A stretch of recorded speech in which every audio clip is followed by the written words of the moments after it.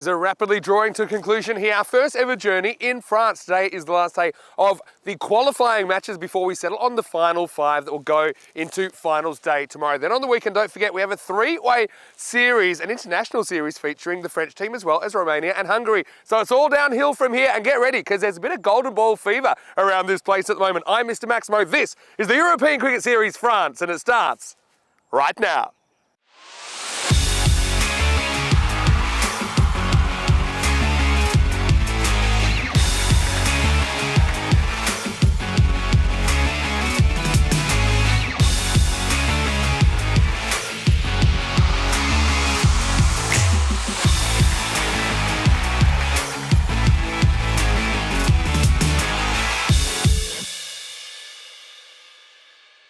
This European Cricket Network event is proudly brought to you by HCL Software and Paramatch.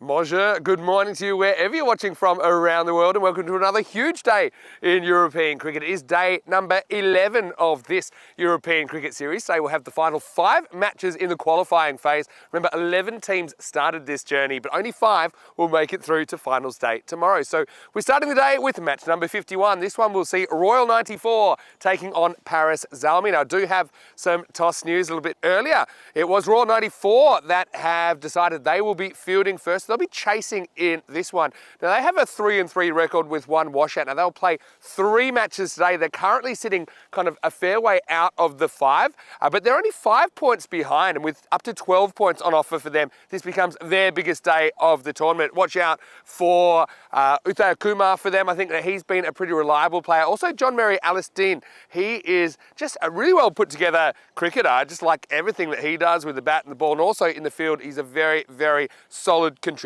So watch out for him. And like I say, Royal 94, their day is all about can they get the amount of points required to get them into finals contention tomorrow. Let's talk Paris Zalmi. Now, they've kind of drifted out of the picture, and yeah, you've got to feel for them a little bit. They've gone down in some close contests. But I know that their captain, Noman Amjad, he'll want to finish the series really well. They'll play back-to-back this morning, taking on the Royals in the first game of the day. They'll also take on the Grigny Vipers in the next match as well. That'll finish their campaign. So kind of playing for pride more than anything, but they still can have an impact on the standings. Don't forget, Noman Amjad, we'll see him on the park for Zalmi this morning, but he's also going to be leading France in the ECS on the weekend. Let's talk conditions. I can tell you a lot of sunshine this morning. You can probably see it on my face. I'm loving it. This ground in the sunshine is as pretty as a picture, honestly. Currently a little bit chilly though. It's about 5 degrees to get us going, but we should get up to 13 or 14 later on. So fingers crossed that we have some pretty pleasant conditions and warm conditions come the afternoon. Rico Full is standing by. Rico's done a solid job last few days. I know that you've got a bit of the golden ball fever. Do you think maybe we can have one here today to finish off the qualifying phase of this tournament? Match number 51 is on the way. I can tell you the Royals will be fielding first in this one. Rico Full. Let's get ready to go over to the central commentary position and get ready for the start of day number 11. Thank you very much, Winnie Sandy. Good to have you back. And, well, he's looking pretty golden himself, so why not? Why couldn't we have a 3rd golden ball here in France at this beautiful Dreux cricket ground? Before we focus on what could be a huge day today for some of the teams in action, let's take a look back at what happened yesterday, match day 10.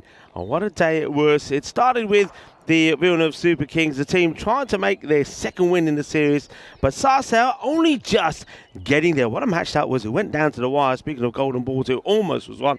But Zuckerman Munawar, 26 of 11, a player of the match performance, getting his team to a victory. Remember, up until that point, Sarcelles was still in the hunt for a top 5 finish. The Super Kings weren't, and in fact, they were in for a bit of a hiding in match number 47 when they only managed to get just to 74. And the Dreux, well, they knocked off those runs in style with Mohamed Nissar scoring 44 off just 14 deliveries. But earlier, it was all about the bowling of Cameron Ahmadzai. Took 3 for 5, took the player of the match performance as well. A very healthy win for Dreux. Important win, because that win gave Dreux 4 points. That means if they win all their matches here today, they finish top of the pack.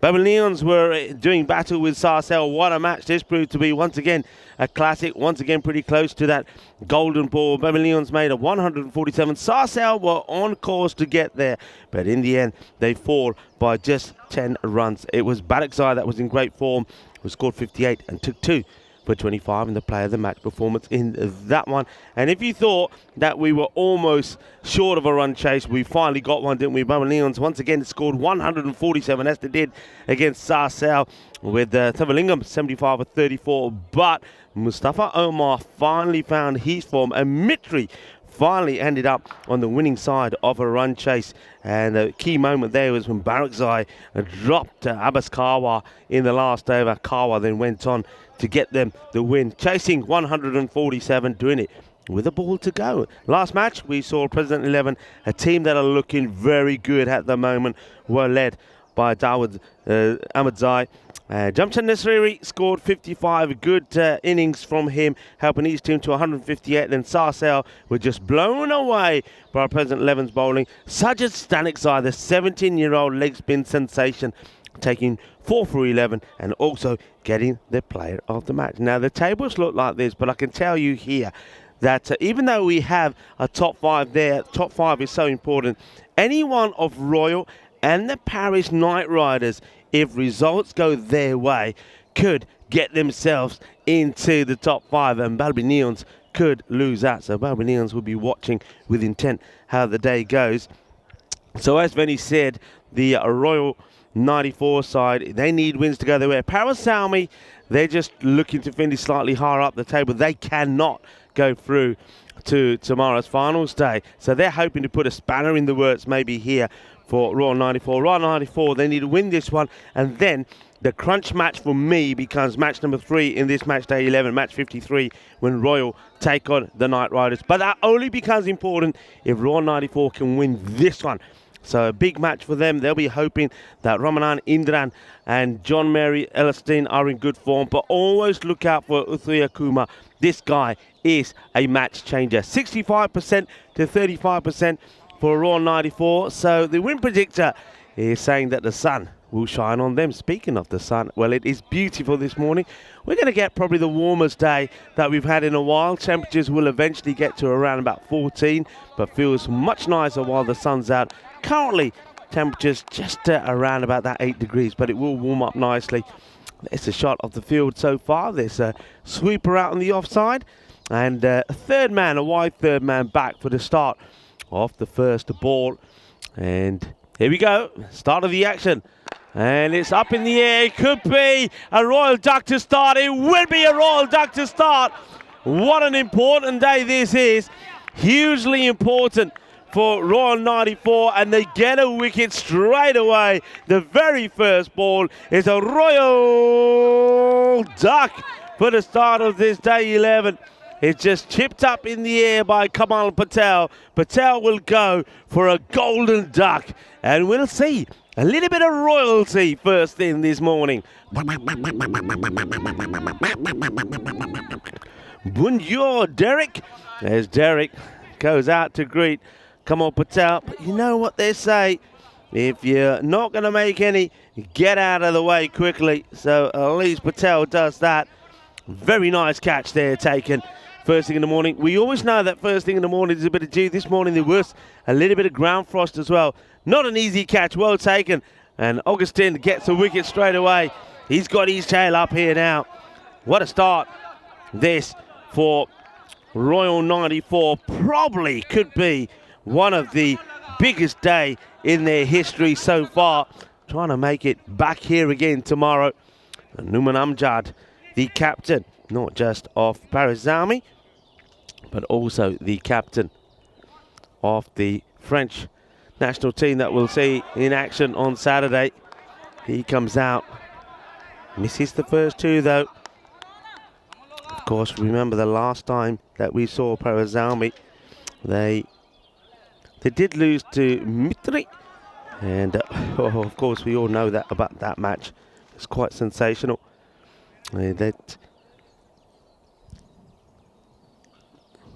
Swings and misses again. The golden. We saw golden balls on that day. We saw everything that day as well. But yeah, lost to Mitri, but they did come back strong with a victory, and a good victory against the Super Kings. 169 they put on the ball, and Numan Amjad was instrumental in that win. A fine half century from him. So can he do it again here? Well, he's got plenty of time But at the moment, of course, Logesh Austin making it a bit difficult for him. This time being well hit. That's up in the air, and that'll land just to the left of us. So on this match day 11, it's the first maximum of the day as well. Shaba Shaba, as the captain goes boom. Shaka Lagia. Very good morning to everybody in the chat. Well, it's a royal occasion for John Gray, who is here at the ground. Well, welcome to him. It was nice to have a quick chat with him. Well, there you go, John. The sun is shining, and a royal duck for your presence. Well, thank you for gracing us with your presence as this one gets clipped away. Rob Thompson also in the chat, as is Jules. Viking Bay, welcome to you as well. Welcome to everyone. Namaste, salam alaikum, sasri akal, Aibo1, and Venakam. It's great to have so many people in the chat so early. And of course, it's great to have the Maximo back as well. End of the first over, and a little bit of everything, but just have a look at the stats here at the moment. The Maximo rate is incredible. It continues to go up. We've seen over 12,000 runs, and the number of wickets now approaching 600. And at the moment, the current run rate, if you like, per innings is about 128. That's your average score. Wins batting first, still 29-20. So, but I think in this first match in the morning, you do want to be batting first. So Zami, I think, is a good result for them with the coin toss. But let's see if they can make it count. Not easy for the fielding side with the dew, but so far, it has to be said, Royal 94 have dealt with it well, and they've got a good start in this match. Kamal Patel, the first to go, the very first ball. What a great catch that was as well. I didn't focus on the catcher, and it's a man that Vinny mentioned, John Mary Elliston, who holds on to the rather wet and slimy ball first thing in the morning. Remember, it's the new ball as well. So there it goes. There's a catch. Brilliantly done by John Elliston. And the man who mentioned him joins me in the cube. And of course, you have to say a sort of belated birthday wishes to Vinny Sandhu as well. I know we all wished him a happy birthday while he was away, but now he's here in present. Happy birthday and bonjour to Vinny Sandhu. Bonjour. Yeah, it's great to be back here with you, Rico, in the cube. And yeah, thanks to everyone that sent me a message. I had so many, honestly. It was very, very humbling, and yeah, I got the best possible present, didn't I? Didn't I? A birthday golden ball. I told you I'd do my best. Well, meanwhile, this is going to be hit over the top. No one's stopping that. It's racing away for 4 carreras. Amjad, he missed a couple of outies when he first came in, but he's kind of settling in. He's a bit of a key to this Parasalmi side, no doubt about that. Royals was bowling kind of one side of the wicket this morning. That's a solid drive from the skipper. Yeah, so we made a bit of a joke, didn't we, the day before my birthday. Wait for this one, which is also going to go through the offside. And that's going to be 4 more, so another really solid strike through the offside from Noman, who goes back-to-back boundaries of Mariathas, who's he's numberless, but he's not wicketless in this series. I think he's been quite a decent bowler, moves the ball around a little bit. Yeah, so we said, day before my birthday, said, looks like my golden ball came early this year. Yeah. There's a bit of a tradition about my birthday having golden ball, and would you know it, I was sitting down, I was actually having, I'd ordered some dumplings, so I got to admit, I didn't see it live. I was a few minutes behind, and then I was like, oh, something's happened here. Pretty high score. Is it 161, 161 as well? 161. Yeah. Is that the second high scoring one we had? Second high, yeah, there was one in did we have Cyprus that was 169? 167, yeah. Okay. Nice looking shot all along the ground. You get, oh, well. There you go. Just about to say, you could see the water spraying off the Grizzly as this was coming towards the fielder. John Mary Elliston loses his feet, gets wet in the process, but he doesn't let the Grizzly go through. I'm just going to check. Remember the CRYMS versus Ginebrescia? I feel like that was a reasonably high scoring one as well. It might have been the 140s, but yeah, that's another one that kind of sticks out to me. But the highest, that one was 146, 146. Just that was a crazy week, wasn't it? This is off the inside half of the bat. That's could have run away for 4 as well.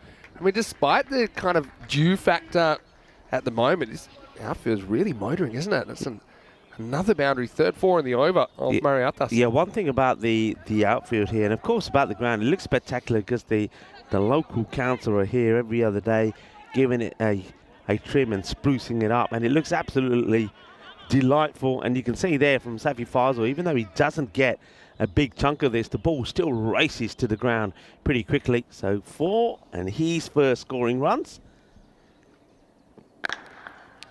And he'll go the same area again, just gets it over the infield.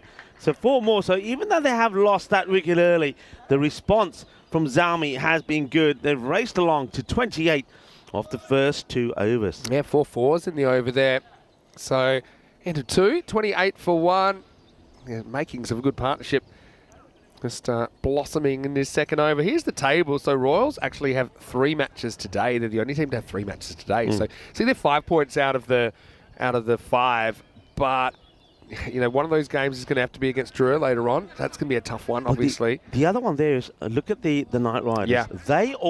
They've got 2 matches, but one of those are against the Royal 94. Yeah. That could be the match. Could be. That could be the match. Could because, be. let's face it, Royal 94 want to try and do this before they play that last match against Drua. They don't want that to be the match. And don't forget, when you look at those standings as well, Vinny, as this one gets blasted away, there's the fielder out there, but can't do anything about it. That's going to go all the way as well. Volley.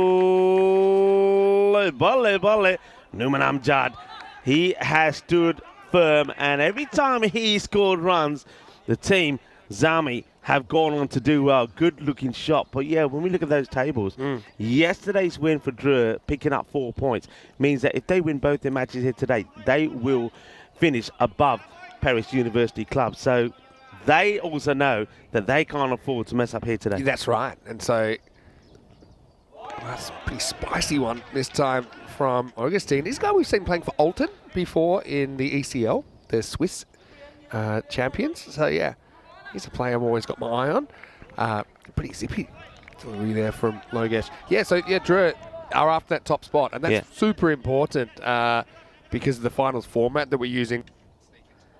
Here comes Augustine again. All right, in the air, big moment. Wicket keeper comes and stops. Fielder says, leave it to me, and holds on to the catch. That's well held. That's a huge wicket. Numan Amjad just gets it wrong. Good comeback, actually, from Logesh Augustine. He decides he doesn't want to pitch up to Numan Amjad. It's short of a length again. Numan Amjad goes for the shot this time. That's a really good catch when the ball is away from the body. Also, for a moment, the fielder thinks he's not going for it because the keeper starts to come. Keeper stops. Fielder has to make it his. Continues, goes on, takes the catch. Yeah, nicely taken, 34 for 2. Keeper kind of stop-start. Or start-stopped, really. Just realised he wasn't going to get there comfortably, so leaves it. And, yeah, nice catch taken there by Joseph Tharun. 34 for 2. Yeah, this is why it's so important for Drua to win their game, say, and finish top. Because, look, first goes straight through to the final under this format. Second, third, fourth, fifth are left to fight for the other spot. And if you finish second, third, fourth, or fifth, you're kind of in the same boat. You need to win 2 games to even make the final. So it's a huge difference whether you're first or second under this format. This is not handled cleanly. This is Ahmedzai coming out at number 4. Yeah, so yeah, we'll probably try a couple of different Finals 5 formats, but this format does really favour the team that finishes top. Gives them a free ride through to the final, and I suppose at the end of a long campaign, that's probably welcome.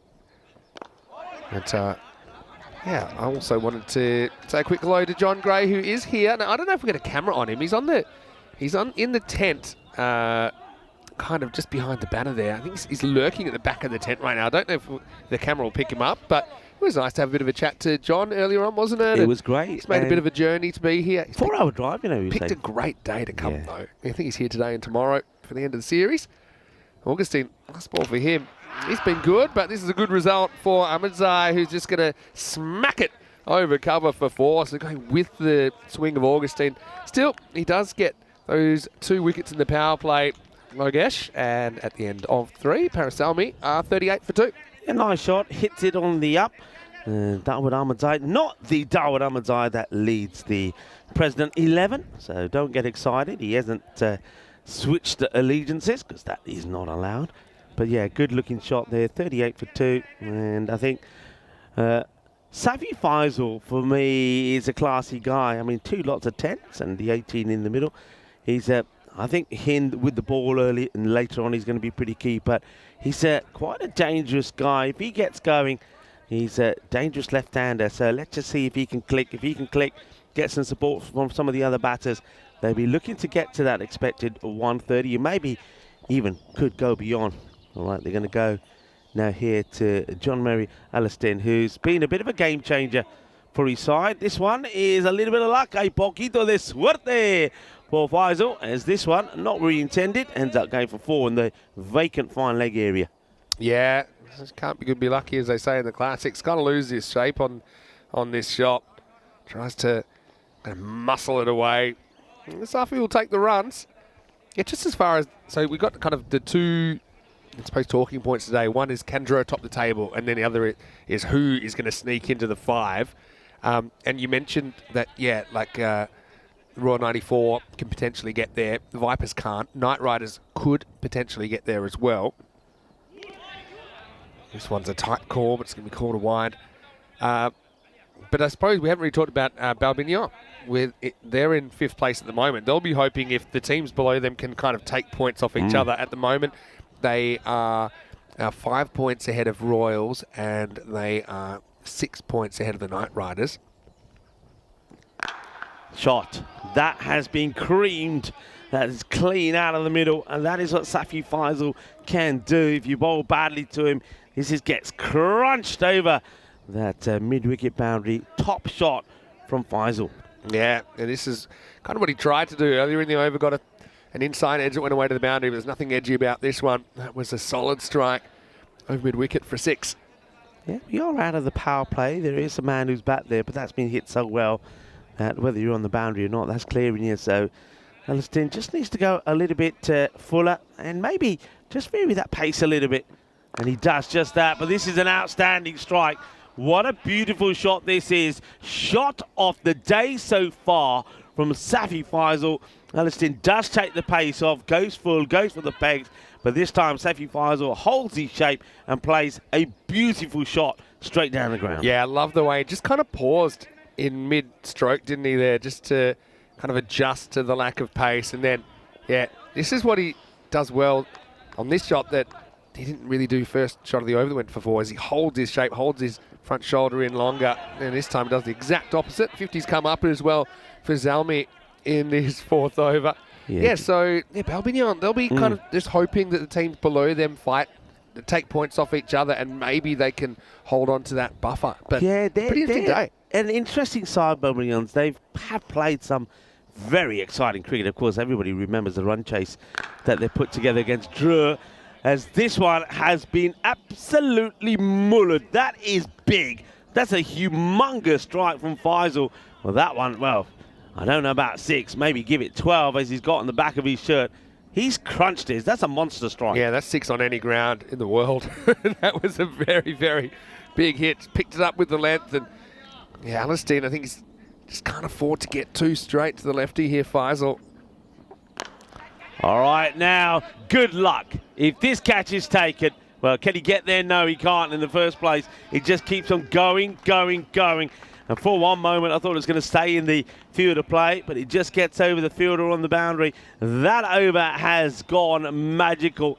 27 come from it, and it's 65 for 2. Yeah, that was a bit of a rainmaker on a sunny day, wasn't it? And poor Kumar down there, he just he was a bit relieved when it went over his head. Didn't have to make a play on it. So 65, pretty decent score after 4 overs. 162, 163 pace at the moment. Gives me a chance also to say hello to everybody in the chat. I know that Kroom's in there. I know that Alan's in there as well. And yeah, sometimes when you watch on YouTube, some people like to watch it with the subtitles. Sometimes maybe they've got the sound down. But because they're auto-generated, they often come out with a few funny things. So it's not exactly what we're saying, especially when we're making up words like Gundy Ball and things like this. But hello to you guys. Hopefully you're well. Thanks for welcoming me back. And thanks again for all the lovely wishes while I was away for a little bit. Yeah, John Great said he's enjoying the majestic strokes already. He's able to hear the sounds and I suppose enjoy it from a different perspective. I know he's over there in the tent somewhere. Maybe we can lure him out at some point. Yeah, he's actually enjoying it. I can see him from the corner of my eyes in the sunshine. He's enjoying the cricket. I think he's also communicating with the chat. Hello to Andy Mason. Speaking of the chat, hope he's saying morning. Oh, a morning back to you. Morning to everybody. As well, one guy who has been probably the star of Raw 94 and probably the one man who is given the opportunity to make it into finals day. It's Uthia Kumar who comes on to bowl. And I quite like this because they're taking the pace off. Both these batters, particularly Faisal, seem to like the pace. So they're just doing something a bit different. The keeper has put the lid on. So Lagarajan T10 is now standing up. So this could be, just a change in the pace, could be a win here for 94. Edge doesn't carry. Just doesn't carry. It would have probably been a wide, so he draws Ahmadzai into the shot. Ahmadzai gets a little bit fortunate that it doesn't carry to Ramanan. Yeah, that field is there specifically for that. Did pretty well to block it, actually. It was an awkward kind of length in front of him. Yeah, T10 behind the stumps. He was a bit of a match winner the other day for them as well with the bat. Oh, it's another snick, I think. This time they will get the single. We'll have a look at this again, but I'm pretty sure. Let's see what the umpire signal is, or if there is one. But that's off the bat for me. Yeah, and I don't think it's really a realistic chance for the keeper. It had such a big deflection on it. Watch this one. Bang. So, I mean, you can see it takes away from the middle of the gloves, and then this time Indran gets a boot to it, which allows a single. We were talking about Bobby Niels. I mean, did you catch any of that run chase? Oh, yeah. I mean, it's just fantastic. But they're very much hit and miss. When they're on song, they're just on another planet, but then they crumble as well. I commentated the first half of that, and watched Drew hit That's 161. right, yeah. I was like, okay, well, I suppose that's another one in the book, but it wasn't to be. What a crazy last ball finish that was. And the other thing with Balbignon, if you go back to the very first day, and you'd remember this, I was still travelling from Portugal, but remember they had that that abandoned result against Royals. Yeah. Remember, they kind of had Royals on the ropes.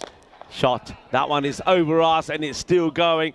Well, this one might go into the no zone area. In fact, it just hits the fence, and it's quite a beautiful sight, actually, as the ball goes through the trees and hits the fence. A load of blossom falls down. It's like it's snowing. It looks like it's snowing, but the Grizzly has been retrieved, and it will come back. Good shot. He's hitting the ball so well. Yeah, that's Safi Faisal. Almost into the restricted area, wasn't it? And the no-go zone. But he's hit some really, really powerful shots, hasn't he, Faisal? 40 off 11. With Takuma, it's been a good over till then. Last ball of it coming up. This time he just takes the pace of it, drifts it through. It'll just be a dot. 73, though, of 2, and an opportunity on a nice sunny morning here in Drew to welcome you all into the cube and welcome you back. Nice to be back. You're looking fantastic. I love the duck tie and the sweat, the ECN sweater as well. We're gonna have to get these to the merch shop because I've had so many requests for these. So yeah, we'll see what we can do later in the year. I want to say good morning to all of you out there as well. Also for all of our viewers down in Australasia, it's Anzac Day today, which is a very, very significant day on the calendar where you recognise those that have fought for the freedoms that are enjoyed. And so happy Anzac Day to everybody that is, I suppose, commemorating that down there. And it also means it's a big football match. I've been avoiding the result all day, so I probably shouldn't mention it because someone will give me the result. And this is a good result for the batter, and that's the unmistakable sound of ball on building. It's Maximo time. Ahmadzai gets in on the act, and I think that one has rattled the production area as well. Yeah, we always hear these, and that one is destined into the home of Andes. The engine room is under attack as that bashes into it. It's a full toss, though, isn't it, from Joseph Laroon, the captain. And Dawood Ahmadzai makes no mistake, crashing it away. Slices it up, should be taken, and it will be taken. So the captain gets the wicket in the end after being pumped for a huge 6 down the ground. But Dawood Ahmadzai, I suppose, he hasn't chewed up too many deliveries. 11 of 7, and gives an opportunity now for the next batter to come in. And this guy, Suleiman Khan, well, he's been pretty good as well. He's still got good batters in there. Suleiman Khan, Karim Shahzad, these are all guys that can really smash the ball pretty far. So I reckon we're in for a pretty high score here. I think they'll be definitely looking for a 150 score. Yeah, change of pace doing the job, though. I mean, even though Kumar did get whacked for one big 6 in the last over, he only went for 8. Then you got your classic 6 and out, Tharoon. I like him. He's a leader, isn't he? You know, he leads by example. Yeah. He's not afraid to bring himself on in some difficult situations. And he's a good captain. Now, it's bowled to Suleiman. And gets it pretty much in the block hole. There's Regan that just took the catch. Suleiman Khan, of course, a batter who batted so well in that golden ball epic between the two Paris sides. And it was the Knight Riders, of course, that were victorious. But Suleiman Khan got them there, but unfortunately got done by one of the best and the most, let's say, gutsy and ballsy golden ball that I've ever seen. That slower ball from Zedran. Rattled the off stump, didn't it? And yeah, it's classic, so close yet so far kind of moment. To get them back, it was, I mean, the run rate it required at one point was crazy, wasn't it? Like, we've had some really good matches here. This was just punched down towards the boundary, well stopped down there by Konstantin Onasias.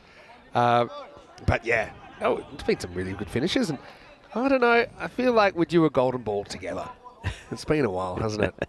What was the last golden ball we did together? I'd have to. We were talking about go this to the the other archives, day, weren't we? Short, and doesn't quite get it the way he would like to, so that will be fielded by mid-wicket. They've kept square leg pretty open. That's allowing Tharoon to have the two-man out on the two extra sweepers out, if you like, at the offside as well as long off. And no change.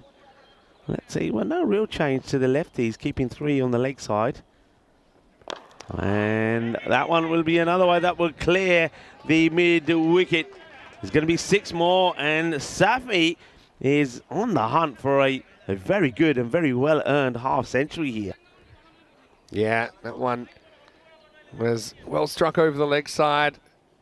I mean, they're getting some decent shots in anger, but I still think, yeah, the balance has kind of gone towards the bowlers slightly this last couple of overs with the spin. Anyway, 88 for 3, pretty healthy position after 6 overs. Going at golden balls this year. Did you do the Ginebrescia versus COIMS with me? I feel like you did. No, I didn't do that one. No, these are all a blur. Did you do? Oh, it might have been Rhino that did the Rhino. I think French one, the PUC versus the Drew. first 2 were done by, I think, yourself and Corey, was it? Game 2, I think I did with Corey. It was Heritage versus the Cobras. That was the ECL golden ball.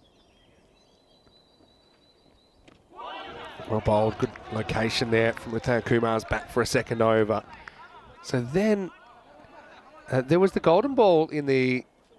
Okay, so if we didn't do that together, then the last one before that was ECIW, Spain versus Czechia. Yeah. Remember that? And you and Georgie were doing that. Then you got to go back. Royal Barcelona versus Magic Badalona, 8th of Feb. I feel like we might have done that together, or maybe not, because might have been me with Georgie. That was the. They're asking the question. The bowler doesn't hear it, and so if the bowler doesn't hear it, the umpire probably doesn't hear it, because just look at the bowler. Thea Kumar takes some convincing from the keeper, and then so he just basically says, "Has that?" Yeah. What do you reckon? So I think that if there wasn't a nick, it didn't carry to the other end. Sound-wise, now this one isn't a nick, it's smashed, and it's going to be well taken out there. What a catch. So it won't be any heroics from Suleiman Khan this time around. Thakuma almost gets Suleiman one way, but he gets him about 46 metres from the bat, and that will be a 4th wicket down now. Suleiman goes for 2. It's 88 for 4. Yeah, it's that Constant that takes the catch, because he is tremendous in the field. I tell you why this catch is so difficult. Remember, at this time of day, the sun's still on its way up, so every fielder on the leg side has to contend with the sun. And you can see the shadow there. That is such a good catch. It's a brilliant catch, wonderfully taken. The force of it kind of knocked him off his feet as well. But, yeah, I mean, that's... If you're going to get out, at least get out hitting the ball hard. You know, if that goes around the field and you're looking at 4 or 6 there. That's the price of doing business. 88 for 4. This will bring Razak Hassan to the crease at 6. He's going to start with a single. Yeah, so we'll have to go back and work out what our last. Was it ECCW then? When Spain Spain, had Austria. The golden ball with Austria. That was an insane. It must have been. I mean, we were together for that one. That was sure. a crazy finish. Yeah, so that might have been the last one. But we've had 9 this year now. Yeah, and I think the record for golden balls in the year is 14. It's gone. Surely it's going to go. Well, anyway, this one's also going to go up and out of here. Maximo Faisal brings up his 50. What a nice way to do it. Struck the ball fairly sweetly here at the start of day 11. Salmi hoping to go out with a few highlights, and Faisal has a few there. Yeah, gentle applause for a good knock so far from Safi Faisal. When he's on strike, it's a different ball game, isn't it?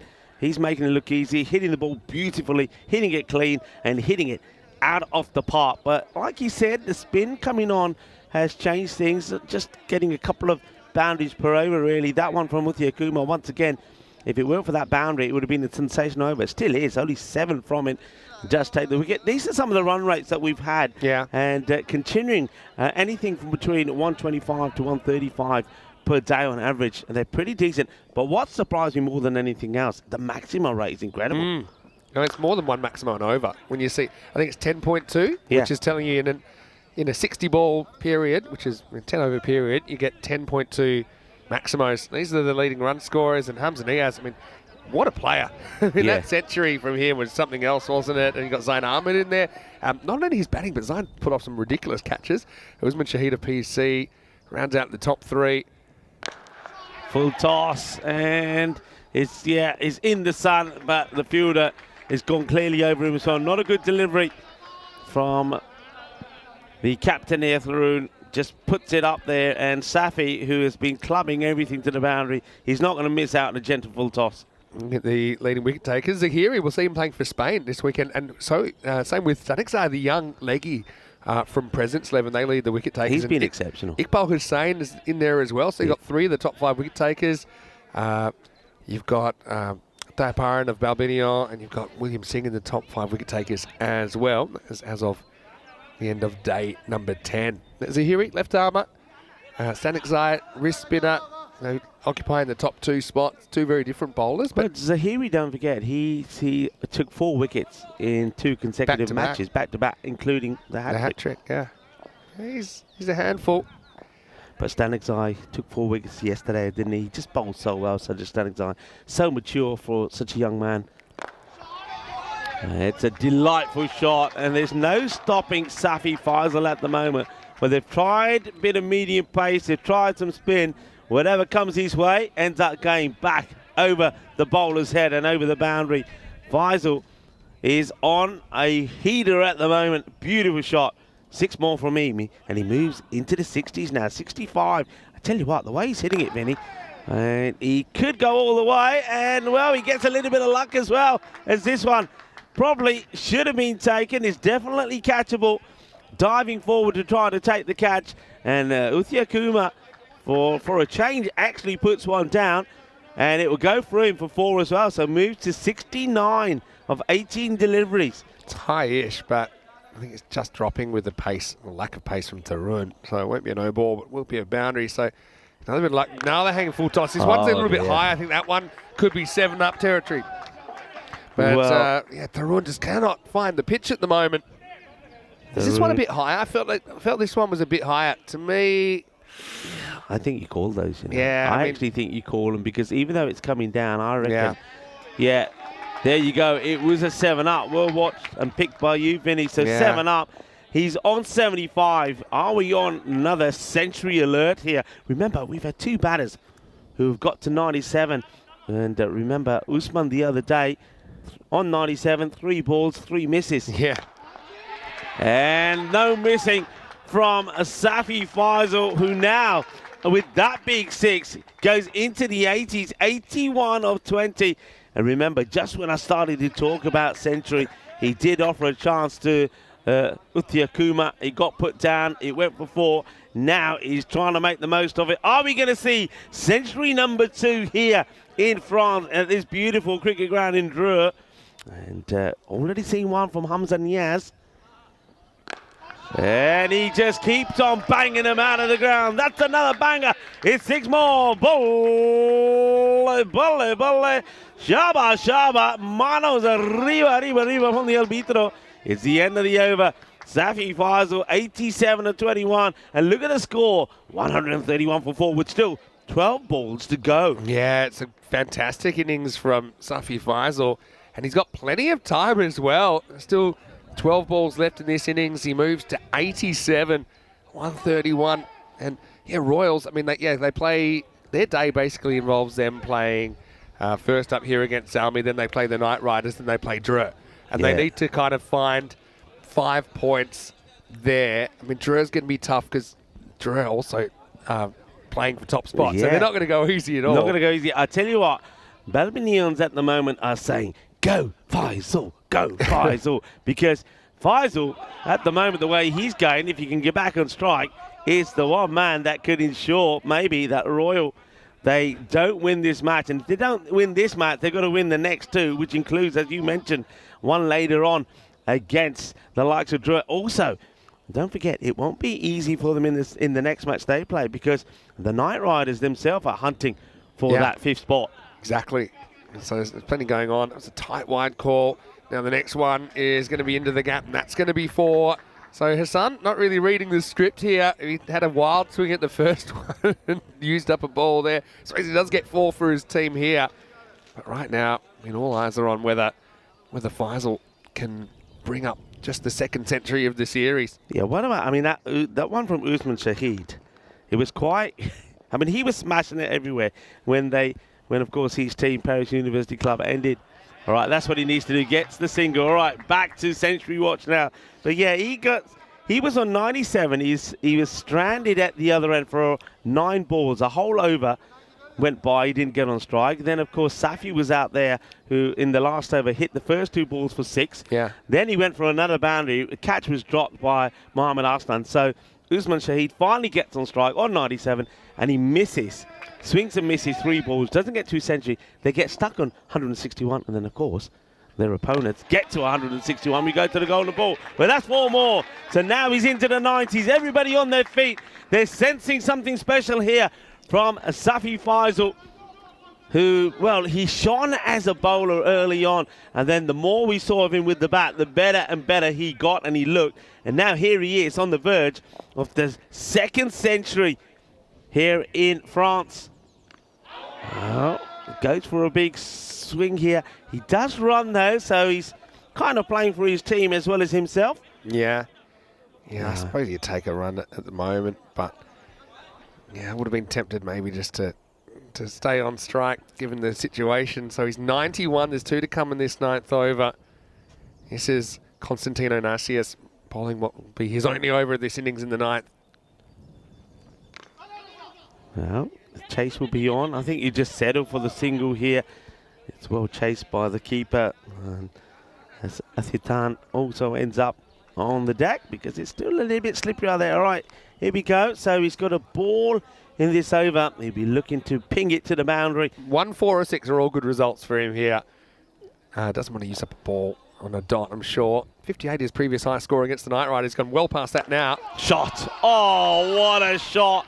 This one oozes class as he dispatches this over extra cover. That's delightful. Now he moves to 97. Remember, 2 have failed on 97 before him. He'll have time to compose himself at the other end while he waits to get back on strike. Raza Hassan surely will do the honours and get him back on strike. This is the Hall of Fame of centuries so far, and we've had plenty of them. Hamza Niaz at the top of that page, and also at the bottom of it at the moment with a century, 124 not out. That was against the Vipers. That was on my birthday as well. It's a nice little birthday present from Hamza for me as well. But anyway, we'll have to wait for now. Hassan facing up. Here's the 10th over. 6. Well, so far, still at the other end. Are we going to see a repeat or what happened to Usman Shahid? That's a nice shot there from Raza Hassan. That brings Zalmi past the 150 mark. So 155. Royal 94 are seeing maybe the chances of a victory here start to whittle away, and the chances of finishing in the top 5 as well. Balbinians may be partying after all. Whipped away. This will be another 4. So 4 balls to go. Safi Faisal stranded at the other end. I can have a look at the Xiaomi guys to the left of me. They're looking at me thinking, well, we don't know what he's thinking. And Raza Hassan now will have a little chat here with Safi Faisal. Yeah. Maybe he's going to say the same to him. Well, you know what? Or maybe I'll give you 3 balls to get the 3 that you need to bring up a century. Yeah. So he's saying, please just get a single. It's not often you get so close to a century on the European Cricket Network. Hassan Watch this. Taps on one. There you go. Hey. Well, we've seen so many shots today, so many sixes, and some of them huge. But that one gets the biggest applause of the day as Raza Hassan unselfishly takes just a single. You know what? Strategically, if I was captaining, I think I would have brought the field up. So I knew what he was thinking. Hey, this also reminds me, remember Faraz Abbas of the Talon Stallions was famously stuck on 96, remember, at the end of an innings when it looked like we might have two players reach centuries because the Golden Abbas Butt scored 100 in that innings. They scored 221. He missed out the last couple. Anyway, Faisal on 97, 3 to come. Oh, he'll get it. The catch gets dropped on the boundary. And, well, it's the same fielder that put him down when he was in the 60s. It's not an easy catch, but the catch goes down from Muthia Kuma. And Safi Faisal has brought up a century. He only needs one hit to do it. Oh, what a delight. What a moment. Safi Faisal, 100, the second century in France. And he has a little bit of luck, but sometimes you deserve and you earn the luck that comes your way. Yeah, to be fair to Kuma, that was motoring. You know, it was absolutely whacked. And he gets two hands to it, which kind of burns through. And yeah, what a way to bring up your first ECN century. And what's more, this total's up and out of control now, 168. Faisal will get one more curtain call. Last ball. And he pumps it down the ground for another biggie. Shaba. Kinna sona rabane denno banaya Safi Faisal.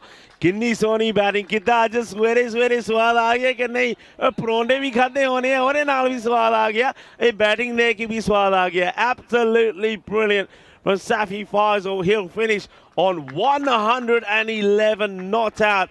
More importantly, Paris Zalmi 174 for 4, and this will certainly hurt Royal 94 because not only do they have an incredible run chase on their hand, they need 175, but well, my calculations, they're probably going to need something 120 plus just to get a point. You're right about that. I mean, what a great innings though.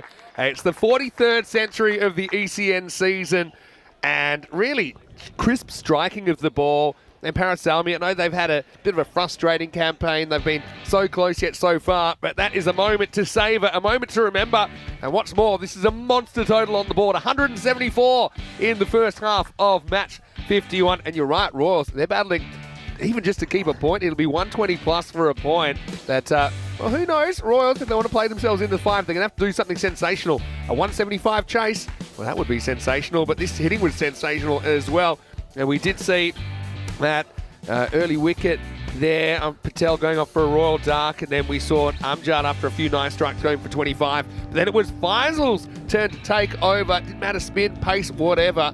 He was on a bit of a rampage here, first innings of the day. Well, it was a royal start for Royal 94 when they took the wicket of Kamal Patel, very first ball. But then it was a royal performance from Safi Faisal that clubbed them to every part of the ground. That century is quite amazing. And also, you've got to think about another thing. He doesn't really dominate the strike.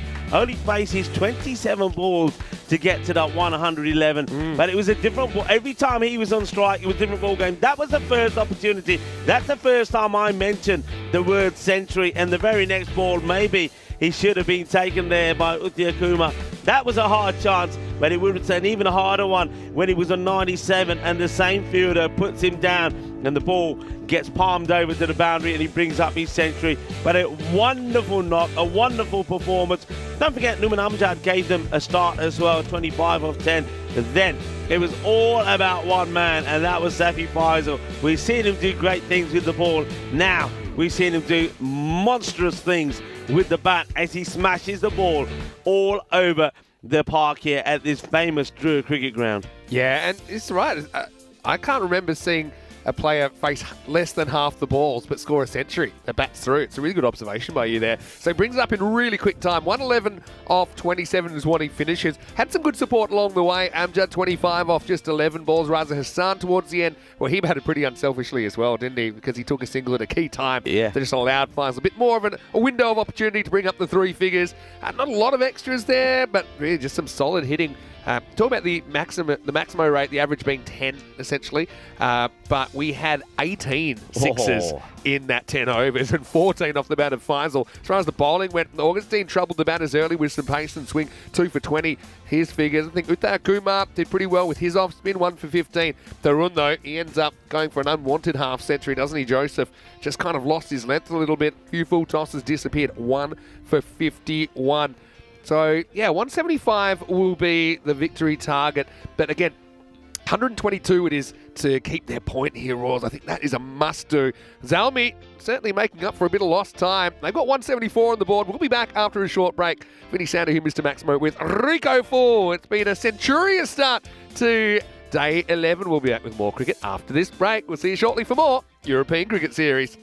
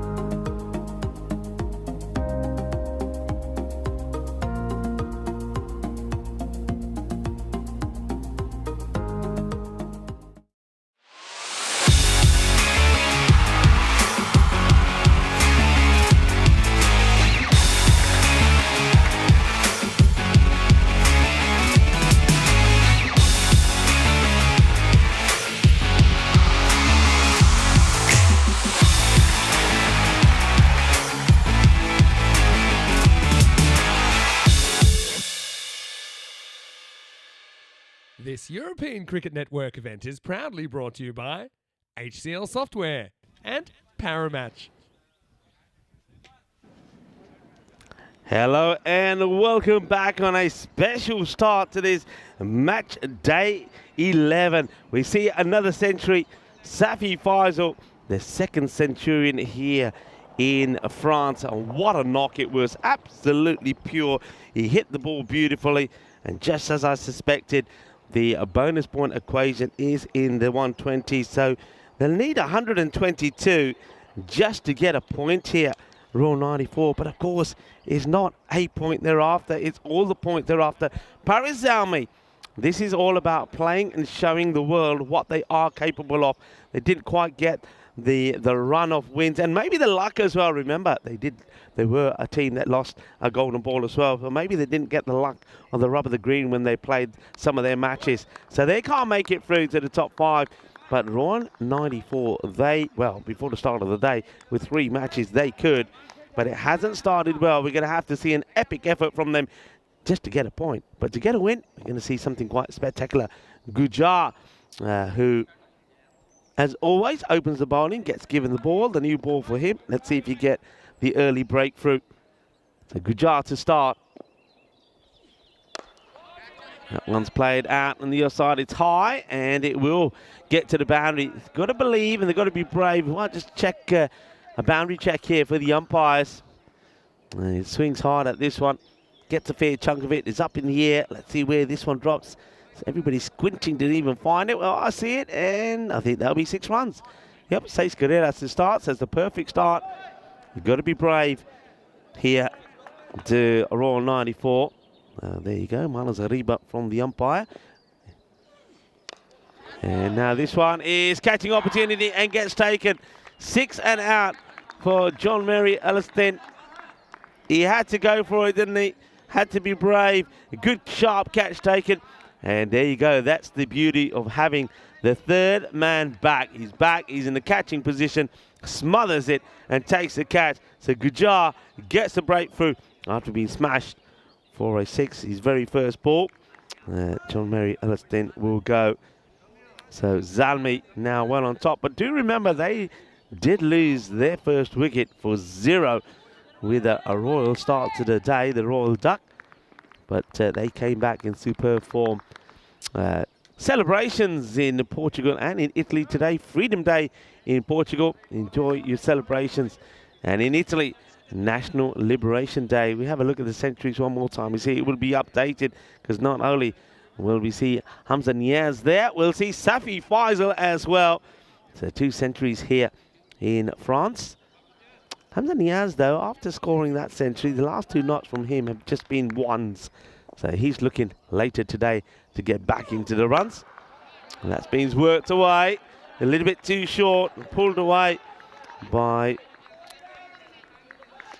Thirunan, who comes out there and says, okay, it's time for me to get going. And Kapil Raj doesn't waste any time clobbering that away. Batters will go out there and have to be ruthless. Indran, we know. Ramanan, he's been in good form.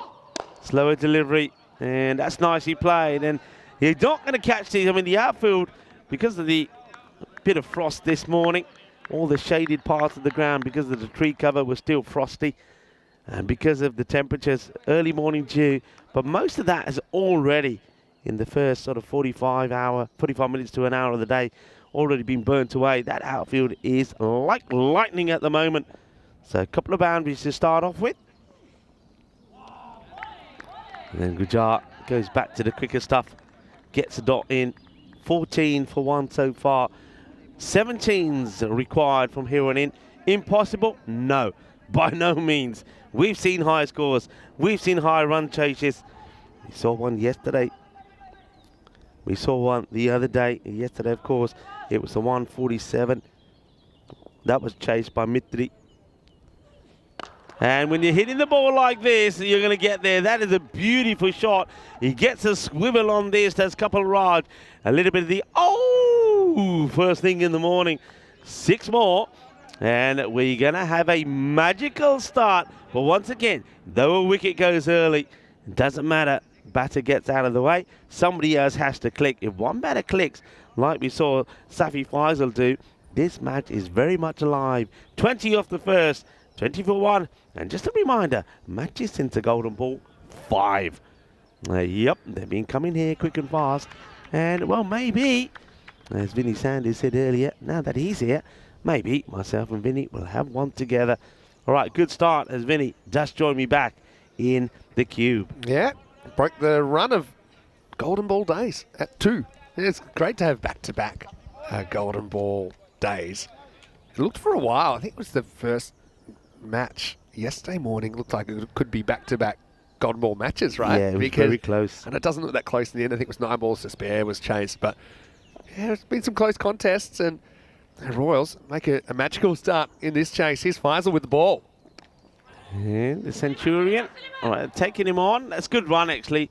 I think it's sensed there by a couple of rides that the fielder who does the fielding is going to have to do amazingly well to stop this and also get the throw. That probably should be called the one for the over as well from Safi Faisal. It's pretty high. Yeah, I think it is. He kind of slips into the stop, doesn't he? We've seen that a couple of times. The umpire quick to signal that is the one for the overs. I have to pitch it up from here. Dot balls hurt you. Dot balls, when you've got a score like 174 to defend, is a bit of gold dust. So Safi, he's on fire this morning, the Centurion. He's got his name in the Hall of Fame. The European Cricket Network making players' dreams come true, and that was a dream for Safi Faisal. A bit of width, plays it well. Oh, where's this called the fielder? I've got a good idea where this has hit him, and it ain't pretty. Kidding me.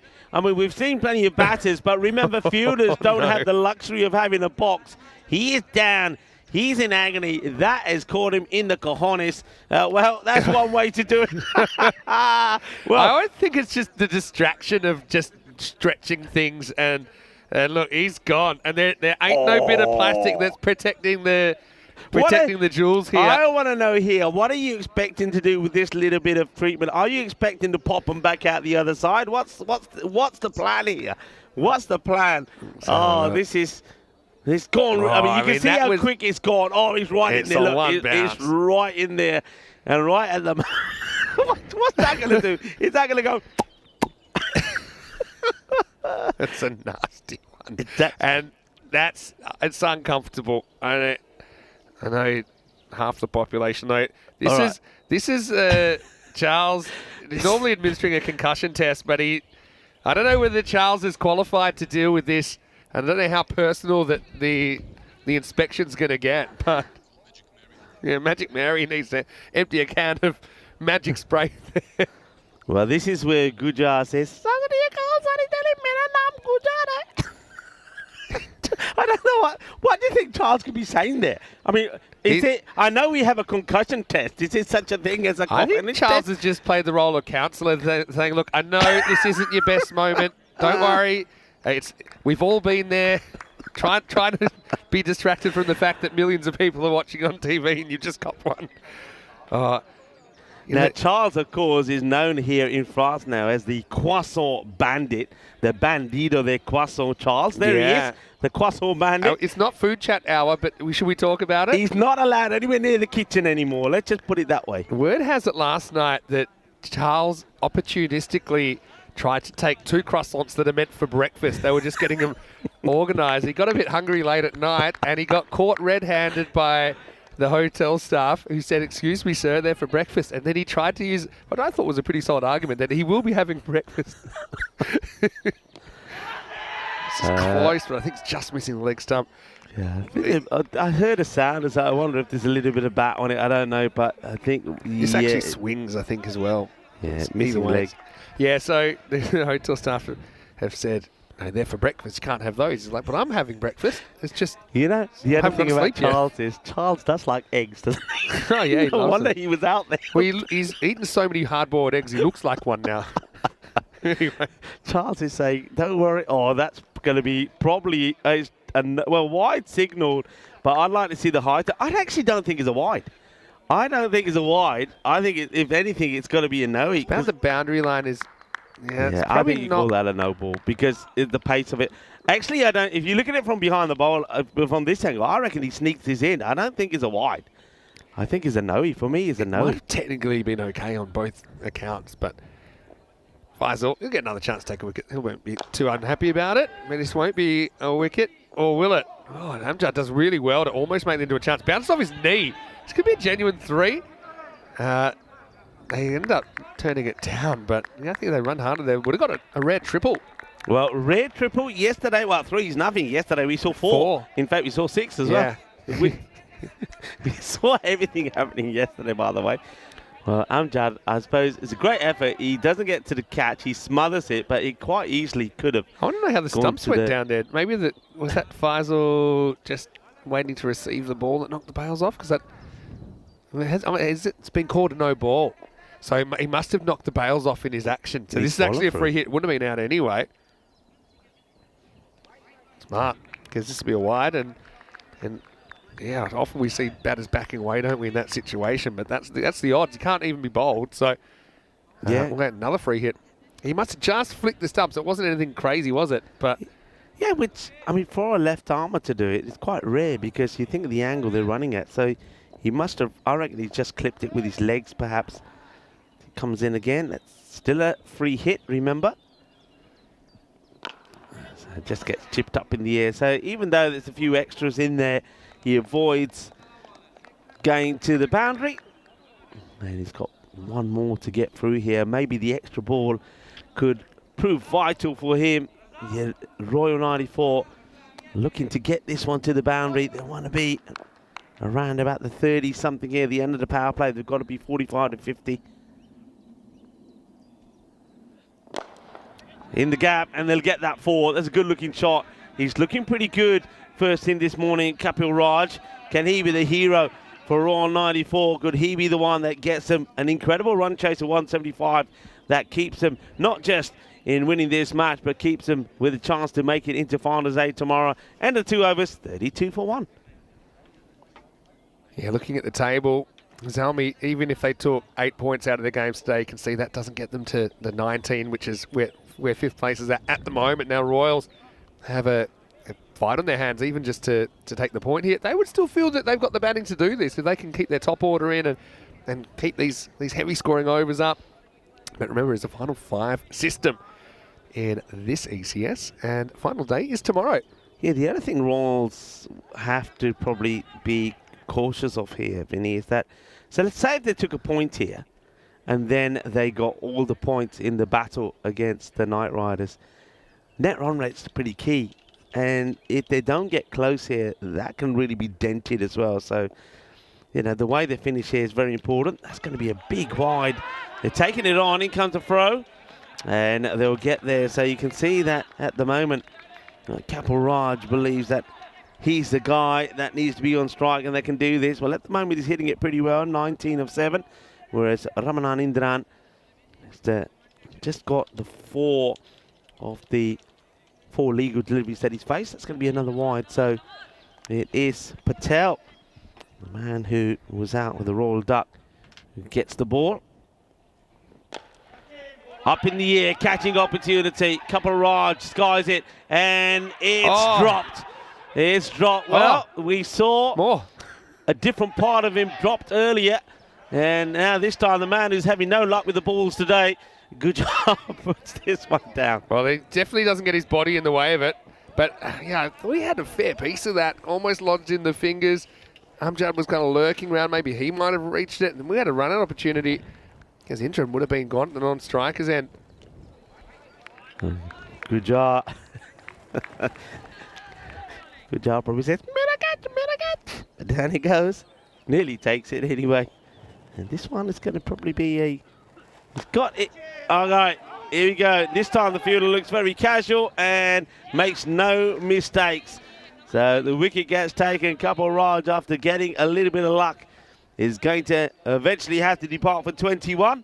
Chanced his arm, and 21 of 10 deliveries. So that one, the drop from Gujar doesn't hurt them too much. And you can see Kapil, as that one goes in the air, he knows he's done and dusted. And no pressure this time from the fielder. And he shows calmness and coolness as the catch gets taken. So Kapil Raj's little flurry comes to an end, and it's Dawood Amanzai that takes the catch. Yeah, and he hit the ball pretty well while he was there. 3 fours and a 6, 21. So he's done most of the scoring so far. But 36 for 2. It says Priyalaksan Uthaykumar coming out at 4.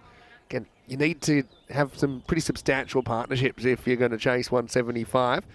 Right now, they're maybe half a dozen behind the rate, but they can make that up pretty quickly. Some success for the spin of Kamal Patel. All right, could be another one. Gujar, and this time he holds on to it. So it's going to be a first baller for Uthaya Kumar, and now this guy's been probably the main and the best player for Raw 94, and when he goes, just takes one hand off that, doesn't he, as he's reaching for it, gets off balance. Gujar holds on to the catch. His day gets better, and Uthaya Kumar, he departs, and the day for Raw 94 gets even worse. So Kamal Patel, who was out very first ball himself with the Royal Duck, has come back and taken 2 wickets, and 2 big wickets as well. Uthaya Kumar goes for a golden duck. Yeah, well, a lot of respect in the celebrations as well for Gujar. Everyone giving him a healthy buffer zone, just giving him some space still to overcome that nasty blow from down below. Anyway, this is that T10, the keeper, coming out at number 5. As that rate climbs. Remember that 122? That's kind of a bare minimum, isn't it? Yeah. That's no shoe in at the moment either. What a good start this is from Kamal. 2 for 4. And this is the last ball of the over. That's going to be hit, and hit pretty well. That'll reach the fence. So T10 off the mark in style. Still a good one for Zalmi, as Kamal will finish 2 for 8 in that third over. End of the power play, and it's 40 for 3. Yeah, we'll have a chance to compare the 2 power plays here. Lost an extra wicket. There they are, 2 runs ahead of where Zalmi were. But Zalmi, of course, after losing those early wickets, it was all about Safi Faisal, who then put the ball to all parts of the ground in a real exhibition of hitting. Hitting in the V as well. When you look at his wagon wheel, you'll see where he played his shots. There were no cut shots there. There was nothing really. I don't think there was anything behind the point area or square area. Everything front, everything in the V. And that's what they need here. They've got 2 batters that can do it. Ramanan Indran has just been watching Kapil Raj, really. So he's still can be pretty dangerous. Numan Amjad, the captain, comes on and he starts on the leg side and gets whipped away. So that's exactly what Ramanan needed. Gets a loose delivery, gets bat onto it, gets 4. And hopefully with that, he'll feel the confidence starting to flow with him. He's got a good partner at the other end as well. Lograjan can also give it a crunch. So this partnership now for me becomes pretty vital.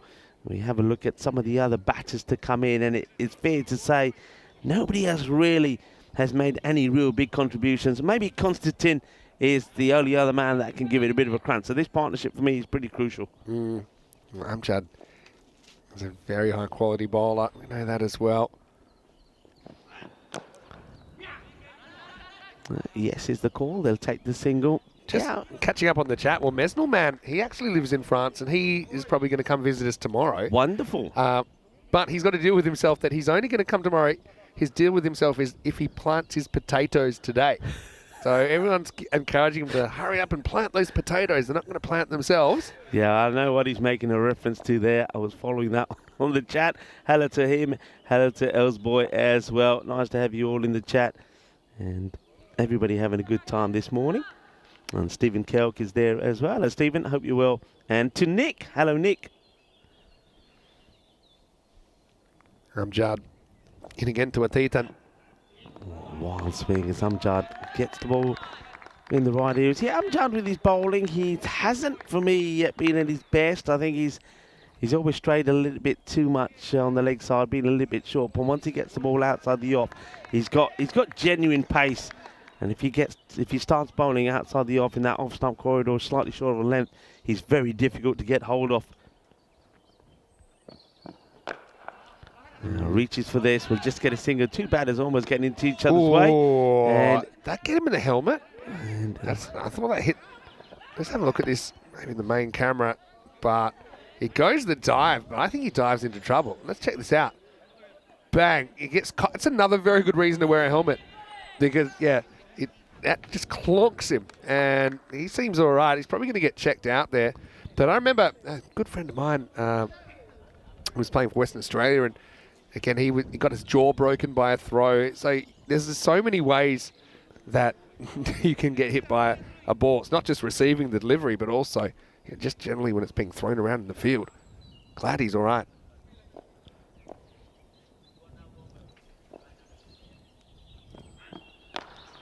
Goes for the uppercut. Has he got it enough over the fielder? No, he hasn't. A nice, comfortable catch. Makes catching look easy, doesn't he? He makes catching look easy. I think that might be, once again, Dawood Ahmadzai that takes the catch. Yeah, it is. He just never looks in trouble. We saw him take the one to remove Kapil Raj, which was quite straightforward. But once again here, he's on the boundary, patrols the boundary well. And Numan Amjad, as I said before, bowl that heavy ball outside the off, and you'll get the reward. And he does get the reward.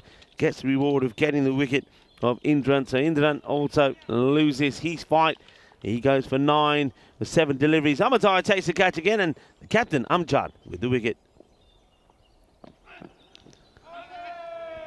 It's an optimistic appeal from Amjad. It'll be a leg by.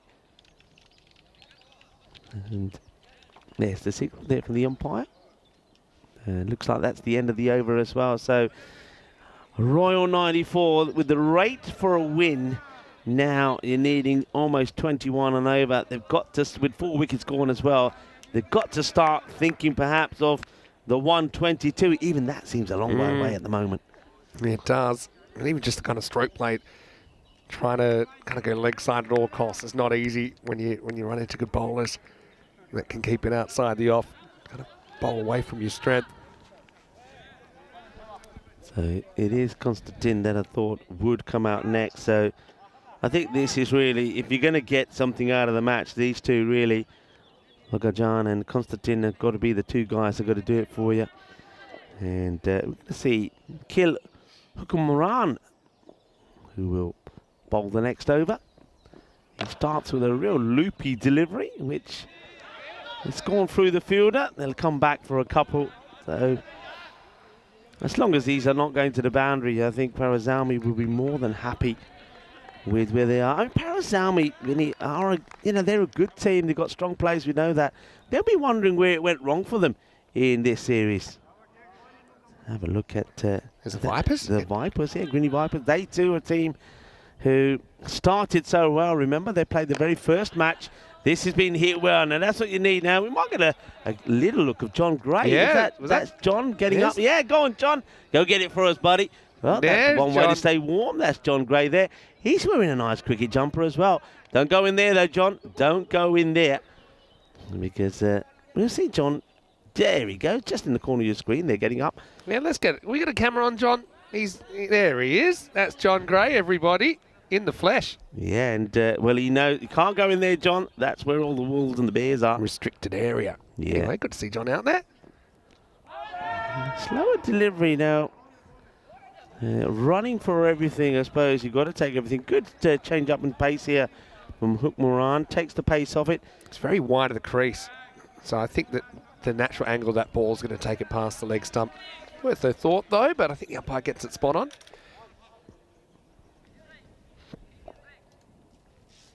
Hukmaran. Good variations from it. This time it's nice and straight, hit hard, but once again, that'll go through the gap. And, well, I tell you what, I'm worried because John Gray has gone into the area that no man has been before. Oh, okay. He does find the ball as well. Look at the skull and crossbones on there, though. Can't be. Oh, John, I tell you what, he's going into the unknown, everybody. Could be our first fan that gets eaten live on air. He's going pretty into clear the instructions. You know that. Oh, I need to look at that sign again. Oh, straight over the stumps. Do you see the leg buys or leg buys? Buys.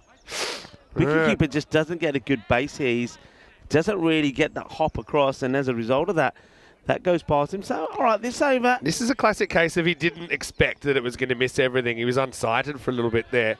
Nissan Wakas, and just didn't cover the angle. John Gray has made it back. Okay. That's the news. Newsflash. He gets back. He's brave. The only brave man. He's come a long way to go into there. Right. That's been played down. They'll take a single. So that's 18 off the over, courtesy of those 4 buys as well. So making things happen. And we also get to the end of 5 overs of us. Let's have a look at our 2024 schedule. And I must admit, Vinny, I am looking forward to going to places where I've never been before. Estonia is one of them. And, of course, my background is being brought up in England. So looking forward to going to England and also to Wimbledon. Yeah, and just fantastic, the enthusiasm that I'm already getting messages from people in England. And Chris Williams from Tunbridge Wells, he's shooting me messages saying they're super excited to be back on the network. I think they've just released their fixtures. Estonia as well, 10 teams there in Estonia. We'll do battle over 2 weeks, and plenty going on. I know that also over the weekend, the Estonian women's team had a tour of Gibraltar. So Gibraltar actually played their first ever T20 internationals over the weekend for the Estonians. It's their first full series of T20 internationals, of official T20 internationals, and Estonia didn't quite get the results they wanted on the board, but congratulations to Gibraltar for some big individual performances there. Sally Barton also became the oldest ever, doesn't sound right to say it's about a lady, does it? But she became the oldest ever T20 international cricketer, 67, and made her debut. Congratulations. Yeah. Congratulations. I think we've got, in the modern day. So I could make a comeback then. There's always a chance. There's always an opportunity. Yeah. If I can sort out this dodgy shoulder, who knows? But anyway, well done. And it's great to hear so much cricket being played, actually. And especially, that we started special things a couple of years ago with women's cricket, and that is forever growing. I know that this year we'll once again finish our season with the Women's European Cricket Championship, and once again, more teams. Yeah, so we'll have a Premier Division and a Challenger Division in the ECCW as well. And the plan is maybe to even eventually get to 3 divisions with the women's, maybe 3 lots of 5. I just think with the women's, because there's such a great variation between where countries are at, it's important to break them into more divisions that are closer together. Whereas, our ECC Premier Division has 21 teams, which is quite a lot. But I just suppose you have more kind of individuals, that can swing a game in the men's game at the moment. Anyway, this is going to be slightly late bull shot, but better late than never. And ECS will grab 4 runs. Yeah, Constantine swinging and hoping to get more runs like this. Well, it's a little bit of luck. It's a top edge, but as I always say, you pay for every bit of that bat. So you need to get some gain and some reward from every bit, and he does. Looks like we've got the town in the chat, and that's Gujar's son who's in the chat. Well, let me just say I'm glad. I'm that he started his family already? Yeah, it's probably, it won't go into it too much, but let's just say I'm happy that that's already been sorted out. Anyway, 52 off 27 for a point. That's the real game we got here. And it could be the point, who knows, that gets the Royals in the 5 or doesn't. Still with 2 matches to play after this, Royals. All right, this is hanging up there, fielder. Oh, well, I tell you what, it's a bit of a clanger. Is that Faisal? It is, Well, Safi Faisal, not everything is going his way. I've got to say, he looked very confident, maybe overconfident in taking this, looked too relaxed, and puts it down. So that's not a good look. There's a little bit of luck there for Constantine. That's the thing. When you go casual and it doesn't work out, you just look lazy, don't you? Wasn't in a great position. Now this is going to be smashed away. It's kind of like a sweep shot off the faster bowler. T10 will get 6. That's his go-to shot as well. Maximo says Carreras of the Royals moves up to walking sticks 77. Yeah, good hit. And so hello to the town. And, well, your father's a fantastic player as well. Do you play yourself? And is your dad a good coach? That's what I want to know. Hopefully he's giving you some good coaching. We'll say hello to Terry Richmond as well. He's watching from down under, from country New South Wales. And Mr. Jay Grant. I spotted that comment as well. You saw that comment. Oi, what's going on there? I thought you were my friend. This one's going to be... Is it over the stumps? Yeah, it must have just gone over the stumps. Well, look at the reaction from Suleiman Khan. That tells you that it does go over the stumps, and right over the stump. And almost Climbs takes over. the bail off. Yeah, doesn't get much closer than that, but it will be a dot ball. It'll take us to the end of the 6th over, 77 for 4. Yeah, so Gibraltar, obviously we saw their women's team in action for the first time on ECN back at the start of 2023, and the first ever ECIWs that we had. Yeah. It's a 4-way series along with the Netherlands and Italy and Sweden. And they obviously struggled a lot because running at teams like the Netherlands. I think it was one game the Netherlands chased their total in 5 balls, for example. But just shows you playing more matches. It just helps you so much. Anyway, this one is in the air. Amjad has called it, and there's a disagreement. It's going to run up. No. End up going for 4. Suleiman and Amjad come together, and the ball disappears over the rope. Well, it's another chance where Konstantin, he was dropped on 12, and now he gets dropped on 13 as well. And this is not good, really. I mean, the captain and Suleiman Khan getting in each other's way. I suppose the only good thing is that nobody really gets hurt. But I think it is Suleiman's catch. Because Amjad, you can see he's diving into him, puts him off, and between the two of them, they clobber the ball over the boundary. It was almost right in between them, and they both went for it. Anyway, this is going to come pretty close to the cube, and it'll be Maximo. 6 runs, and Asius being a bit of a difference maker here, as they get that rate now for the point, down under 10 and over required. Good shot, and this time, instead of losing his shape and skying it in the air, hits it firmly, nice and straight. And that's a cracking shot, powerful hit as well. Yeah, Patel not having it his own way in this over.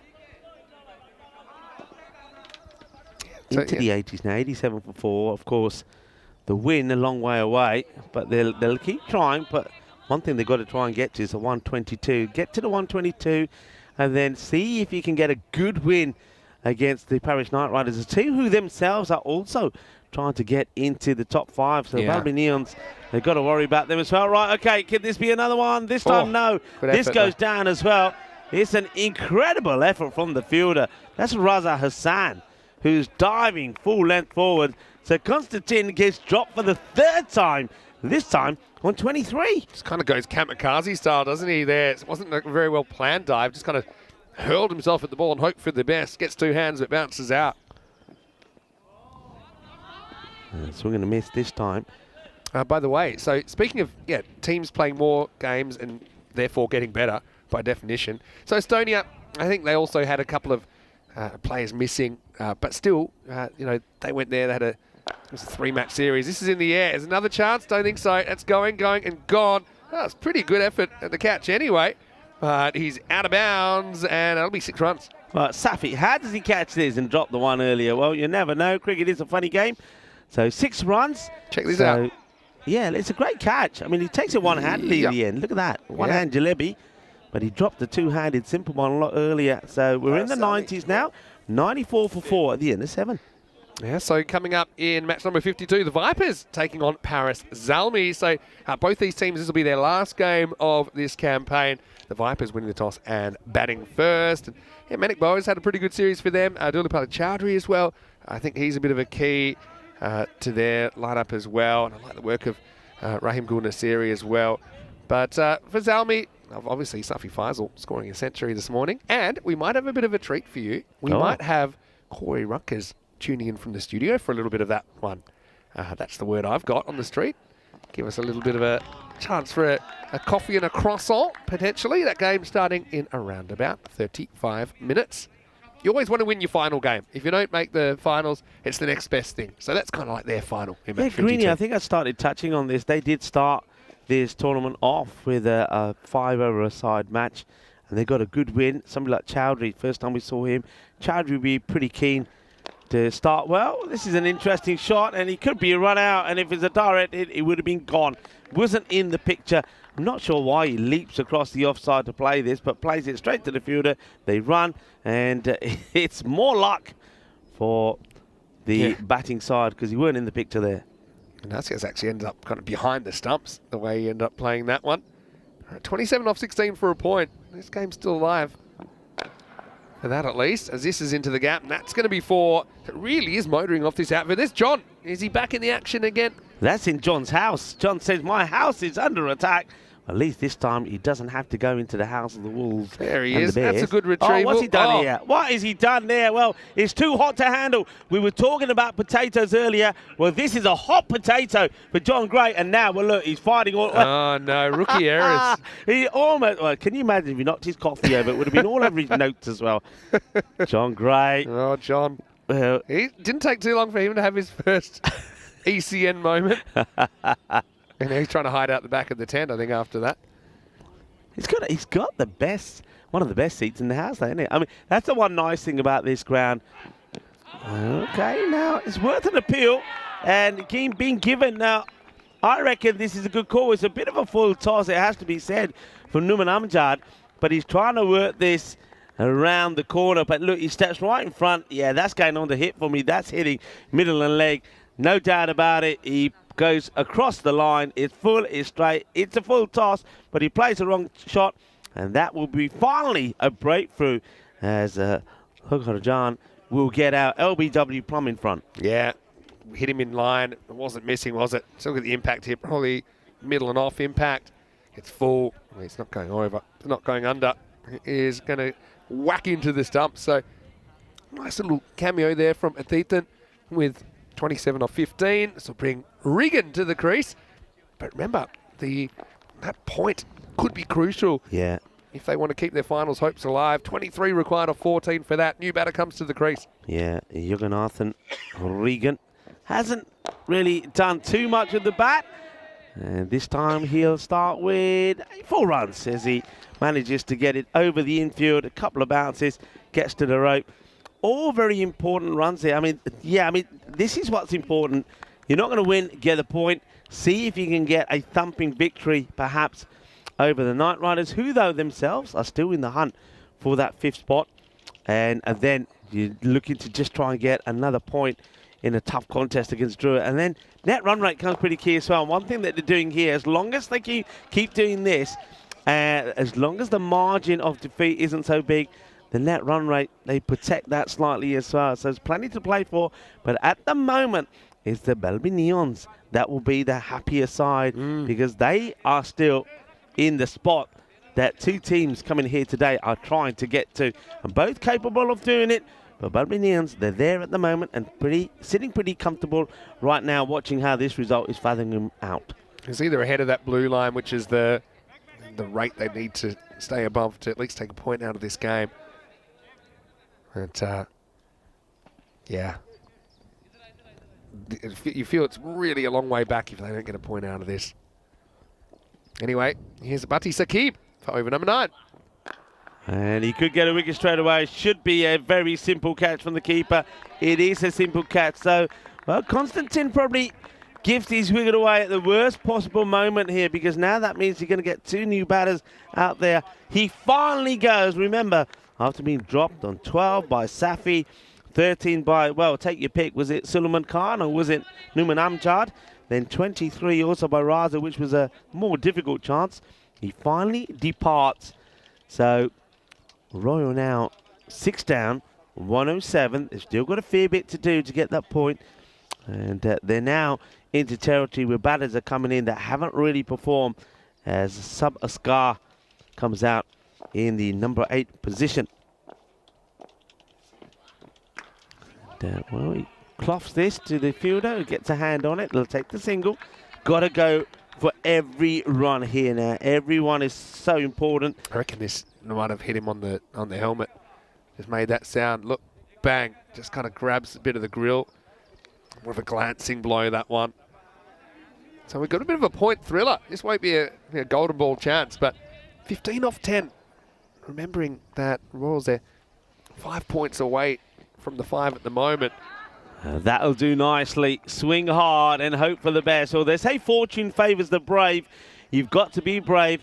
And, well, Jürgen Regan at the moment, that's his 3rd boundary. Maybe not the most convincing, but he's there to swing and swing hard and see if he can get his team not just to a point, but reduce the margin of defeat as well, which could be pretty key. Saqib, the bowler, he's banging the ball in short. Okay, that field change now. 3rd stays back as the mid-wicket comes up. Bit of a gamble. but I suppose they're banking on the fact that Regan is not going to get hold of this. Hits it fairly nicely. He'll take the single. So 113 for 6. Just watching in the chat, I knew it was a matter of time. John saying, sorry guys, next time I'll leave the tent before throwing the ball back. That's a lot of pressure. Don't say sorry, John. We always look. We're the European Cricket Network. We're about action, entertainment, drama, and a little bit of comedy as well. We take it all from any angle it comes from. Look, the good news is that they're a good kind of 6 minutes ahead of the clock. Because what if John fumbling around cost him, like the 30 seconds, which cost him 5 penalty runs? But anyway, it seems all right. 8 off 7 though, with Regan with his 13 pretty handy so far. He's facing up. So keeps bowled a good over. 1 for 6. Last ball of the ninth coming up. And they are running in, comes a throw, and they'll get one, maybe two. Will they try and come back? They do come back. Oh, that one's works out pretty well in their favour. Ooh, well, all right, you'll take that. All right, he doesn't go back on strike, so it will be Super Scar to face the last over, or the first ball of the last. They'll be keen to get a single straight away. Vinny, this is where I reckon here that Zalmi, all right, Zalmi, maybe it doesn't matter to them. Because they just want the win. It makes no difference to them how this result goes or how many runs that Royal 94 finish with. But if I'm the Zalmi captain, I'm bringing everybody in around the circle. I'm bringing everybody, and I would have done that at the start of that over. So I would say, I'm not here to do you guys any favours. I want to see you work hard for your runs. So even here now, I'd have fielders in close. Sebastian scored 1 on off his bat, 1 on off his face in the 2 balls that he's faced as well. Anyway, good job. He's made a good recovery, hasn't he, to the point that he'll be able to come back for his second over. 6 required for the point. And, well, it's a great recovery. Gujar, full and straight, knocks the stumps over Askar, who I think was just trying to get something on this to get the likes of Regan back on strike. Well, there you go. We know that Gujar's son was in the chat, and I bet you're pretty happy about that as Daddy Papa gets a wicket, and a good delivery as well. That's quick and fast. I reckon that could be a bail breaker as well. Just kind of knocks off the top. So an easy job for the umpire. So Augustine comes out with 5 balls to go. Royals need 6 runs for their point, to keep their point. Again, for Zalmi, it doesn't really matter because we know that they're heading for the exit after the first 2 games this morning. He's in pretty late, actually. That might serve him well because if he can get a few away here. But, all right, 6 or 5 required. That one could be a no-eat. So that could be 5 of them just there. It's the slower delivery that Gujar goes for, but he's never executed this well. He keeps going for it, but I reckon this. Let's have a look at this. That's too high. That's a no-eat. That's got to be caught. Really, I know he's a little bit out. It's not coming down enough for me. I reckon that's a no ball. That should be 5. Borderline because he's a step out. And they're umming and ahhing. Normally when they and ah, that's a no. That's a bad call. If this ain't called, that's a bad call. Makes it more exciting. That's not a good call. But 2 or anyway. 4. Well, this one's got to be. Come on. You want some binoculars? I've got some binoculars over here if you want them. That is. If they don't call this, I'm going. Corey can have the whole day. Good news. It's already been signalled. So now that'll put them within 1 run. That one was high, called on the field. Is Gujar really questioning it? Surely not. He's pointing at the pitch saying, I was aiming at that, but that's not where it went. Now Gujar's son is saying, Papa, what are you doing, Papa? What are you doing? Go back to what worked well. Yeah, go back to what you do. Get it up there, hit the deck hard. Forget trying to be fancy with the slow stuff. Just get the ball up there in the block hole. Any score will do it now. Well, it's a wicket. But it's a no ball. Got to run. Is that gone for 4? Run. Go back again. Well, there you go. Did you see the ball in the corner? This has it all. It's another ECN classical moment. They're appealing. They're celebrating. Gujar is saying, Patani no baller. And in the end, what did they run here? 3? I think they got or is it 2. even a 4? I think they got 2. But look at the this. ball. The ball almost goes. It doesn't quite reach the boundary. It stops. And then there's a bit of... I'm glad the right fielder picks it up. I think they did get 3, in the end. Yeah, they run hard. So it'll be 3 byes. I don't see too many 3 byes. When the ball hits the stumps. Yeah. At the bowlers, at the batter's end. So, Oh, that one had everybody confused. They get to the point in the most bizarre way, but that could be crucial. Royals have a big clash against the Knight Riders later in the day. If they do get 5 points, they could do it, I suppose, with a win and 2 close losses. But then you wonder if then on the net run rate with 2 losses, probably the run rate behind. It'd have to be a big win, like a big 3-point win. I don't think it's really I think they were that way. about to start there, not realising that the Bales were on the stumps. They're on there now. I think we're trying to find them. All right, good job. It's been a funny over so far. A wicket, a boundary. I'm concerned about the Royals being given a 1% chance here, as noted by a couple of in the chat. It is concerning. Yeah. There is a 1% margin of error maybe on those percentages. It would have to be a lot of no balls. We need 25 ball. But anyway, good job. Looking to close things out. Oh, there we go. Must have heard us. 2 for 25 from Gujarat. He's looking to get more though. And I love he just took off with no concern if the bowler was going to field that or they not. are just running hard and running wild. Oh, and this will be out. That'll be out. A direct hit from the fielder. That's come on Patel. Well, certainly his day's got a lot better after it started with him getting a first baller in this match. And after bowling pretty well as well, he now hits this right on the peg. I'm not really sure why the batters are just running here frantically. I suppose it's all about trying to reduce the margin of loss, but direct hit catches a little bit of stump, and well done. Gujarat giving the applause. For a series where we've seen stumps flying, there's been a few little delicate ones in this innings, haven't there? And, that's another one. Look, I thought for a second he'd missed. They've just crossed as well. And bowler, he's happy to stand back and applaud, saying, I don't really fancy getting behind that one. You can have a go at the run out yourself. Regan will get the strike back, though. And here's the last ball. Or not. Down the leg side again, strays down. So this over, that has had it all really. We've seen the wicket, we've seen, and a good wicket it was, the very first ball. We've seen the boundary, we've seen the no ball, then we've seen the free hit hitting the stumps. Everybody's celebrating, the batter thinks he's out, and then he's made to run, and 1 becomes 3. And another wicket, a run out, direct hit, a wide, and this one, we might as well have a 6. What do you reckon? Nah, he just wants a little single, paddles it out. Red inker for Regan. He'll finish on 16.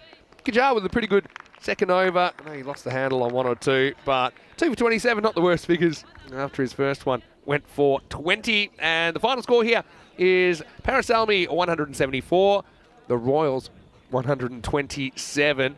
So 126, I should say. So the margin in the end is 48 runs. Nice one for Zalmi. I mean, they'll come into the next game, I think, hitting the ground, running the Vipers, their last chance to get on the park as well.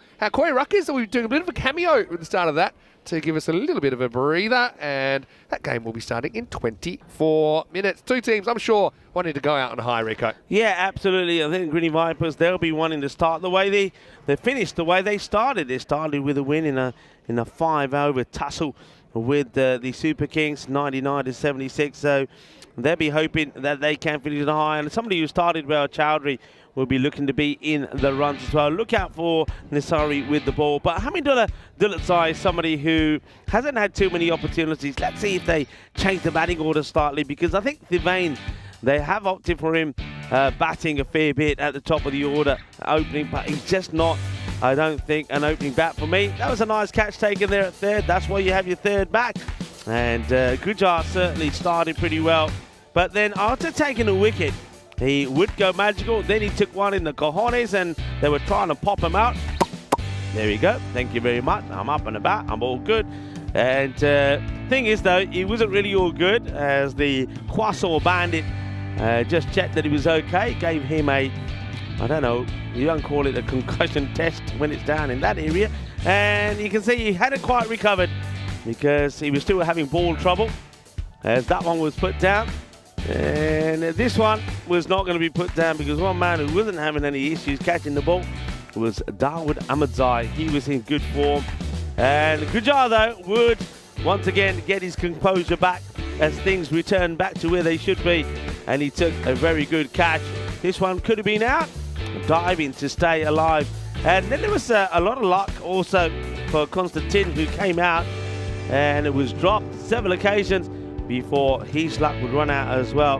And John Gray, he decided to go where no man has been before, to the other side of that fence.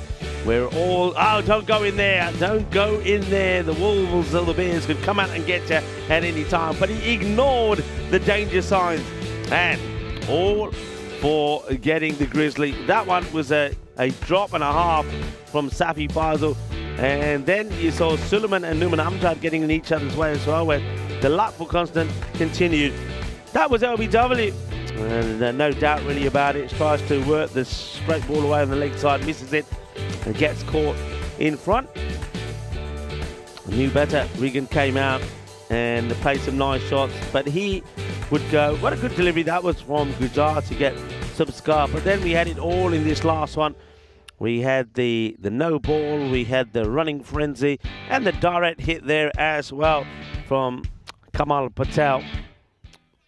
Good news, I suppose, for Royal 94 is that they do get a point, so maybe their ambitions to try and get to the finals day here tomorrow still stay alive with that point, but that means that they're going to have to get a win in ideally in both of their last two games, but one of those is against Dreux, so they'll be hoping the big game for them is going to be that one against the Paris Knight Riders. Everything is on that game because the Knight Riders themselves, they know they've got to win that game if they are to have a chance as well. But the Knight Riders too, a little bit like Royal 94, if they are to make it through, they both have to beat Dreux to make that happen. So Belmignons at the moment, that result has gone exactly the way that they wanted. So at the moment, for me, they are the team in the better position. Just talk to you quickly about that scorecard.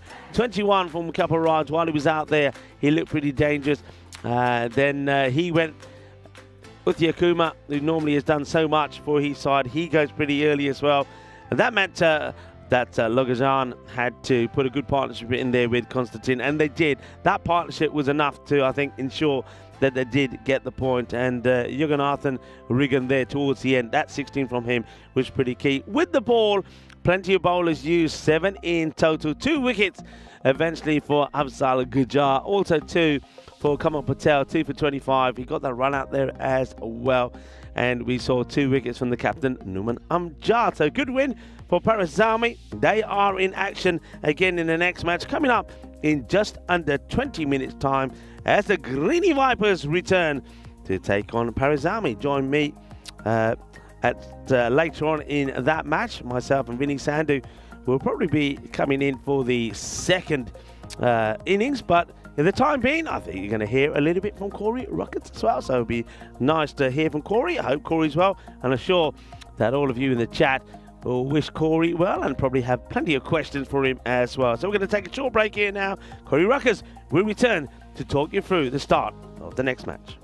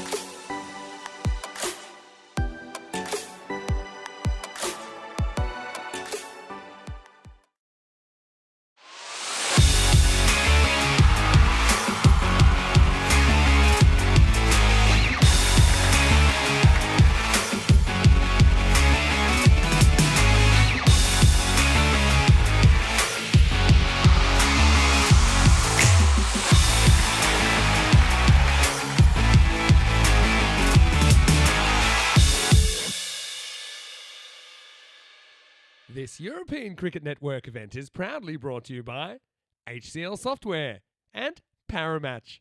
Hello and welcome back. Day 11 action continuing, and just 4 more matches before we'll know exactly what the final 5 looks like heading into finals day tomorrow. Now, 2 teams that aren't in the picture, unfortunately, are going to do battle here in match number 52. We'll see Paris Zalmi taking on the Grini Vipers, but these 2 teams certainly are very, very talented sides, just hasn't really rolled their way along the line. So I suppose this is kind of like the final for these 2 teams playing their last match of this European Cricket Series. So let's go over to Charles Crouch now. The Sheriff is in the house. He's got the 2 captains. Let's see what happens at the coin toss.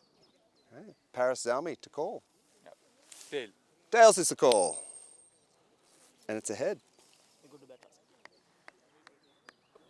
So the toss has been won by the Vipers, and they're going to have a bat first. But whenever you have 2 teams playing their final game together, both of them will be keen to finish their tournament on a high. And they certainly have had a fair few highlights, both these teams, during the series. Looking forward to seeing like a Menik Boa, like a Chowdhury, with the top order of the Vipers. Very, very dangerous if they can get going. But Zalmi, well, they're coming off a good win in that last game, and they'll be pretty keen to finish their tournament with a win here. How about Faisal? He was incredible with that 100 in the last game. 111 not out, and he didn't actually have a lot of the strike either during the 10 overs. He didn't even face half the delivery. So that was a great innings, and we'll have to wait till the second half to see him though. Gujar, hopefully he's recovered from that quite nasty blow that he suffered in the last innings as well. Well, a little bit of a treat for you now, because Corey Rutgers is going to make a cameo from the studio for the first part of this innings. Corey, welcome to France, virtually speaking. I can tell you that in this one, the Grini Vipers are batting first after winning the toss. Corey Rutgers, it's over to you. Thank you very much, Vinny Sandu. Welcome back, everyone around the world. More ECN coverage coming away live from the ECN studio. Good to be back and looking forward to this game. Grini Vipers winning the toss, electing to bat first against Paris Zalmi. It should be a good game of cricket. Paris Zalmi 2-6 though. They'll be a little bit disappointed, especially with some very big names in that lineup. And the captain, Noman Amjad, the captain of France as well. He'll be looking for a big game with bat and ball. But Grini Vipers, that top order has been clicking. Plenty of runs from them. And a really big game in the competition for these 2 teams. They want to come out the gun firing and get a couple of points on the board for their team. It's a beautiful ground out here in France. I've been very lucky to watch from the studio a little bit in the last couple of days. Highly enjoyable cricket. Our first ever ECS in France, and really great to be a part of as the ECN roller coaster just keeps on rolling. Having a look at the win percentage, 53% to Paris Zalmi. It's a 50-50 flip a coin. This one's going to be tough to call. Looking forward to seeing how it pans out as the players and officials making their way out to the middle. It should be a good game of cricket overall. Welcome back, everyone in the chat. I hope you're doing well wherever you're watching from. It should be an enthralling match, and looking forward to it. We had a golden ball just a couple of days ago. Will we get another golden ball? This gorgeous ground out in France. Love the tree line in the background as well. It is gorgeous. Sort of reminds me of Sparta Rotterdam in Capella also. As the players slowly make their way out to the middle, the officials. Good to see Charles Croucher, tournament referee, match referee for this one. We're almost set to go. The Vipers up against Paris Zalmi. See the beautiful European cricket sign in the background. Let's play some cricket. Yeah, a big hello to everyone in chat. Terry Richmond, John, Steve, all our moderators. I see you're all there. That's Chowdhury with the pink sleeves. He'll be at the non-strikers end. Looks like he wants ball number 2. And it looks like Mary will take number 1. So we're almost set to go. Umpires and officials have made their way out to me. Looks like deep mid on in place. One of the boundary riders. And bowling the first over, it's going to be Afzal Gujar with the new ball. He'll be wanting to swing it around corners if he can. Couple early wickets. Have a look at that field setting. Pretty much a ring field on the offside. Deep mid on, deep square. Pretty traditional field, that.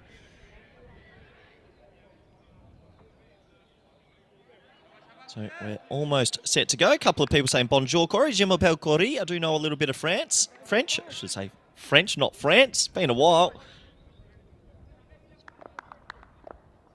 We're all set to go. Ball number 1.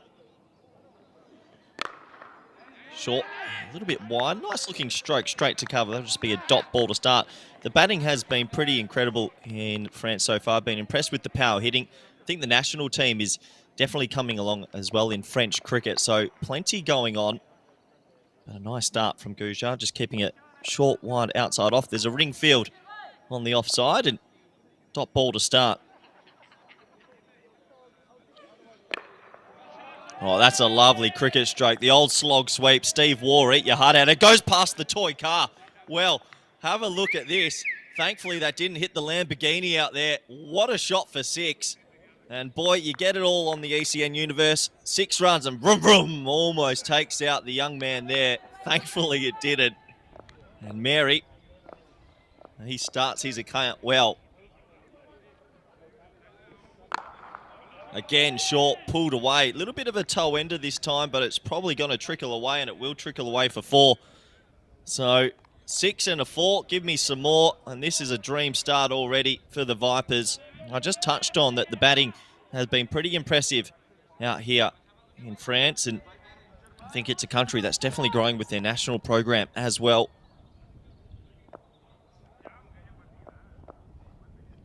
Ten off the first 3. Oh, it's littered him.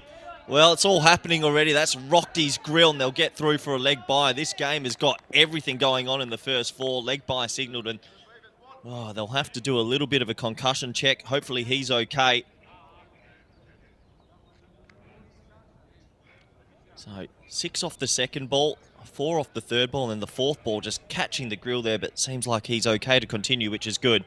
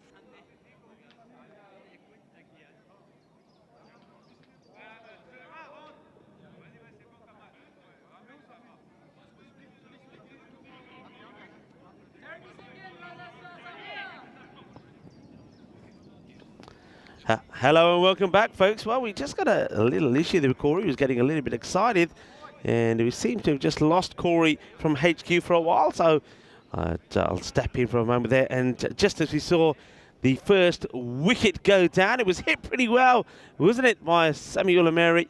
But straight, that was Chowdhury, actually. He goes for a 2-ball duck. Safi Faisal, of all people, takes the catch.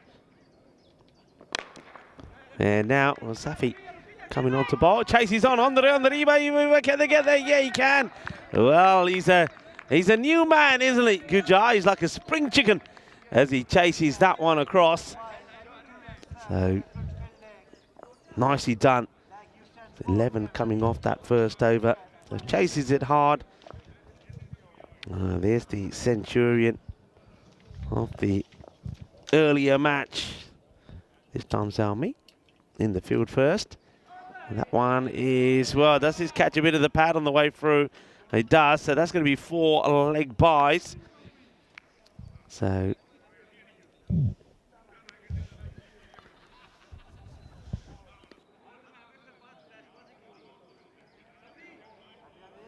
So that one goes for 4 leg byes. We're just a bit behind there on the graphics. We'll get that sorted for you in a moment. Just running a little bit behind. Chowdhury, of course, the batter that has... Oh, that's a great delivery.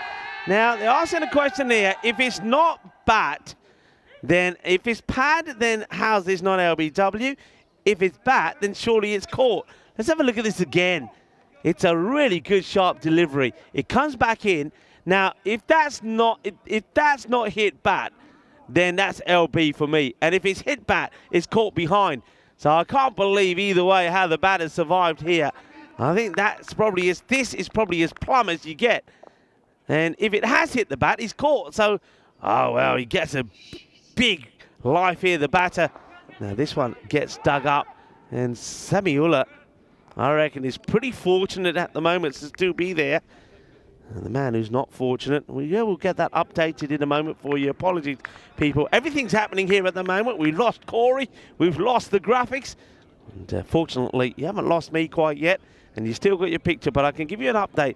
It was Safi that caught Chowdhury, who is out. Slower delivery. I don't think there's any issue with the height here. I think it's dipping quite nicely. Yeah, Chowdhury, the man I thought needs to come back and maybe finish on a high. He doesn't. Gujar gets his wicket. Good catch from Safi, even though Chowdhury does hit it pretty hard. And now Samiula, well, how he survived there, Samiula, I will never know. Dalit Zai is out there with him. Hamidullah Dalit Zai on strike. And, swings and misses once again. So Dalit Zai hasn't been able to get going. It's a pretty decent over there from Safi. Once again, apologies. We've still got a few issues with the graphics, but I cannot give you an update on the score. That's 2 overs now completed, and it's 18 for 1. That first over from Gujar, just going for 11 and gets the wicket. Welcome to everybody on the chat as well. And Terry Richmond was saying commentary's gone. Hopefully you can hear me now, Terry. Well, I reckon, you know what, Corey is so hot. And when Corey comes on, he fries everything. And, well, Corey's just a little bit too hot at the moment to handle. And John Gray was giving Corey some greetings, as was everyone else. It was nice to hear his sounds while it lasted. And I like the way that Vinny Sandy was there, was saying that Corey knows nothing about France. Hello, Rob Thompson. Yeah, I'm back for the time being. We'll try and get Corey back if we can. In the meantime, we'll just ignore your graphics at the moment. I wonder if we can just take those graphics off and not have them there. So we're just having a few issues here at the moment, and you may not even be able to hear me at the moment as well. I'll keep on talking, and I tell you what, if you can hear me, say hello. And if you can hear me, it's 18 for 1. We might have a bit of a delay here as well, because it looks like things are going down everywhere at the moment. What I can tell you, though, that the new bowler who's waiting to come on is going to be Kamal Patel, who's going to be bowling some of his spin. So, once again, apologies, people, for a few issues that we're having at the ground. I might be talking to myself here, actually. In fact, I'm not going to talk to myself. If I'm going to talk to myself, if it's just me, I might as well welcome Vinny back as well. We'll have a talk. Somebody will tell us if they can hear us or not. Vinny, welcome back. Corey's broken... What's he done? He's broken the system again, because we're suspended in time, 1 minute and 45 into the game. We are going to continue. It's going to be 4 down the ground, pretty close to the cube. Cuatro carreras. So, yeah, obviously, everything's just frozen. Corey has disappeared. The score is stuck. But, of course, this game is still going. I'll try and give you the up-to-date score. That'll make it 22 for 1 off 2.1 as Mary moves to 17. But, yeah, I just think that we don't even have the ability, for example, right now to even take that off. Like, everything's stuck. So we would normally just take that off so that it doesn't give you a false idea of what's happening. Anyway, Gujar is going to get whacked away over mid-wicket, and this ball's going to win the race as well. Kind of happy he didn't step on that. So Mary moves into the 20s. He's 21 now, and the Vipers, they're 20.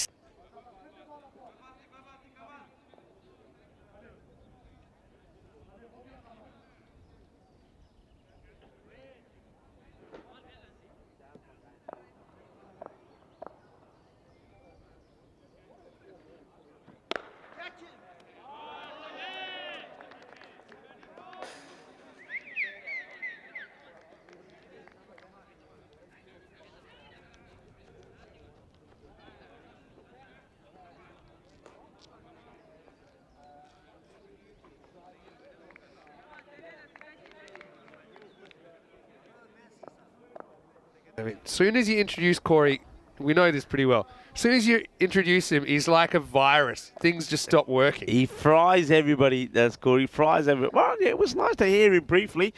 And, all right, he goes for the sweep and gets this pretty well. Gets it past the fielder. There's going to be 4 more. Gets a bit of a hand to this, does the fielder. That's a nice-looking shot. I tell you what, Samuel Emery, he's going about his innings in a merrily way. But he was, I reckon, he's very lucky. He was very lucky to get away with it. This one is into the stumps. Well, this is where Vinny Sandy will say that's 2 runs. Well, maybe we can introduce that rule at some point. This is hit hard into the stumps. No runs. So Samuel on strike. He's on 29 folks, 29 or 13.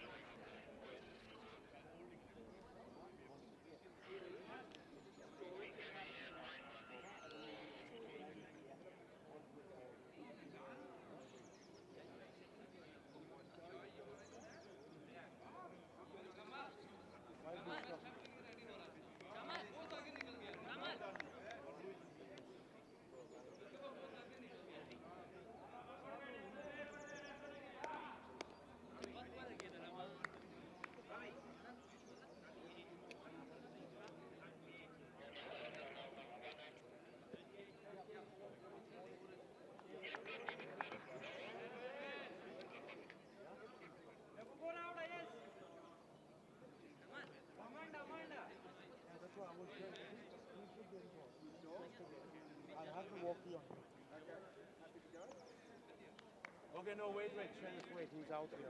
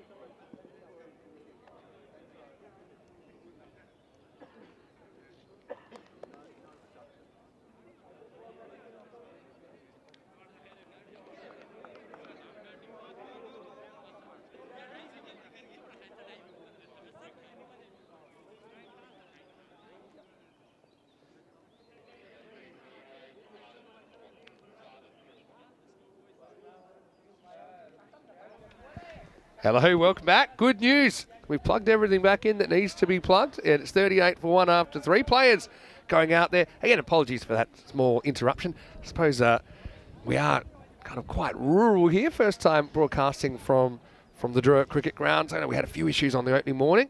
Haven't really had too many since then, but the good news is we're back out there. Vinny Sander here, Mr. Maximo, with 3 overs deep into match number 52. The Vipers 38 for 1 after 3. Rico full with me. And, well, the good news is, despite the losing a few minutes there, we won't lose any overs in this game. No, we won't. We're carrying on as normal. And it will be Captain Numan Amjad to bowl the next. And starts pretty well. The batters, well, Samuel Ameri is well set.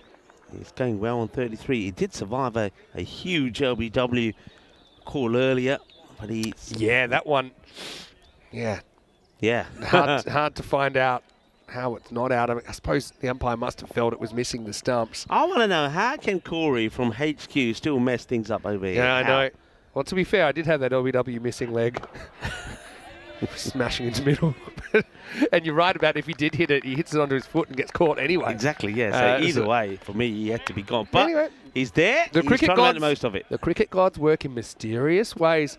And now, I know correlation isn't causation, but we introduced Corey and everything broke at once. Everything broke. The timer was stuck. The score was stuck. We went kind of another couple of overs with the score not up to date. The power went out. The internet disappeared. Oh, well, anyway, the good news is we're back. And I suppose, you know, when we're doing, how many hours of cricket will we do this year? We'll do something like 3,500 hours of live television this year. So if you think about it, even if you're up like 99.9% of the time, that's still like a couple of days when you're not broadcasting. It's quite crazy. Anyway, Mary maybe appreciated the chance to have a little bit of a drink. The players did come off to just grab a drink and maybe spend a bit of time in the dugout. But like I said, just repeating, we won't lose any overs. Still a 10-over match, and that means all 4 points are up for grabs. 40 for 1 now in the 4th over. Yeah, Greedy Vipers and the Paras Army. These two teams really, they're, I suppose, just playing for a little bit of pride and a little bit of form. Some players, as that one gets blasted over for a big 6. 6 carreras, manos, riba, vitro, as well hit. Yeah, some of these players we will see in action in the ECIs as well, so the likes of Numan Amjad. So it's an opportunity for him to try to get himself into a little bit of form. But that one was well hit. So Dulutzai gets his first boundary. Hamidullah has made some contributions in matches earlier, but hasn't really, probably not been given the opportunity, or that many opportunities at the top of the order. And with no Thivane in the side here, it's at the top of the order, who's being dropped. I don't mind that, Thivane. I think he's a good player, Thivane Minikbo. He's a good all-rounder. But I think him being in the top of the order in power play probably just doesn't work for me. Coming in next probably is okay. But you've got to have the likes of Chowdhury, who didn't click this time. Hit a hard ball to Safi, who took the catch. But you've got to have the likes of hard hitters in the power play. 46 for 1 then at the end of 4. As that over from Amjad comes to an end. Just the 1 boundary from it. Numan Amjad has been in good form this morning. And 8 runs off that over. So Samiullah Mary back on strike here now and looking to go after the spin of Kamal Patel, who went for 20 in his last over. Gets played away for a single. Had a good question in here from Bart asking, how come there's not more Drua players in the French national team? I think it's a mixture of things. Partly, some of them don't meet the qualification criteria for the national side. Also, I think, I suppose you get these, I don't know how to put it. Some people are out of favour with the selectors. And no matter what they do, they've kind of made up their mind, no, okay, you're not going to get an opportunity. I guess it's just important whoever does get picked does the job, and I suppose that's how you stay in the team. Gets very close, come on, Patel, to that return. He does, yeah, he gets really wide. It's only the back foot that matters. But I've been watching him, but I haven't actually seen him touch the line yet. But he does get close. High in the air and a long way high. Fielder getting under it and puts it down. And not for the first time does Gujar have issues trying to catch the Grizzly. Mind you, they're always difficult to catch when they come down with a little bit of snow on them. That has gone a long way up. So, Dulutzai gets a life as he gets dropped on 9. All right, have another go. This time it's another fielder. And that one will be taken. I think he gets lucky here. Look at the fingers here from the fielder as he's coming in. That's Raza, I think, because that is in Raza Hassan territory. Comes in, the fingers are wide open. But I reckon this misses the fingers, hits the palms, and he takes it. Well, it's an ice cream, one-handed ice cream pickup in the end. He does the ice cream cone, but he drops it first up, but takes it as his reliable right hand comes along and takes the catch. So Dulutzai, he gets lucky once when he skies one and he gets dropped on 7. But then after taking the 2, he doesn't get lucky the second time as Kabir is the new batter that comes out. Yeah, sun was in his eyes there. Did well to eventually get it on the second attempt. That'll be the end of the over, as Kabir will start with a single.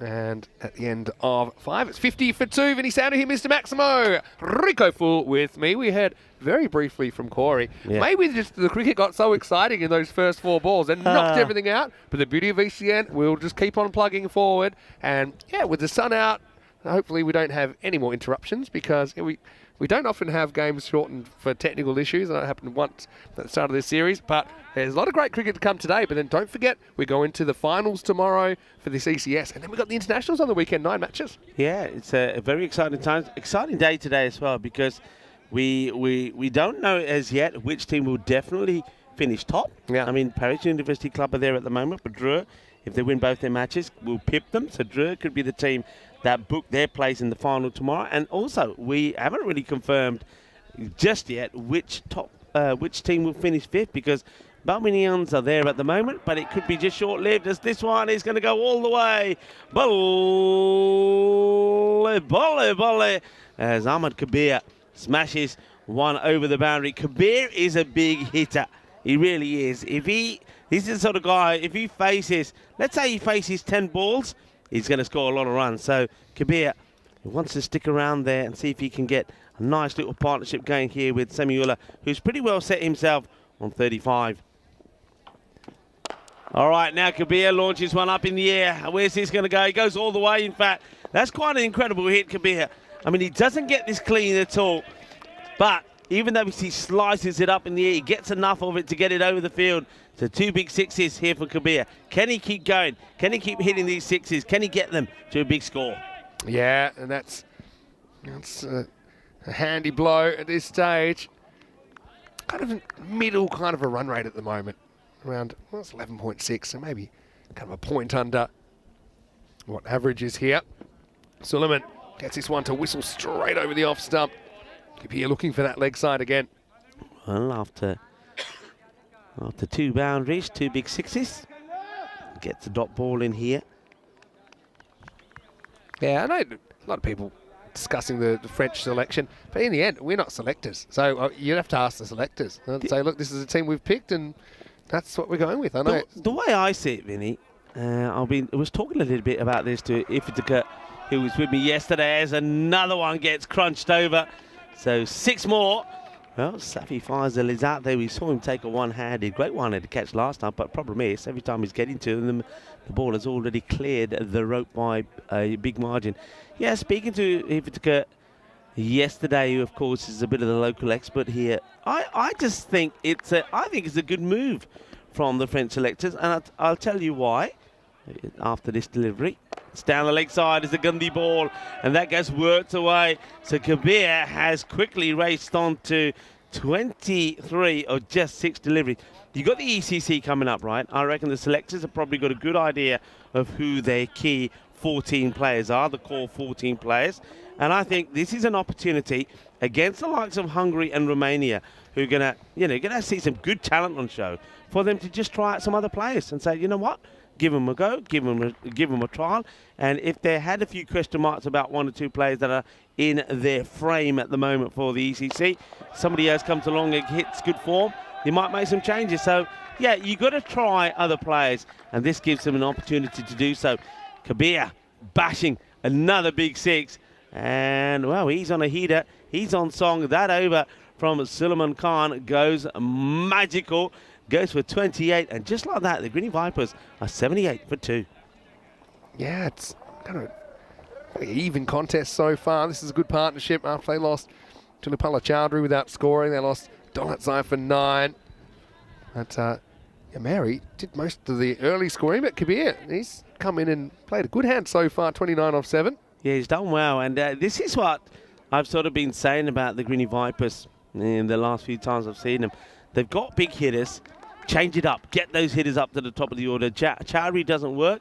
Chowdhury's been coming about number 3 anyway, but Chowdhury doesn't click. But Kabir, he has clicked, and that has been hit pretty well as well. Will they stop it? Yeah, he will indeed. So Samiullah hits it well, gets a single. Kabir goes back on strike as Numan Amjad is trying to stop the rot here, coming on to bowl. So, yeah, they've gone with Thavane a lot, and we've seen Dushan up there at the top of the order. They've not really been hitting the ball, or their strike rate's not been as good as what some of these guys have been. So just make a little change, a little tactical change. I think there's a single there that they don't go for. I get the feeling that Kabir very early on puts a no on this, hits it well, and he says, nah, stay there, look, just there. He says, nay, mani area. I want to get one out of the middle. I want to get a boundary. He feels that he can do better. Numan Amjad might just bang this one in. No, he goes full, and he gets banged out of there. That's where not to be bowled into Kabir. If he gets a good swing on it, he's going to crunch it away. That's another powerful hit. Hit hard, hit elevated, hit over point, hit for 6. Yeah, nicely struck. And yeah, I like to see him opening up that offside as well. It's so important. Makes you a lot more difficult to bowl to. If you show you can go both ways.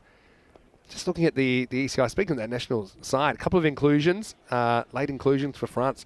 No one's gone out of that squad, but they've added Ramatullah Mangal in there.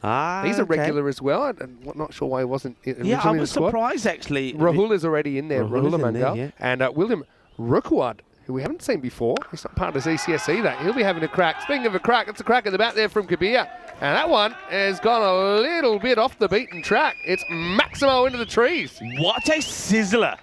This is an incredible uppercut, and, well, it's the first time that a right-hander cutting or uppercutting has hit the ball all the way over into the jungle.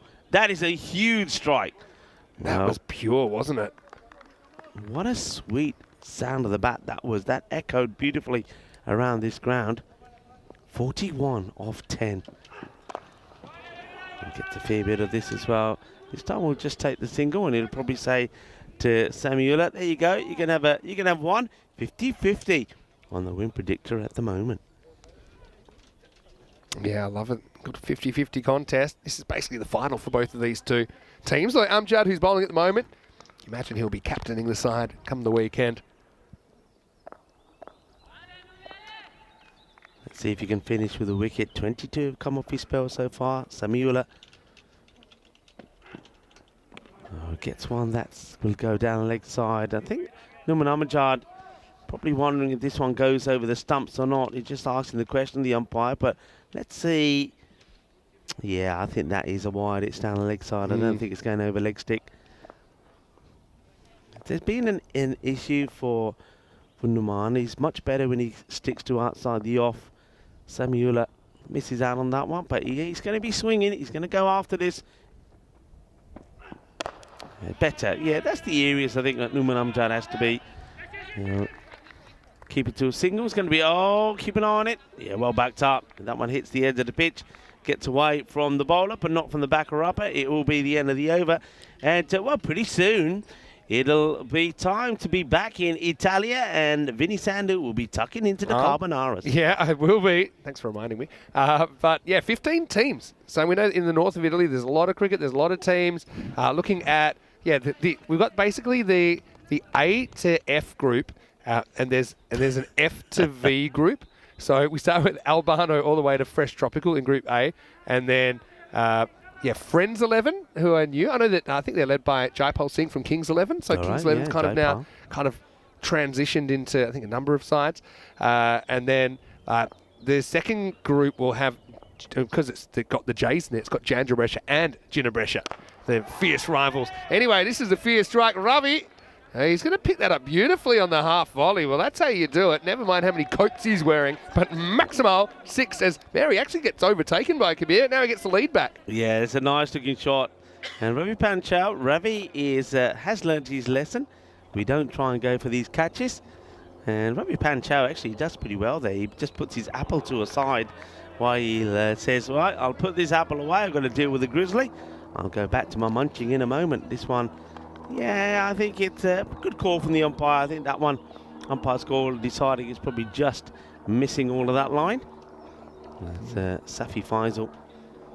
I'll read you through the teams, by the way, in Brescia, because I know a lot of people are pretty excited. You can probably go to our website as well if you want to check out the series page for that. This is another decent cut. That's going to go like a bullet to the boundary. Mary moves to 47. Now he's winning the race to the 50. This partnership has transformed this innings, hasn't it? Yeah, but Samimullah Mary, earlier on in the series, we saw him score a fine half century. But he and Chowdhury have only done it once. He's looking to do it again. And I've liked this innings from him. He's been assertive and aggressive. So Group A has 8 teams. It's Albano, who we know pretty well from before. Bergamo CC. Imagine they'll have Baljit leading them. Marcor Milano are a new side. We've had Marcor before in Cyprus, haven't we? This is a nice one. Goes with the angle, beats the bat. Brescia CC, former ECL team, actually finished 3rd in the ECL in 2022. Yep. Chivadate, who we've seen before. Cricket Stars, hopefully Lovepreet's leading them again. He's a quite an interesting player to watch. Fornaci, they're new to the ECS and Fresh Tropical. That is Group A, the A to Fresh Tropical group. And then Group B will take place after Group A's finished. The top 4 go through to the quarterfinals. And Group B has Friends 11, who are a new team, but they have quite a few experienced campaigners in there. Jandrabresha and Jinnabresha in the same group. Milan United, we've seen them before. Punjab are a new team. Yeah. Trentino Aquila, we've seen before. And Vicenza are a new team as well. So kind of a mixture of teams we know and a couple that we haven't seen play before. So looking forward to that at a brand new ground to us. So it's not I think the ground's been around for a couple of years now at least. But when we have played in Brescia before, and we went there in 2021 and 2022, we went to the Jandrabresha ground. This is the Jinnabresha ground. Of course, Jinnabresha made it all the way to finals day in the ECL this year. Yeah, had a dramatic time, didn't they? It'll be exciting. It's always nice, of course, to go to new venues, and always nice to see new teams. That one's been hit pretty well, and through the fingers of Numan Amjad, who is disgusted with himself. That's going to the boundary, and we saw Semi Ula Mary gets to his half century, crunches this one pretty hard. Numan Amjad, he will know by his standards he should be taking this catch. He takes himself a little bit away from the rope as well, but a good half century there from Semi Ula. Comes up in 23 balls. Felicidades, Shaba Shaba. But he says, I ain't finished yet. That's a lovely shot. Blistering shot through the offside. 4 more, and these two are definitely keen in getting Grinny to a good total here. At the moment, eyeing up that 145 to 150. Good shot this. Gets down, gets low, gets dirty, gets hungry, gets 4. Yeah, you saw him bring up his 50 with another one of those, I suppose, burst through catching opportunities that went all the way for 6. And careful what you wish for, because Dolat Zai scored 9 off 10, just never really got going. But since he was dismissed off the second last ball of the 5th over, it's been crazy. So it's only been 3 overs that these guys have been together, and they've put on 67. So think of that like a power play, like a 67-run power play. It's a lot. It's not very quickly. Anyway, no end in sight just yet because he's going to mosey across the offside and put this over the leg side. It's Maximo.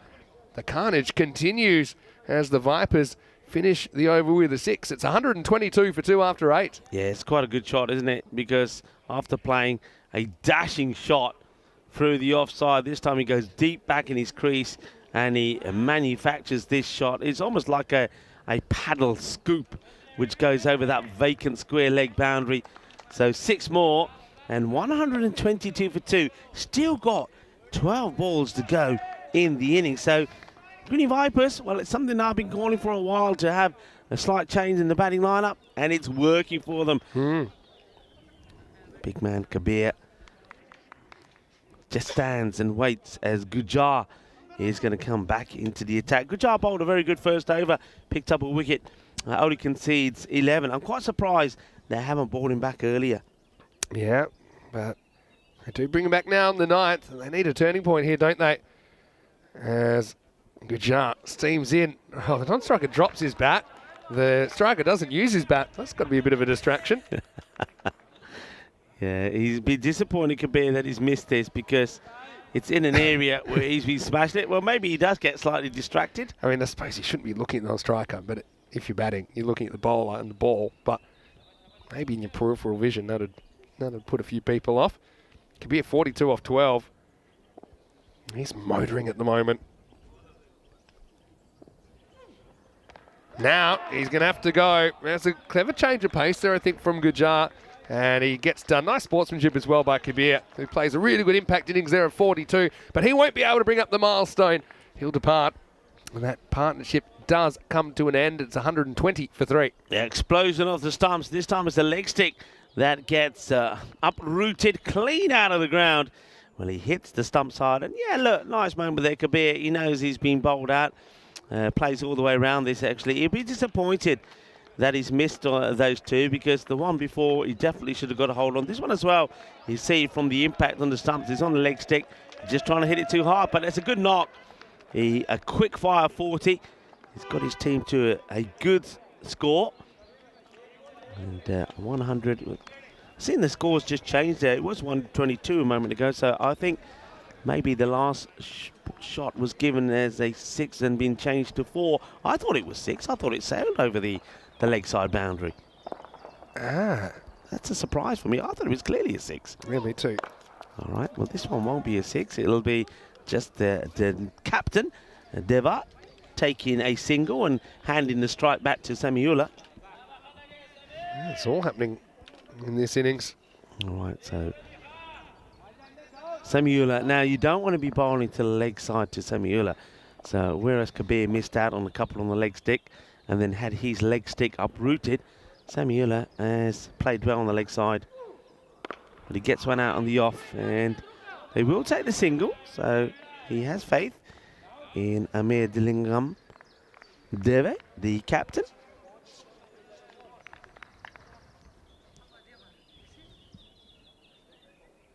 It's where the umpire signal that's 4. I think, yeah, it was close to the line. I think the fielder as well said it was 4 runs. So fair enough. Let's get cracking here. As Diva, bare minimum needs a 1. That's exactly what she gets. And we go back to Mary. Interesting, the win predictor here, not deviating too far from the 50-50, despite that really good partnership. In fact, it's right on the 50-50 now. And that's despite being listed to make 139 expected. Yeah, Samiula is getting a few calls from his bench saying, come on, we need a boundary here. They do need one, because it's been a terrific over this from Gujar. And he's not going to get the boundary. I suppose he will put himself on strike for the start of the last, unless they try and take and pinch a second. They won't, because Numan Amjad, though a slight fumble, does recover, gets the throw in. Great over. And we say it all happened in the 9th. Well, not too much happened in the 9th. There was that one wicket when the leg stump went flying. And just 4 runs from it. So Gujar, his spell has been good. 2 for 14. Yeah, really good spell from him. It's kind of keeping things in the reasonable column. Salman Khan obviously had a bit of an over to forget. He went for 28, but everyone else kind of held up held up their end of the bargain. Now, looks like we're going to get Butty Saqib to bowl the last over. Yeah, thought he bowled pretty well earlier. We haven't seen him bowling in this innings so far, so he'll take the other over off Suleiman because he got taken down. 124, big over. Yeah, keep this to a handful, maybe chasing 130. If it goes magical, we're chasing 150. Big difference. Here we go with the 10th. That first one's absolutely smashed by Mary, who's had a great innings here. He goes maximal, moves to 69. Nice batting from the opener. Oh, that is such a good shot. And this is what I was saying earlier. Whereas some other batters may have missed out on the short deliveries, particularly anything that's a sniff down the leg side, Samuela has crunched them away. It's been a really good impact innings from him so far. Saqib. Oh, he's going to go again over the leg side. It's maximals back to back as Saqib has come in and he's disappeared twice in a row in the 10th. Well, bring it on, bring it on. I tell you who ain't disappointed, John Gray, who's made a long journey, 4-hour drive to be here today. And well, what an exciting start it's been for him. We've seen a high-flying first match with a good win for Zalmi after we saw a centurion in Safi Faisal. And now the Greeny Vipers, they're finding their form in their last match. The right man on strike at the moment as well. Saqib needs to find that block hole. Well, doesn't bowl, so have to do that one again. Under pressure, 2 balls, 2 sixes. And Samuela is probably already waiting to rock back into his crease and smash another one in the vicinity of John Gray. If it goes the perfect over here, he'll end up on 99 not out. This won't be 6. Need to push for 2 here. I mean, awkward stop. Got to go for 2. The fumble will allow it. So he does well to save the boundary there because this outfield just seems to be getting quicker and quicker. It's so quick. It really is so quick. And it's hard now as well. As the last few days we've had some glorious sunshine on it. Yeah. It's getting pretty hard, but it's quick. It's fast. Well, Samuela runs hard, gets back on strike. Walking stick 77. Won't stay on that for long as this is hit off the back foot and there's no one back there. Really good batting from Mary. He basically chooses a good shot to the ball he receives, which again is slightly short of a length. Punches it through the offside for 4 more. Yeah, he's not. His mindset is not on playing the same shot to every ball. He sees that one's a little bit shorter, a little bit wider. He gets into a good position and gets it through the gap. So 4 more. Saqib's gone for 18. 2 balls to come. Can they get to that 150 here? 142 for 3. Mary on strike, I'm going to say there's a very good possibility of that. Now that's probably going to go for 6. It's flown away and it has Maximo. It's the Baximo. And that edge has flown miles straight over the keeper's hat. Yeah, I mean, that in fact is a really good shot because he sees it's banged in and he says, you know what? If I get anything on this with the elevation, it will go.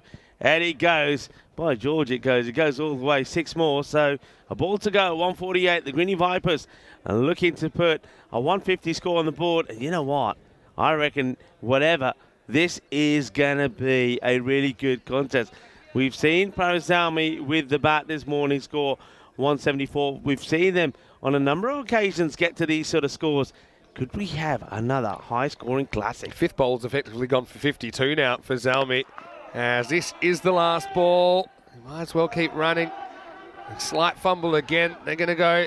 Well, we might as well keep running. Well, he got 3, and I think finally someone's going to eat it. So Mary's going to finish on 90. 90 not out of 33 balls. That last ball brings up the 150. Yeah, I don't know what the plan was here. If you're going to throw it this hard, you might as well go to the keeper because you can see that Mary himself, he was the one that was taking longer to get back. Instead, the ball comes flying towards the bowler. Doesn't fancy it. And good hustle from Diva. The captain gets back for a 3rd run, and that will do it. 151 for 3 off the 10 overs. Zalmi with a big chase on their hands, but they do have a little bit of a habit of pushing some close contests. But the Vipers, I think they're the happier of the 2 teams there at the halfway point of match number 52. Well, we were flying high, and one man who was flying high was Samuela, who played some beautiful shots. With that one was just clipped away, and that was when Corey was commentating, and it was the little kid in his Lamborghini that almost was taken out there. Nice catch taken in by Safi to remove the dangerous Chowdhury. But then we saw Dalatai come out. He didn't quite get everything away. He would go to this catch eventually. A good reaction from Raza to hold on to it. Finishes with a little bit of an ice cream cone. But then what about this fantastic knock from Kabir? He was bashing it all over the place. One thing we don't see in those highlights that Samuel himself had one very close call when before he got going, he looked like he was plumb in front of me. And if the umpire did think it hit the bat, well, he was caught as well. But the umpire said not out, to my surprise and the surprise to one or two of the Paris Zalmi players as well. But then after that scare, he went to town, clubbing the ball to all paths. Genuinely, if we do see his wagon wheel, and of course you can see it if you go onto the website, the European Cricket Network, but he has played shots to every part of the ground. Well, that was finally the end of Kabir. He just shows a little bit too much of his leg stick, and Gujar uproots it. Gujar's bowling figures, by the way, absolutely superb. 2 for 14. So he's bowled brilliantly well himself. And then the last over, they decide to go to Bhatti Sakib, and Sakib goes for 27, allowing the opposition to get to the 151. And some great shots there from Samuela. That also very intelligent is the shorter delivery. Then this one gets pulled away. A really wild throw here from the fielder. I'm not really sure where he's throwing this, and if he's expecting the bowler Sakib to take that one, well, forget it. That is wild and horrible. So the batters get an extra one that perhaps they shouldn't have got. So they will finish with 3 of the last 151, 90 from Sami-Ullah Mary, 90 of 33. Very well batted indeed. And then, of course, remember there was that explosive partnership between him and Ahmed Kabir, who walloped the ball to 42 of just 12 deliveries before he finally was bowled there by Afzal Gujar. When it comes to having a look at the bowling figures, well, Gujar is the man to talk about. And he's had a few moments out there in the middle. But his moments out there with the ball was ones that he'll remember this time. Once again, though, he had issues with the catching, not for the first time. But put the ball in his hand, he delivers a good spell. 2 for 14 from him. A wicket there from the spin of Kamal Patel. And Numan Amjad, he goes for a just 24. But he'll be disappointed because don't forget, he did put down Samuela when Samuela had just gone past his 50. So we're going to leave you with the mid-match summary, and myself and Vinny Sandhu will be back to talk you through his second innings. I get the feeling, people, that we're going to have a very good finish here. I reckon this match could go down to the wire. And who knows, maybe 1 or 2 people are tingling as well. 152 is the chase. We'll be back in 10 minutes' time.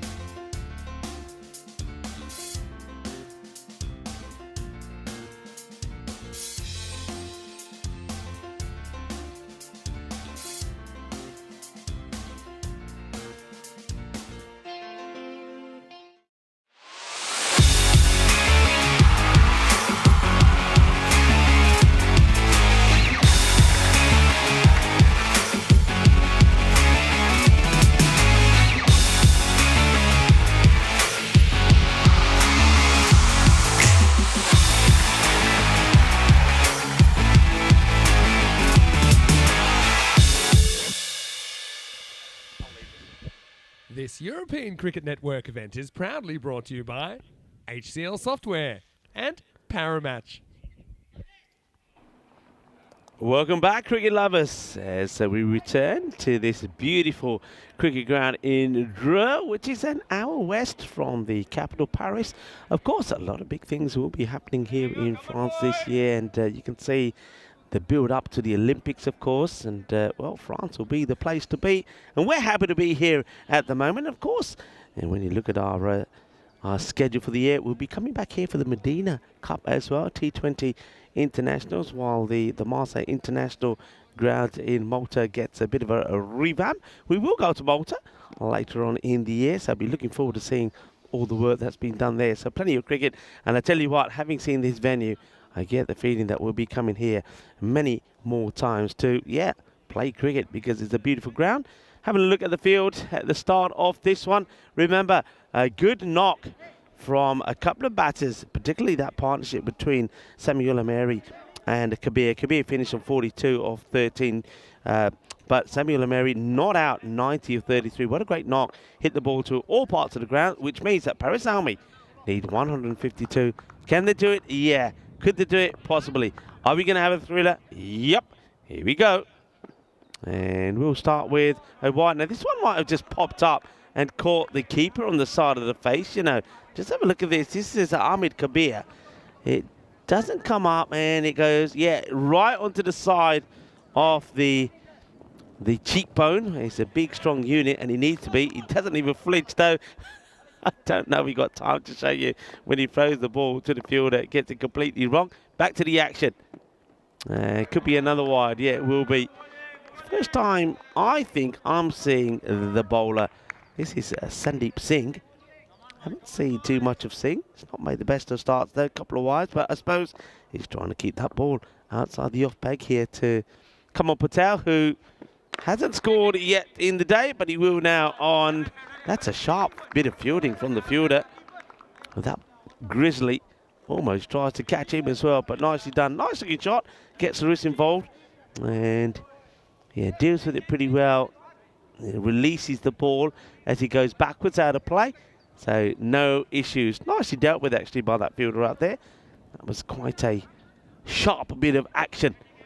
All right, now you have to deal with Safi Faisal, the left-hander, centurion of earlier.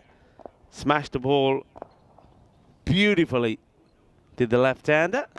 And he's just going to get this in the gap between, I think that's Mamand who's out there, and the guy who's short third. So not the cleanest of hits, but still, he finds the boundary rope, and that's what Safi Faisal has been doing, or has done already this morning very consistently. So 4 to start from Safi. Oh, that's crunched. That is absolutely crunched. He couldn't hit a ball harder. And I get the feeling this might have gone through the fence and into the woods. Well, if you go into the woods today, what will you find? Well, John Gray for a start. And that's at the other side of the ground. He's hit this so hard as Faisal Safi. One thing here that I think the Greeny Vipers have to take note of is when Safi scored that sensational ton earlier, he never played one shot, a cut shot. He never played anything sort of behind square either. So you've got to get the ball pretty full to him. They do get it pretty full here. I reckon this is impact outside the line of the leg stick. The umpire is like a statue, not moving. But this one is pitching outside the leg. Just have a look at where this ball is pitching. So it's outside the line, so can't be out. Good decision by the umpire. But he makes some sweat as he doesn't give anything away. But better areas. You either go full or you put a ball out there where he's trying to cut. All right, this one, though, isn't that ball. This one gets elevated over the man on the 45 on the leg side. It's going to be 4 more. So Safi Faisal, though not hitting everything clean out the middle, he's doing what he was doing earlier, and he's getting the Parazalmi side up and running in this run chase. Needing 152. As Vinny Sandu joins me back, we're going to have an epic run chase on here, I think, Vinny. Yeah, it looks like it, doesn't it? But, Faisal picking up where he left off. And the LBW wasn't that close in the end, was it? But I think the Vipers desperate for the early breakthrough. Let's see if Kamal can come good as well. Coming off a royal duck in the last game. Right now, Faisal swings and misses at this, but it grabs a bit of his pad on the way through. That means that he will retain the strike. Probably not a bad thing at all, the way he's hitting them at the moment. And at the end of the first, it is 16 without loss. So they get the runs they need out of the first over. 6 matches since the Golden Ball. Well, that is 1 day and 1 game. And you know, they say things happen in threes, don't they? Yeah. So we've had 2 Golden Balls in this series. I wonder if we'll have another one before we leave France. I haven't had a chance really to speak to you properly about the one that you last did, and that, of course, in the final. That was in Portugal. crazy. And I'm glad Yeah. you had a bit of time off because you needed to get your voice back. That was quite incredible. I wasn't it? managed my voice pretty well the whole day. Obviously, I know that you just had a little bit of time off. Corey had to go because of his international commitments. So they had a good 2-0 win over Jersey, actually, in the T20 Internationals, the Spanish team. Anyway, here's Dolat Zai. He's going to bowl over number 2. And this is going to be up in the air and over the top. Not quite out of the middle. It's a little bit late on that. We'll still get the result. 4 runs to start the second over. Faisal continues on his merry way. Yeah, so that was insane. Obviously, I know there were a few scenes after that. I mean, first thing was Nakvi being brought in for gamblers who kind of, they don't mind getting using those relationships with some of the other countries. So Karen Beer was in for them from Austria. Yeah. And Zain Nakvi, obviously, we'll see him in the Brescia series next week. So, I mean, just speaking to him, he was thrilled. He said, look, just through some mutual friends, and they asked would I be interested in playing, and obviously not a lot of cricket happening in Italy at that stage of the year either, so he was jumped at it. But, of course, Marlow kind of sticking with their side. They've been seeing them through kind of thick and thin with their Portuguese-based players. So there's just a bit of an undercurrent to it, and you could see it. And I know no one likes to see it when things get a bit nasty. But then it also just shows you how much it means to the two teams. And rivalries are what cricket's based on, and the whole sport in general. Anyway, this is up over the top and out of the ground. Maximo Faisal moves into the 20s in quick time with him at the crease. And this 152 looks very much achievable. It does, and he hasn't really, I mean, all right, he's got that one pretty well, but most of the ones he's got away here now haven't really been clean hit. So even when he's not hitting them cleanly, he's clearing the boundary quite well. So, yeah, we go back to that then. So there was a bit of, we call it argy-bargy where I come from. Yeah. There was nothing, no one was really ever going to be in physical danger, right? As this is in the air, was the chance. Biggest moment of the game, and he's gone. Well, there you go. Dolatze gets the big wicket. Faisal just clips it off his legs, really never went after it in a serious way, fell off the shot slightly, and the Vipers get a crucial breakthrough, 26 for 1. Yeah, well, the centurion of match number 1 here on match day 11 is going to be gone. I said he wasn't hitting it quite clean out the middle, and he doesn't get this clean out the middle either. It's joy for Dolatze as the catch gets taken. So the end of the dangerous Safi, but, well, one dangerous batter gets out of the way. Another one goes out there in the middle, and Numan Amjad has been in pretty good form himself. Nicely judged by Dushan Manikboe as well, because, again, the sun's a little bit of a factor. The sun basically starts on that kind of deep third and ends up at deep mid-wicket at this ground, so it's kind of in the middle, around midday at the moment, just after. Anyway, well done to Dolatze. He gets that false shot out of the century maker from earlier. Here's Numan Amjad, the captain, coming at number 3.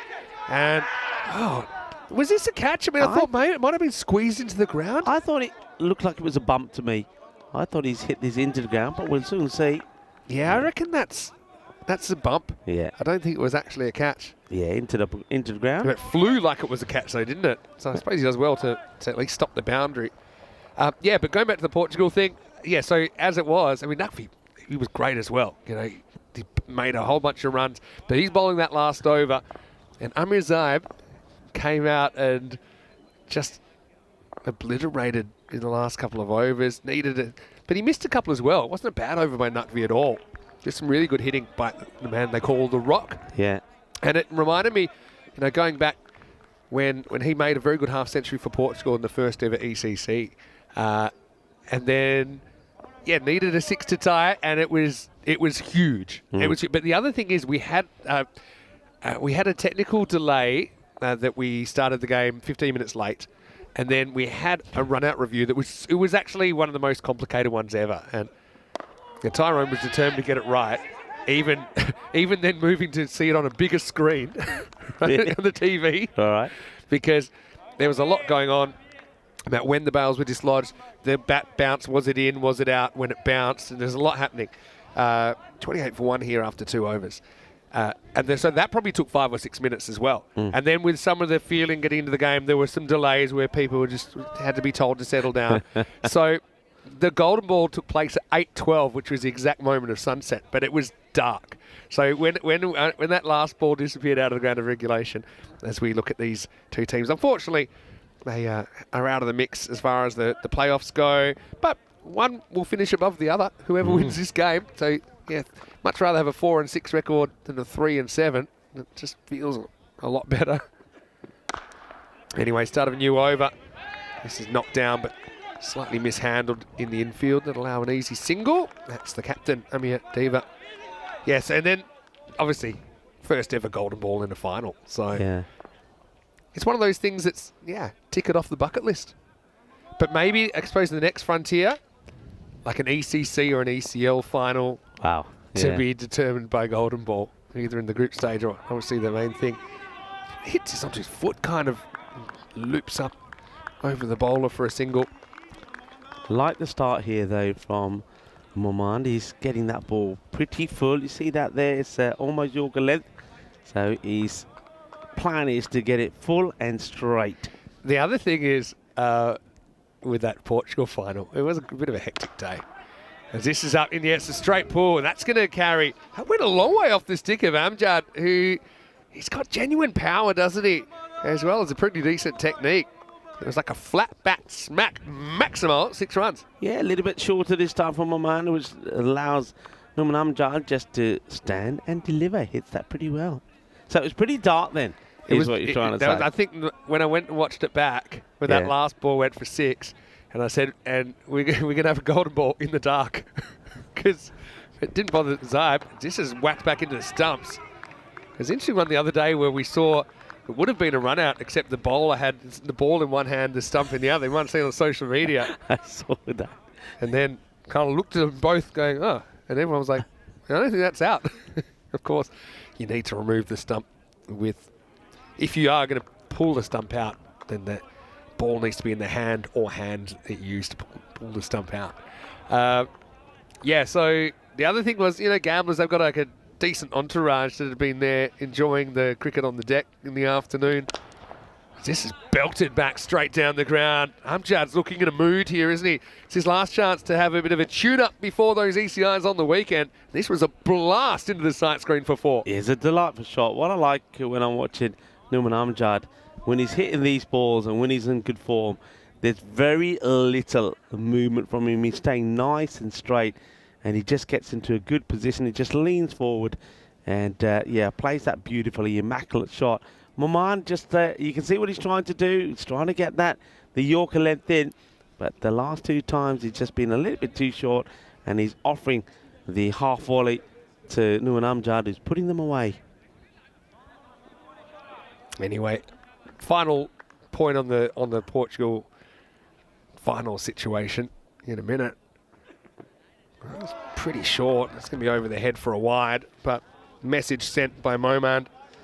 He can't believe he's got the full teapot going, but he's got the sideshow Mel hair as well. It's borderline, I suppose. It's standing at the crease. Maybe it's grazing a little bit of the helmet, but it's a 50-50 call. It's a very tough call for the umpire at square. Obviously, they don't get a second look at it, so I think it's a fair call, though. Fair call to be called. All right. It's up in the air. It might work in his favour. It will work in his favour. Well, there you go. No complaints. The wide gets called, and because the wide gets called, he bowls another ball in the over, and it removes the wicket of Nouman Amjad. So this is where now the bowler should run over to the umpire at square and say, thank you very much, sir. Yeah, so Amjad again tries that kind of straight pull, mistimes it, and one door closes, but a window opens for the bowler. And Momand did really well to turn on his heels and take that. Had to reverse his momentum in his follow-through. So Nouman Amjad again makes a start, can't go on with it. A 6 and a 4 in his 12. It'll be the old crocodile style, but it's a magnificent shot of the hair bouncing up and down as well. They know that's a big wicket. I mean, there's a lot to play for here for these two teams as well. You might say, okay, they're not going to make the 5 or whatever, but, they'll probably finish 2 spots above where they would otherwise if they win this game, both teams. So, just obviously keen to finish with a win as well. But I was just going to say about Portugal, Awaresh were knocked out, and then they were kind of cheering 1 or 2 players, and then of course the opposition took umbrage with that, and why are you cheering for them? And this is hit straight down the ground, and they've got pretty much the straight fielder now. And that one's handled nicely by Dolatzai. Yeah, end of the power play, by the way, before that ball. So they were 41 for 2 after 3 overs. Now we're getting Dushan Manikboa. Took a good catch earlier to remove the century maker from earlier in the day. 22 off 9. Anyway, this isn't going to be caught by anyone on the field. That's into the trees. Maximo. Message sent by Dawood Ahmedzai. Smashes his first ball out of the ground. Yeah, they're not going to shy away from this, are they? I suppose with Safi not there, who dictated the batting in the last match, there's an opportunity for one or two of the other Parasalmi batters to shine. New balls, please. Yeah, Ahmedzai smashes that into the trees as everybody shouts out "Conkers" as the conkers fall out the tree. So, yeah, but what I will say about the Portugal finish, then we had a trophy ceremony literally in the dark. So, luckily I was wearing my yellow suit, the one I'm wearing today, because that's all you could really see. Oh, well, he's fooled him here, but he's going to get away with it. Ahmedzai kind of stops the shot. And so it'll be a long single. Clever bowling, though, by Dushan. Yeah, so we did the trophy ceremony. Had just a slight interruption. There's some of the supporters getting a little bit merry. But I often say, you like to see the emotion. Obviously, you don't want it to spill into something more than that, as the bowler gets LBW here.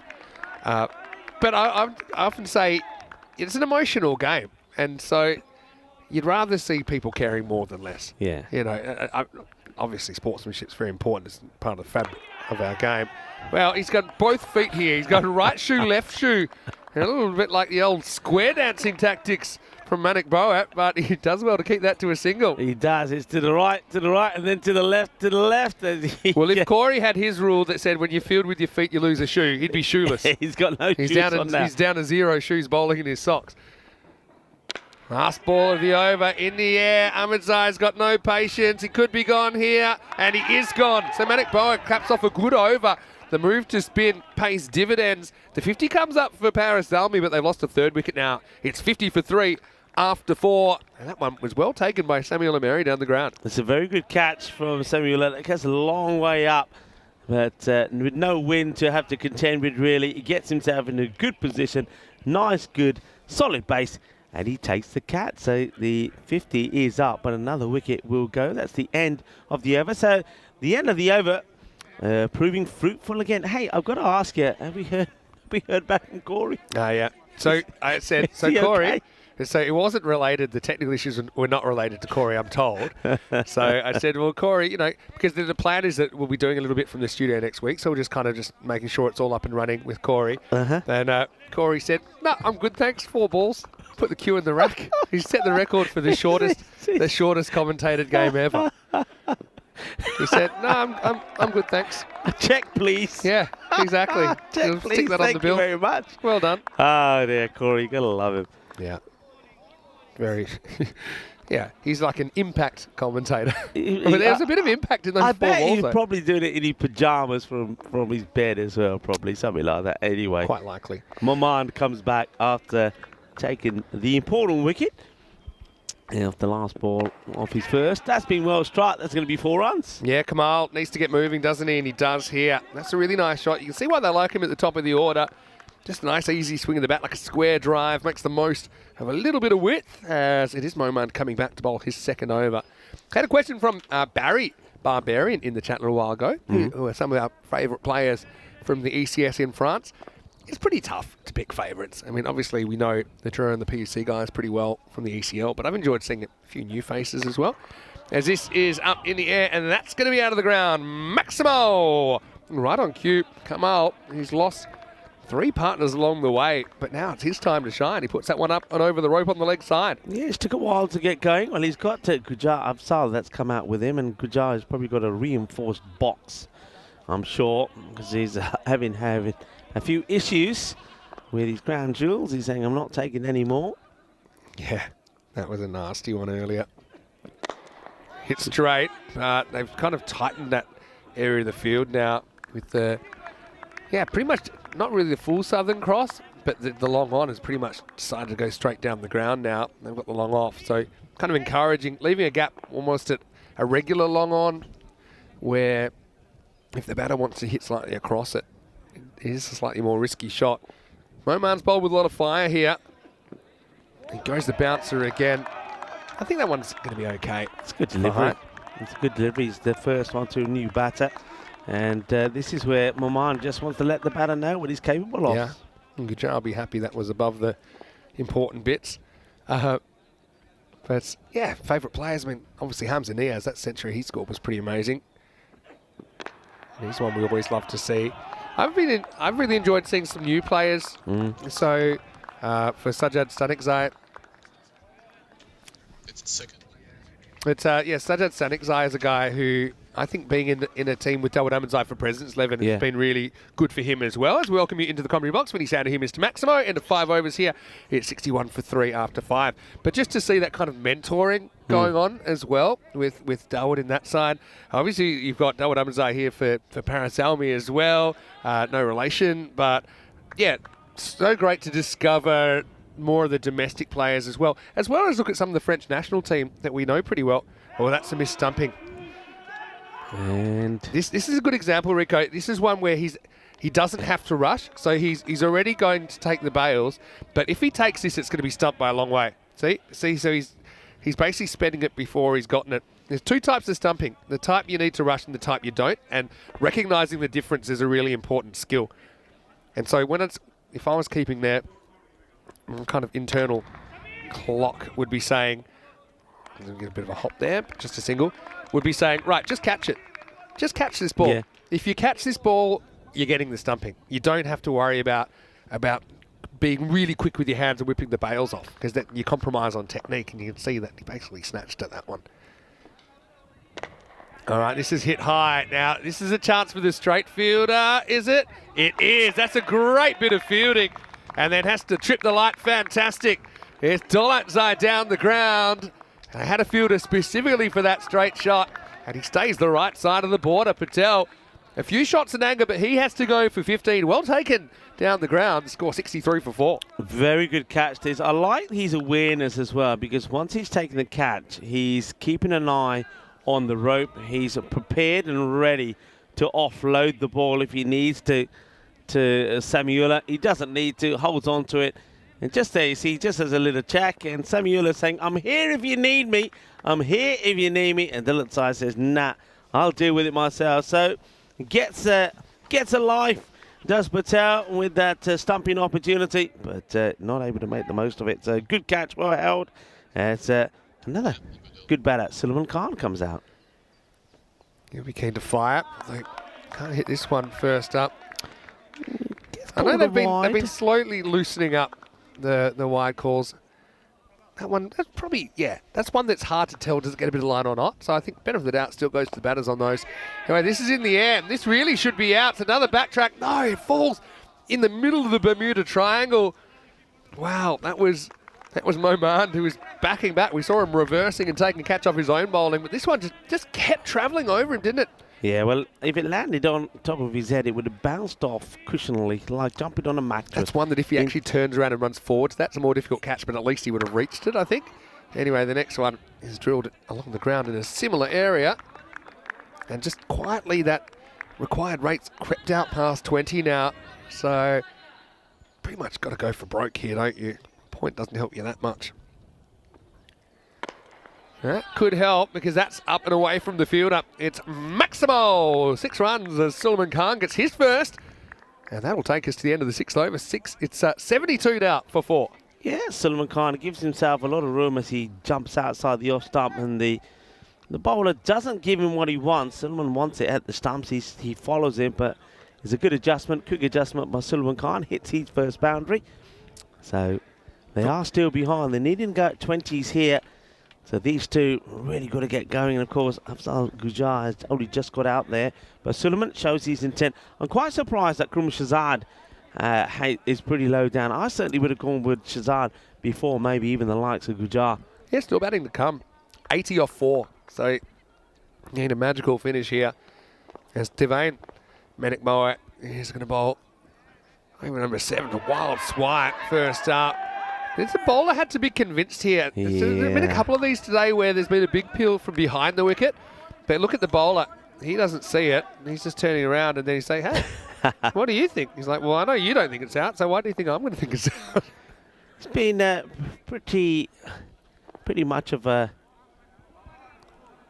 good performer for his side. This one's up in the air. He's always managed to give some runs with the bat. He's been pretty consistent with the ball as well as the main. He's had a good series for the Greeny Vipers, and on occasions had made runs, though he's not electrifying with the bat, but he is and has been able to steady them when need be.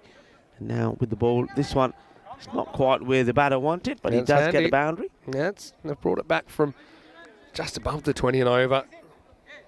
But you can see there, dot and a 6. Actually, that's not the going rate. They need to do better than that. So, yeah, there's no doubt it was 6 runs. We'll carry on.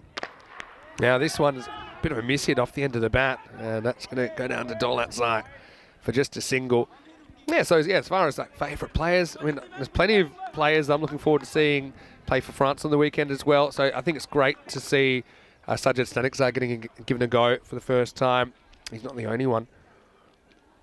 It's a nice take this time by Kabir. Wild swing though. Suleiman going for that favourite leg side area. Yeah, also a few new faces. Christian Roberts, for example, from France. I don't know too much about him. For Hungary, Matthew Ainsworth is in there. Adam Gall's coming in for them. Of course, we've got one of our favourites because it's all about the action from Action Jackson. I haven't seen too much of him, though, in this series. We saw him early on. He scored a good half century, but hasn't made too many appearances. Yeah, I'm looking forward to seeing Action Jackson behind the stumps for France on the weekend. Our very own Mars Baiji will be in the Hungarian side as well. Yeah, Marzi will be. Marzi, of course, been working very hard behind the scenes here as well for the ECN. That one probably just going over the line, actually. Yeah, I was going to say that's the borderline one now, isn't it? All right, this one's in the air as well. Fielder goes forward, goes back, and he pulls a ridiculous catch, and he's done it. That's an unbelievable catch. I mean, he came and he's lost 2 hats, but he's held onto the ball. They cannot believe this catch, and to be honest, neither can I. Sandeep Singh, take a bow. Oh, Sandeep Singh, आज तो ना चंगे परोंठे खा के आए, जलेबियां भी खाती आ ले लो कैच पा लिया, अब पा लिया जी पा लिया. That is incredible. He was in no position. He was positioned out there because of the ball that was hit earlier there by Gujar. So he's put out there for a reason. He comes running in, gets it all wrong, then goes back, and then look at this. देखिए अपने मुंडे, अपने पंजाबी मुंडे भंगड़ा पाउंदे आले भंगड़ा आ ले ओ फालिया jalebi catch पा लिया मैं. What a moment. And Sandeep Singh will be another player to get his own personal little highlight reel. He'll go viral with that catch. That's an unbelievable grab. It was made all the more amazing by the fact that he misjudges it, and he actually runs in when he should have kind of always been just inside the boundary. So then he has to back up, and then I thought if he caught it, he's definitely running over the boundary. But then he stopped just in time, and he looked like he was going across the hot coals there, didn't he, for a while, but somehow stayed the right side of the boundary line. 81 for 5 after 7. And really, you feel like that's all she wrote with 71 required off the last 3 overs. Maybe the point of interest could be if they can get to the point. Well, still going to try. And Suleiman Khan is going to get an inside edge for 4 off the first ball of the 8th over. We have seen some incredible catches, haven't we, in this series. We saw, of course, Amjad Sandhu take a jalebi catch yesterday right in front of me, actually. That was a superb one. But that one there, well, when you get it all wrong and you think, oh no, I'm going to look silly, but he takes the catch, does Sandeep Singh. What a catch. Yeah, and I know John Gray's here at the ground, and yeah, he'll just have a different perspective. He'll have a greater appreciation, I think, even more so of kind of the pace of the game here and how good that catch really was. It was Terry Richmond saying what a catch. It was amazing. It was because you heard me say, oh no, because I saw him running in. I thought, oh, he's cooked it. How he gets back and takes a catch, and then does a little bit of line dancing as well, doesn't he? Oh, he could be in trouble if it's a good throw. And he is a good throw, but he hits the wrong time. He catches. Dillet side catches this. He wears this in the inside of his leg. Yeah. Oh, dear. Well, he does get his body behind it last moment, so Yeah, he sensed it was coming, but I don't think it was very pleasant. Could be worse, though. Just ask Gujar, who was the one who got caught in the last over. He had an even worse one earlier on. Slow ball this time, lifted up in the air, hanging. Fielder comes in and drops it. He kind of judged it pretty well as far as where he needed to be. But unfortunately, I think that's Nasseri out there, isn't it? He's put it down. Yeah, that's the hard work by getting there. Always difficult, I think, when you can't get a stable base. So he's still striding into the ball, and the ball, he doesn't get it clean in his hands, misjudges it. Catch goes down. Dulutzai really knows he should have had another, but he's bowled well for his team. That's another good delivery. And the batters, I was talking about this yesterday, Vinny. I reckon when the batters are trying to persuade the umpires to give it a wide call, it should be -2. Because there's nowhere near being a wide. And just look at him, he's then sort of pleading with the umpire, saying, "Hey, umpire, that's a wide." It's funny, though, because as a bowler, you're allowed to literally scream at the umpire. Yeah. Yeah, and how come bowlers, and batter makes a little gesture, and they're like, "Hey, cut that out." Our game's funny sometimes. Anyway, this is up in the air, but no one's catching this on the field. That's Maximo. 6 to Suleiman Khan, trying to keep this game alive. And that will take us to the end of the 8th over. Score now 93 for 5. But they're only 12 off that over, despite the Maximo last ball. Zalmi have just kind of drifted out of contention here. 59 required off the last 2 overs. Hey, Steve McVeigh's in the chat as well right now. We were just talking about Portugal. Steve, give us your thoughts on the Portugal final. We were just talking about it earlier. Steve's a great guy to speak to about that. Of course, Steve actually came down to the Western Shield, didn't he? Caught a little bit of that. Yeah. It's great to see some of our I never actually got a chance to to thank you for the cream eggsy borders as well. Thank you very much, Thank Steve. you very much. They always hit the spot. And he actually gave me, I think you said you don't like them, the mince pies, the fruit mince pies at Christmas. Yeah, I'm not. You're not a I'm huge not fan? not the biggest of fans. I think you know why. I'll tell you why. This will be a wide. It's going to be why. Gives me a chance. I think the very first time, so obviously many years ago, when somebody offered me a mince pie, I thought it was going to be. I thought it was going to be meat pie, but it wasn't. So I think the shock of getting raisins and all of that in my mouth, I thought, nah. Meat pie is a very Australian thing as well. You know that, right? That's a thick edge. That's going to fly away for 4. You've been keeping this very quiet, but I'm told that you get some decent pies in Czechia, so I finally might find out for myself. Is that the case? Yeah, that's true as well. Yeah. But I was going to say that, you know what we call, do you know what we call meat pies for slang in Australia? Have I said this to you before? No. Rat coffins. What's that about? Because we don't know how much actual meat is in there, right? Okay, hey, so you might be at the footy or at the cricket, say at the MCG, and we'll just hustle through for a single here. Like, yeah, what would you like? Yeah, I'll just grab a beer and a rat coffin. Doesn't sound that appetizing. It has would to have be been said. out if it was a better throw, but batter was pretty confident that it wasn't on target. And then batter points to the stump saying, yeah, you meant to throw here. Anyway, a bit of the sting out of this contest, but some fight left in Suleiman Khan, who stands tall and clubs that one through extra cover for 4 runs. Yeah, well, they want a point, don't they? They don't want to get anything. They want to get nothing from this one. So Suleiman Khan is just making sure they will at least get a point from it. 23 of 9. He finds the gap there quite nicely, Suleiman. Yeah, but just got 3 balls to go here. 100's up as well for Zalmi. Yeah, of course, I'll never forget the image of Suleiman Khan with that golden ball.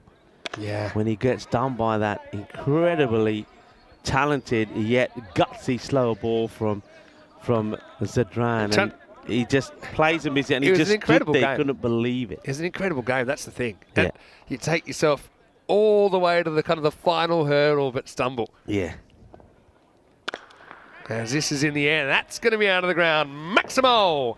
Wakas, he rattles the club rooms, I think, with that one. As he doubles his score with one swing of the bat. Yeah, this could be another knock-knock, I think. And he's hit this pretty well. A nice shot. It's all about timing. Well elevated. And, well, we'll never know, I guess, what that hits, but it made a big thud. The difference for me in this game is that the Vipers had batters that kind of turned their starts into bigger scores. So he could be with 42, and obviously Mary with his 90 not out.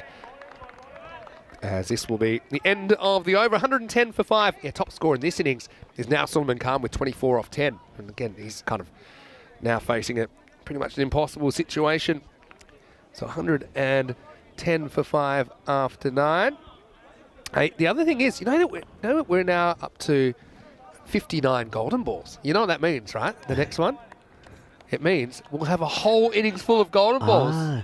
Yeah. Now you were saying about we could do something with that. I think the plan is that maybe we'll have to put them in groups of 10. And they've been working on it for quite a while. All right. But you'll be able to binge watch golden balls, but also like the last ball of regulation. Yeah, you got to have and then going into so you got to have that. So yeah, I think a video might be like 15 minutes for 10 golden balls. This is off the pitch. And so that's going to be a no ball. This is Sandeep Singh. Well, why not give him a bowl? He's just taken one of the catches of the tournament. And I love this celebration as well. No, he won't be too happy with that first one because he won't be able to take a wicket off this. Free hit coming up. Yeah, Sandeep. They probably think the game is safe, so... What's this about? Wait, tell me what this is about, Vinny.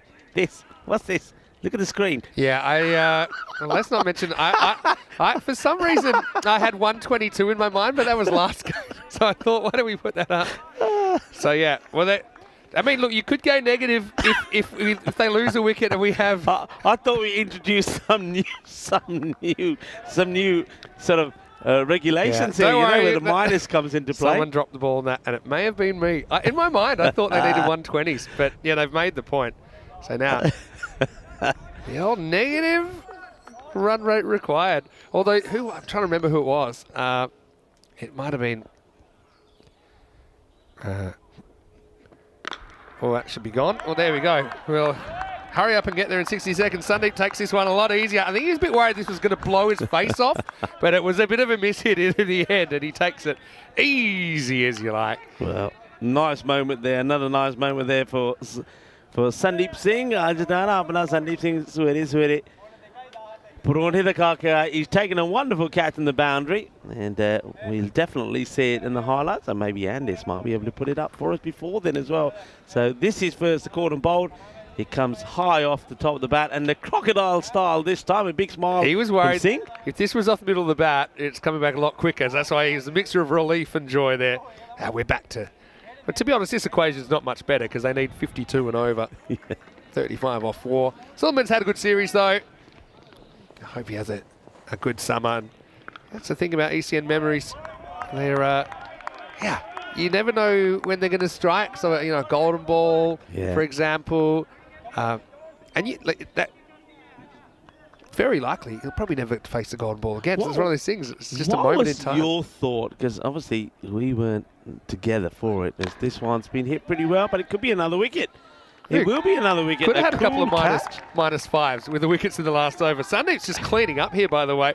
He's got 2, and that'll be a 2-ball duck for Raza Hassan. Kind of off the end of the bat, wasn't it? Safely taken down there by Sammy. And the score, 117 for 7. Yeah, go on. Yeah, so as we see the Derek for Raza. So the golden ball, the last golden ball. Okay. He's dropped his He's dropped his glove. Tick-tock, I reckon tick-tock. He's rushing.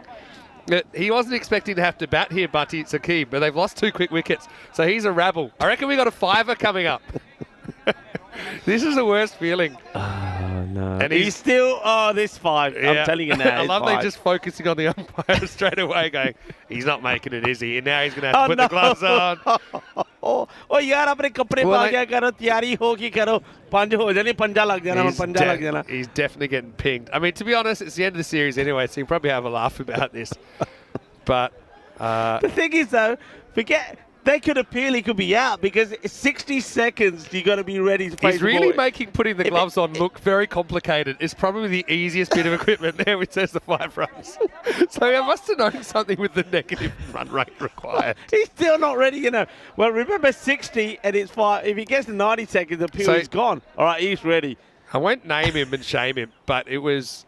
We had a player basically make a -4 earlier in the series because he basically got -5, and I think he was out for 1. I gotta say, the computer knew it was happening because that's why he was giving the minuses. Yeah. Oh dear. Where's Sakib? He is He's on minus He's five. -5, and he's Minus got one 5. ball to make it up. And to be honest, we're getting like stuck into him, but he's obviously drawn the short straw when they're right. All right, you're in. Although, because there'd be 3 possibilities, and neither dear. one of them would have been that keen on getting out there, I think. Dear, oh dear. All right, okay, let's see if he can finish. Look where he's standing. So he's going to hit his own wicket, I bet you. All right, let's see if he can get into the plus here. Saqib. And no, it's a swing and a miss. He'll just take the -5. Hey, as a guy that played indoor cricket for Australia, I know the feeling of actually scoring negative. It can happen. Quite common in that sport. But that'll do it. In the end, it'll be 156 with the extra 5 runs added on to the Vipers' score for that time penalty in the last over. And Parasalmi, in response, are going to finish on 118. So that margin in the end will be 38 runs.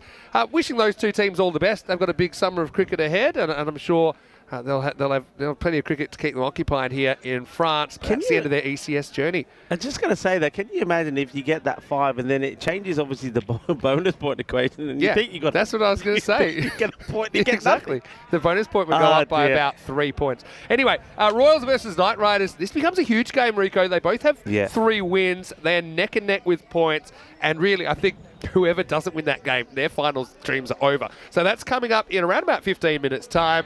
And well, Talach, I didn't want to mention him, but he was the guy for Knight Riders. He actually scored a negative in an earlier game. Let's go back, and there's a bit of boundary line drama, wasn't there, in this one, with some taken, some not taken. But early on, you just kind of felt that this chase was on, the 150s chase. You're right. I mean, Safi Faisal, after his century, he looked like he was going to get going again. He wasn't getting everything clean out the middle, though.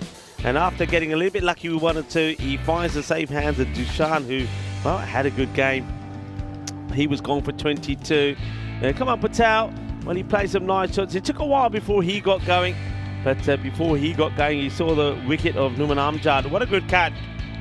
And that was when Moman was protesting about the ball before being given a wide. Yeah. But, well, he gets to bowl another, and he took the wicket, a good wicket. Well, there's the safe hands there for Samiullah. Samiullah, clearly, with some of the good catching there, and his knock earlier, 90 not out, will be the player of the match.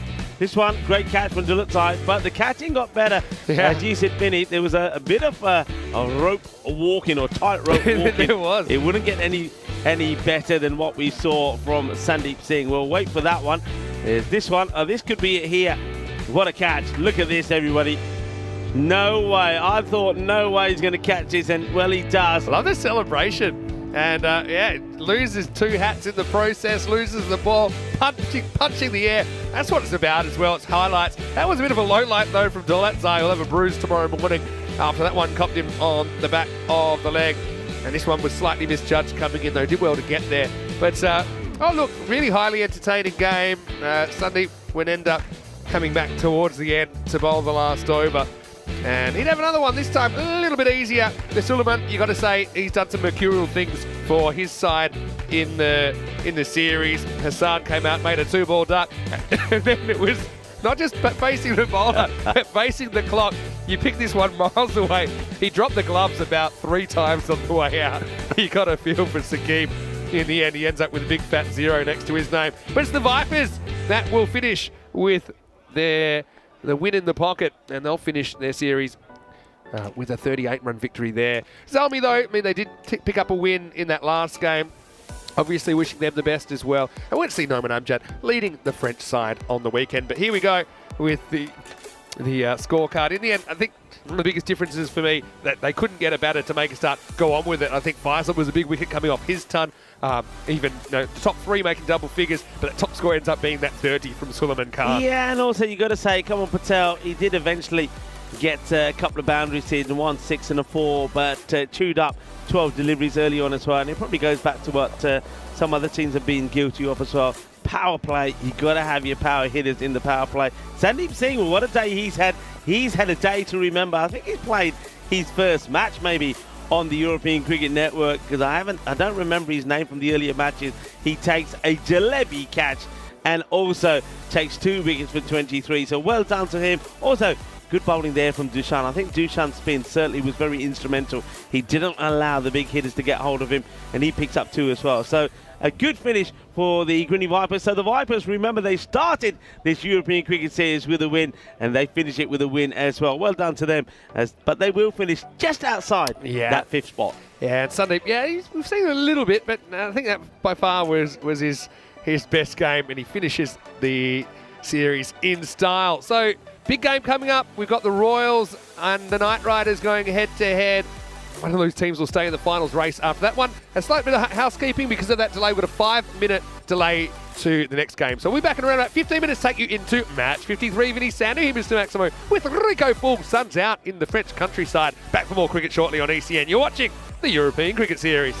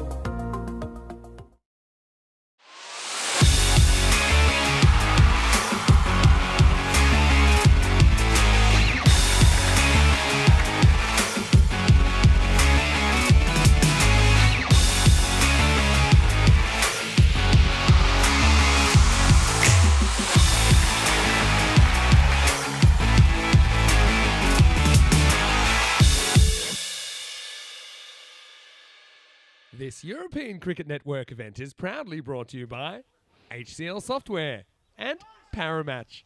Hello and welcome back. Well, we've still got 3 matches to come for you here on day 11 of our first ever European Cricket Series in France. You can see behind me the beautiful kind of forest area as well, which just gives a really nice kind of enclosed feeling to this ground. And we've already seen some Grizzlies disappearing in there. Now it's time for match number 53. We'll get to see Royal 94 back on the park, taking on the Paris Knight Riders. Well, this becomes a huge game if you look at the table. Let's see what happens at the coin toss. The Sheriff, Charles Croucher, has the 2 skippers.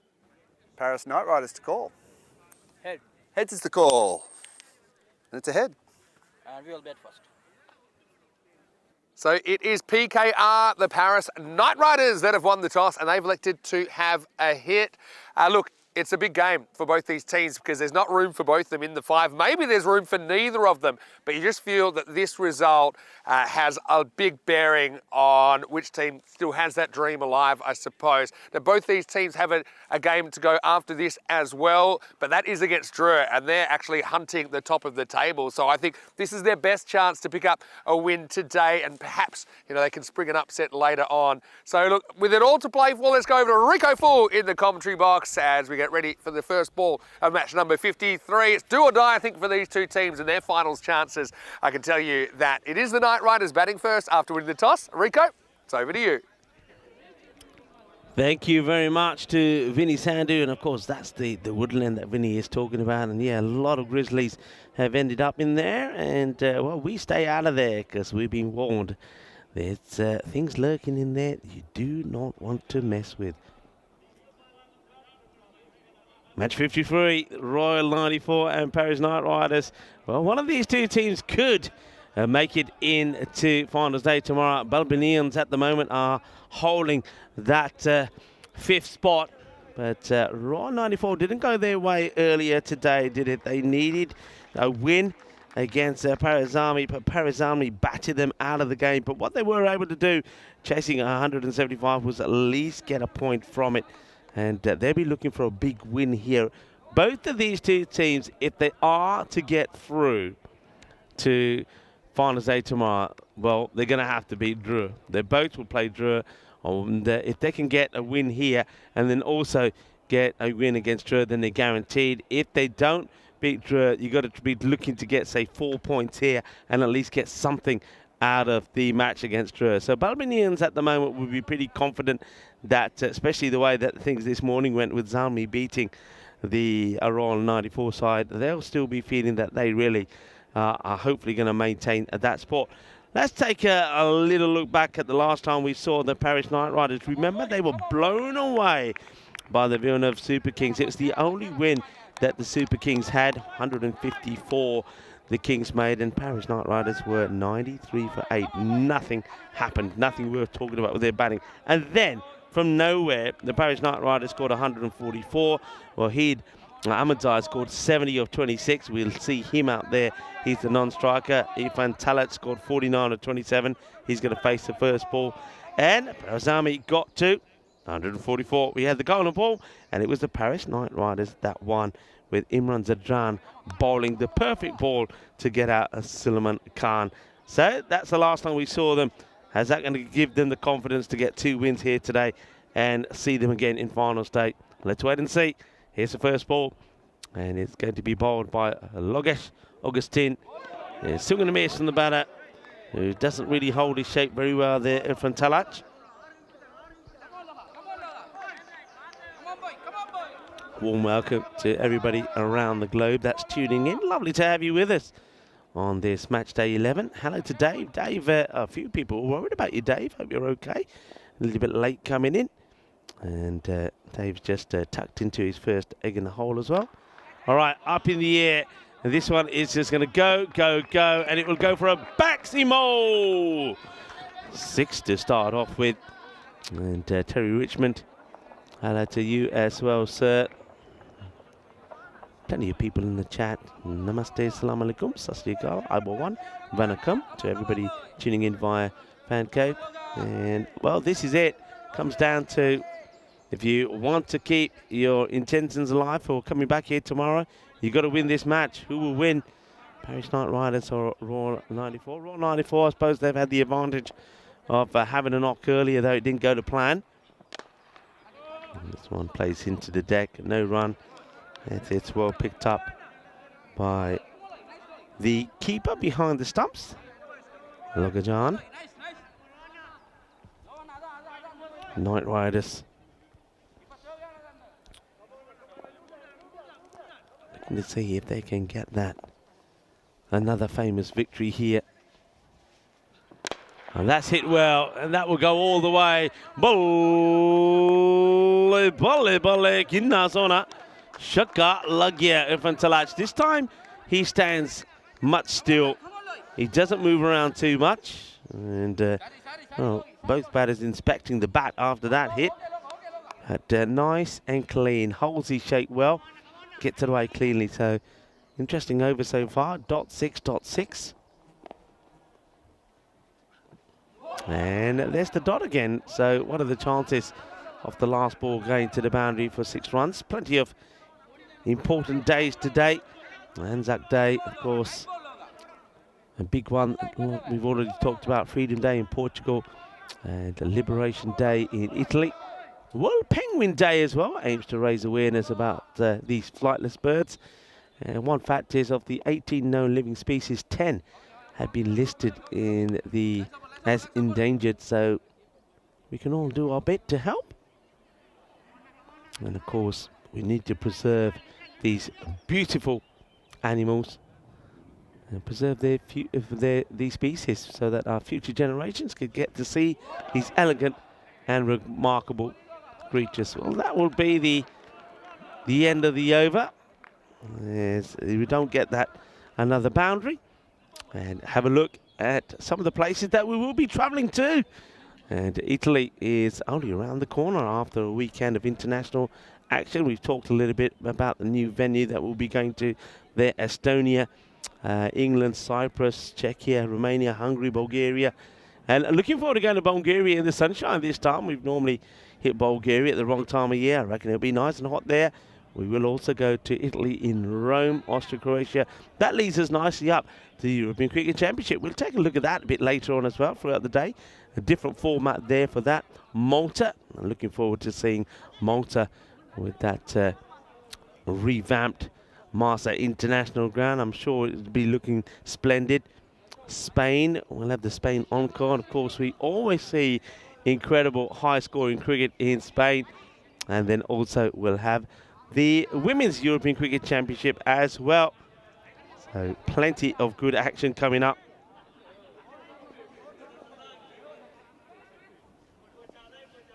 Here we go. As Mariath comes to bowl the second. Gets it in nice and tidily. 12 coming off that first. We're quite happy with that. Well, Augustin. And leaves this one. And nothing wrong with that. It tucks that in nicely. And that one's very much the same, but he's going for a walk, isn't he? Just not standing still, the batter. He's moving around, and he's a little bit all over the place at the moment. So, Sajid Thiran, I reckon he's got this right. Just keep it there. I think the batter now here will try and maybe move even more to try and get close to this. I think this is where the bowler, you take a gamble or go full and straight. Gets the edge and gets unlucky. He's going to fly over the slip. That's going to be 4 runs. So a little bit of good fortune for Wahid Ahmadzai, who gets off the mark with 4 runs. It's a lucky one. It's an edge. Well, both batters have been a little bit fortunate with getting runs off the outside edge of their bat. Quattro Mas. Saji now straight away deploys a man on the boundary, slightly following the ball. We've got a sweeper out the offside as well. And that man could come into play here. Coming across, but he can't get there. He's hit too fine. It will go over the short point and will be 4 runs. 4 carreras. So nicely hit. He leans into this one, and it will go for 4. There's the signal, 4 runs. I think the umpire's just checking if that does go for 4, and now they'll give the signal. That's we've seen that a couple of times here. And Dave, all right, Dave, I like it. Save a penguin, stop eating chocolates. I think Dave, of course, is referring to one of the brands of chocolates that you can get. I seem to remember the commercials to that. Sort of used to go pick the penguin, something like that, wasn't it, Dave? Anyway, but yeah, they're remarkable creatures, are penguins. I just love watching them. They're an animal that you can watch, and just watching them just makes you smile. It's another one. This one is going to be wide, much wide of the man at third. It's going to be 6 more, so I think more than half the runs at the moment have come in that area. But there's nothing you can do about this. You can't set a field to this. Wahid Ahmadzai swings hard. He gets a big chunk of this, and that flies away, much to the displeasure of Logarjan. The wicketkeeper, he's shaking his head there, isn't he? Logarjan is saying, oh no, that's another. But that just tells you you've got to go a bit fuller. This is full, and oh, ouch, ouch. Well, where's the bowler being caught here? We've seen a few of these. Asaji, I don't know where he gets caught here. I thought for a moment he's going to get his kneecaps taken away. I think you've got to have a throw because he is stranded, and I reckon he only just saves his knees there by getting a hand on this. It's the end of the over, so now 2 overs complete. 27 without loss, but being a little bit streaky as Vinny Sandy joins me back in the commentary position. Yeah, let's have a look at the table. So you can see there's not room for both of these in the finals. No, they're both playing their 9th match, but their other game is against Drew. So, I mean, the Knight Riders, yeah, well, they need to win twice. Raw 94, I mean, say they could get a 4-pointer here, then maybe, no, even a loss against Drew could get them through. And right now, pretty disciplined bowling. This is Logesh Augustine, who is bowling over number 3. He was the bigger the bowlers, wasn't he, in the earlier match? In fact, he bowled a very good line. He picked up 2 for 20. One thing I would say is, yeah, maybe they can even pack that field even more in that kind of deep third area. This is not going to carry. It's overcommitted here. Has to hustle to get back. Another one, the bowlers have been in the firing line, Vinny, haven't they? They've been in the fire. That's caught him as well. All right on the wrist. He's the first in a long line of backup fielders here. Wants to get to the stumps, but it's pretty awkward. May have just beaten the throw in anyway.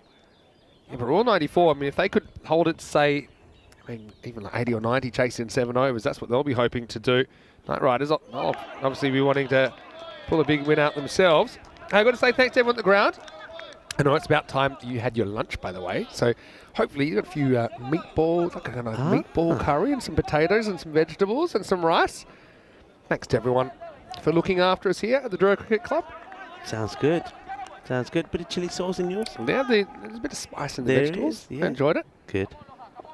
Well, we'll see out this over. Yep. I'll leave it over to you for a moment. But Augustine, fiery spell from him, and this one, now that could be the second one, so that's going to be a no ball. Yeah. It is. I mean, I don't think this is below shoulder. It's definitely over his shoulder. So it's a good bouncer, but it's the second bouncer. So we got a no ball free hit situation coming up. But good zip there from Logesh. Yeah, he's good umpiring also. The umpires are on it. They've already called one for the over, the earlier one, so as soon as that's bowled, I knew that he was going to be in trouble, the bowler, so now he's got to try and get out of the free hit. I don't think I'd be charging at this, judging by where that last one went through. And he's going to get it dragged wide of the fielder, who's at short mid-wicket. It will be 4, so 4 runs. You can see why he's bowling that line, Augustine, because every time it's pitched up. It's another broken bat, by the way. Is it? Yeah, they've been examining this bat for a while. Eventually, they might call for another one. He's been reluctant to get rid of it. Right down the bottom, you can hear it. Could have a real bat buster. Of course, we saw a fantastic one in Portugal. Well, there's some baguettes in the lunchroom. I know we saw on the social media last week. We had some pretty good photoshopping. This isn't a free hit, so that's going to be gone. So Talat swings all around it. One stump, one bail removed. He'll go for 16, but he's the first to go. And the Night Riders, 32 for 1. Yeah, well, Bob, we're talking about a bat buster. Well, that's a stump buster. As the stumps go flying, there's una bomba. There's una explosión de madera. Well bowled, and he stuck to his task, didn't he? After softening the batters up with the shorter deliveries, he gets one nice and full, and he shatters the timber.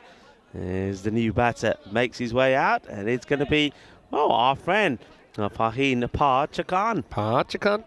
Yeah, still remember his catch down the ground, one of the highlights of this European cricket series.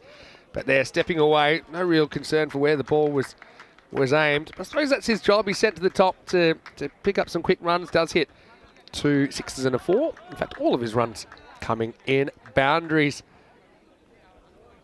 Ball to go then in this one. They know that this is a guy that they want to try and get out pretty quickly. Dave B asking, do the fielders have to wear boxes too? Typically in cricket, not. You don't wear a box if you're fielding. The keeper will wear one. Like if there's a forward short leg or a fielder under the helmet, close in, they'll wear one. But you know, it's funny, I played baseball. They all wear them in the infield. And their infield is kind of, it's what we would call like a shallow outfield in cricket. So they're sometimes about 30 metres from the bat. But the ball comes so fast in baseball. It's a good outswing there. Augustine's bowled a really good spell. End of the third over. It's 32 for 1. So yeah, that's something that surprised me, because I said, from this distance, surely you don't need it. But obviously sometimes you do. And I suppose once you get used to it. Indoor cricket, we always wear them fielding as well. Yeah. You just normally take it out if you're bowling. But then you have this issue. If you take it out, you put it out of the court for when you're bowling. But then say someone else forgot to pick theirs up, that you then have to work out which one's yours.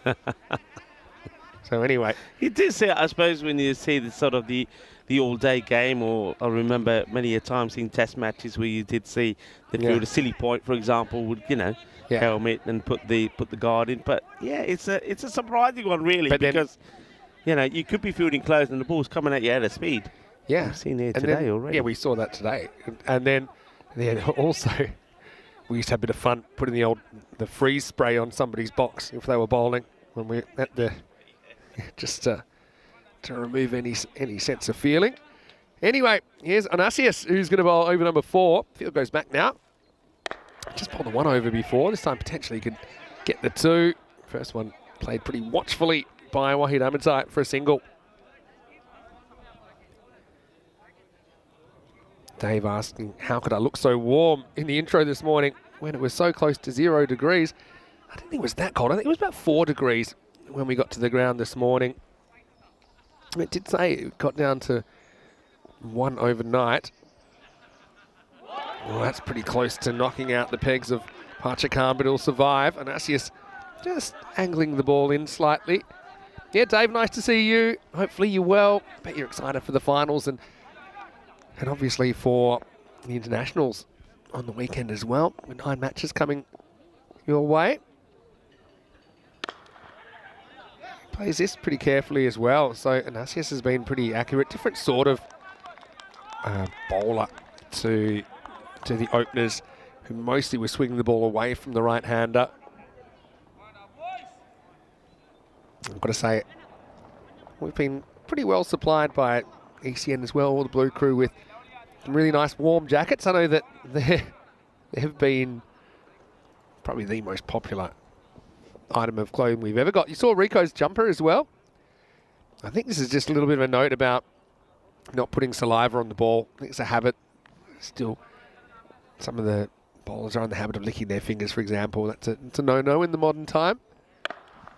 Anyway, this is going to be 4 runs, square of the wicket. Just banging into the side that says, let's play cricket. That's what we're here to do. 4 carreras. And that time he hits with the movement of Onasius. That's a really good shot of it there.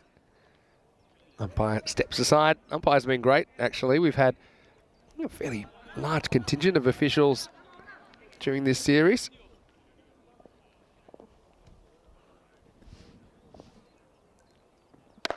Now this is hit towards the fielder. He's not going to get there. It's going to finish up in the cube.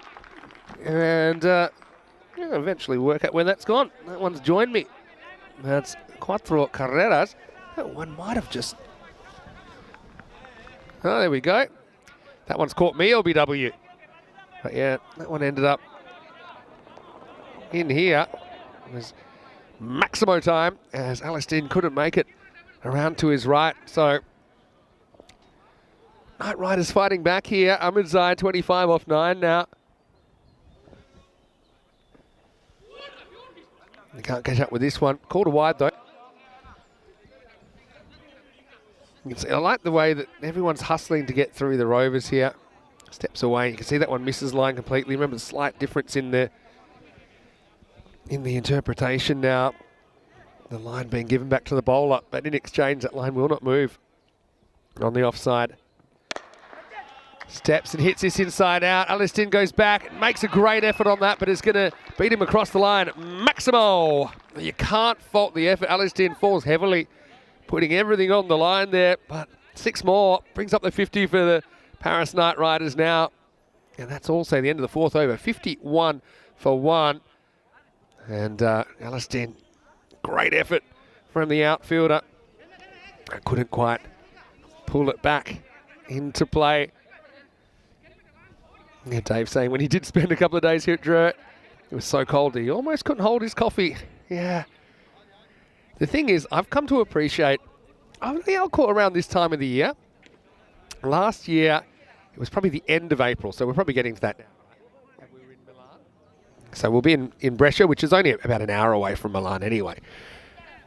But I remember thinking, this is perfect weather.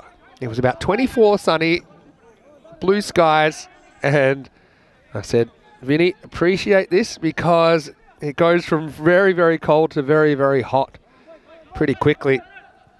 And yeah, for example, we'll get to Cyprus in the month of June. That's going to be roasting hot. Tarun brings himself on. First one hit down the ground. Well dealt with in the end by Onasius. I remember probably the hottest series I remember doing. There were a couple. When we were in Rome in July, I mean, that was stinking hot. It was around about 40 degrees every day. I think Malta, we did a finals day. It was about 42 in the suit. That's absolutely smashed. That is one of the biggest sixes you'll ever hope to see on a cricket field. Maximo Ahmedzai has put this one over everything. Over the building, over the fence. New balls, please. What a hit. He got every piece of that. Narun knew it straight away. Knight Riders speeding through these middle overs at the moment. Oh, clever bowling, pulls the length back a little bit, but he's still able to bludgeon it off the back foot. It's 4 more. As Ahmedzai is wanting a piece of Tarun, moves into the 40s now. It's a really good shot because it was a good adjustment from the bowler. I think they will find that one because it went along terra firma. The Knight Riders have actually put themselves in the lead in this game now, 62 for 1. Yeah, so let's appreciate spring while we're here. And okay, it's 11 degrees currently, but I've got to say it feels a bit warmer in the sun, which is bathing the field right now. Tarun's going to get hit through the offside for 4 now. This is a really good over of batting at the moment because, to be honest, Tarun's not doing a lot wrong. I think he's got the tactics right every time. He went a little bit shorter after he got slog swept out of the ground. This time it goes a bit more width, but his shot selection has been outstanding this over. Wahid Ahmedzai on 6-4-4 last 3 balls. Now he's going to belt this straight, and that's going to go for 6 straight. That's his 50, and he brings up his 50 in just 14 balls. Maximo. 5 4s, 5 6s in this innings, which has turned the innings around.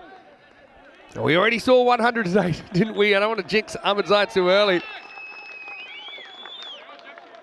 But he's brought up the 50 within the first half of the innings, and whenever you see that, you've got to start asking yourself the question. This over's gone magical. This is a slight miscue down the ground, but it works out nicely. That's fielded down there by Onasius, but that'll be the end of the over. 22 come off that. The score 73 for 1 after 5. This is the format in this series. So you can see the 5 teams are involved, the top 5 teams. So these 2 teams are fighting for one of those places, probably 5th And if that was the case, then they'll take on the team that finished second. Again, we don't know who that is just yet. You see the top team, and we'll see Drew a little bit later on, trying to play their way into top spot and getting past PUC. Top team straight through to the final. The others play a series of eliminators in the first 2 matches. The winners of the eliminators play for the right to take on the top team in the final. Join us tomorrow for finals day.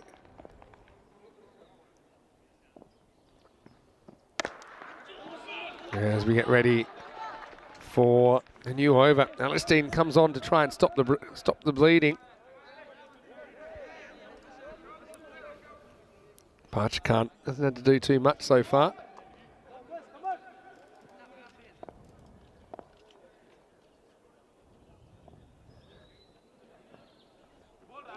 And watch this one pass harmlessly for a wide.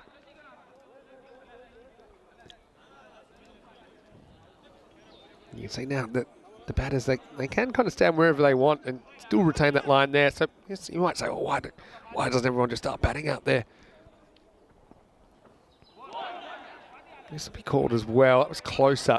I mean, the short answer is, you give up your stumps if you do that. So it's a big risk to take. I think it probably was just a wide. But if the ball gets any bit of that line on the way through, then it shouldn't be called a wide under the interpretation that we're going with at the moment. This is hit pretty hard as well. Parchakant will only have to settle for a single here because it was a good bit of fielding down there on the boundary. That was motoring away.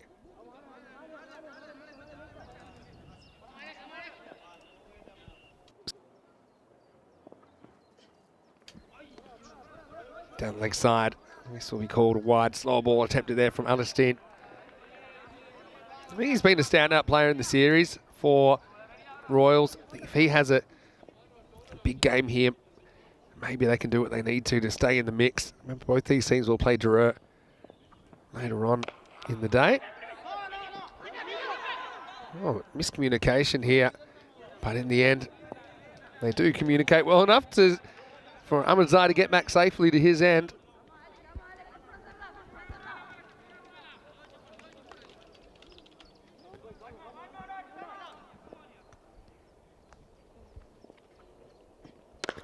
Well, that's 6. You hear the bottom hand coming into play there from Wahid Ahmadzai. Maximo! Well, that's John Gray over there having a bit of a chat. I wonder who he's talking to. I just saw it briefly out of the corner of my eye. But yeah, John, he's out of the chat. He's into the action. I think he's enjoying his day at the cricket. But that's a really nice pickup shot. There's John. The Drew players filing in.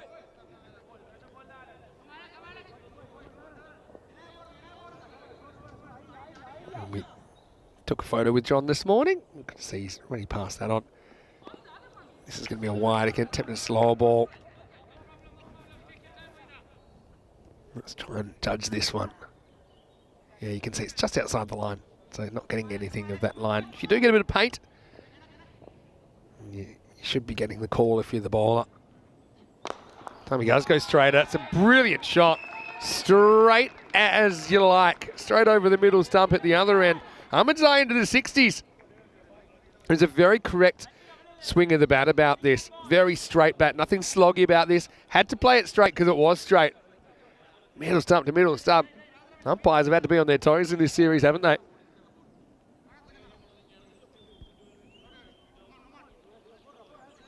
You talked about Royals wanting to pick up a 4-pointer, but equally the Knight Riders will be desperate to be able to do the same in their quest to qualify.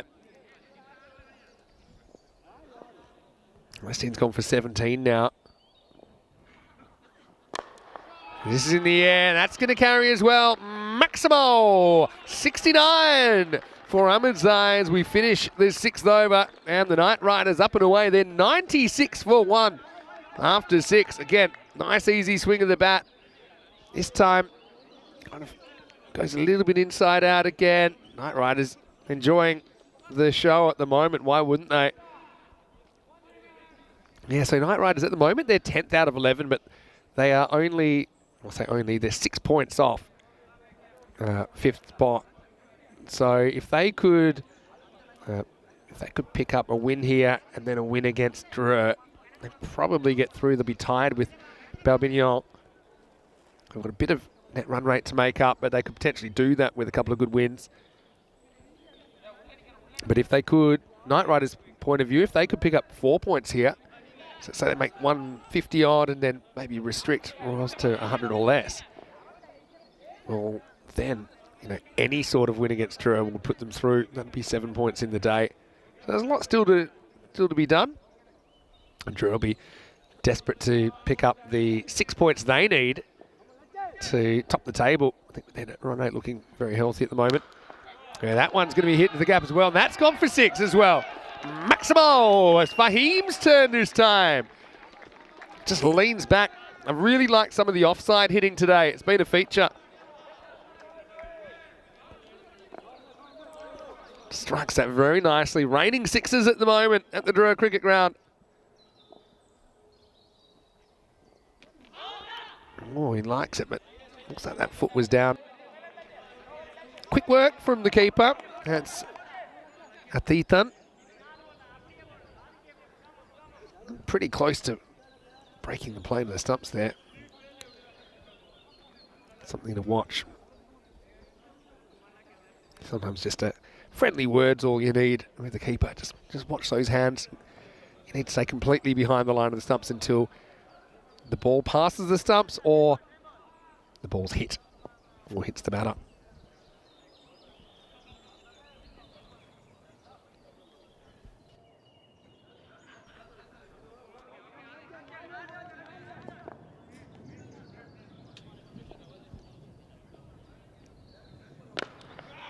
And next one is short, and it's hit into the gap. It's out of here anyway. Maximo Pachakan says, now it's my time to shine. The 100's come up during this over. They're heading for a big score at the moment, Knight Riders.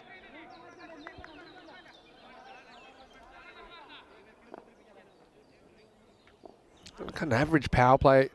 32 off the power play, but since then they've exploded. And it's going to continue as Pachakan is going to put that one on the roof, I think. Maximo!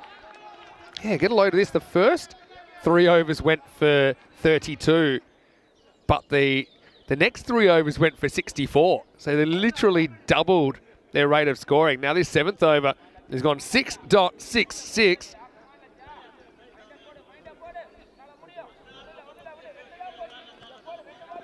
Royals, they're staring their tournament in the face right now. With Kumar tosses this up. That's going to disappear as well. Maximo! Well, this is a horror over. That's a knock-knock, which means it's hit the production room. Hernandez, he's not even safe in there. It doesn't quite get it to bounce. Over-pitched. Kumar having a horror over. That's 4 6s in 5 balls now. This is hit really well. Won't be 6, but it will be 4. What an over. 28 come off that over. We've had 3 magicals in a row now.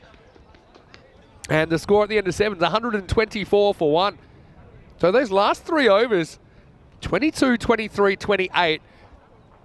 Quick calculation, that's 73 runs in the last 3 overs. Crazy stuff. That's more than 400 strike rate, by the way. Here's some of the upcoming events. Really looking forward to being in Brescia again. Well, I haven't been to Brescia for the last couple of years. Milan is close by. We went to Milan last year, so just changing the location there. And also, it's a different Brescia ground. We're going to the Gina Brescia ground instead of the Chandra Brescia ground this time. So, yeah, sharing it around over there in Italy. Back here for the Medina Cup, featuring Malta, Belgium and France. T20 International Series. Also pretty excited. In about a month's time, a bit less now, probably more like 3 weeks, I'll be in the Netherlands with Corey Ruckers and Andrew Leonard for the Tri-Series, Netherlands, Ireland, Scotland. 3 teams about to head to the T20 World Cup in the USA and Central America. Well, now they're going to go for a suicidal 2, and he's run himself out. Well, Pachakan's going to go. He slips and he decides to keep going for the run anyway. Maybe it's because he wants to get Ahmedzai back on strike. Yeah, I'm not sure I would have gone through with it. Does he take the ball clean? That's the only thing, because he's miles out. Yeah, I think that ball goes onto the stumps. So I don't think there's any issue there. Yeah. And so, see, the ball, one more time. Maybe they want to have a look at this, but my thing is the ball either hits the stumps or the ball is knocked out of his hands when he hits the stumps.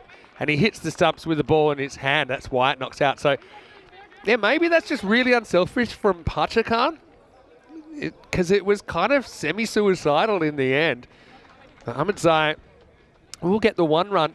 The kind of bit of momentum breaker, but what a good innings nonetheless. Pachakan will be run out for 31 off 11. But see how he slips? I don't even think it was there. Anyway, turns blind. It has a slip and says, look, let's do it. The other thing is, I'm sure that Ahmedzai was fine with just taking one there. Anyway, maybe Royals can turn that into something more. Pretty good return as well. Right over the bails. T10 in the outfield firing that back. Meanwhile, well, the runs are going to keep coming from Ahmedzai. This is going to be 4, and it takes him up to 74 now. Yeah, that was a bit of a strange one. But still plenty of good hitting to come. This is Shazad Naseem now, who's joined Ahmedzai, but he's not facing just yet because the run out was at the non-striker's end. This is in the air, hanging, fielders converging, can't get there. And eventually the stop is made. But they'll be able to come back for 2. So 3/4 of the way to the century. Ahmedzai to 76.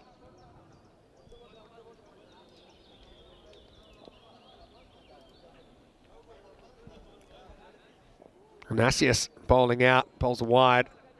Slightly off-speed delivery. Yeah, Night Rider's enjoying the show. Waheed Ahmedzai, by the way, he's just brought up the highest score for a Night Rider in the series, beating his own 70 that he scored against Zalmi.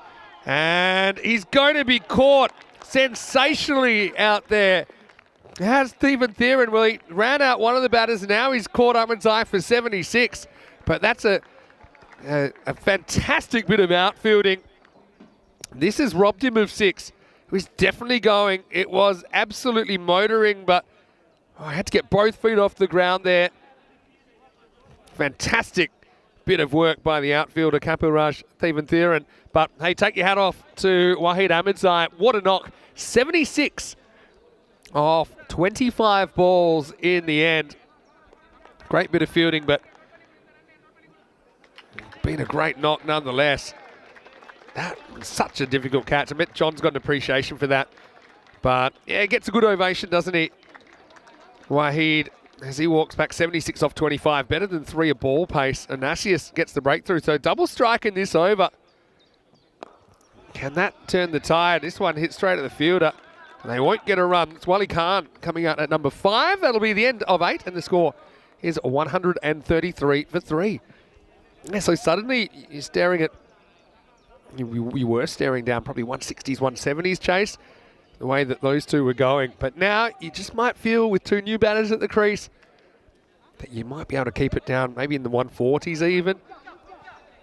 Having said that, both of these two are very accomplished, especially at hitting late in the piece. The third 50 of the series for Waheed Ahmedzai.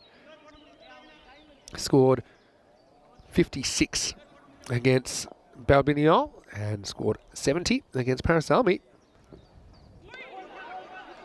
And here he put together a very hard-hitting 76 off 25. Bit of acrobatic keeping here. I like a T10. He's a live wire. It comes up ready to throw. A little bit unnecessary, but hey. Now we're going to see a little fall down scoop. Doesn't really get the contact he wanted. And Naseem's off the mark. Mariathas coming back to bowl his second over. But then I wonder who's going to bowl the 10th. Because here's your options. Tarun went for 22. Alistine went for 23. Utau Kumar went for 28. Bowl one of them or go for the 7th bowler. There's a few decisions to be made.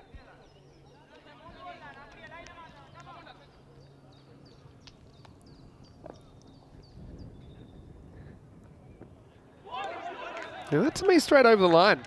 So yeah, I don't think that's a wide. This is a classic one that used to be a wide, but now it's not. To me, it's straight over that line. And that's the one that the bowlers get back now. People were saying, what's in it for the bowlers? What's in it for the bowlers? We made the zone a little bit bigger for them to bowl. Now this is straighter, just eased away. It's misjudged. And I think that might have even been 4. He comes in, zigged it when he should have zagged there. In fact, it's been given 6. I'll be really curious to see where this bounces. Yeah. I think that's 4. I don't think it hits the rope. Yeah. So yeah, that's how I saw it live.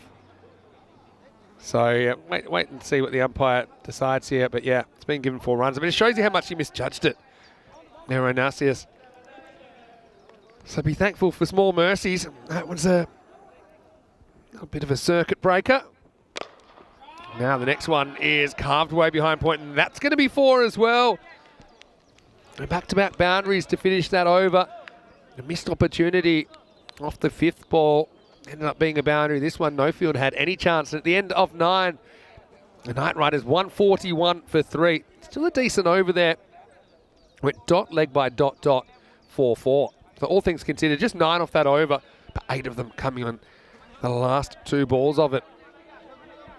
Now, I don't know if John's listening to the commentary at the moment, but he probably had a good view of that catch, and it was a brilliant catch by Stephen Theron. Again, to be behind it, you get an appreciation of how difficult some of these catches are and how hard these balls are getting hit. Right now, we're going to have another boundary to start the over. So that's basically 3 4s on the spin. This time it's Naseem who just steps across and swats it to the leg side. 1 bounce 4. 150 still on here.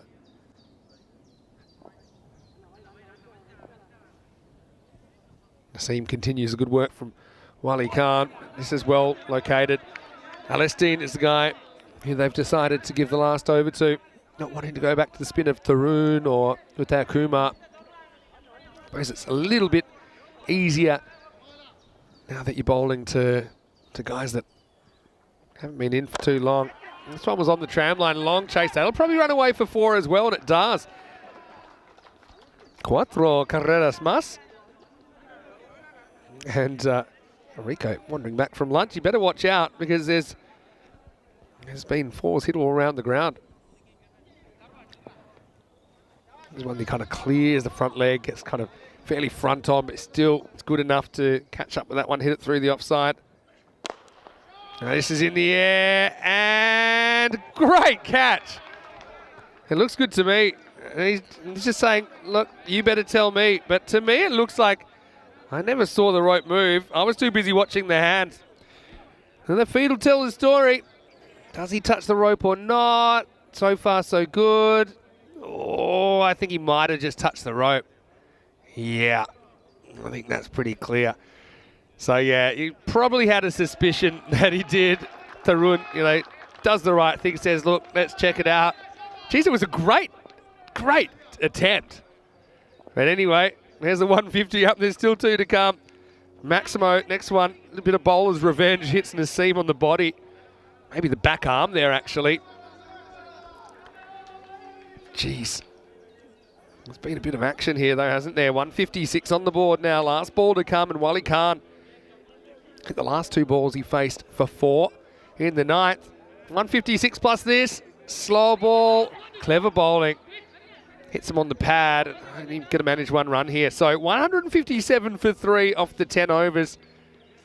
And yeah, the Royals, I don't know if they'll be happy with that or not. Looked at one stage they might be chasing more than that. They just kind of lost the plot through the middle. Those 3 magical overs in the 5th, 6th and 7th, 22, 23, 28. That was after there was 19 in the 4th. So, yeah, that period where the field went back, it just started raining boundaries. A little bit of the National Geographic look to the start of this one as well. And there was some unnatural hitting from Wahid Ahmadzai at the top of the order. He was able to pound 7 4s and 7 6s in 76, which was the innings of the innings. A little bit of craziness at the other end. Talach was his partner early on. He was able to grab 2 6s and a 4 of his own. Bowlers were in the crosshairs as well, weren't they?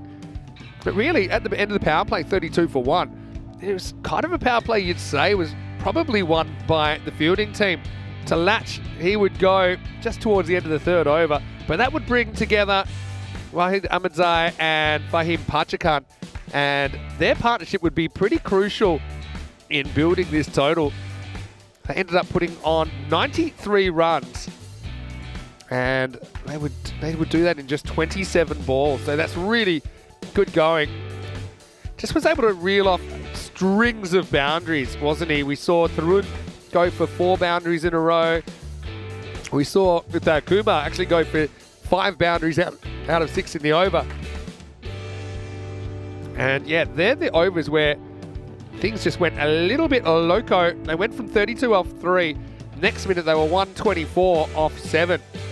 And to be honest, it was a needless run out that would break up the partnership with Parchakan stumbling, but deciding to go through with the run anyway. I wasn't sure it was a good idea in the first place, even without the slip. And then we saw a sensational bit of fielding out there by Kapilraj Thivathiran to take Wahid Ahmadzai for 76, his second 70 of the series. And then that one late in the piece, I got to say, live, I thought that was clean, but you could see on the replay the heel just grabbing a little bit of the rope underneath.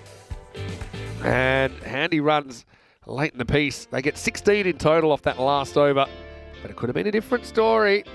Maybe if the captain, Tarun, had 1 or 2 size smaller shoes. 76 for Wahid Ahmadzai, his top score of the series. In fact, the top score for any night rider in the series now. Parchakan was good, 31 before he ran himself out, facing only 11 balls. Talach was able to get a couple away early, 16 for him. Naseem and Wali Khan with a few boundaries of their own towards the end and 12 extras take the night riders to 157. As far as the bowling went, a bit of a case of the haves and the have-nots. Augustine kind of laid the groundwork, 1 for 17 off his 2 overs. Mariathis was pretty good early as well. But Onasius would take a wicket. Augustine, the other one was a run out, but you see some expensive figures in there. Tharun, Alistine and Uthai Kumar were all part of that middle over carnage.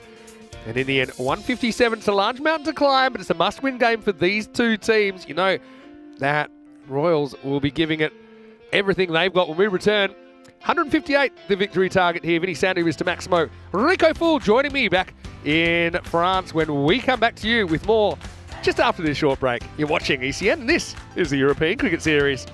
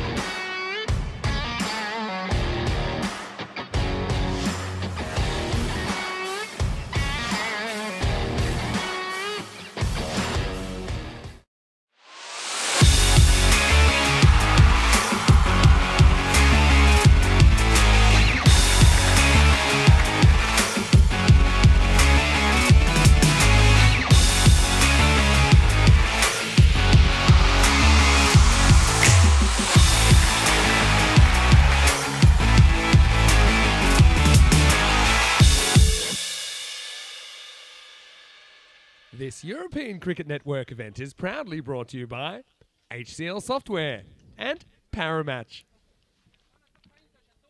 Hello cricket lovers and welcome back to Dreux, just outside Paris in France on a beautiful sunny day. It is also the last day of the qualification for this European Cricket Series top 5. We'll be playing finals tomorrow. 157 on the board. Paris Knight Riders building a pretty sizable total. That means that they need to restrict Royals to 109 or less to take 4 points. They'll feel that's doable.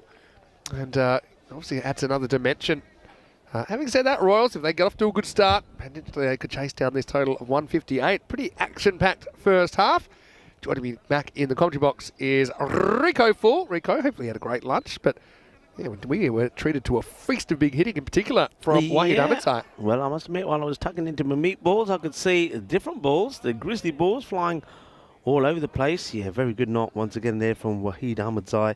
76 of 25 was well supported there by Faheen Shakan, and that means he puts their team in a good position. They'll be looking, I think, to restrict and get 4 points here. Get 4 points here, and then, of course, they'll be looking to get something out of that contest against Dreux. So remember, they are on 13 at the moment. So 4 points take them to 17, but still, they've got to try and get past the 19 mark. So really, 4 points here, and then trying to get a win against Dreux. Now, we start the innings with a wide. It's pretty close, but maybe just missing the line. Well, we have seen these kind of scores chased. Of course, we had that famous 162 chase. That was against Dreux, wasn't it? And Dreux will be back in the action pretty shortly as well. Yeah, Romanhan Indran hoping that he can click with the bat here this time. John Murray Elliston has probably been one of the pick of their players. He's a non-striker at the other end. This one will be another wide. Getting good movement. And does Shakil Ahmed, so getting this ball to move around a fair bit. Is the captain. That just needs to get a little bit closer to the pegs.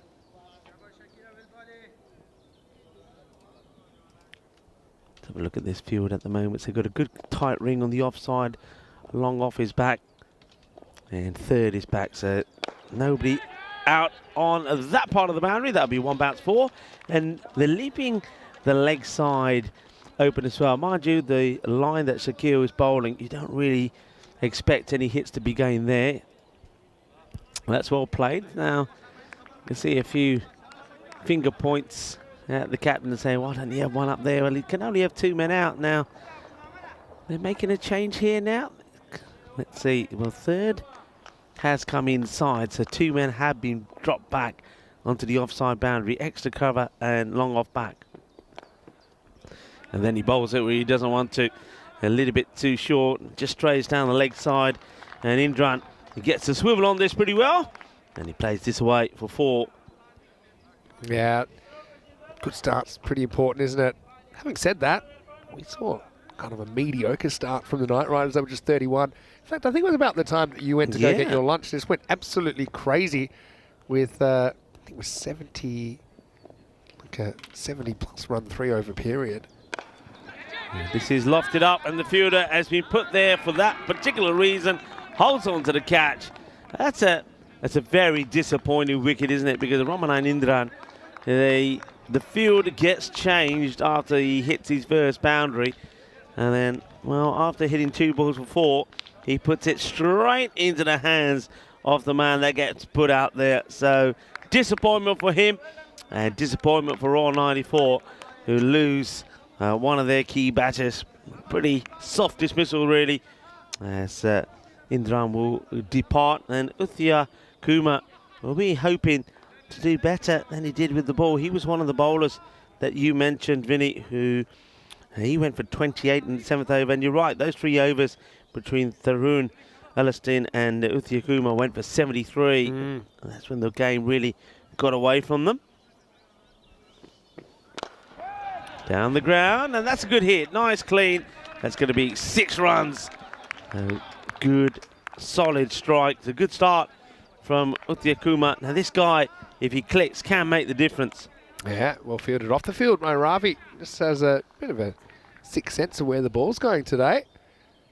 Looks like he's peeled off a layer or 2 since last time we saw him getting into the action. Nice shot, though.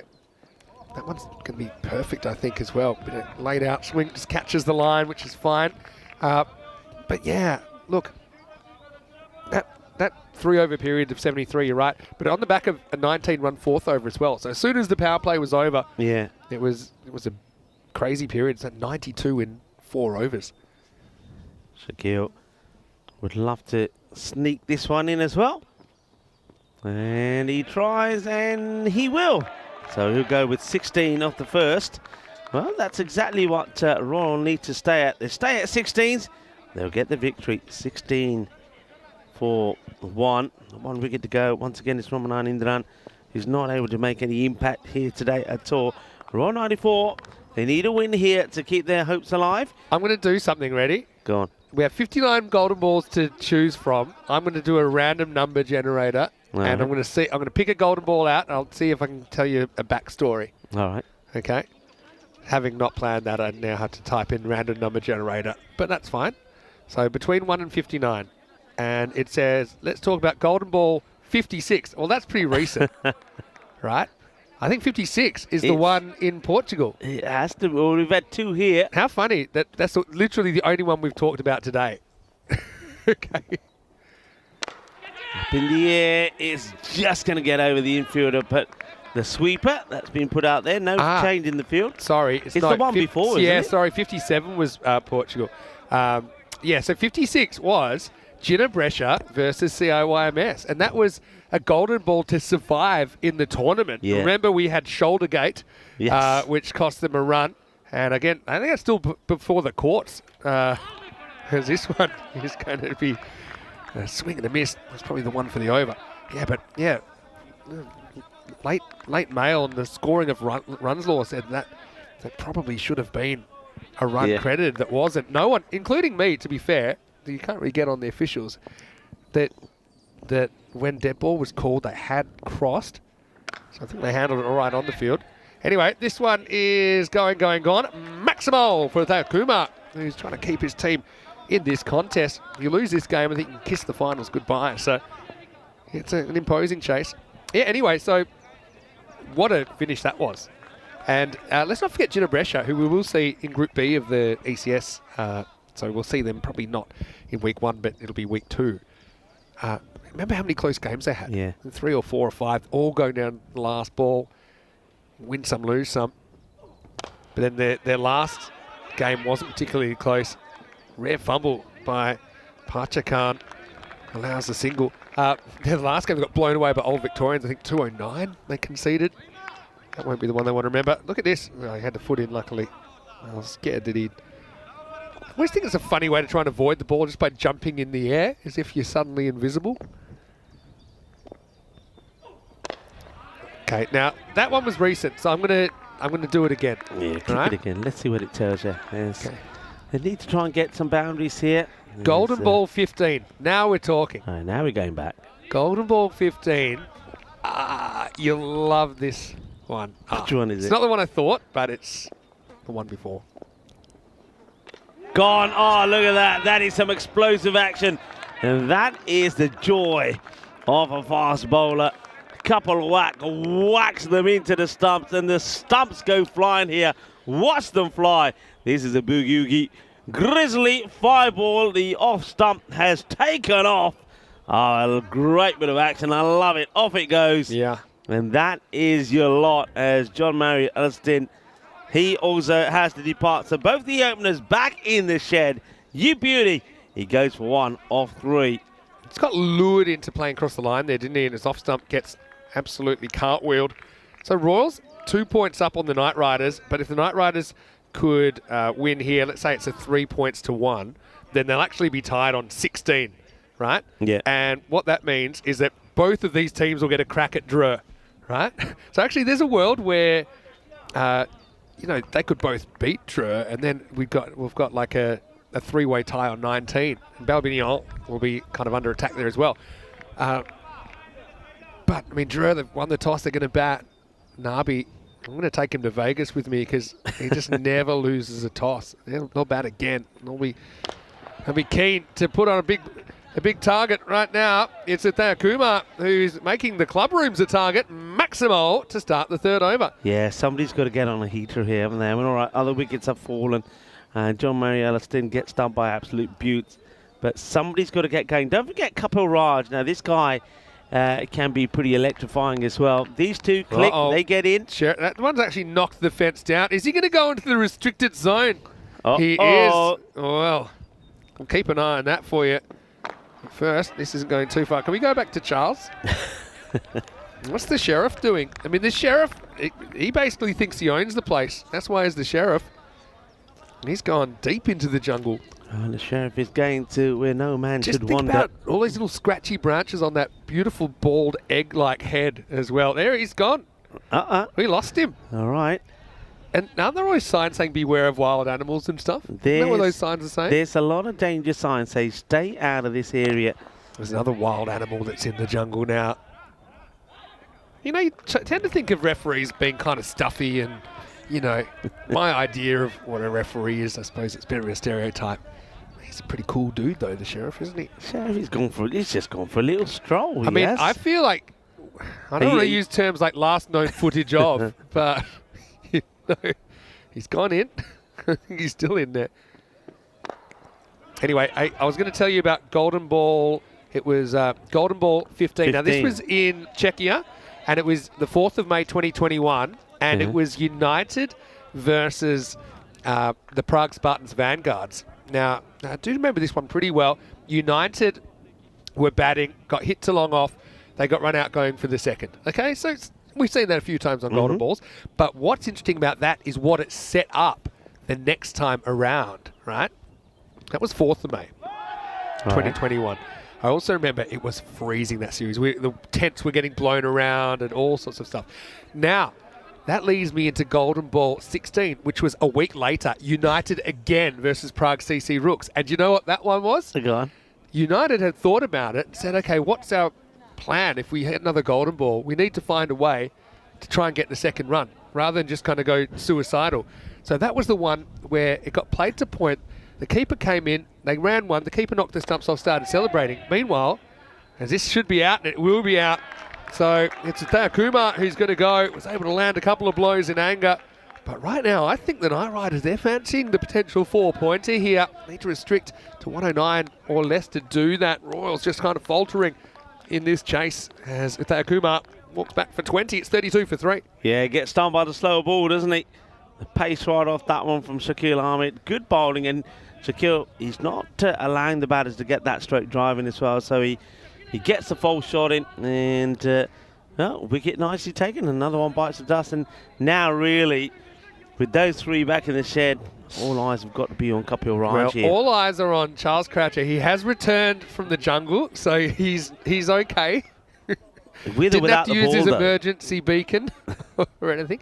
Yeah, anyway, so I was going to say that United in Prague, the next week, they got tapped a point, keeper started celebrating. They ran the second.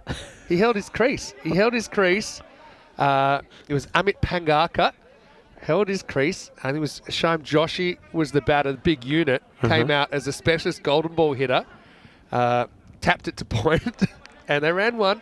And then, basically, keeper thought he killed the game by knocking the bails off, but no, they were looking for the second all the time, and I think that Pangarkar, the non-striker, basically said to Josh, who'd pretty much given up, said, no, look, come on, run, I've held my crease for you, and meanwhile it was chaos. So it was actually one of our most famous ones, and the one that the random draw came up 15 was the little precursor to that, because it was United's second Golden Ball.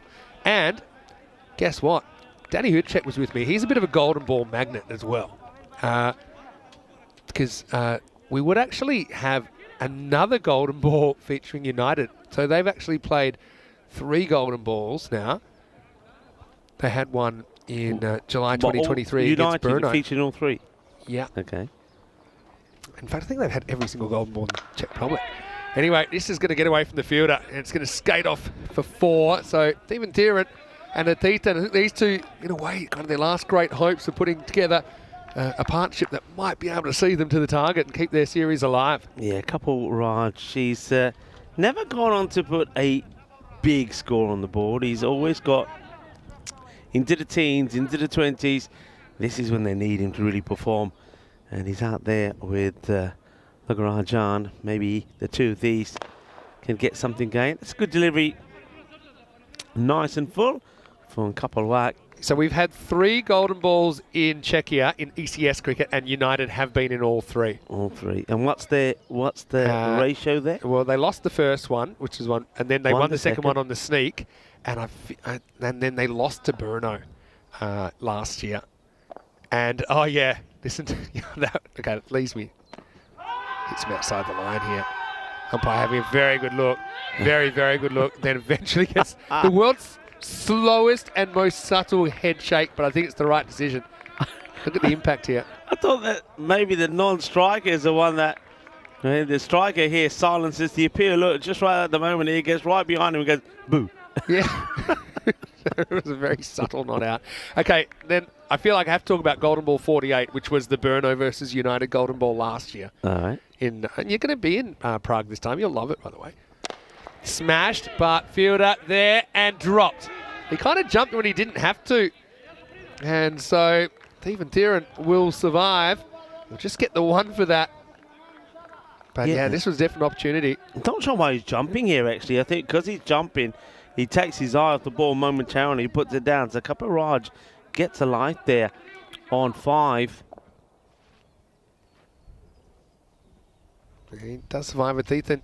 Gets the strike. He likes to go leg side. A lot of bottom hand in this, and that's going to be 4 straight over mid-wicket's head in the circle. And that allows the batting team to get 4 runs. Royals trying to stay alive in this chase. Going 11s at the moment, 44 for 3 after 4. Okay, so United, they lost their first golden ball. They won it on the sneak. So you'd think they'd be better prepared for the next one, which is 22nd of July, 2023. Mm-hmm. Now, you can't prepare for everything. So Abhimanyu Singh hits it out to deep mid-wicket. Abhimanyu Singh's the batter for United. Uh-huh. And then it looks like he's not trying to run a second. And the ball came into the keeper. Keeper fumbled it. And there's heaps of time for them to run too. But you know what had happened? Something I didn't pick up at the time until we saw the replay. This is full. But, well, maybe a bit of football. Leg bite, I'm pretty sure will be signalled. When he tapped his bat the first time, he didn't tap his bat over the line. So then he took a couple of took a couple of meters, and then was hold on, and then I have to go back and tapped his, and that cost him valuable meters. In the end, he was run out by probably 4 or 5 meters. Brno got out of jail big time in that one. Yeah, I do remember that one. That was quite.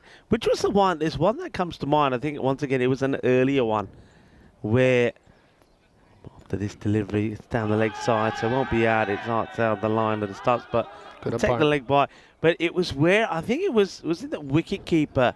The ball comes through. They take the first. The wicket keeper knocks the stumps over, but doesn't have the ball, and they run the second. Yeah. And I know they had to look at it over and over again. Was it 2? Was it not? And that was quite incredible. Yeah, that was Malta, and that was actually what led to the golden ball. Okay. And that was late 2021. It was involving Marsa, and it was Johnny Grimmer.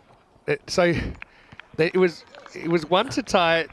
It was 2 to tie, right? That's it. And then the keeper took it and for some reason rolled it really aggressively at the bowler who wasn't watching anymore, Harun Mughal. And then there was total chaos, and also all our systems went out. Oh, that almost was an incredible catch. It said it's going to be 4. So with T10 getting motoring here, needs to. Wells melting away in the chase at the moment. That does bring up the 50 for the loss of 3 wickets. But that was the one where, wasn't that the one where, so you had Johnny G at the back saying, come on, give me the ball. Harun Mughal was just standing there, and the fielder who did come running in did knock the stumps over, but he did it with the hand that didn't have the ball. Not even that. So that was Jasvinder came in from point and just started pulling stumps out. He didn't even have the ball. That's right.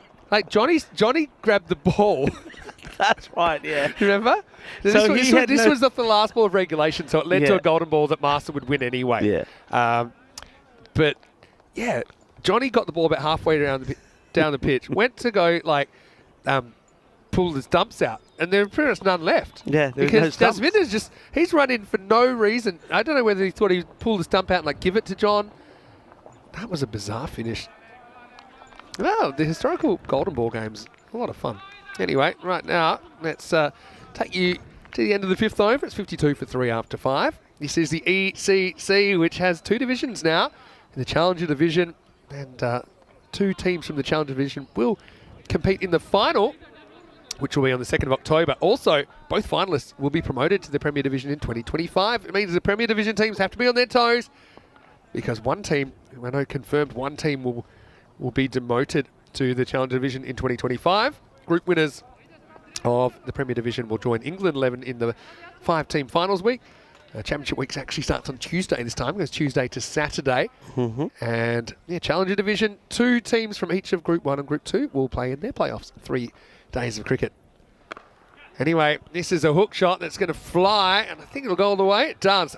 Maximo T10 loves him there. He cannot bowl there to him. Imran Zadran finds out the hard way, 6 runs. Yeah, they need a big over here now, don't they? They're falling a long way behind. Already need to go up magicals, courtesy of that last over from Wahid Ahmadzai, who backs up a great display with the bat with a fine over. Only 6 came from it, so they've got to hit right back with a magical over here and do a raw 94. Otherwise, they can probably kiss their hopes of a place in tomorrow's final goodbye. Came here with a lot of hope with 3 matches in the day, but it went horribly wrong with that loss earlier this morning to Paris Zalmi when, well, it was Safi Faisal that made sure that they would not win that match after we saw another century just start.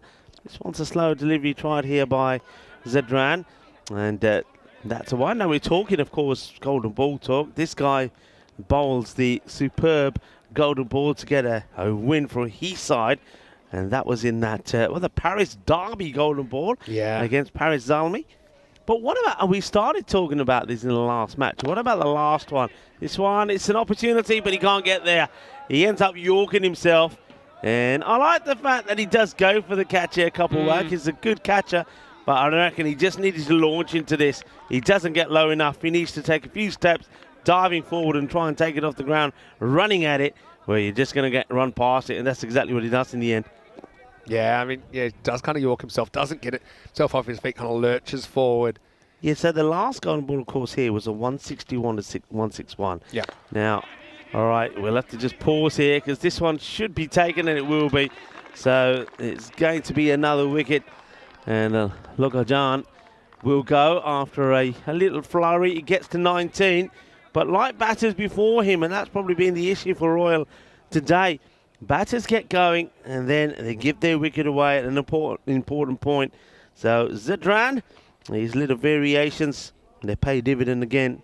And no mistakes there from the catcher as well. So that's going to be another one that bites the dust. So it will be Dinesh who comes in now. And that's Konstantin. This guy can smash it. We know he can, but I reckon it's just too much to do here now for them, Vinny. Kind of fighting the angle there, wasn't he, at T10? I've liked his energy, though, in this series.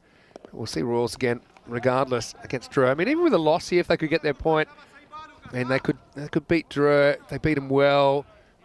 They could still play their way in. It's hard to see that happening with the kind of form Drew have been in. Their only loss was when it was Balbignon.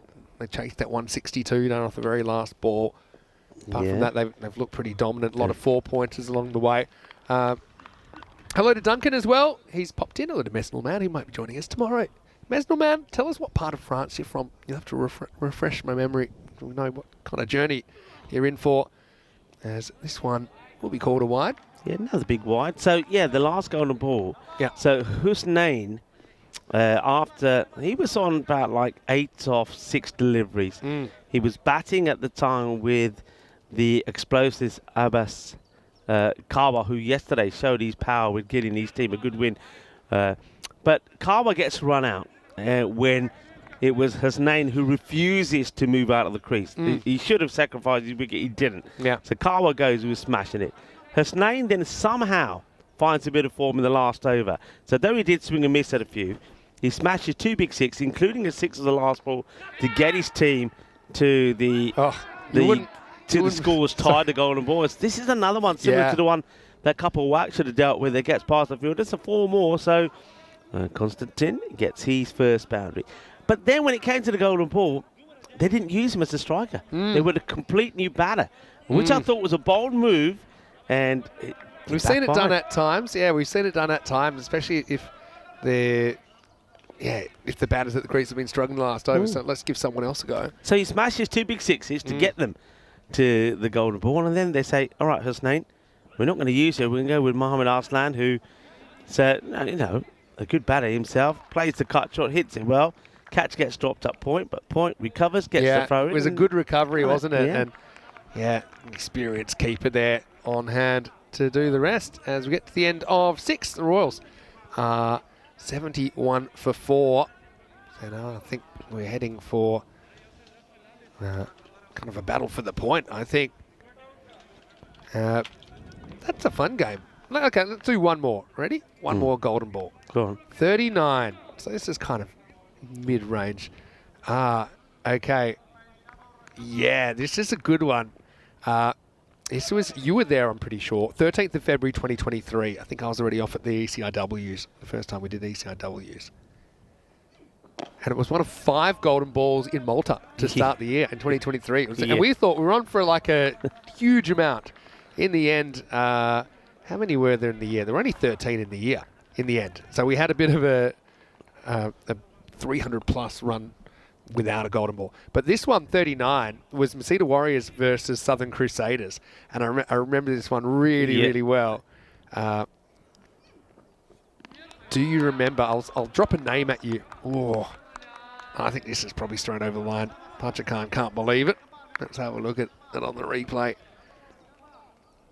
Yeah, see, that's an example of one I think now probably isn't a wide. Yeah, it comes back in. You can see it's almost like the batters staring right at the umpire, and in the end, the umpire sort of gives in and says, all right, I'll give it. But yeah, I don't think it was. Power of a steely gaze.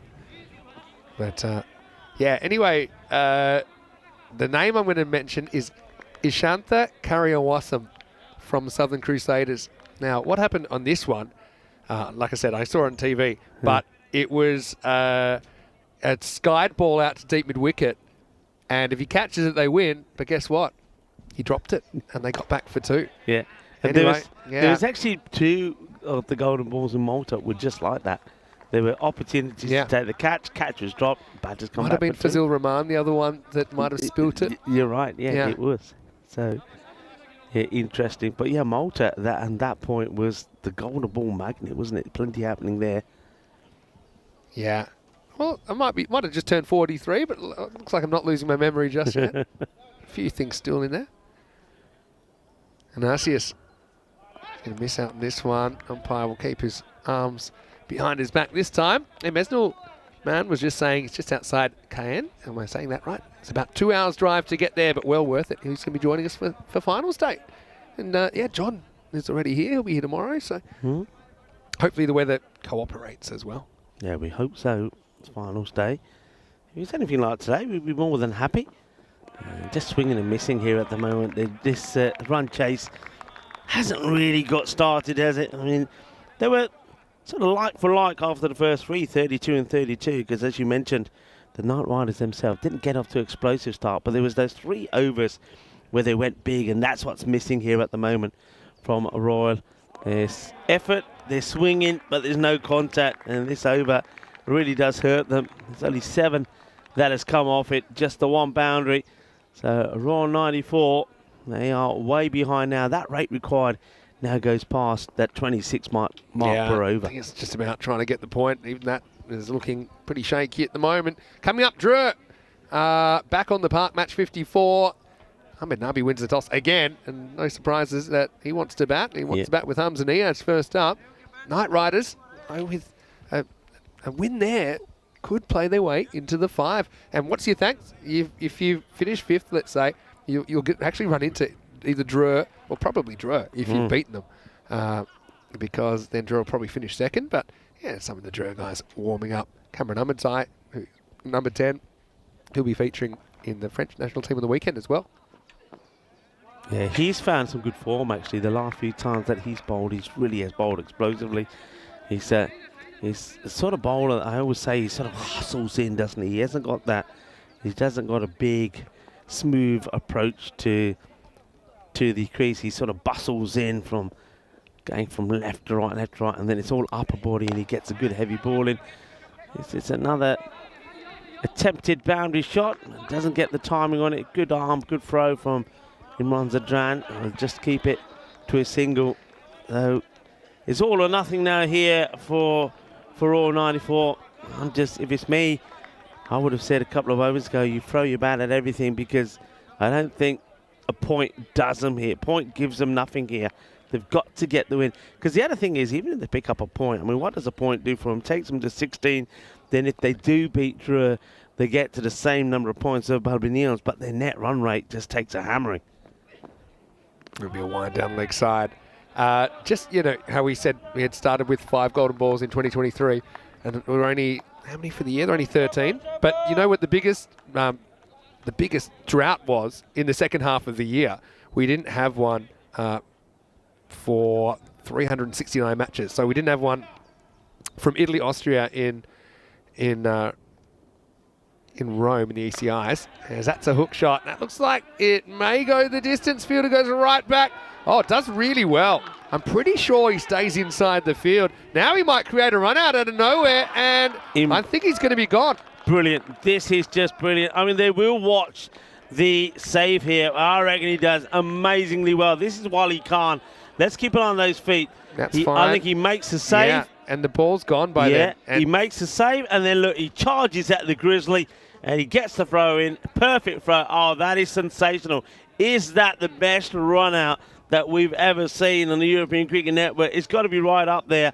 Sensational. It does it brilliantly well. Wally Khan to make the stop, and then charges at the Grizzly, gets the perfect throw in. How about this? This is seen brilliantly. There's the stop, keeps it inside the field of play, and picks it up, and the perfect throw right over the stumps, and the wicketkeeper doesn't have to move. Absolutely brilliant. You can see why the batters go for it. They're thinking, that's Konstantin is thinking, well, I've got to get something out of this. I've hit it so well. If I'm not going to get a boundary, I'm going to get 2. Wally Khan says, nah, I'm going to get 2 out, and he does. Sheer brilliance. Absolutely brilliant. Yeah, that's it.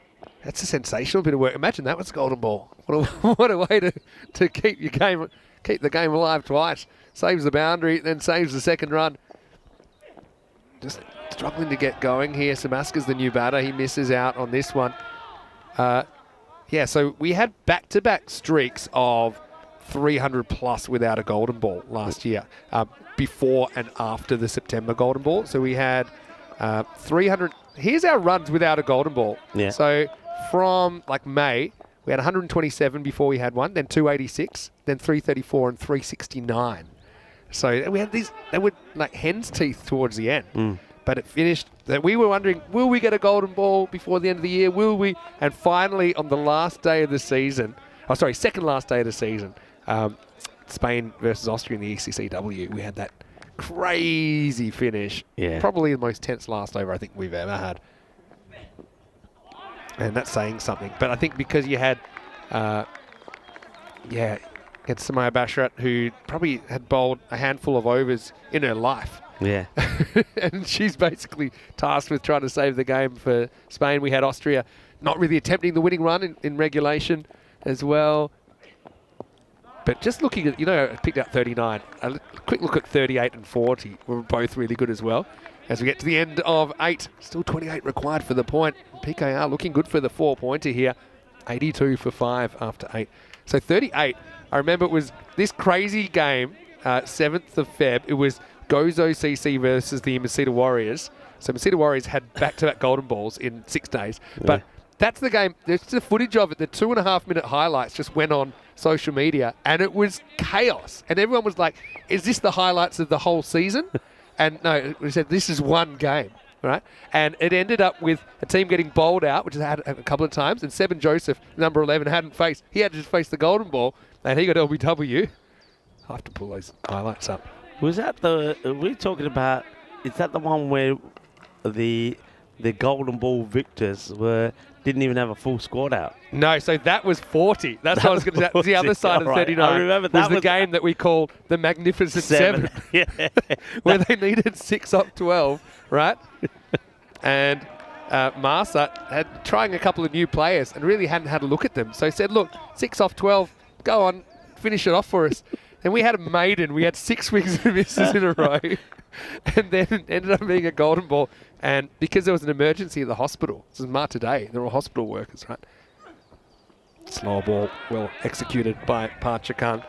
And then the funny thing is when they're all celebrating, you're thinking, where's the rest of them? That's all of them.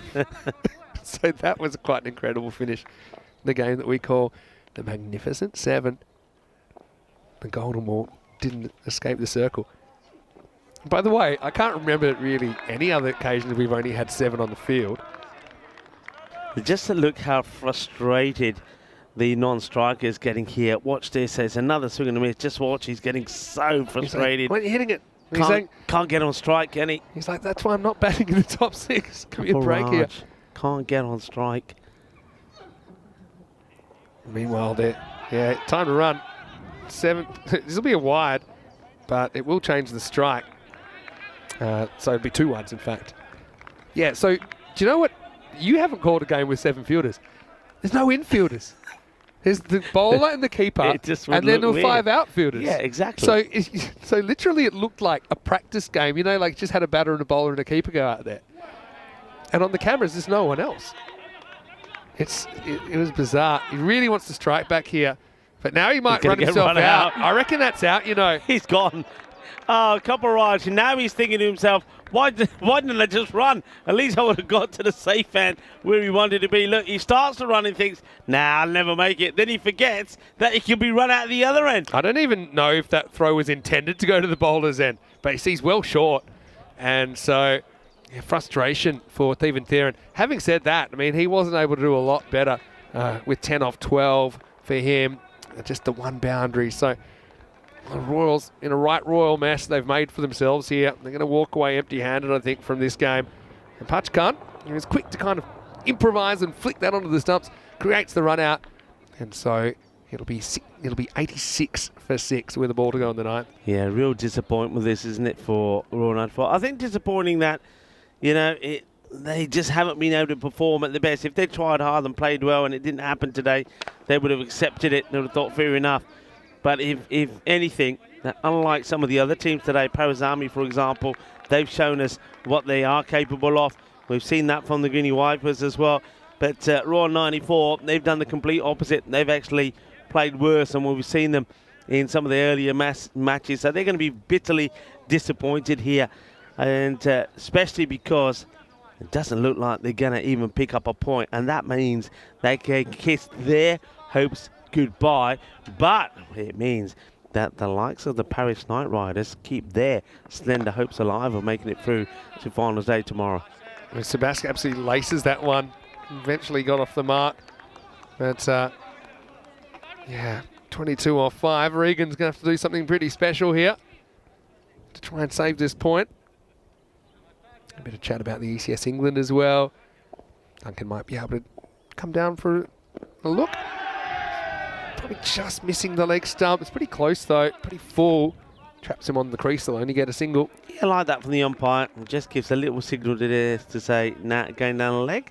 It's not that far away, but I think it's always made me nervous, any hand movement from the umpire though. I wasn't a huge fan of it.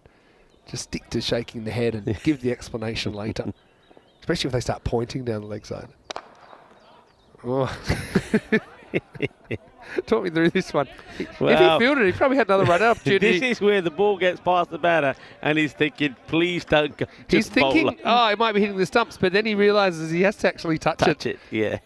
And he gives us that. He said, I was meant to touch it, wasn't I? Ball's going to field itself.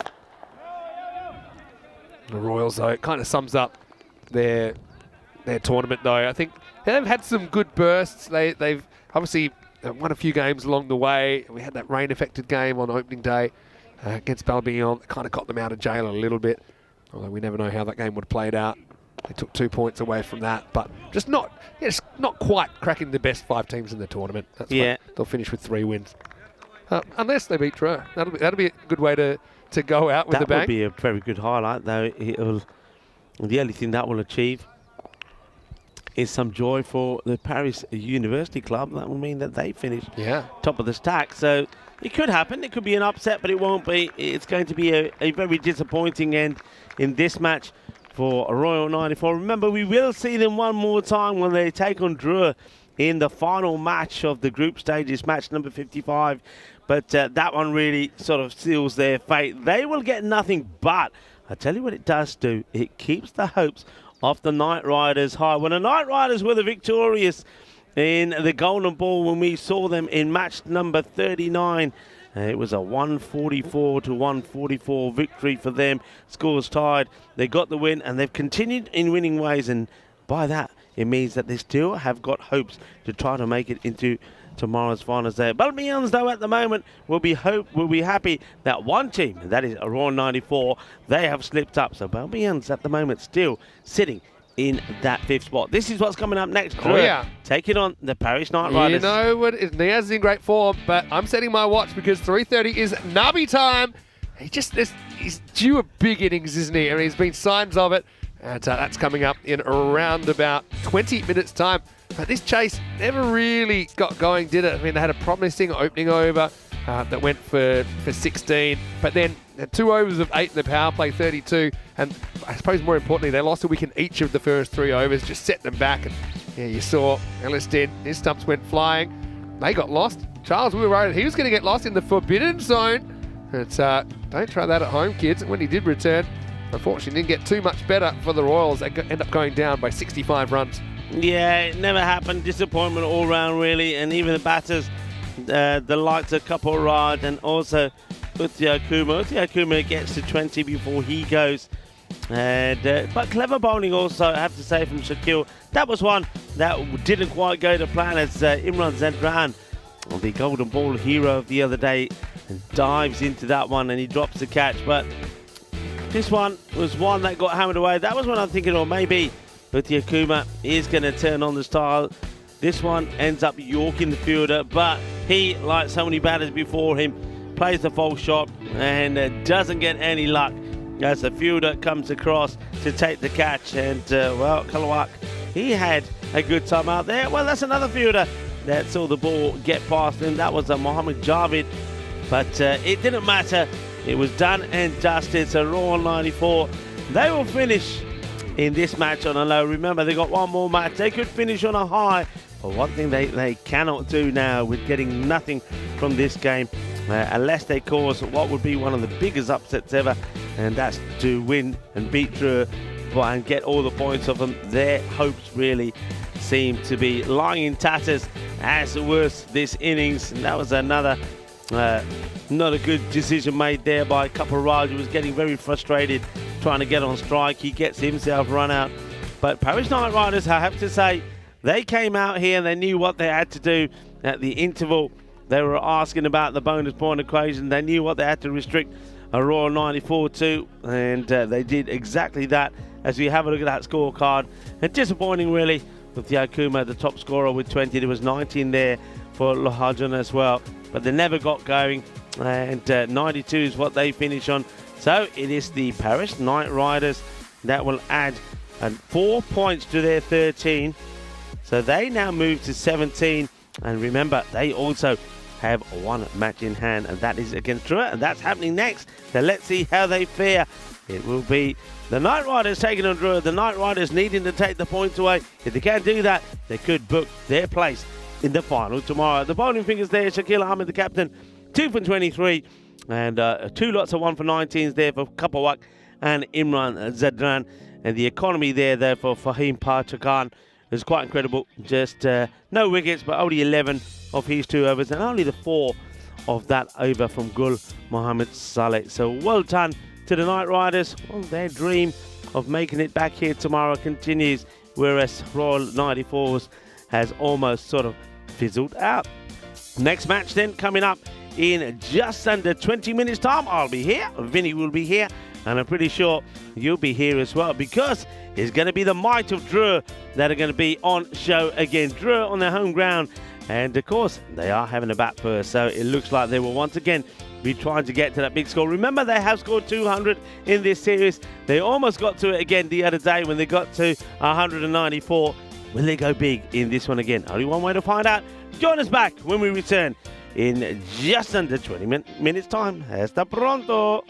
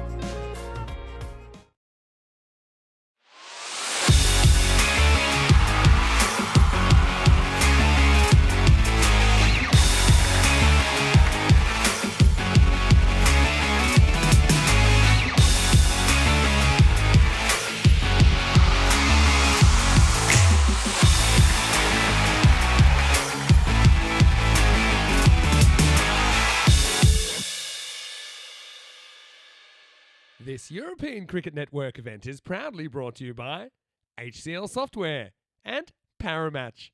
Hello and welcome back. Well, still 2 matches to go before we settle on the final 5. And coming up next, we do have the French national champions, Dreux Cricket Club. They are back. They are the hosts, and we haven't seen them for a little while. They will actually feature in the last 2 matches here on day 11. So first, they're going to take on the Paris Knight Riders. And obviously, we saw them playing some pretty good cricket in the last game at times. Let's see what happens at the coin toss. So a little bit earlier, the Sheriff was with the 2 captains. Let's see who wins the coin toss here in match 54. Okay, Paris Knight Riders to call. Head. Heads is the call. And it's a tail.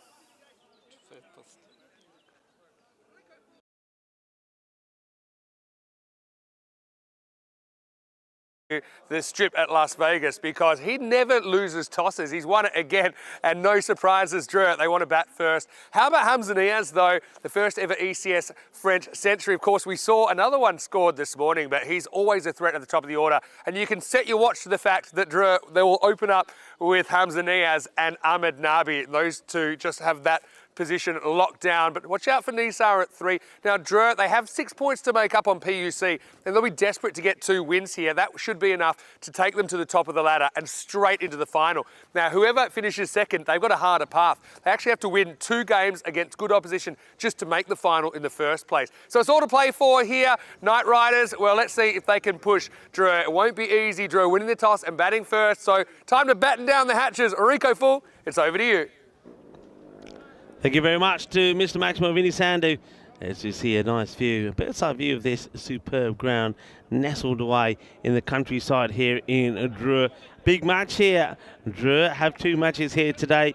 They will know that if they can win both, then they will finish top of the standings. That means that tomorrow, the only match that they will play will be the final. They're looking to take top spot away from table toppers at the moment, the Paris University Club. They're up against the Paris Knight Riders, who just took all the points away from Royal 94. That means that they now have a good opportunity if they could win this match. And it's as simple as that.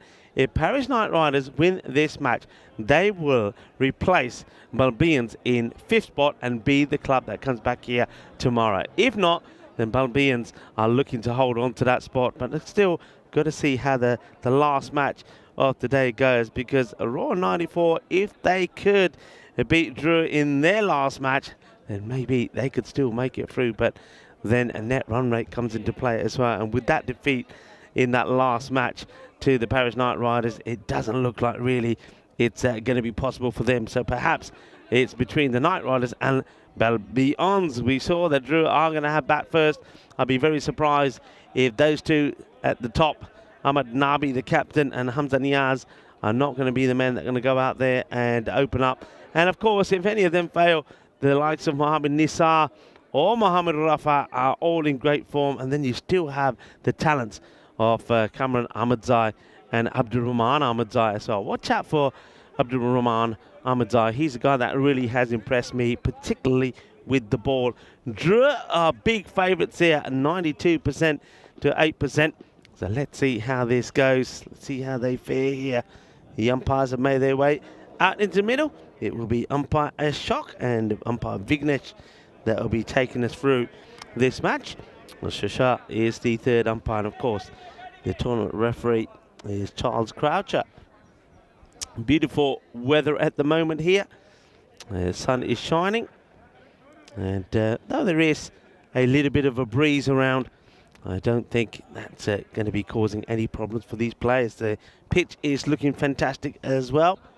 So I think we're getting ready for what is going to be a fantastic last couple of matches here. Dreux, remember, they want 2 wins. They take top spot in the standings. If they can do that, that means that tomorrow they only play the final.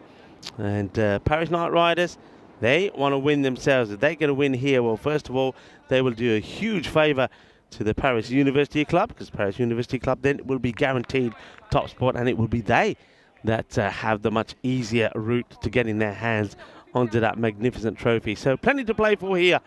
It's going to be started off once again by El Capitan with the ball. Shakil Ahmed, who bowled very well in that last match, picking up 2 for 23. So Shakil to be bowling to Hamza Niaz.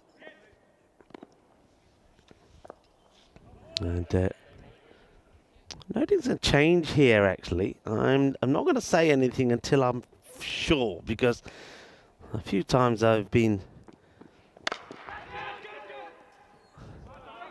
wrong about the openers. This one will be 4, and I take a look out there, and there is a change. So Abdurrahman Ahmadzai has been promoted to the top of the order. He is the opener, so no Nabi out there.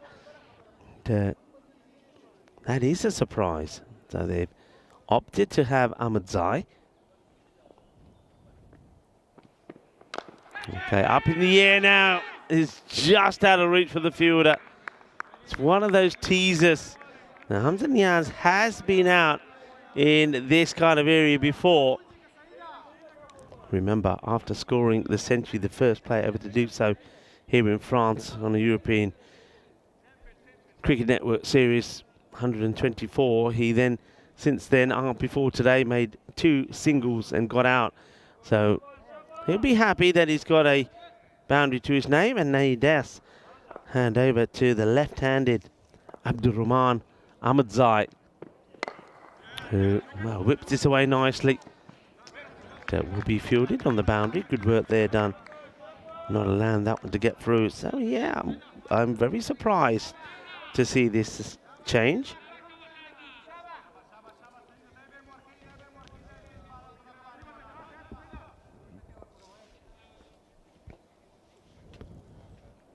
Shakil Ahmed wants the breakthrough. That's nicely played, but against to the field. They've got a good field set here. Looks like the Paris Knight Riders, they've definitely done their homework. I just feel, so I just mentioned the word homework. So the Knight Riders have done their homework, and Drew are probably saying, well, we know what they're expecting. Let's change it up. Let's throw them a little. Maybe that's why the left-hand Ahmadzai is there. It's pitched up nicely. In comes the throw, and ooh, direct hit. Could have been interesting. I don't think Hamza Niaz is very happy that he's had to run here. He's not the best of runners. He would have been out here. If the wicketkeeper could have got to the stumps quicker, I think that still would have been out. Then the keeper, a good throw, would have just took the bails off, and Niaz would have fell short. Let's just say that Hamza Niaz, there's one part of his game that he could improve on. He's now showing his bat to the umpire. He feels that it needs changing. It has been acknowledged. So it will be a bat change here. Well, let's see. A number of bats will be taken out for him to choose. Let's see if the 12th man needs to go out there. Well, he's picked up whatever he can find. Hamza will just wait for the 12th to come out. He's got a bit of tape on that one already, but obviously he's jammed it at the bottom and got a bit of a crack on it. All right, so he's got a selection. He knows exactly which one he wants. He says, this will do, thank you. But will it? Last time we saw a bat change from Drew, it was Nabi that changed the bat, and then he got out the very next ball. So sometimes the change of wood doesn't quite work. All right, well, this time that works pretty well. That gets crunched down the ground. And he says, yep, this will do very nicely. Hamza Niaz crunches this pretty well and just has a little look at the bat and said, yeah, this is the one I should have taken out earlier. It is the end of the over. 14 come off that first one. Paris Knight Riders, I mean, if you're going into a match with Drew, you're probably saying to yourself already, right, what do we fancy? What do we want to try and restrict them to give ourselves a chance? And I think 140. I don't think they want anything more than 140. Anything less than 140, they'll be okay with. As we have a quick sneak in of our 2024 calendar. Right. doesn't quite get this one away. It's in the areas that you'd expect the left-hander to put it away. Miscues it. Wahid Ahmadzai was the star of the show for the Knight Riders. I just flick off a few more of our 8-legged friends. All over the place here, by the way. Good delivery. Loses his shape. So swing and miss. I just see Maximo come in here, and I know the look on his face says, hang on a minute, what happened to Nabi? Well, he's not out there. They've actually made a change. They've gone with Abdurrahman Ahmadzai, the left-hander, who has scored runs in this series. But he swings and misses at that one. And that's a nice shot. Nicely worked away. He plays this quite elegantly, actually.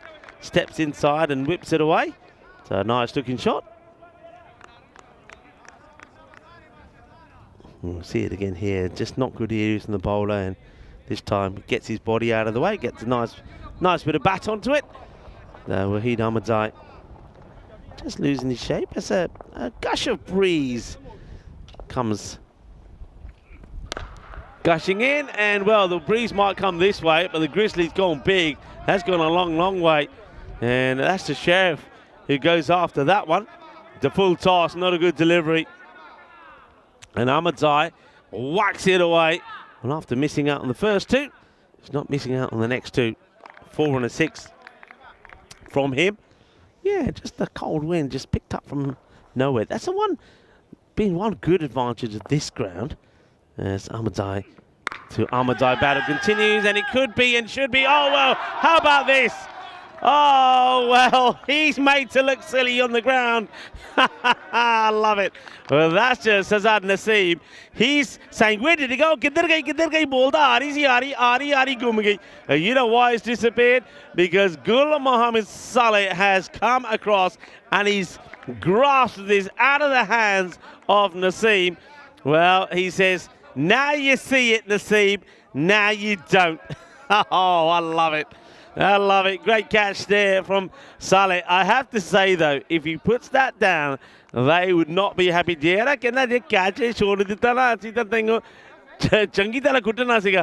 it's not his catch. It was going straight to Naseem, who's getting in. Let's watch this again. Look, Naseem is ready to take it, and Saleh just comes from nowhere, grabs it, and takes the catch. So Ahmadzai, after, well, I suppose he did hit a few away. He goes for 12 off 7. A new batter now goes out, and they go with Mohammed Nisar. So Nabi is putting himself down the order here. And maybe somebody perhaps has finally got through to Nabi, and maybe they had a EGM, an emergency general meeting, and said, all right, Nabi, we're going to sit you down here nicely and just say, look, buddy, you're just not quite clicking. Maybe we should just change the batting lineup slightly. Okay. Well, it's a great end to that over. 24 for 1. You have a look at what's at stake here. So look at that. The Riders, they are just 2 points behind Balbinion. So they know that if they can get a win here, if they get a win, they will be here tomorrow. Drew lose this, they won't finish top. That's hit pretty well. There's a fielder out there, deals with it. So he's in a key position, isn't he? And that's the catcher, the hero.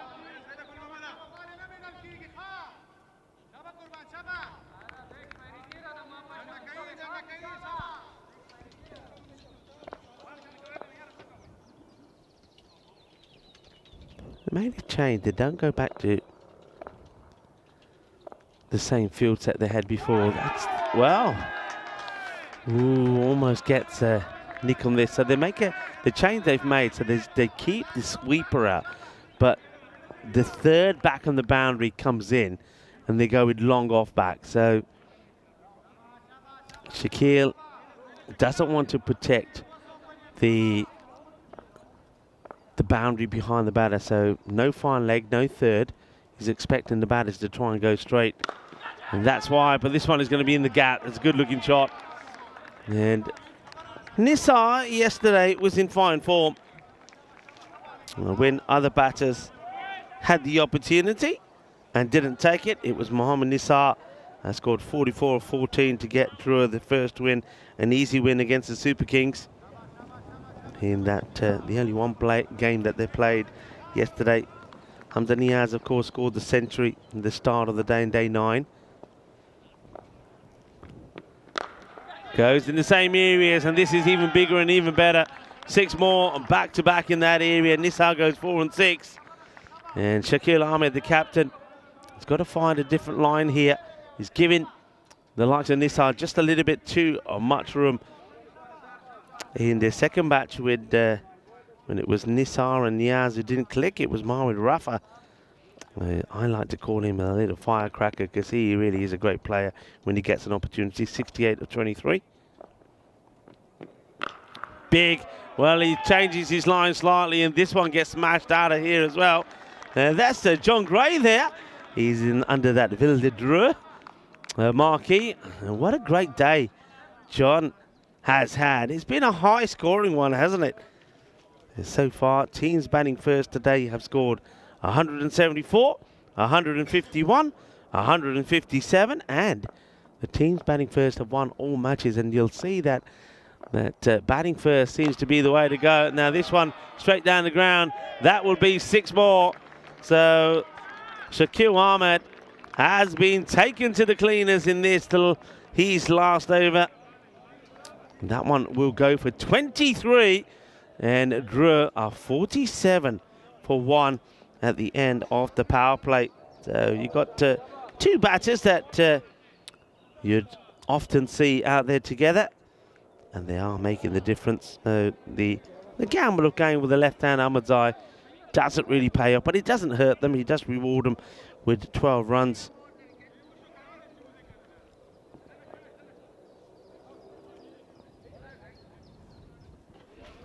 Okay, looks like a change once again in the bowling. So Faridun Kapilwak gets given the ball here, so they don't go back to Wahid Ahmedzai straight away. Maybe they want to hold him back. Hamza Niaz gets a full delivery, which he punches out into the offside, to the fielder. So we are now outside the power play. I'm just having a look at the field here. So now third goes back.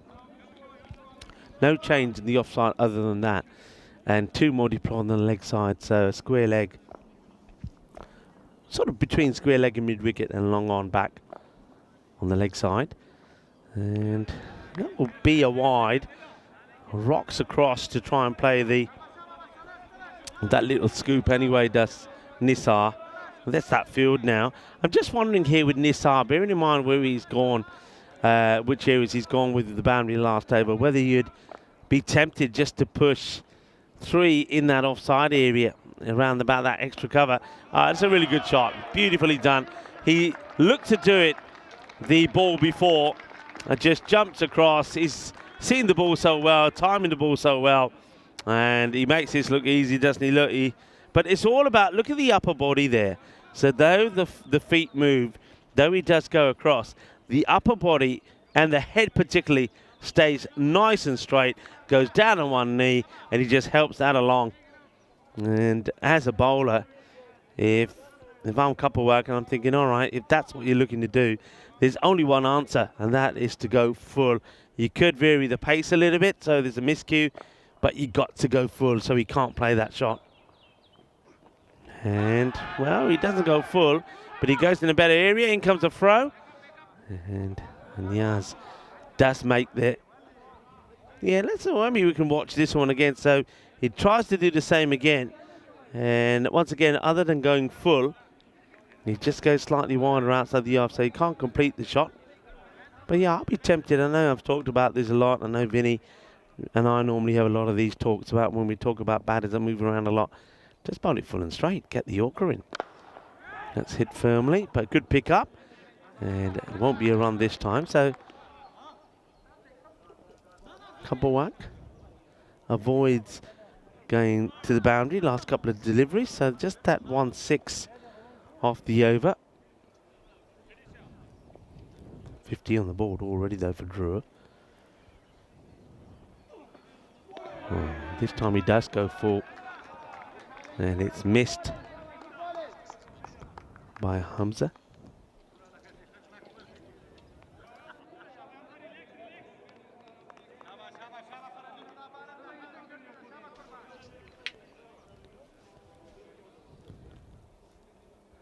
Kapawak. 8 so far. Can he go without conceding another boundary? Just loses his footing there just as he was about to deliver. So we'll go back again. Just here, just doesn't feel right. And says, all right, I'll go back and try again. Huge match, remember this, for the Knight Riders. A win sees them back here tomorrow, and Balbinians get knocked out. Well, that's big. And this one's just going to be to the left of us. Lovely shot, great timing. Very little bat lift there as well. And it's all about timing. Watch the body, though, here. Pretty straight, gets under it. And once he gets under it and he hits it, he knows that's gone. It goes all the way. So can't prevent another boundary. That hit gets hit. Hit well. Well, we had a pretty good look at it as well. But equipment was safe. Get out of the way. Let it go by. 62 for 1 then. After the over. So 4 overs now completed. And Vinny Sandu joins me back in the cube. I was on strike a little bit because after I made a big deal saying that death taxes and Navi and Hamza Niaz opening up for Drua, and we don't see Navi in the top 3, in fact. So here's Pachakan, who's going to come and he's going to go right into the Nisa zone, who is going to uppercut him up and out of the ground. Maximo, 6 runs. I mean, Drua, it just shows you the confidence that they've got, because remember, they need 2 wins. I think any 2 wins here today will take them to the top spot with the net run rate they've got as well. So, yeah, man, I don't mind the theory as well. Left-hander at the top of the order. So your left-hand, right-hand combination. Akano probably didn't quite go the way that Ahmed Zayed wanted at the top. But still, you know, got a couple of nice blows in there with a 4 and 6 in his 12. Nisa is off to the races. He's going to hit this down the ground only for 1. But, yeah, you could almost, I know they always open up with Hamza Niaz and Nabi, but you could literally, I think, take their top 8 and draw them out of a hat, and they would be just as effective. I mean, even go right down the bottom. Okay, Akuk is probably, in this form of the game, now he's probably the guy that's going to bat right down the bottom. But then you look at kind of Wahid Abdul at 10, and he can hit 6s. As Pachkan gets this one past Hamza Niaz. I also realised, I don't know if we can get this on the camera because of the angle, but the clubhouse, you know, there's the clock at the clubhouse. It's a beautiful looking clubhouse with that kind of triangle roof and then the clock. It's kind of, it's a bit of a nod to, you know, Lords. They've got the clock. And there's a €500 reward for anyone that can hit the clock. Is that right? Yeah, that's what I found out in the break. Anyway, this is up in the air. It's going to disappear out of the ground as well. Going, and... oh, what a fantastic catch that is. And Abdurrahman Ahmedzai, well, he had a closer view a little while ago that he's going to get out of his chair and he's going to take a catch. Well, that's one way to do it, to keep yourself nice and warm. He's had a little knock and now he says, you know what, I'll do some catching as well. And that's the confidence of the young man. Most people would say, well, no, I'm not going to go for it. I'm not going to hurt myself trying. This one is another one that's going to go for 6. And hitting 6s for fun at the moment, these two. And I know, look, I know that Drua have a lot of powerful players, and when Nabi's in form, he can be absolutely devastating. I know that Rafa is good there. Ahmedzai, they've tried before. These two out there in the middle for me, if I had to make the call, these two are always my openers. Always, without fail. Hamza and Nisar, always my openers. Yeah, I can see what you're saying. And there's going to be 6 more. And Niaz is so strong in all areas, and he's got his magical wrist, opens it up. And Maximo, 6 more, takes Drua to a pretty commanding position in this one. 87 for 1 after 5. And he's just got I mentioned it on the weekend, he's got this kind of, I'll show you in a second when we get on the camera, but yeah, he's got what I call, I'll try and do it with a pen. He's got like a little half, and then he's a little secondary backswing, and it just shows how supple his wrists are, that he's got a little, watch from me, he just goes a little bit like, little bit that as the ball's bowled, and a few players did that. Brian Lara is one. They had this kind of, it's very loose wristed technique, and it works for him really, really well. But he's sounding him Mr. Maximo with a bit of in-game analysis with Rico Full But now the challenge has been put down. Let's see this clock get hit. It doesn't come out of our pocket. Well, yeah, I mean, that's something that you've done well to find that out. I mean, maybe at one point we can show the clock to the public where it is. But, yeah, it'll be a good hit, though. It'll be good. But then if you go to the clubhouse, you would notice, even while you've been away, this one goes right on the stumps, I think. But even while you've been away, the clubhouse has taken a bit of a battering. They need to probably invest in some stronger glass in the windows. That's one thing I'll say. Nisa does like to go to this. I suppose you don't lose too much with Nisa at 3 because you never have whoever's opening. Normally it's Nabi. He's not a ball waster. Yeah, that's the thing. So Nisa's can come in any situation. I mean, they've got the luxury of so many big hitters. It's going to be wide, well left alone by Niaz. Yeah, you can see what Khan is thinking there. If you're going to move that much again, I'll just keep it out a little bit wider outside the off. As Wali Khan, who provided us with a great bit of fielding in the last one. This one also will be a wide. Remember the excellent acrobatic stop he made, and then he picks the ball up, gets the throw in, and gets involved in taking a superb run out. That one will be up there on the social media to watch. Firmly hit, fielder makes the stop, gets the ball in pretty quickly. He doesn't have to throw it in so hard. You can certainly feel I've been bit, Vinny. Yeah, I've been bit. I can feel it. So right in the zone where the headphones meets the ear. So that's going to be that's a stinger. But yeah, it's that sort of day here. They come in. I can see them. They're actually sitting, looking at us, thinking, when you're not looking, we're going to descend on you. I reckon I've eaten today more spiders than I have meatballs. It's unfortunate, isn't it? All right, there's a good hit, nice and straight. Just wide of us again. So we're in the zone here, aren't we? We had that one, I think it was the last ball of, that might have been the 4th over, that basically came and just like a golf shot kind of just sliced away at the end. But I already took one on the ground under the table in the cube when you were having your lunch, so we've been under attack. You can't be bowling there. Every time you bowl there, it'll get walloped away. He just gets time to smash it. So the number of runs coming from overs now starting to go up into these magical numbers. We saw that Bar Chagan. He went for 25 in the last one. So Drew starting to get after this, and they're looking already with 100 on the board already here. They're looking to bat the Paris Knight Riders out of this game. That's going to be out though, as he doesn't get the elevation. So Niaz on 49 will get well caught. Good catch taken there by Shazad Naseem, who's not behind the stumps this time. He's got a slight leg injury.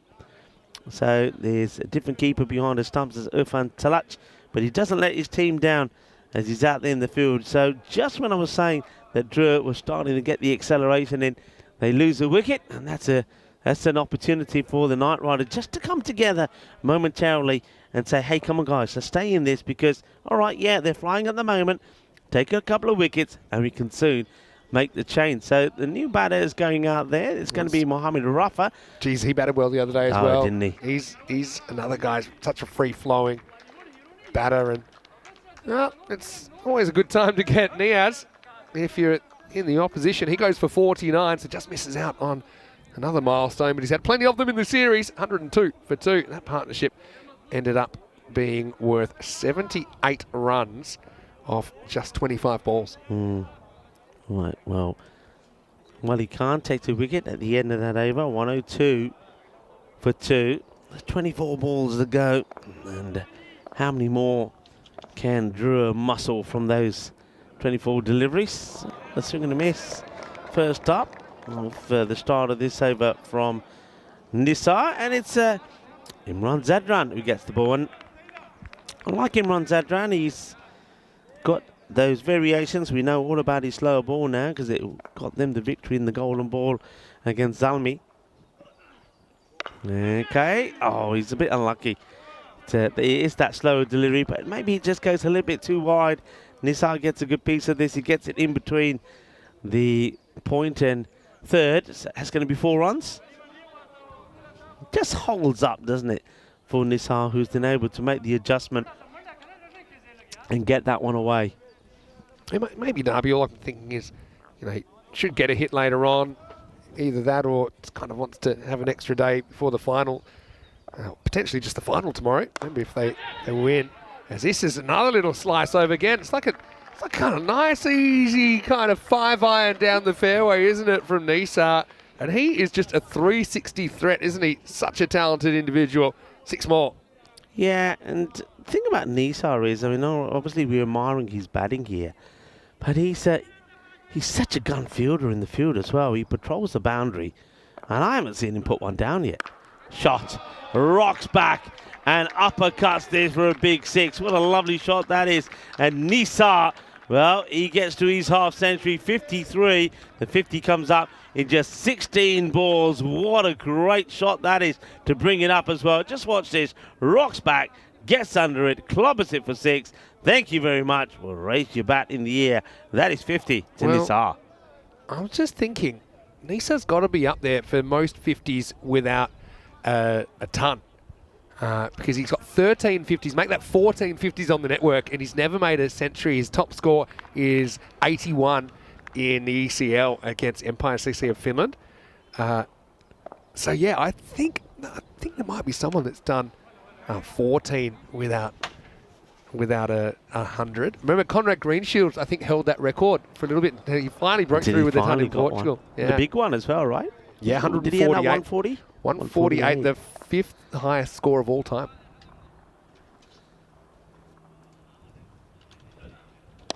And Daniel Doran-Kayet famously had the same issues. Stop start.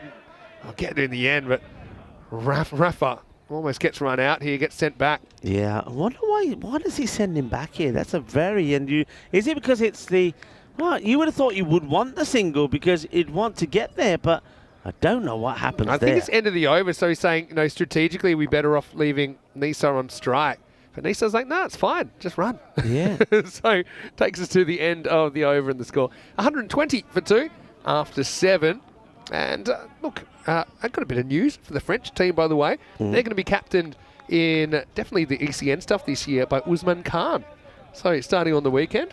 So Usman, they actually dropped him for the ECC last year, and they've kind of done a bit of an about face saying, actually, we recognise what you've done, and so we're going to give you the captaincy. Though I do feel in the T20s, when he's available, Gustav McKeon will be captaining them. And he's a very young captain. He's a guy who's grown up, played a lot of cricket in the Perth grade system, been playing in the UK as well. So I think Gus will be the captain in the T20s, for example, the Nina Cup. I guess we'll wait and see. But congratulations to Usman, who is playing in this game for Drew, of course. Yeah, congratulations. And I like Usman. He's a nice guy, and he's a very good bowler, very difficult to pick. And he also, like you mentioned, is somebody who can be pretty useful with the bat as well. Mohamed Saleh with the ball, and that's a good change up in the pace after delivering quite a quick, fast, short delivery. He delivers a slow one here. So Conrad had 14 50s before he broke through with a ton. Okay. Najam Shazad currently is on 12, but Nisar with this, he goes to 14 50s without a ton. And I throw some names at me, but I'm pretty sure pretty much everyone in Barcelona's got 100 now. Right? We know, yeah. Because this is going to be 6 more. Well, he's still got a bit of time, doesn't he? Another uppercut. Thing with Nisar, he's so good at playing the right shot to the right ball. And he seems to have the formula of how often to premeditate. He will occasionally kind of get across and ramp, especially if there's a gap there. But that's just a pure cut shot, uppercut for 6. Yeah, I mean, they've been careful not to go too straight to him because he's been playing that ramp. So now they're starting to go a bit wider to him, and he's just rocking back at the hitting over the point area. So maybe, and every time you're going straight, if you don't get it right, he's driving really well. So it's getting to a point we're not really sure where you can bowl to him. He's hitting runs all over the place. Yeah, he's got no obvious weaknesses. Nisar on 60 now. Quarter of the innings remains. And make that 66. That could be clock. Watch out. Just to the right, just right of the clubhouse. Maximo. I don't think we can get on this camera because the tree's in the way. Yeah, but I think maybe have a sneaky look now where that clock is now. The intro for the last game, I'll make sure I get the clock in it. Yeah. Okay? Deal. Nisa's averaging 54, well, almost 55 this year at a strike rate of 252. Remembering that a lot of that is championship week at the ECL and just the ECL in general. Had a pretty tough group. He misses out on this. That Could be a no ball because he's had one already. Yeah, that was over the shoulder, so it gets called. Yeah. First one was genuine bouncer, and so kind of goes jumping. It probably is shoulder height when he jumps, but I think as a bowler you can't even really test the umpire's patience with that. Yeah, I mean, once you've bowled one and you've already been given that. That's your one. You're playing with fire to do it again. Mind the windows. Oh, that's going to be another no ball. Yeah. What's he? Well, he might get a talking to here as well. He's saying now. it's not my fault I'm so fast. Well, he's saying, it's got to be high. Yeah, this is where I think the sheriff is now probably saying to the umpires here. It's a first warning. Yeah. So he's saying, can you give him a warning? Because it's another one. He's trying to say, hey, look, it's getting a lot of bounce. I think he's arguing that wasn't above the shoulder, but it was. It was comfortably above. Having a conversation. I think this is where the sheriff is saying, right, you need to talk to the bowler now and say, hey, cut it out. Otherwise, you could be... Because if he bowls a fourth bouncer, it's only ever happened twice. The first time was in Krefeld, the Shebekel incident, we called it, when Kuta bowled 4 bouncers in over. If you bowl a fourth bouncer in over, you're out of the attack. Yeah. So that's what. So this now becomes a first and final warning. And now, still no ball, free hit in play. Anyway, Nisa have another go. Bit of a strike rate killer, these ones. But he's just going to uppercut this, and that's going to fly away. Again, he goes short-ish, and that's going to bounce straight under the France cricket sign. But Maximo, eventually, the free hit's cashed in. Well, maybe after hearing you, Mohamed Nisa is looking to set the record straight, and maybe he will at least have a go at getting it his ton. He's in the 70s here now. Can you think of anyone else that might be in that 50s without a 50s without 100? 50. Think on the network. Think about places we've gone a lot. Oh, he times this well, and that's going to get over as well. Not sure if it's 4 or 6. In fact, it's gone for 6. Maximo. And right now, you can see the frustration has kind of hit the Knight Riders, who are back to earth with a thud. Nisa moves to 78. Yeah, I wonder how Rafa goes about this now. He's going to be on strike off the start of the 9th over, but certainly he'll be thinking surely about getting Nisa back on strike. Not just for the fact of he's got the chance for his 100, but he's hitting the ball so well at the moment. Well, that's why Rafa was almost not wanting to take any balls off him. But Rafa looking pretty cool in the ECL sleeveless, which we saw come in this year. 147 here, Vin now, 147 for 2, and the expected score, the way Nisa is hitting at the moment, around the 180 mark. So, all right, let's see how they go about this. It will be Wahid Ahmadzai who comes back. His first over wasn't bad, 1 for 10. What does Rafa do here? Well, he's going to get a 1. Actually hit him on the thumb, I think. That's a bit of a nasty one. That's his bowling hand as well, Rafa. I know he's had some issues with injuries. But that one really took off. Yeah, this wedges, I think, his hand between the ball and the handle of the bat. Let's have a good look at this here. Yeah, look, ouch, he says. But had no control. That's the right thumb is the one that has more padding on it for that reason, because it actually kind of faces the ball in the grip. So, yeah, well, is that going to help? I don't know. But can we see all of this again? But that's Naseem. I thought he was blowing his... Yeah, but watch what he does here, because he takes the glove off here, Rafa, and Naseem doesn't even tell him what he's doing. He just goes up there and just grabs his hand and squeezes. Wow. he's like a conch. But watch it again from the start. Watch it again from the start. He just grabs him and says, Ale. Is he coming off here? Probably not. But talk us through the kiss, though. You weren't getting away with this in 2021, were you? I reckon Nabi says, if you want the spray, come off and get it, because I'm coming on. So Rafa makes way. Nabi goes out there, but mind you, I think at the moment Nabi is probably just going to try and sit and watch Nisa try and get his first ton. Yeah, he'd be retired, not out, because it is due to that knock. Now Charles going to give it a bend. Go on. Do the same, Charles. Grab it and just It was almost like a magician's trick. You know how they make the handkerchief disappear? It's a bounce straight over middle stump. Misses this, a dot ball. Where You were remember we? when you have kids and the kid sort of hurts themselves, say, come here, we'll give it a little bit, just blow on it. But give I it a little don't kiss. think I've seen an opposition player kiss another player's injury better. By the way, Tripp is in, and maybe we can get the camera on John Gray again over there in the jumper, maybe after this ball, because Tripp's saying, hey, where's John? Is he there? I've heard he's there. Johnny's here. I know Tripp's just tuned in from America. Anyway, Nisa, 78. Still theoretically has time. Yeah, but John has been down. I think he's enjoyed his day. I was having another chat with him. I love listening to him speak French. He's been here about 15 years. There's John. Give us a wave, John. I don't know if he knows he's on the camera, but yeah, he's certainly picked the right day to come, because the weather's been pretty nice. It's been a pretty decent Dave day B might have here. been rechecking his calendar, saying this would have been a good time to come. Anyway, this is in the air, and the fielder gets the staggers, almost loses his footing there. Mohamed Java, that's going to be forward to Cameron Ahmadzai, who's come out to replace Rafa. Yeah, disappointment. Ahmadzai is the bowler, because he's thinking, well, it's an opportunity here, but they don't take it. So another one doesn't get taken. And yeah, you're right, it is coming Ahmadzai. So Nabi doesn't even come out there. I thought Nabi was the one who was saying, come on, I'm coming out there, but he doesn't. This will be hit down the ground. Should just be one. So Nisa needs 21 off a possible 7 balls. But I kind of like the myth of him not getting a century, although he deserves one. He does. I honestly, 14 50s without a century. TDC's broken the hoodoo. Conrad broken the hoodoo. I'm trying to think, you got me thinking, who else now is there? Yeah, maybe I'll throw it open to the chat as well. Well, 1, 4 or 6 are all good results. It will be in the middle one. It'll be 4 runs. Well, there's John, probably in the area. Cuatro carreras. Nisa moves into the 80s, and it takes us to the end of ninth over. It's 158 for 2. There he is. And he's known for having his hands in his pockets. That's what Dave says. But anyway, Cameron will face up. Mind you, if you got pockets today, when the sun's not out, you do put your hand in the pocket. It is a little nippy, you know. I know temperatures at the moment around about 12 degrees. When the sun comes out, it feels a lot warmer. All right, here we go. It's going to be Cameron Ahmadzai on strike, but Nisar was the 17 shy of that century. So if you can get on strike straight away, he'll certainly have a go. All right. Again, 1, 4 or 6. Good results. Pachakan comes out. That's a good result for Nisa. Even though we did another player go down, that's why he hit Ahmadzai this time.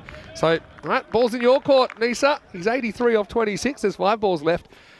Dave was asking in the chat as well, have I seen Anton umpiring live firsthand? Yeah. In fact, the first day that he was umpiring, you and I were here together. I think it might have been the Tuesday too, the Tuesday.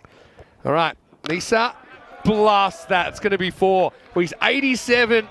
Are we witnessing a bit of history? 14 times he's passed 50. He's never scored 100, and right now he's 13 runs away. Where's that fielder, Vinny? Why have they moved that fielder? That's his go-to shot.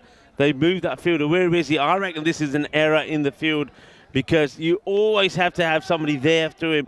He doesn't get it right. Now they make the change. They made a mistake here. You have to have that guy back to Nisar.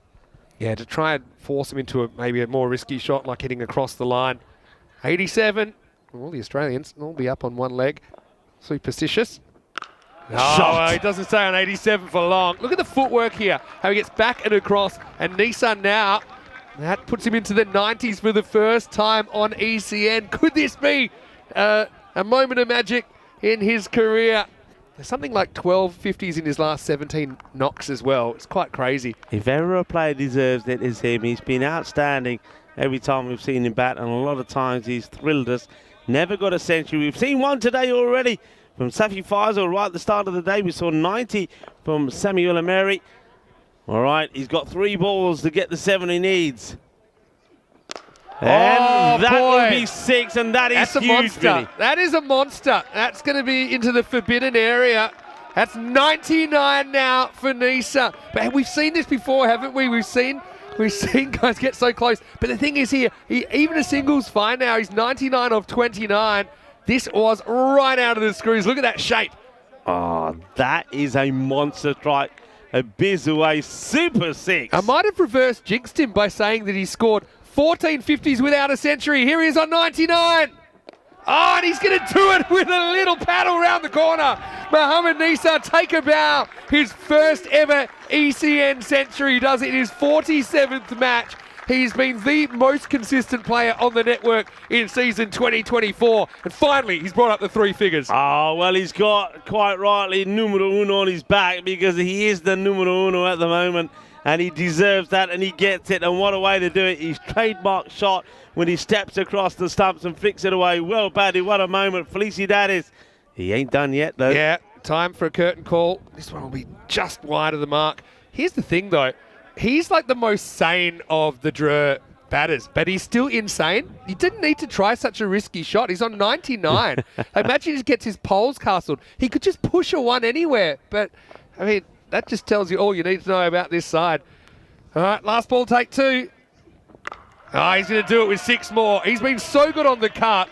Death by 1,000 cuts. Nisa will finish 109 not out, and Dreux, they're up in the clouds, 186 off their 10 overs. Yeah, a wonderful knock, outstanding. And, yeah, when you have a look at his wagon wheel, the number of shots that he's played in that area or over extra cover, he's been absolutely fantastic. And when they changed the line to him, when he was jumping across his stumps and flicking over the leg side, well, he adjusted well. His shot selection was just superb. The uppercuts, the shot through the covers, the shot over extra cover. And the only thing he didn't play too many of, and once again, it goes to show just how talented he is. He's not been hoiking across the line, and he doesn't give a chance in that knock as well. And no chance, and that's another thing. Often, when batters get to the 100, you're often talking about opportunities. For example, earlier today, Zafi Faisal, he gave 2 opportunities that weren't taken. One in the 60s, one actually in the 90s. In fact, it was when he was on the shot to get the 100 is when he palmed the ball over for 6, the fielder, and he got his century, did Zafi. But this one, it was chanceless, and it was a joy to watch. Yeah, it sure was. And it's interesting, yeah, they changed things up a little bit, top of the order for the first time, I think, in recorded history. But, yeah, it was a bizarre way to take the first wicket. I suppose all's well that ends well there. But that brought Nisa to the crease, and this guy, well, you got to be happy for him to think that that's the 14th time he's passed 50, but the first time he's scored a century. It's a moment he'll never forget. Yeah, we often talk about, Vinny, the commentator's curse. And I also like to say there is such a thing as the commentator's kiss. And I reckon you gave him the commentator's kiss when you brought up his stats. And maybe he was in terms of a batter that's got past 50s and never scored a ton. Maybe he was the highest man we know that's got 50s but never 100. But the commentator's kiss from Vinny Sandhu, and after a series of Maximos, the Mohamed Nisa just finally get his first ever century on the European Cricket Network. Yeah, and then there's a little bit of, are we going, are we not? That wasn't the worst for Rafa, though. Getting wrapped on the hand, and he'd be forced to retire hurt. So I guess we'll see whether he comes out to field or not. Maybe potentially whether he bowls or not. But how about the shot selection here? And he was so good on the uppercut. So the question is, where do you bowl to him? I just think they bowled far too short. I get the idea, making him play through the offside, but he does that so well. And that's the thing, though, when they did pitch up, then he'd just go on the drive and he'd hit them over cover for 6 anyway. In the end, he got to 99, and with a little bit of swagger, he gets across and he turns that one away. And not a huge amount of histrionics or anything like that. Nisa, he's a pretty cool customer, isn't he? And he would end up going up and over the top one more time. 109 would be his final score. Good sportsmanship as well from the Knight Riders. I think they know that he just ran into a guy at the peak of his powers, and he becomes century holder number 44. It won't be too long before we get him on that list. Yeah, there you go. 3 now that we've had here in France. And don't forget, we've also had 2 lots of 97, and we've had a 90 as well. And one of those 90s, of course, was earlier today from Semi Muller Miri. But today, as we have a look at that scorecard, and of course, congratulations once again to Mohamed Nisa. 109 of 31 deliveries. What a knock. 186, but Vinny, the scores we've had this day, batting first, 174, 151, 157, and now 186. A quick look at the bowling figures there. I guess you got to say, when you see the carnage out there, Wahid Ahmedzai, 1 for 21, bowls very well. That one over there from Couple Whack wasn't bad either. A little bit surprised that he never comes back. Yeah, here's a question of who to go back to. Pachakan ends up on the last, goes for 28. So he ended up with 100 plus change, didn't he, Nisa? Pachakan going for 53. The wicket taken by Wahid Ahmedzai, definitely the best of the bowlers. And Wali Khan 1 for 15. It was not brought back. Well, Knight Riders, it's a chase of a lifetime. It'll be the biggest chase we've ever seen on the network if they're able to do this. But yeah, you never know. But yeah, Drew, they are well ahead in this game. We'll take a quick break. Nisa, he'll have a little bit of time to celebrate, but he'll be back with his Drua teammates for the defence of this 186. When we return, Vinny Sandu here, Mr. Maximo, with Rico Full. Match 54 continues after this break. You're watching the European Cricket Series.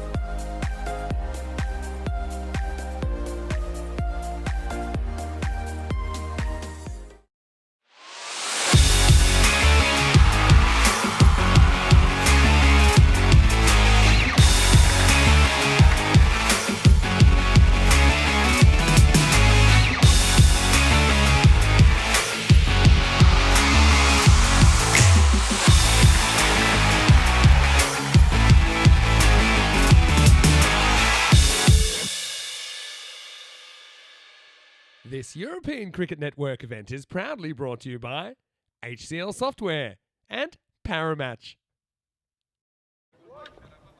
Hello and welcome back, and a big shout out to our partners, of course, to Paramatch, HCL Software, Grizzly Bear Sports, and also to Bizaway Travel.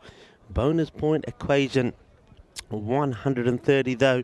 It has to be said that this is irrelevant really for the Paris Knight Riders. Only a win will do for them. And for Drew as well, if they want to finish top of the standings and then avoid all of those tricky matches before the final tomorrow, well, they want to win this one and their final match of the day against Royal 94. That will be match number 55. This one, though, they've got the runs on the board thanks to another century, the second of the day. Earlier, we saw Safi Faisal score 111. And just there, you see, century number 44, Mohammad Nisar, 109, not out. He's first on the European Cricket Network. So congratulations to him. After so many half centuries, he finally turns one of those into a century himself. Wahid is going to be opening up. So Wahid Abdul bowling the first to Shahzad Naseem, who plays this away, and well, the non-striker is running nowhere, and that's a Wahid Ahmadzai. So Shahzad Naseem, could hear him before he went out there talking to his partner and, you know, being very positive and saying, look, let's just go for it. We've got nothing to lose. And he's absolutely right. They have nothing to lose. If they go out swinging, whether they get 80, 90, 110, it doesn't matter. What they don't want to be thinking about, this is going to give his wicket away. Yeah, just chips it straight into the hands of Kamran Ahmadzai. So Shahzad Naseem is going to go without scoring. We're going to see a 2-ball duck here. You see here, doesn't get any power in it, just a little flick, but he just see here, no footwork really, doesn't get any footwork, no momentum going into the shot. A lot of batting is about getting the momentum and getting the weight and the balance distribution going into the shot. Not there, and that's going to mean he's going to go for a 2-ball duck. Well, there's Derek. Got a bit of Derek on my tie here today, and certainly it's been not only a good day for Derek, but a good day for a lot of runs as well. So Kamran Ahmadzai, will certainly see him in action a little bit later with the ball, but a good start for Wahid. Wahid Abdul. I had a little chat with him actually a little bit earlier today, and you know, just was talking about the fact that as he comes in here, and is it going to be another? Yep, 2 in 2.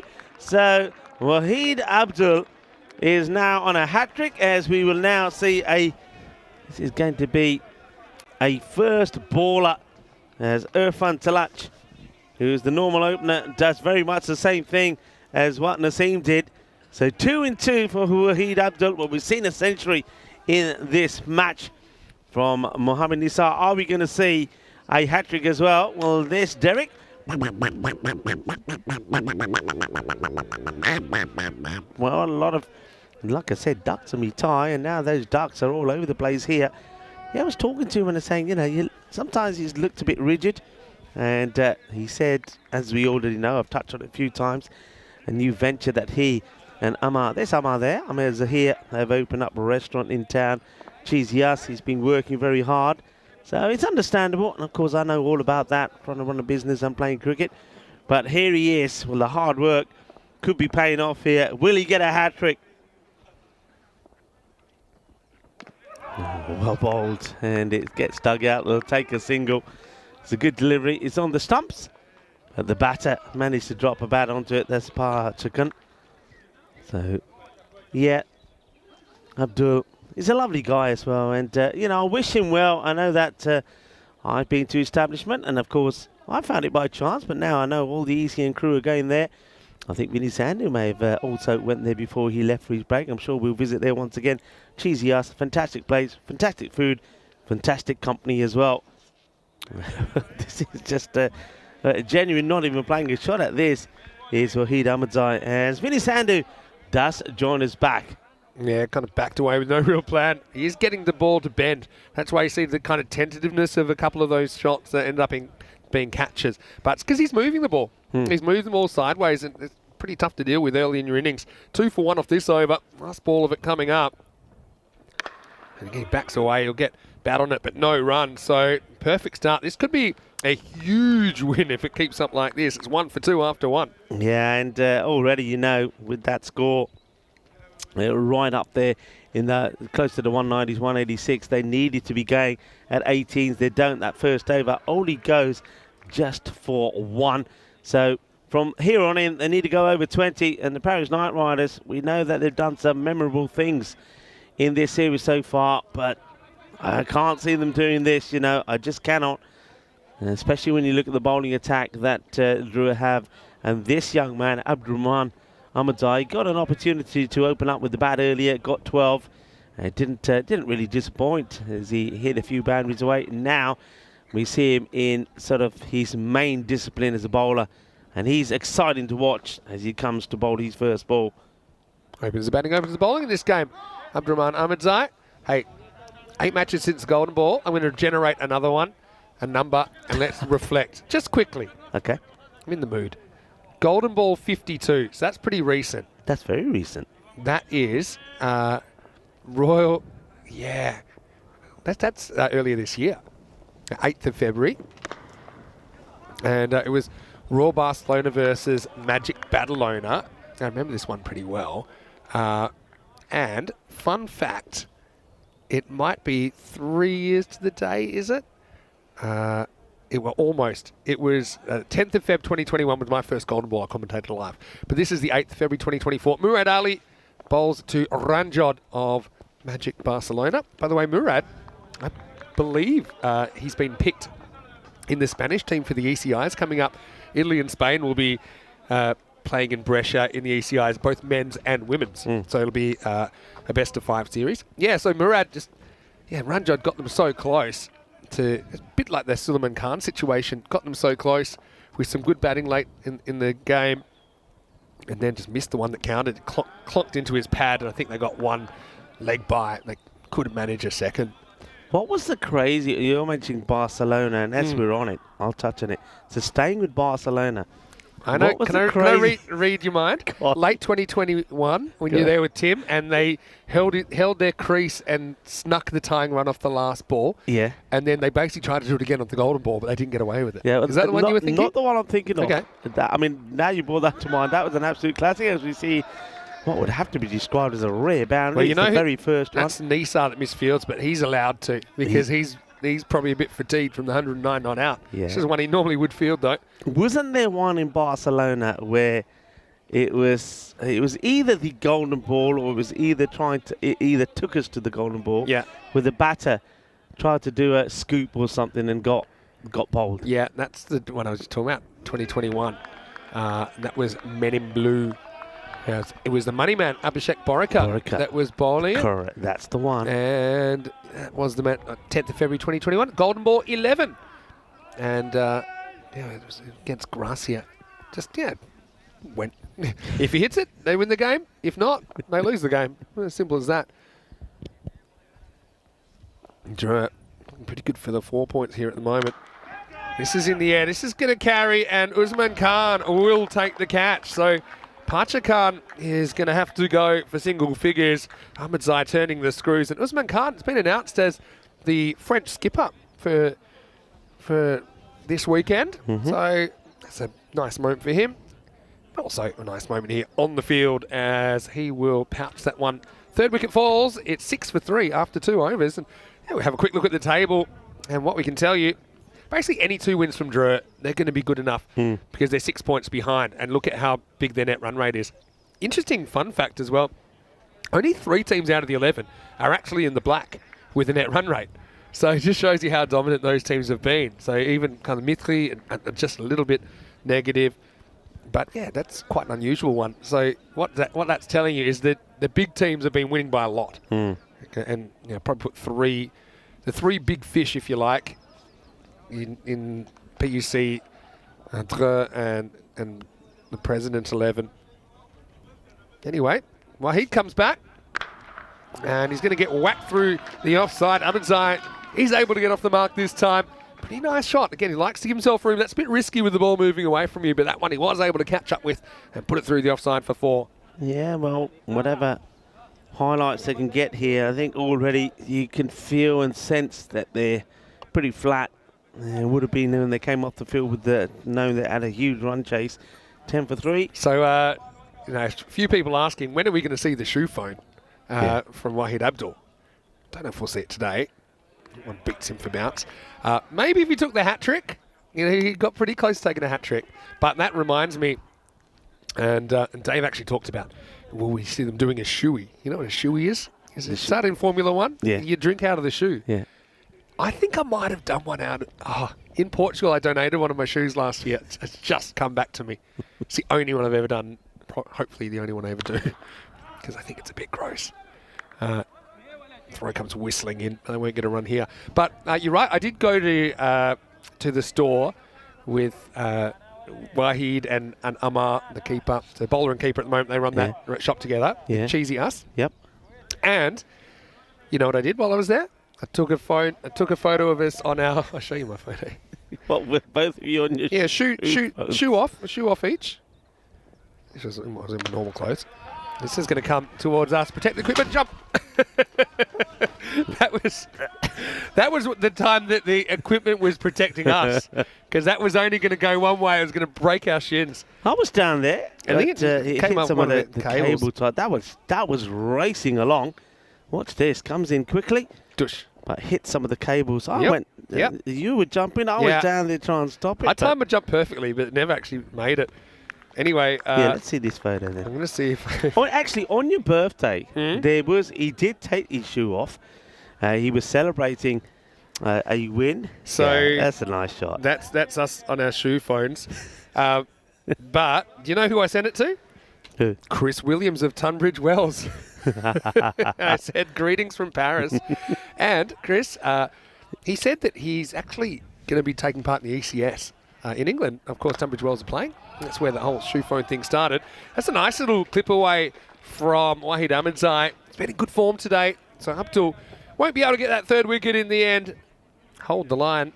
The score is 18 for 3 after 3, but still a very good spell from Wahid with 2 for 13 for the headband warrior. So yeah, Tunbridge Wells, if you don't know the backstory, they were the English club that played in the ECL in 2022, and they came runners-up to Packard Care. Now, if they'd done that a year later, they would have got to come back automatically because of the expanded format. But we haven't seen Tunbridge Wells since, but it was Marcus O'Riordan, I think, that got bowled by Wahid Abdul, who then took the phone, took the shoe off and pretended to make a phone call. That was a pretty famous series as well, because remember that, I think it was that game, actually, that the English got rolled for, I think it was 87, and Drew chased it in 3.1 overs. It was then the biggest ever power play, 82 in 3 overs, and a 6 off the first ball of the 4th. Hamza Niaz and Nabi doing the job. Here's Bhatti, proven performer, but it's going to start with a minimo as they hear. He almost gets there in time, but almost doesn't cut it. And that's 5 free runs. Night Riders need some bit of help at the moment, don't they? Yeah, well, Bhatti didn't play in the match yesterday. Well, he's listed here today, and he starts down leg side. It's one of the issues that he has had, actually. Touched on it a few times. When he comes on the bowl, he likes to go nice and wide and fire it in. And this time it's better. Goes a bit straighter, gets whipped away on the leg side. Will just be a single. But no, I was going to say, on your birthday, there was a celebration. And I did actually say he's probably giving you a ring and saying happy birthday to you. So you'll have to go back and look at it. Yeah. I caught bits and pieces. There goes the walkie. But anyway, all's well that ends well. Yeah, Drew, obviously a team that's got a bit of ECN history. Oh, that looks pretty out, you know. I reckon he's gone here because he's actually drifting forward, and I can probably see that his weight is going forward into the front foot. Look, I think that's on the line. If we slow this down, I don't think he gets the heel down. Very, very close. Let's see. That one more frame. That's it. I think that's out. That's out for me. For me, the bails are out of the grooves.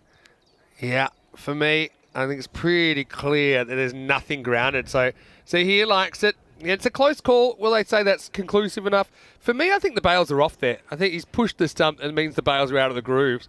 So, yeah, it's just a matter of when they think the bail's dislodged. I think also, if you think about it, he's leaning forward, so the weight at the moment here is on the toe. He hasn't got the base part of the front of the foot That's down. out. I think that's out. I don't. They'll look at it a few times. The only thing that's difficult here sometimes is because the line is so thick.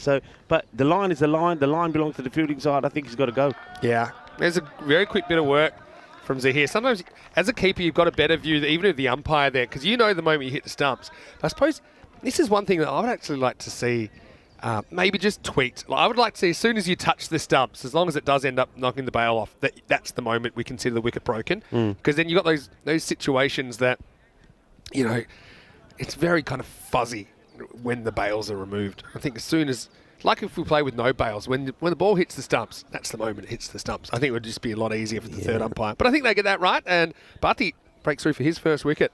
Do you think, it's completely off the subject here there, but do you think that Wahid Abdul and Amar Zahir, who was great in that stumping there, that they came up with that name Cheesy Us based on the shoe phone celebration?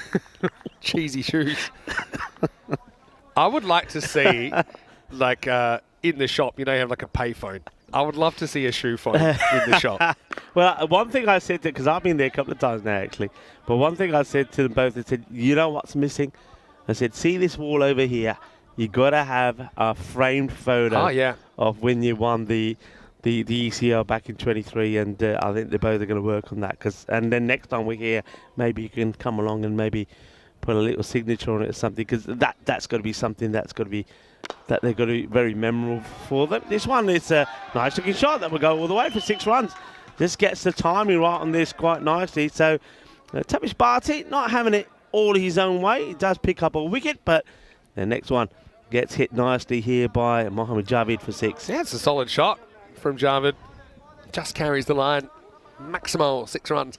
Yeah, so the shoe phone celebration came out, and then of course Tunbridge Wells got their right of reply. I think it was Cameron Ahmedzai. They then got whacked for a couple of big sixes, and Chris Williams, the Tunbridge Wells skipper, then was using his bat like a phone. The bat phone, that was one of our most viral clips we ever had on ECN. Yeah, it was fantastic. It really was, and of course the crowd in the fan zone absolutely loved it as well. He nicks that and just acknowledges the umpire. By the way, there's not a run there. He uses every trick in the book here. Okay, he definitely edges it, but he points his bat at the umpire and goes for a fake run. And I've seen batters get run out so often like this because they take the fake run too seriously. They're running to act like they're not concerned at all about the LBW, but that really just shows they probably are. Anyway, 31 for 4 after 4. Yeah, so maybe I'll try and find, for those people that don't know what we're talking about, I'll try and find the social media clip. That's the thing, you can be sure with ECN having something like 1,700 games this year, you know you're going to have all these viral moments. You never know when they're going to strike though, but the next one is just around the corner. Here's an early random question. Go on. Name a viral moment that springs to mind. So one of them we mentioned earlier was the golden ball where the United batter Pangaka holds his crease to allow his partner to get to the other end. Oh, I got one. Okay, I wasn't there, but I saw it. And when I saw it, you and Corey, you know which one. I'm just going to say you and Corey, Netherlands. Yeah. That's it. Okay. Well, I thought you were going to say another one. Netherlands, where the painter was painting the bar and got hit on the backside off the boundary rope. Yeah, that was an absolute That was screamer. a pretty good one. The thing is, though, people that follow us every day, there are just so many. I think each day there's probably 3 or 4. I mean, obviously, a good job. We could talk about it because he's okay. I mean, the other day, as this one has been hoiked away big time, and that's going to be 6 runs. John Gray gets his hand on the Grizzly again. There is John. Some people were asking, where is John? He's out there. He does a little bit of ball retrieving here. It's a nice shot, played away. But the other day here, the Paris Knight Riders waiting to come in. A guy sat in the chair, the ball gets hit, bounces in front of him, he's not looking, he's on his phone, the ball hits him right in the head. Yeah. I mean, there's just Nasty. so many moments. Yeah. There's so many. Oh, obviously, we we almost only had laugh one at those in that the are not 4 serious. balls that Corey did commentate today. We almost had a toddler who's driving some sort of kid sports car get taken out by the Grizzly at Deep Agwood Square Leg. They have tried to kind of make an area a bit further away from the ground here and I'm expecting there's going to be a big crowd tomorrow. Tomorrow's family day apparently, so for finals day.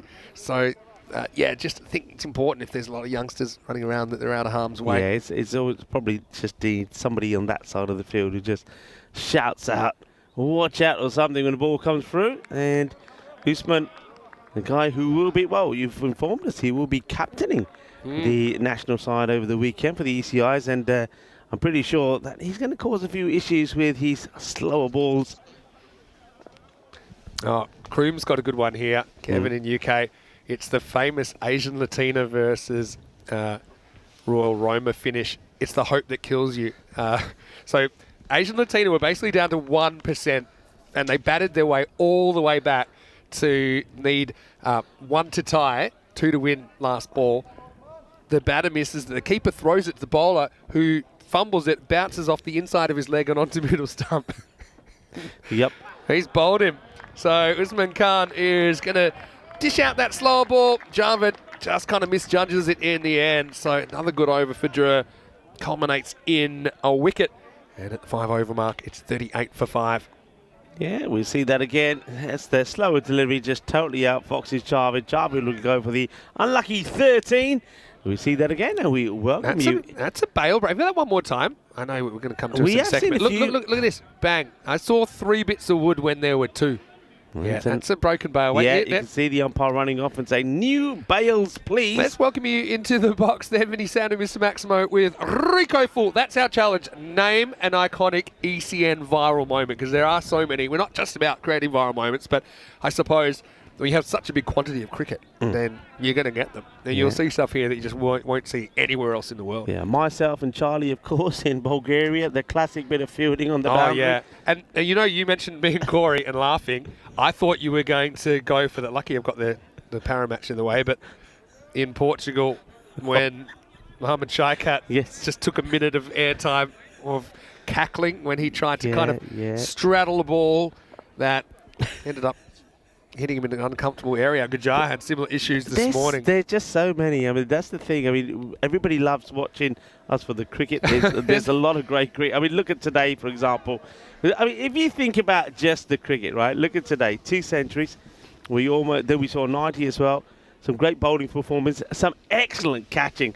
But amongst that, you got the comedy. You got the cricket. That's why we say we're all about crickettainment. It's a bit of everything, and we absolutely love it. I know that the world is gone crazy with it as well as this one gets worked away, but it'll just be a single. Some good ones coming in here. So this is a recent one. It was, I think it was Ishak Safi of Donnerstadt in the ECL. Made a great save, went over the fence, came back and fumbled it over the line, which was ridiculous. The fact that he even got back over the fence, there were 2 other fielders there, including the keeper, by the way. So that was a pretty crazy one. We'll go back all the way. I remember we showed up on one of the shows in Australia for one of our viral moments, which was in Cyprus. Again, this is pretty obscure, but end of 2021, the guy basically rammed it onto the keeper's helmet and got caught at backward point. Yeah. And that was Adam Gilchrist and all sorts of people were commenting on that. How about... well, hit him. Whoa. I thought the umpire was going to wear that for a second. Now they're thinking about the overthrow. They won't get it. Just a single. What about, remember in Crefeld last year we had an epidemic of fielders hitting other fielders with throws. Do you remember? At Wakas, the keeper got hit by a throw. Right. And then later we saw a bowler, here's Pira Bakaran. It was I think it was Pakitaran Prabha actually that wore it when he was just turning around, going back to his mark, and he got hit in the back. And so that went a bit viral as well. Yeah, because it was Fatmi, wasn't it, who got smacked right in the middle of the shot. And he's a big guy. You don't want to mess with him. And remember, he also had issues when he was wearing his glasses and the rain kept getting on them. He just couldn't see. I think the very 40 for first, 5 after 6. The first one I remember was when we were in Kiel. Remember the catch on the boundary? Yeah. That went viral I still think that's the best catch I've ever seen, because there was no real plan. Like some of these great catches we see, you can plan to dive and do something crazy. But that catch, where he was he wasn't even meant to be fielding there either. There was an injury, and he got moved there. I can picture it now because it was just, we were there and we were just looking at each other saying, wow. I might try and bring that up. And the thing about that catch was that he came from nowhere, and then also the ball was going past him, and he just plucked it and pulled it back in. And the one that compares to that one was the one from Hamid at the ECL, the first time we saw, remember? That was an incredible catch. So there's been see, with Hamid's, though, it was brilliant, but I also know I can relate to him attempting that. But the one where it was just like humped, like picking an apple from over the boundary, I'll have to pull that up now I've mentioned it. But that's why I think it's just in a category of its own. Anyway, here's Cameron Ahmedzai, and he hits the line first up, which is going to be fine. A little outswinger there. Yeah, that's a moment. A lot of big moments. Hey, talking about big moments, I want to mention this one. So, this day in 1982, the birth of left-arm spinner Mudsudan Singh Panesar. Most of you would know him as Monty. Monty. Yeah, the famous for wearing his black butska, those wide eyes, eager fielding that turned him into a fan's favourite. In his first test in Nagpur, he claimed his boyhood hero Sachin Tendulkar's wicket. Sachin Tendulkar, of course, it was his birthday yesterday. We wished him happy birthday. I did invite him to come along, Vinny, for the weekend. He might turn up. Okay. But yeah, I just remember some of the scenes from the crowd wherever he would be when he was fielding, because he wasn't known for his fielding, was he? But it was a great character, a good bowler as well. So Monty Panesar. And Monty, कितना जी ठीक ठाक है जी दूसरी देख देना बहुत बधाइयाँ ਤੁਹਾਨੂੰ अपने जन्म दिन ਦਾ and yeah, happy birthday to Monty Panesar. Yeah. And those he's thinking about making a comeback. Yeah. Did you know that? No, he's not. No, he is. I'm serious. Are you? No, how can he be serious? He's got so much cricket around. He's kept himself in really good shape. Yeah, not a joke. And follow him on social media. Anyway, this is just whipped away by Wali Khan. These are all kind of consolation runs now. Knight Riders kind of had their run. They've been stopped in their tracks by this all-conquering Jura side. Yeah, I think what we've seen here today is a very good example so far in these first 4 matches of teams just dominating the match with the batting first, getting loads of runs, and really the teams just not getting it to the start that they need in reply and being bogged down. We saw that from Royal 94 against the Paris Knight Riders. We saw it more or less from Paris Zalmi against the Greeny Vipers. And unfortunately, it was the same story for Royal 94 in match number 1 when it was 174 scored by Zalmi. So 50 comes up on the board with the ball to go in this, the 7th. Gets played pretty well. That's going to be 4 runs. So you can see that Drew, they're not really too worried about this played away as that over comes to an end. Now, how about this? I mean, we talked about some cricket, but back in this day, back in 1976, it was called fractious farcical, if you want, and a farcical affair in Jamaica, where India lost the deciding 4th test to the West Indies by 10 wickets, even though India only lost just 11 wickets themselves in the whole match, and that was because of a series of batters were forced to retire hurt because of some incredible venomous bowling from Michael Holding and Wayne Daniel. Yeah, I remember. Remember that? I don't remember it, but I've heard of it. Back in 1976. Then he lost 11 wickets, but just so many people were unable to bat because they'd been knocked out. Yeah, they were knocked out. I think there was up to 4. Maybe even 5. If they took 11 wickets in the match, that means there must be 9 absent hurt. Yeah, 9 absent hurt, because you're talking about in the 2 innings. It was quite incredible. Let's have a look at what's coming up then with match 55. Well, this will be all about can Drua win it, and they'll take top spot. Simple as that. If not, PUC will finish top. So PUC are probably going to get their yellow Royal 94 shirts out. Meanwhile, this could be clock bound. Okay, I waited to hear the sound of ball on clock, but I didn't hear it, so it won't be the 500. Think about that clock, and I think our viewers will get a chance to see it a bit later, but think about that clock is to hit it, you have to hit the ball hard and flat. Yeah. Because of the way it's sort of tucked inside a little roof. I estimate it's about an 80-metre hit. All right. It's about 30 metres over the boundary. So actually, no, it's probably a bit more than that. It's probably closer to 90 because 80 from the middle of the pitch. So probably about 90 from where the batter stands. But yeah, there's some other good ones here. I think Dave's talking about the Bulgarian one last year with the fielding from over the rope. which wasn't a great idea. Kroom's got a good one. Corey's catch when he dropped the headset and took an absolute blinder. And you just heard the it's an awkward one for Nisa. That's at Nisa. Let's just spend a moment. How good was his century? 109, not out. 14 times he scored 50 runs, but that's the first time he's ever scored 100. And there he is. He's looking pretty happy with life, and he'll get another chance to bat tonight in all likelihood as well. Yeah, but the thing I mentioned about Nisa is he's also so important in the field. Yeah. And I think Nisa's got to have a bowl. And look, you can see him there. He's now century holder number 44 of the year. 2 centuries in a day here. Well, this one isn't going to carry too far. It's a fantastic beat of fielding. Wow. That's Abdurrahman Ahmadzai, who has run. He sprinted off the boundary to turn that into a catch. And he will take it close to the ground. Little bit of magic from Drew, showing why they are the champion team here in France. And they're keen to keep proving that. 63 for 6. I'm loving this guy, you know. He really has impressed me. Of all the players that I've seen, you know, the likes of Stanikzai, who I'm pleased to say we will see tomorrow. First of all, playing, of course, for President 11, but we'll also see him playing in the ECIs. I just love his bowling. He is so accurate with his bowling.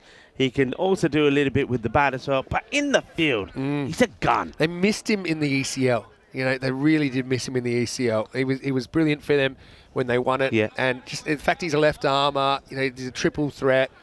They just kind of missed that variety. And good to have him back on the park. So 63 for 6 after 8. Here's Cameron Ahmadzai, who's going to bowl. And yes, and I love the way he protected that ball when he caught it as well. You know, we've seen. That's why there is the rule that says you can't use the ball to break your fall because it's touching the ground. Anyway, this could be another one. Oh, now he just bails out at the last moment and protects it with the shins. I mean, you know, it's like a computer game. The degree of difficulty gets harder. This one was even harder. I still think with a dive, he might have reached it on the full. He may have thought about it and then at the last moment, but I think you're right. Just wasn't expecting it second. That one wasn't quite as... it was a bit flatter, I suppose, that one. Anyway... this one goes straight through Gul Mohamed Saleh. So when Corey got that viral catch, you can actually hear his headphones drop, and Nisha was just coming back into the box. So the immortal words, George hits it, then you hear... Yeah. And then next minute he appears at the bottom of the screen. Now, if I was there, Corey knows I've banned him from going for catches. Because the amount of times...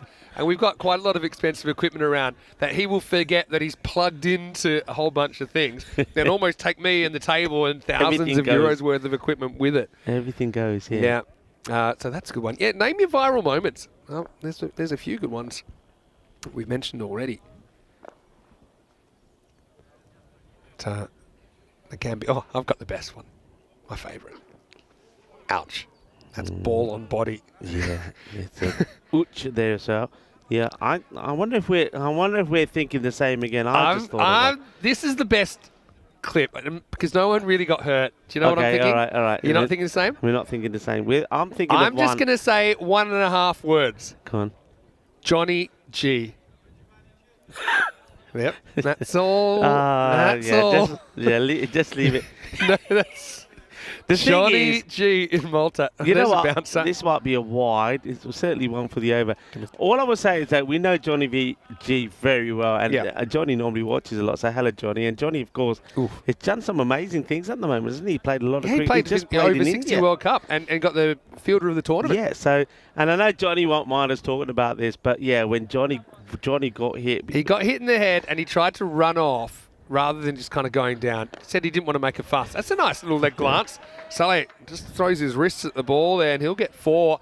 So Ahmadzai goes wicketless but doesn't concede too many. It's going to be a 4-point win for Drew here as the Knight Riders are 70 for 6 after 9. Yeah, so then the medic coming on happened to turn around at the exact moment. And Johnny, with no real peripheral vision because he's holding his head, basically got headbutted by the medic walking on. Got knocked out. You and Barry were on commentary for that, and there was an awkward silence, and we went back to the main camera. I wasn't there, so tell me what happened after that. Do you remember? There are so many things happen. Did he finally stay down? He finally. I tell you exactly what happened actually, because of course we all know Indica Pereira and Indica Allen to you as well. You've got enough doctors around there. And of course you got enough doctors there. You mentioned obviously quite a few like there Marta Day as well. So basically they were trying to get the medic, but what the medic was trying to do, the medic was trying to get the attention of Indica because he knew that Indica would able to sort it out. So while the medic's looking for Indica, he sort of shoulder barges poor Johnny G down to the ground, and then. Barry's famous commentary, someone's got to sit him down. Sit him down. He got sat down. I was saying, got to sit it. And then, of course, Indica comes along, says, leave it to me, gets a tube of super glue and does the job. Yeah. But was that from the cricket ball injury or the short shoulder impact? But look, he's getting a bowl. Alexander Akuk. Could see him getting a bowl, but I don't think he's going to enjoy this. That could be clock.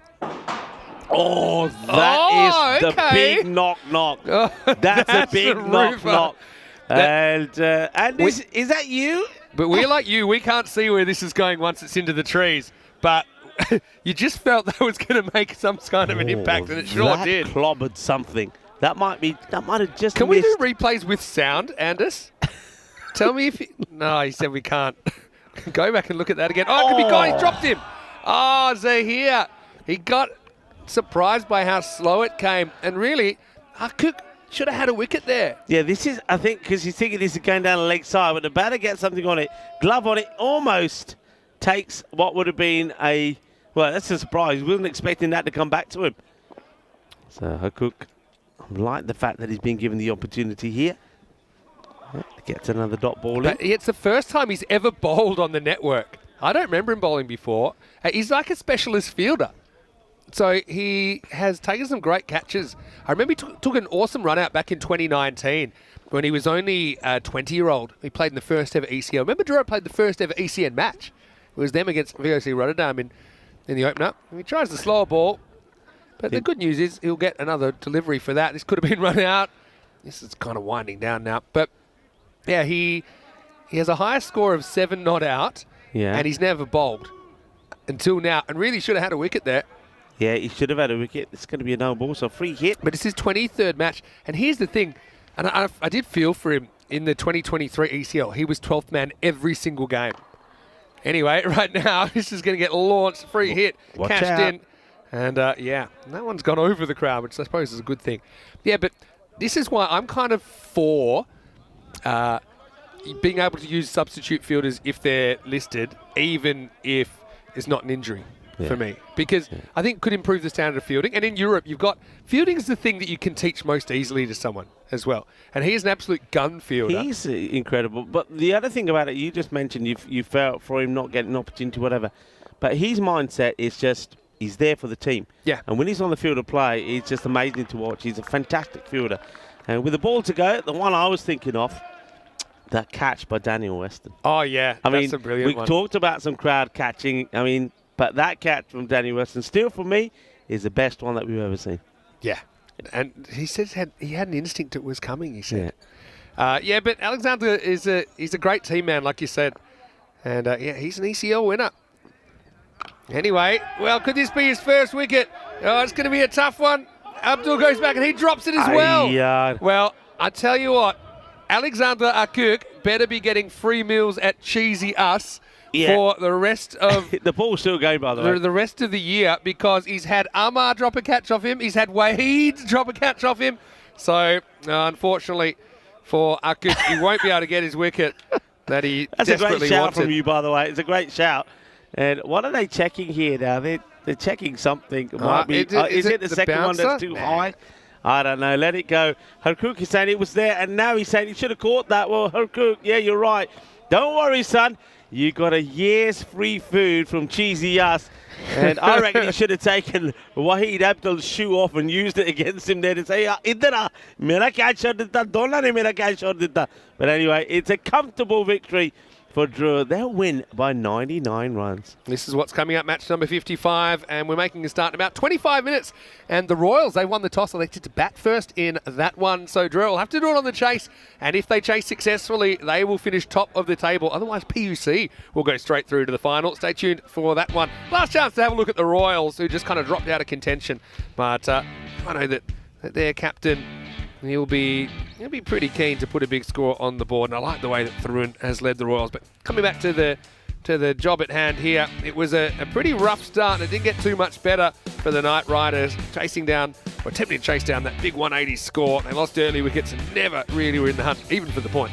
Yeah, what's the net run rate situation? Because I know it's very unlikely, but if the Royals score 200 and get all the points against Druitt, how does that put? Because that would put them maybe level on points. Yeah, so with Balbalians, but I get the feeling that Balbalians, especially the way they lost the last match, that their net run rate has been severely dented. I don't think it's possible in reality, and even that's not even accounting for the fact that obviously big favourites in that game. So a sharp bit of work from Zahir, and he was able to grab that stumping by the barest of margins. We did see some good hitting in there as well. Obviously, they've got quite a few guys that have been able to contribute with the bat and the Knight Riders in this one. Wally Khan was good late in the piece, 24 off 17. A couple of big hits from Mohammad Javed as well while he was there.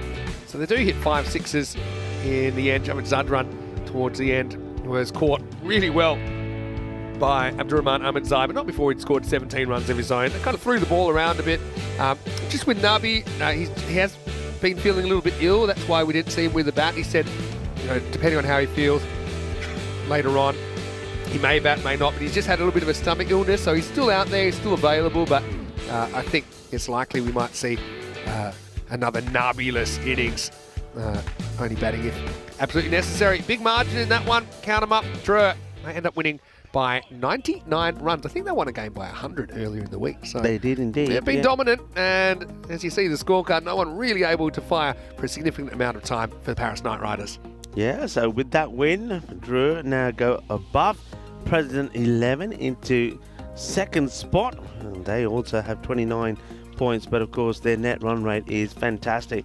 And now they know all they've got to do if they're to book their place in the final and avoid the elimination matches and the qualifiers that will be happening tomorrow is to win the next match. And they're up against a team that'll be probably a little bit depleted after losing 2 matches today already, and that's a Royal 94. A quick look at that scorecard. So like you said, Wally Khan, 24 from him, a little bit of a highlight as he played some nice shots away.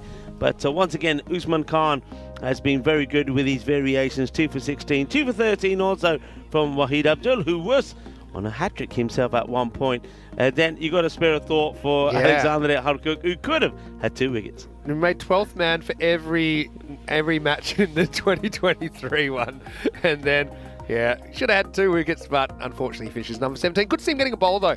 Obviously, might be the only chance we get to see him at the bowling crease. So we'll take a break. We'll be back in around about 20 minutes. It'll be the Royals' last stand. Let's see if they can spring an upset. Drew, they'll be out to grab the win that'll take them to the top of the tree and straight into the final tomorrow night. Vinny Sandu here, Mr. Maximo, with Rico Full.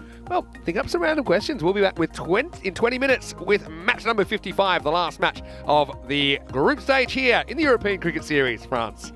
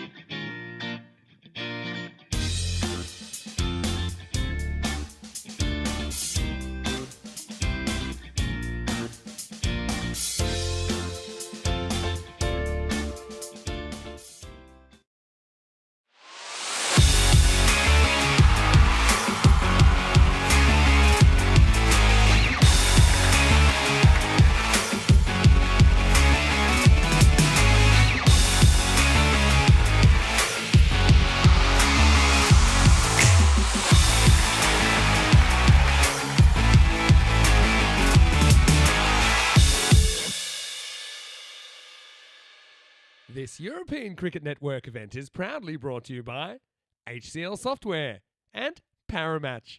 Hello and welcome back to the beautiful Drua Cricket Ground. We are at the DCG and right now it is bathed in sunshine. Still one more match to go. And the real question here, can Drua get the win that they need to take top spot off PUC? And if they do that, they will go straight through to the final. Whereas the teams in 2, 3, 4 and 5, they will need to fight for that spot in the final, winning 2 matches to even get there tomorrow on finals day. Here I am in front of the clubhouse, and you can see the clock above me. Now, it's a little bit of a nod to tradition. Of course, there's a few famous clocks in stadiums around the world. And I am told if anyone's able to hit this clock, and it's probably about an 80-metre hit or something like that, they actually get a €500 bonus. And I tell you what, the way that Drew batted in that last game, I think they better have that money at least on hand, because we could see it hit at some point during this tournament. Right now, let's go out to the middle where Charles Croucher has the 2 captains. It's Royal 94 in their last game in this ECS, taking on the host, Drew Cricket Club. Over to Charles and the Sheriff, who's with the 2 captains. Drew to call. Heads is the call. And it's a tail. Bat first. Royal 94 have won the toss and they've elected to have a hit. So Drew, they did it by setting a target. Now they'll have to chase the target in this one. And look, Royal 94, they've just kind of fallen out of contention now, but they've certainly had a few highlights along the way. They'd love to finish with a big upset against Drew, the French champions. For Drew, though, some questions about why Nabi didn't bat. I've heard he's just not feeling too well today, suffering with a little bit of a stomach illness. So I'm not so sure that we'll see him batting unless absolutely necessary in this, but it gives an opportunity to someone like an Abdurrahman Ahmedzai to go to the top. Of course, how good was Mohammad Nisa? 14 times he's passed 50, but finally he has passed 100 on the network. That 109 not out was pure class. Rico Full standing by, maybe some random questions last game of the day. Maybe we'll have some food chat as well. Right now, I'm going to visualise this clock getting absolutely annihilated, and it actually takes us back to a moment at the Carlton Roval where we always had our own clock destroyed. Rico remembers all about that, I'm sure. I can tell you in match number 55, it is the Royal 94 team to bat first after winning the toss. Rico, over to you. TikTok. Thank you very much, Vinny Sandu. Yeah, I remember it well. The Norcane watch was almost knocked out, and Vinny Sandu, of course, made the save. Well, we'll be talking about viral moments. Well, that one could have been a viral moment. Certainly could. Let's have a look at the 2 teams. Yeah, Royal 94, as Vinny said, it's unfortunate because they started the day with high hopes, but things just didn't go their way and didn't really get a good start against Zalmi. They did pick up a point there, but then they got blown away by the Paris Knight Riders. So it's not to be, but Drew, they don't want to slip up here. They know win this match, then they will finish top of the standings. And that means that they won't have to play those nervy eliminators or the qualifier. They will just wait patiently with their feet up to see who they will play in the final tomorrow. So big match coming up here. Umpires going out there in the middle will be umpire Sushir, Ashok and Vignesh. And I'm pretty sure when we have a look at the win predictor that Drew will be big time favourites. I'm guessing 90 odd. Well, there you go, right on cue, 96 to 4%. Drew favourites to win this one. And going to be chasing this time, but look, Drew, most of the time, all the matches they played have been batting first. The one time that we did actually see them have a run chase, it was against the Super Kings, who only managed to get 74 against them.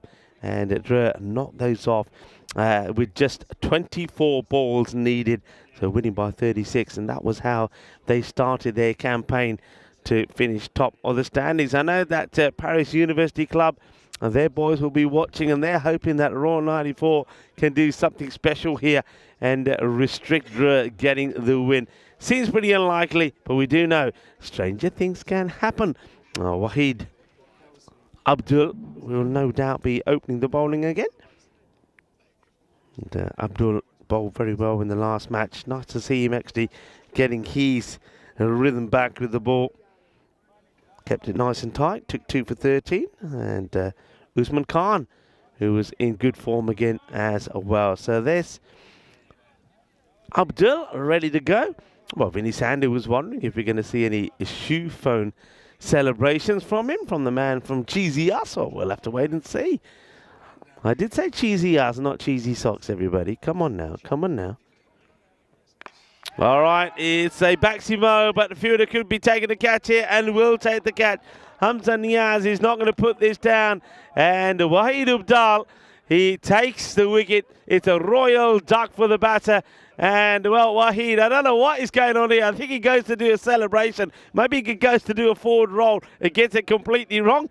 Well, that would be the worst self-inflicted injury that you'll ever see. Here's the catch. Well, Hamza Niaz was never going to drop this. So there's the catch taken. It's going to be a Royal Duck. Well, we're talking about Royal Ducks. I don't know about the celebration there from Wahid Abdul. We'll have a look at that again. So a little bit of royalty here as he's going to get quacked off. Not the best darts at all. So Rajalingam is going to go and gets departed. And yes, no mistakes at all. So Royal Duck. And the second one of the day as well. But remember last time we saw a Royal Duck, it didn't really make too much of a difference, did it? For Zalmi, because they went on to score big runs. Good delivery, full and straight. Gets played away. Ahmadzai makes the stop. And Uthia Kuma, can he finish on a high in their campaign? Uthia Kuma is there. He's got Wagajan with him. So Rajalingam, a bit of royalty for him. Well, they are the Royals, I suppose. And that one's just out of reach of the man. Now, yeah, I'll tell you what, if I am Alexander Harkouk, if Abdul is expecting him to take any catches, well, Harkouk would say, well, hang on a minute, you Harkooked me when you didn't take any of my bowling. Now, why should I help you out? But he's not that way. Harkouk is a lovely guy. Hello to everybody in the chat. Welcome back, everyone. And yeah, watch out. Special guest coming up. John Gray, who's had a long drive here. It'll be interesting to hear what he has to say about his day here, seeing the action live. And it's been a fantastic day to be here as well. High scoring day in terms of the first innings. And this time around, let's see how we finish. So far, every team that's batted first today has been on the winning side.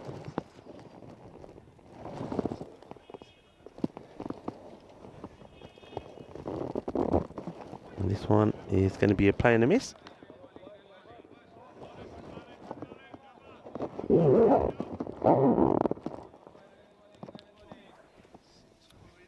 Abdul's got a look about being very pleased about the work that he's done here today.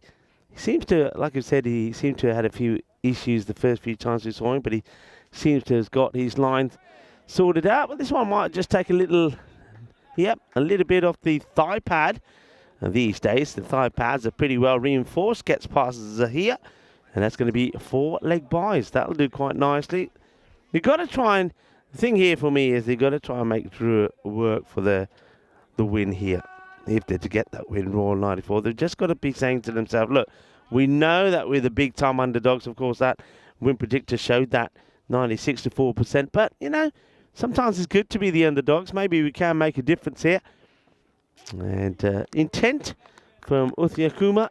But I like Uthia Kuma as a player. I just want him to keep his head nice and still, not lose his shape, and play balls to merit. And the opportunity for you to stay in touch with us. I want to say a big thank you to everyone that's been sending us messages through. I know that Maximo got a load of messages for his birthday the other day, and I'm getting messages through from you all the time about the cricket here in France, about the facilities, about the ground, and of course about the ECIs coming up as well. And can't thank you all in person, but thank you for your messages, and of course, more importantly, thank you for your support for the European Cricket Network. Keep those messages coming through. I use this platform to say thank you as the left-hander Abdul Rahman Ahmadzai comes in and starts well, gets played away. And what I want to see here really from Royal 94 is really the attitude from the batters to be, we're going to try and take runs from every ball, be positive and be assertive. Not just swinging wild, play shots on merit. The field set very much offside field, and you can understand that because Ahmadzai, he always bowls in a good corridor. Watch again here. Good delivery. Oh, that's a chance. Caught and bowled opportunity. He lets himself down here. You see, when you're bowling this sort of line, you've got to expect these coming straight back at you. So watch this. Well pitched up, gets the bit of in-swing. It gets hit pretty well, but he never gets his hands in the right position. It's a little bit awkward. He needed to really get his wrist the other way around. If he did that, he would have got the opportunity. asking the question, but I think see what the umpire thinks here. I know the batter's coming forward, and yeah, he does say there's a little bit of bat on this. I thought there was just there a little bit, but he's also way forward. I think also whether there's no bat involved there or not, the umpire's got to make a decision and say the ball's got a fair distance to travel. And Ahmadzai, he does get the ball to move around a little bit. So, good call from the umpire for me. Okay, that's been scuffed down the ground. It won't get the power to get to the boundary. As Cameron Ahmadzai comes across and does the fielding. Bustly lad, isn't he? Cameron Ahmadzai. And he's a workhorse, always working. Doesn't get the opportunity to bat that often, but when he doesn't often let his side down. Just a little dab as Waheed does the fielding. Probably will want to keep hold of the ball because he probably wants to bowl the next over. His first over was pretty tidy. It went for 10, picked up the wicket, didn't he? The royal duck of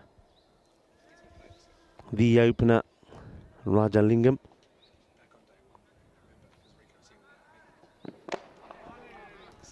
That's going to be another single.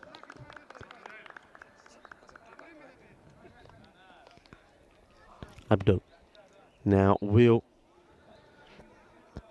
probably take the ball. He's just waiting to see if he is going to bowl the next or not. He's looking at the captain. What's the captain saying?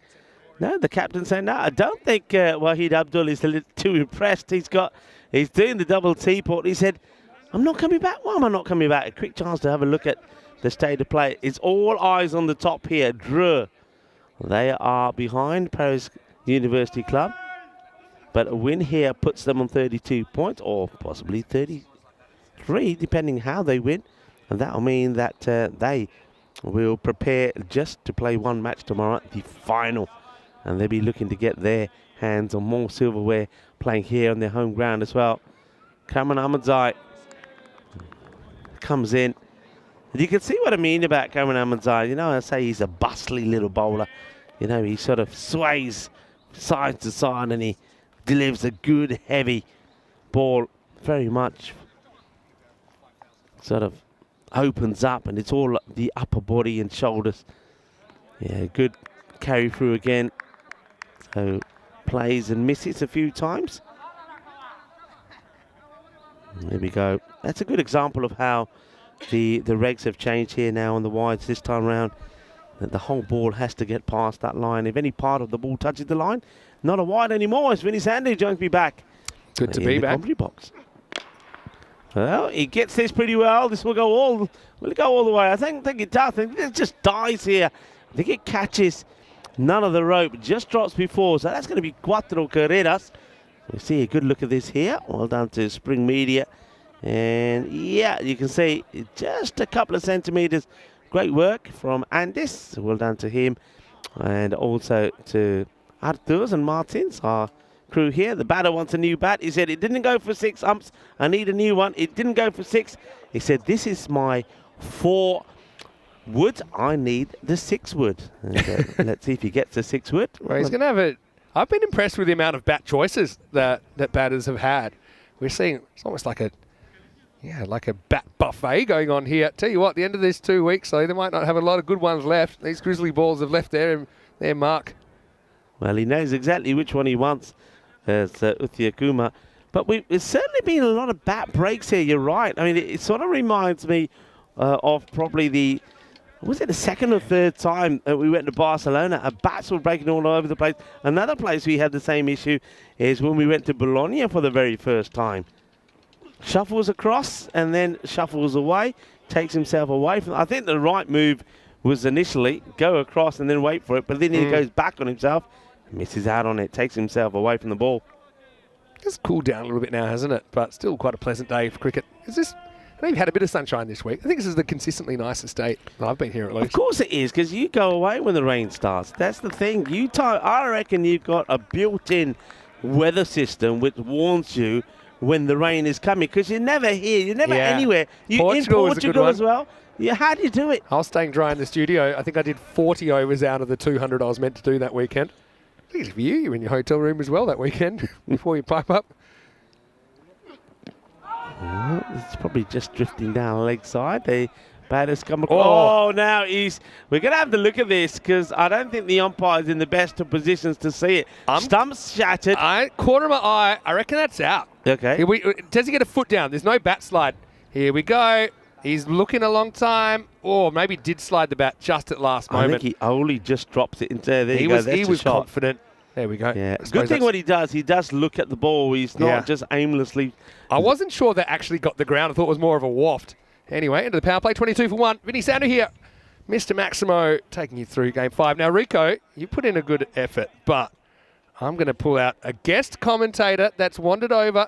I say wandered. He's actually spent a bit of time getting here. And I did foreshadow this in the chat, so I think most of them know what's coming. Vinny Sandu here, Mr. Maximo, joining me, special guest commentator and ECN superfan, John Gray. Welcome, John. Thank you, Vinny. It's been an absolute pleasure to being here today, and absolutely delighted to finally experience an ECS at it live. First time in the cube, and now what do you think of the cube? You've been here for the first 3 overs. The spiders are real. I think your Geographic channel is National Geographic channel is a good sample for this. Any questions for John? Throw them in the chat as well. It is random question time. You know that very well. I've got some questions for you as well. It's Barty coming on to bowl this 4th over. This one slides in. He beats the inside edge of the bat so regularly. So, question for you. How long have you been following ECN, and kind of what got you watching the network in the first place? I think I must have caught it when they had the, it might have been the ECC, the back end of one year. And it was on, I think it was on satellite TV at the time on Viaplay, well, Free Sports as it was called then. Yeah. Free Sports Extra. And I kind of like started following it, and then I discovered the YouTube channel, and it was all go from there, really. Best free entertainment you could ever hope for. Value for, well, not really money. Some people do choose to spend a few euros or a few pounds just to, as a bit of a thank you, and we always appreciate that. I'm one of them. Yeah, I do appreciate that as well. And yeah, I know it's always exciting when we get some of the chatters in for a commentary box tour. Now, there's a few famous examples of this. This one just screams past the outside edge of the bat this time. So T10 having a tough time with Tabish Bharti. It's good keeping from Zahir.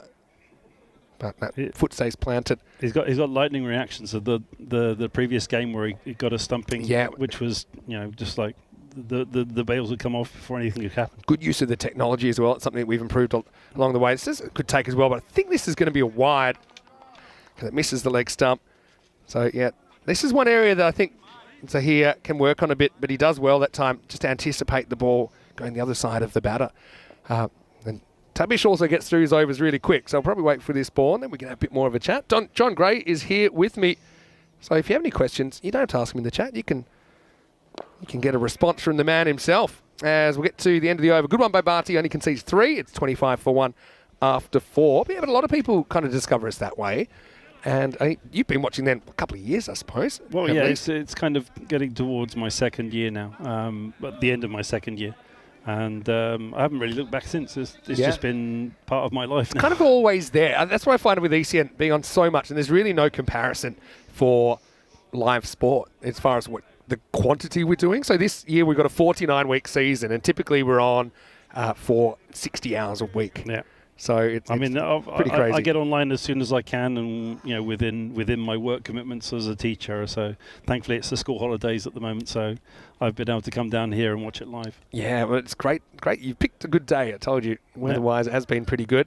As this is Usman Khan, who's been selected to lead France this weekend in the ECI. So a big moment for him, captaining his country for the first time. He's going to bowl to Athaya Kumar here in over number 5. He's got a really good array of slower balls.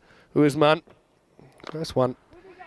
Just kind of a regulation delivery, pushed away for a single. So, one thing, even over the time you've been watching, you've probably noticed that there's always improvements being made. So, the bonus point obviously is something that's kind of energized a lot of games. It's been great, and even like earlier on today when I was chatting to a couple of guys over there who were fans of of the Paris Knight Riders, and obviously they were conscious of the fact. Obviously, they need to get as many points as they could. Yeah. And they were asking me how many runs they needed to get the 4 points. Yeah, exactly. Well, it's pretty easy with a calculator, just to punch in 70%. Anyway, that's a nice shot by T10. Likes the leg side, steps across, a lot of bottom hand, and that goes Maximo. 6 runs, and I've got a question or two come in for you at the moment as well. This time he goes back to the well and he cops it in the 6-pack. There's T10. He tried that shot one time too many there. Now you would have been well protected from that because of the fantastic jumper that you're wearing. In fact, we'll probably see it in a minute. But I'm going to delve into your cricket history a little bit as well. Firstly, now you're living in France. How long have you lived here, and what? Obviously from the UK originally, what kind of brought about that move? Well, I was obviously I was born in London. I lived most of my life in the UK, with the exception of the time where I was studying, and I lived in Germany for a while. And this was I made the choice with my wife, who's from France, to move to France, or move back to France for her. And we moved in March 2007. So you're talking kind of 17 years. That's quite a long time. It's a nice shot, by the way. Slow ball picked and sent. That was the kind of back of the hand slow ball from Usman. And T10 recovers from that nasty blow. Not much of a T10, by the way. He's your archetypal keeper. He's like a kind of malleable toy behind the stump. He can wind him up. Usman got a smile on his face. I mean, Drew doesn't feel like they're under a lot of pressure here, but they do need to win for that top spot. That's a really nice shot. T10 does get this, and that almost goes all the way. I think it's going to go for 4 carreras. Okay, so in ECN you can't take anything for granted. No, that's true. But so you speak French really well. That's one thing. Obviously, you picked that up along the way. I mean, I did do my A-levels in French before coming to France, but I was still a little bit. There was a lot of trepidation when I came because I was going to work in a logistics company at the time, and I wasn't sure whether my French would be up to scratch. But as time goes by, you pick it up, and well, that could be 6, you know. Yeah, I think just inside. Okay, it's been given 6 inside from here. Well, let's test John's umpiring here. We'll have to check this one. It'll be the end of the over. It's been given 6. I actually thought it was 6 live. Yeah. Oh, I don't know. Yes, outside. 6 runs. That's the beauty of the video. Yeah. It does just carry. So Maximo to finish the over, 46 for 1. Let's welcome you into the cube. Vinny Sandy here, Mr. Maximo. I've got John Gray here with me. John, welcome to the cube. Thank you very much. I'm absolutely chuffed to be here. On behalf of you're representing all the fans right now, I want to say we really appreciate your passion for ECN and the energy and the excitement that you bring to all the games as well. And we love the live chat, and it's quite unique, isn't it? Another direct hit. This time Nabi hits the stumps, but I think he's safely home. He's going for the video umpire. Yeah, it's worth a look. My feeling was he was home. Nabi from side on. He hasn't been feeling too well, Nabi. That's why we didn't see him batting today. As long as he slides his bat, he'll be fine here. He's in. Yep. And hits the target. I actually think one of the Bales gets here on the way through. So, what's your cricket story? So, obviously, you love your cricket. I can tell by the jumper. Well, this was this particular jumper, and the shirt underneath it is from the Cricket Club des Hommes, which is in Brittany, not far from Saint-Malo. I played there for 1 season back in 2012, and we played in the grounds of a chateau. It was absolutely stunning place to play, but it wasn't that easy because I wasn't living around the corner at the time. Yeah. So I just played the 1 season. Before that, I played quite a lot of club cricket in the UK. I played for my university team back in the 1980s, and this was for me. I mean, I was probably a better cricketer than a footballer. Oh well, that's not a bad thing at all. But it's I've got to the age now where it's you're a lover of the game in a different capacity. That's a really nice square drive. It's kind of catchable height. It looked like it for a second, but it got the gap, and I think would have been over the top anyway of the fielders in the end. T10. An interesting journey to 29 so far. Bharti keeping it tight like he always does. 50's up for Royals as well in the 6th over. Gets through his overs super quickly as well, Barty.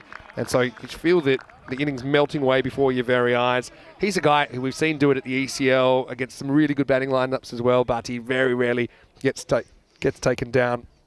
But a couple of balls to close out this over. T10 steps away and plays a great shot, in fact. It's too hot to handle for Rafa, square of the wicket. 4 more. Good batting. Yeah, it was a nice shot off the back foot. Used the pace well. So I had some questions here. The first one was from Trip, who's watching from the USA. And isn't it interesting how you feel like you get to know these people so well? It's wonderful. It's wonderful. So it's always like a family. It's always kind of exciting when we get to meet you in the flesh. All the 5s at the moment, 55 off 5.5. I'm sure Dave B would be onto that one. Yeah, so the other thing is the big 183 chase, Netherlands versus Spain in the ECC, that was when we had a whole bunch of the super fans in the box. Yeah. And so things do tend to happen. Anyway, Barty, once again, very tight from him. Doesn't take a wicket, but only goes for 13. And at the end of the 6th over, 56 for 1. Yeah, Tripp's question was, what's it like watching ECN next to Vinny and Rico? Oh, is it different? It's like a busman's holiday. Well, I mean, you've been watching from over there. We've seen you little... Yeah. You got plenty of sunshine this morning as well. Yeah, Looked like a nice spot. But yeah, it's a different feeling when you get under the headset and you're kind of immersed in it. Oh, without a doubt. I find it pretty interesting when I'm not in the cube. If I'm around the ground, like the other day, I was able to kind of mix with some of the mayor and some of the dignitaries and some of the kids.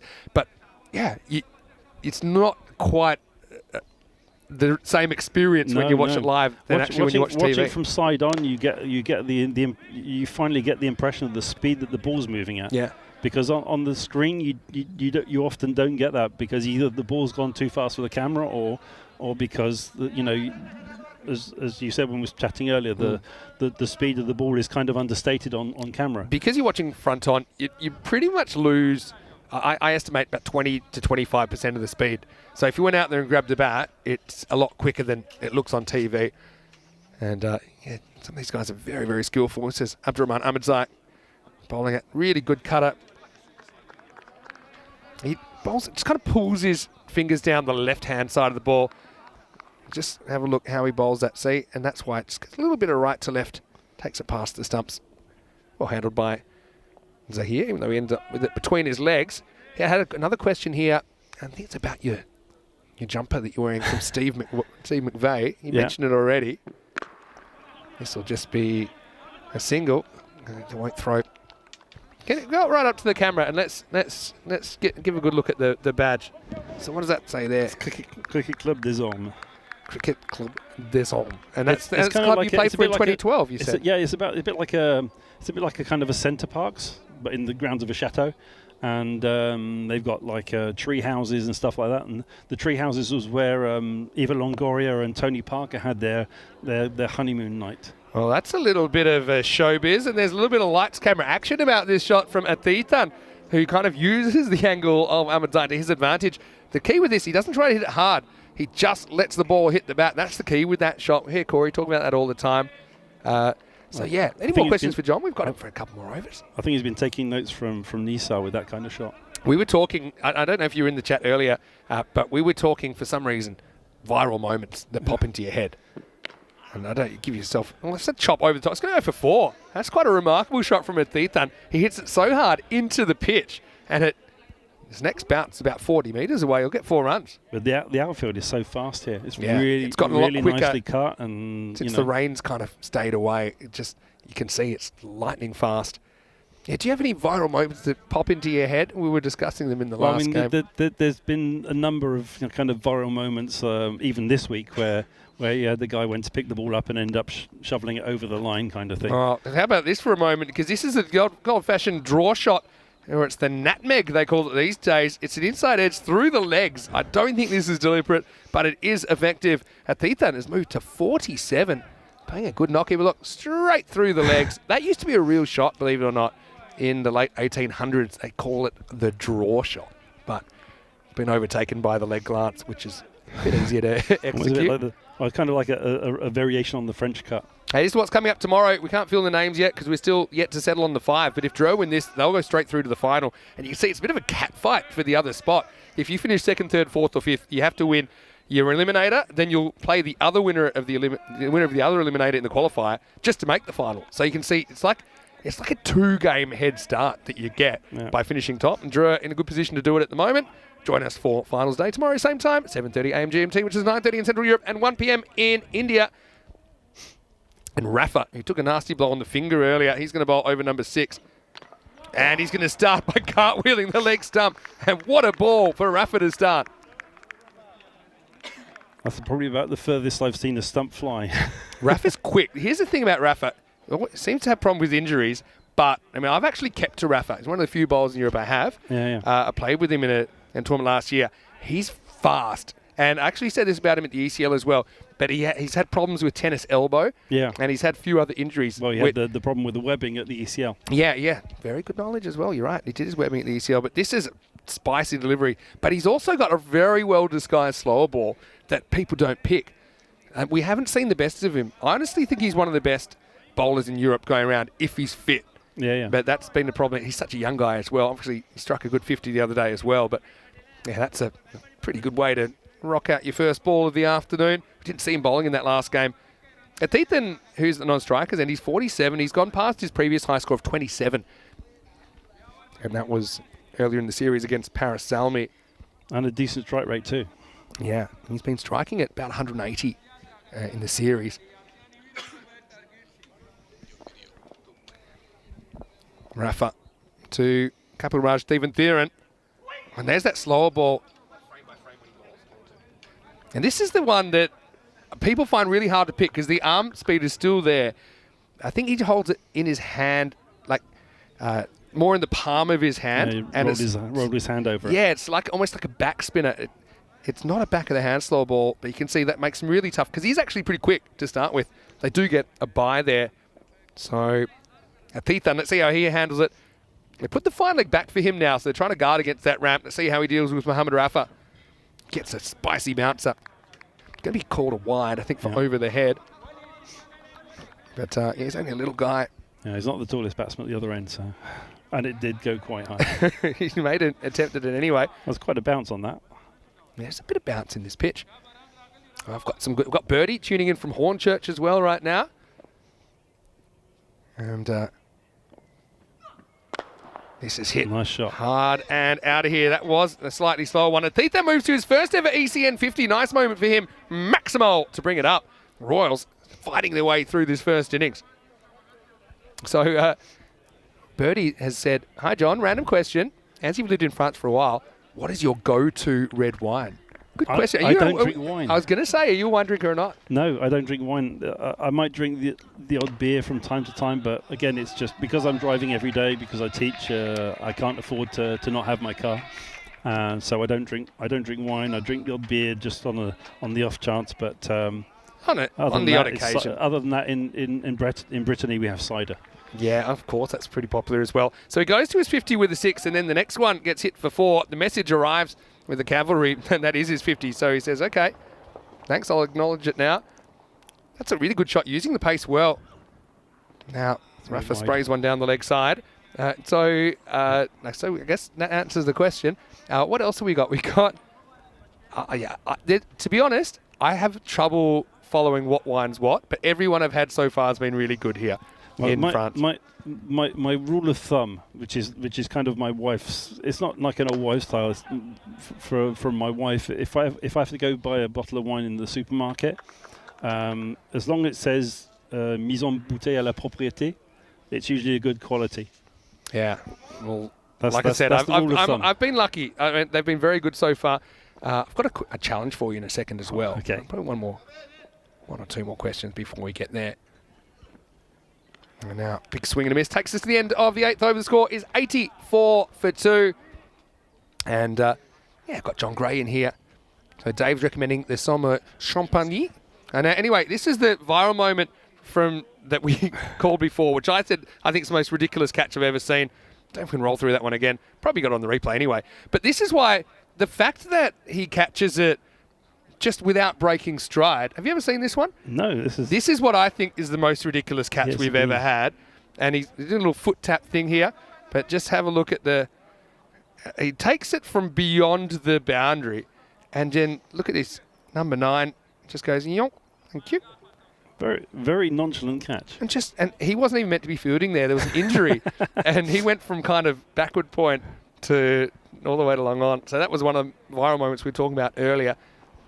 But when you've covered 5,000 games, then I'm sure there's going to be plenty of viral moments like that.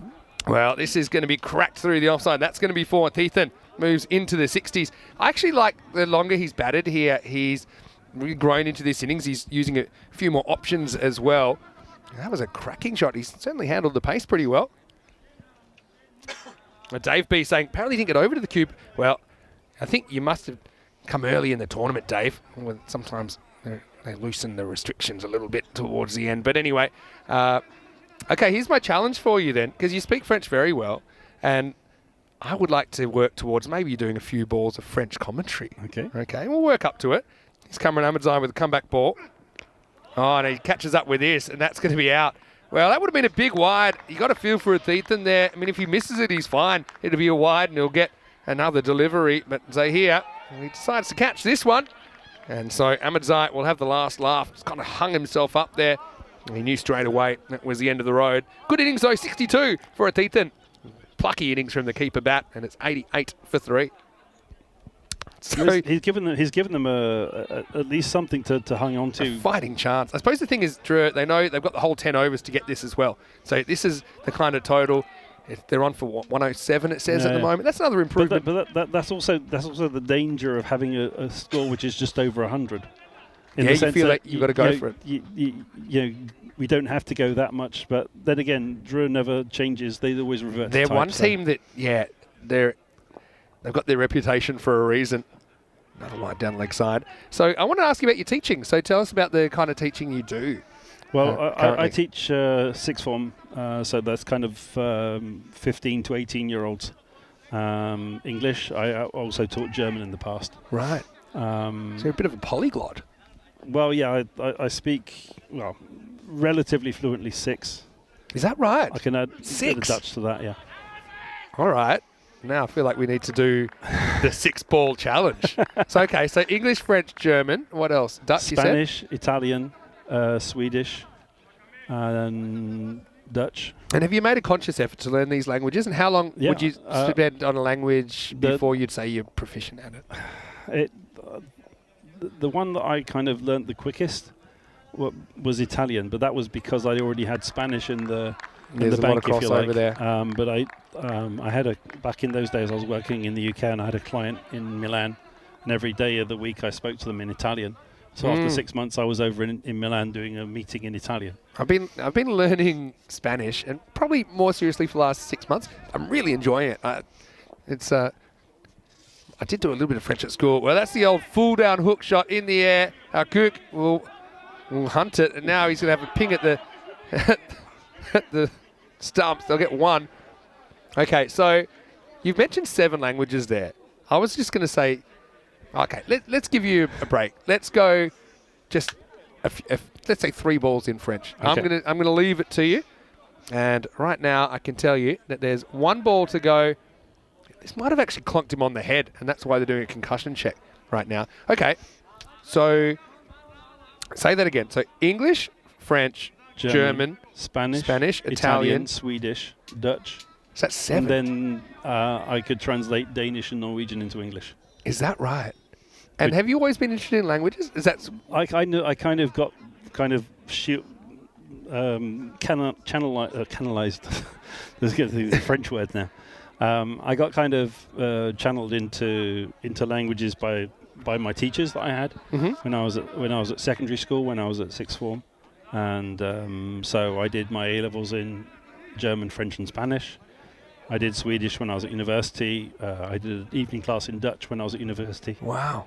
So you're seeing here now, we've got our head strikes protocol. Again, as we've become more professional, there's obviously, I think that they might be a bit worried either that he needs to change the helmet because it took a significant blow, or that he's just not feeling particularly good here.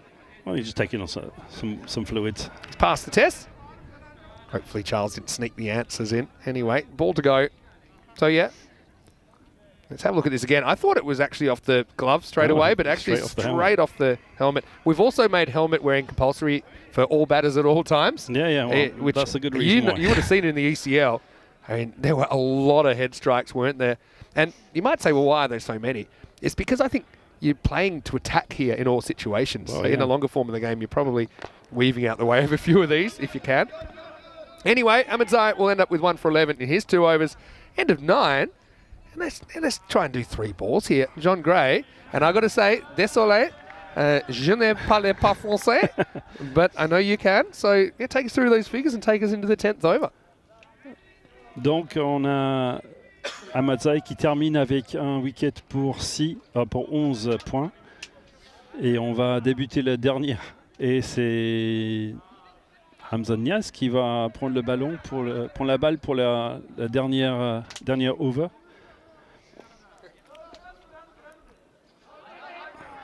Pas un lanceur qui est habitué. Et on va voir comment ça se passe pour lui. I said I wouldn't butt in, but I've got to mention Hamza's bowling. And I don't think he's ever bowled before. This is the first time he's bowling. It's his 52nd match. Il a failli prendre un wicket avec sa première balle.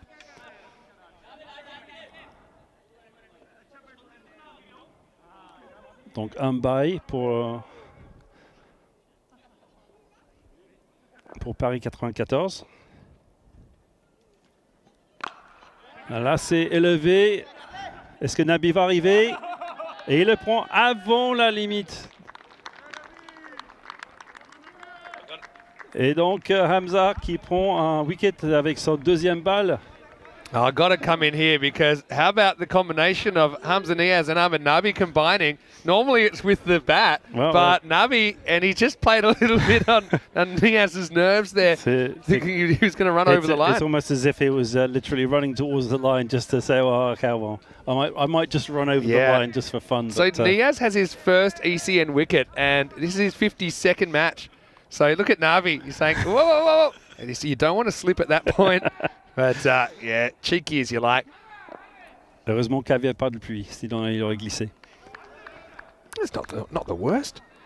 So I was going to say, when you get up close and personal, for example, this Drua team, they've got a big reputation, obviously European champions 2023, but you get a real sense of their personalities as well, don't you, when you're around them? They're very, very amenable, really nice lads, and, you know, it's nice to have kind of met them in the flesh as well, and, you know,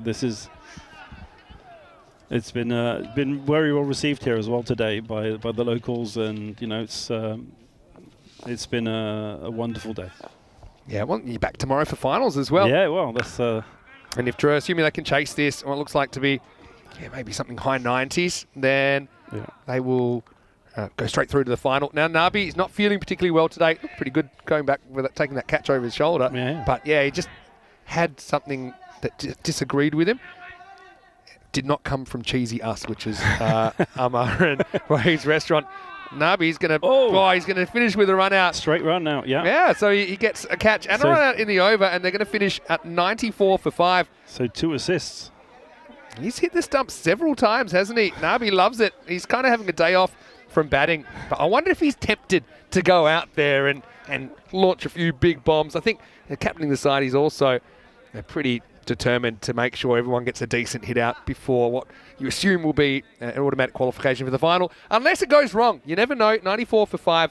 John? Well, yesterday, to be fair, you could have thought maybe they'd change it around for the last game, but they went with the guns. I said there were 3 things certain in life: death, taxes, and Hamza Niaz and Ahmed Nabi opening the batting. And then I had egg on my face. I didn't realise Nabi hasn't been feeling well, so we saw Abdurrahman Ahmadzai opening earlier on. But it was the worst possible start. In fact, you've brought the Royal Ducks, haven't you, John?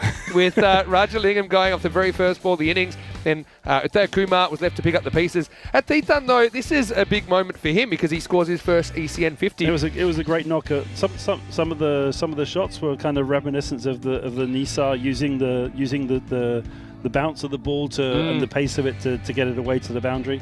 That was some knock Nisa earlier on, his 100, the way he was hitting the ball. Just the quality of the shots and the choice of the shots.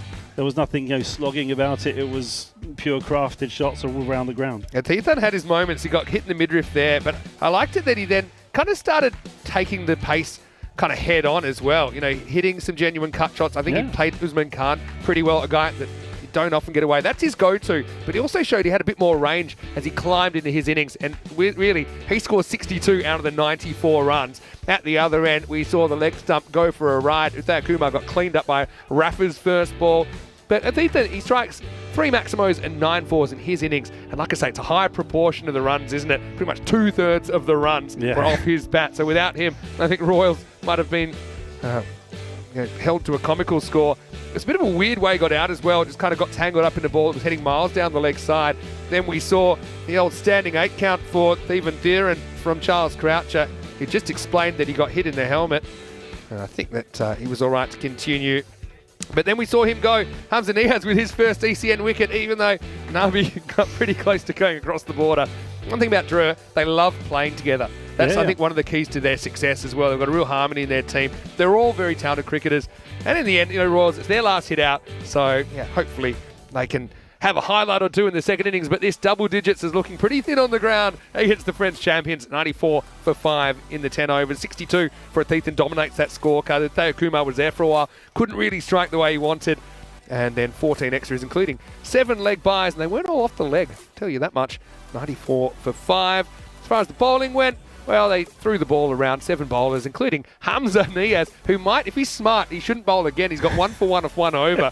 Might as well keep it that way for the next 50 games. Playing for the averages now. Rafa bowled really well, cleaned up the opener, Uthaya Kumar, with his first ball. And Wahid Abdul just got 1 over, 1 for 6.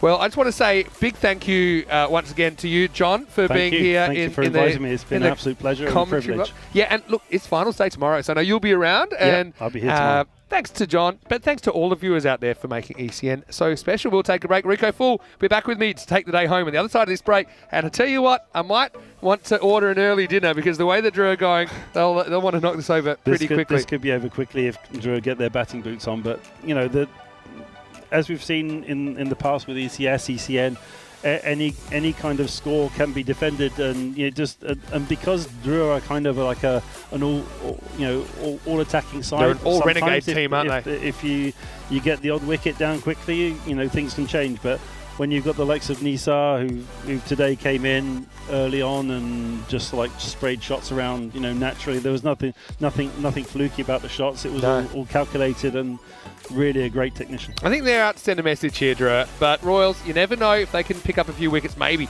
they could pull off a miracle defence. John, I know you like having your hands in your pockets, and that's the one way to keep them warm. But thanks for being here in the box. So we'll be back on the other side of this break. It'll be 95, the victory target for Drew, to go to the top of the table and straight through to the final. Vinny Sander here, Mr. Maximo. John Gray, my special guest, and we'll see you the other side of this break with more European Cricket Series.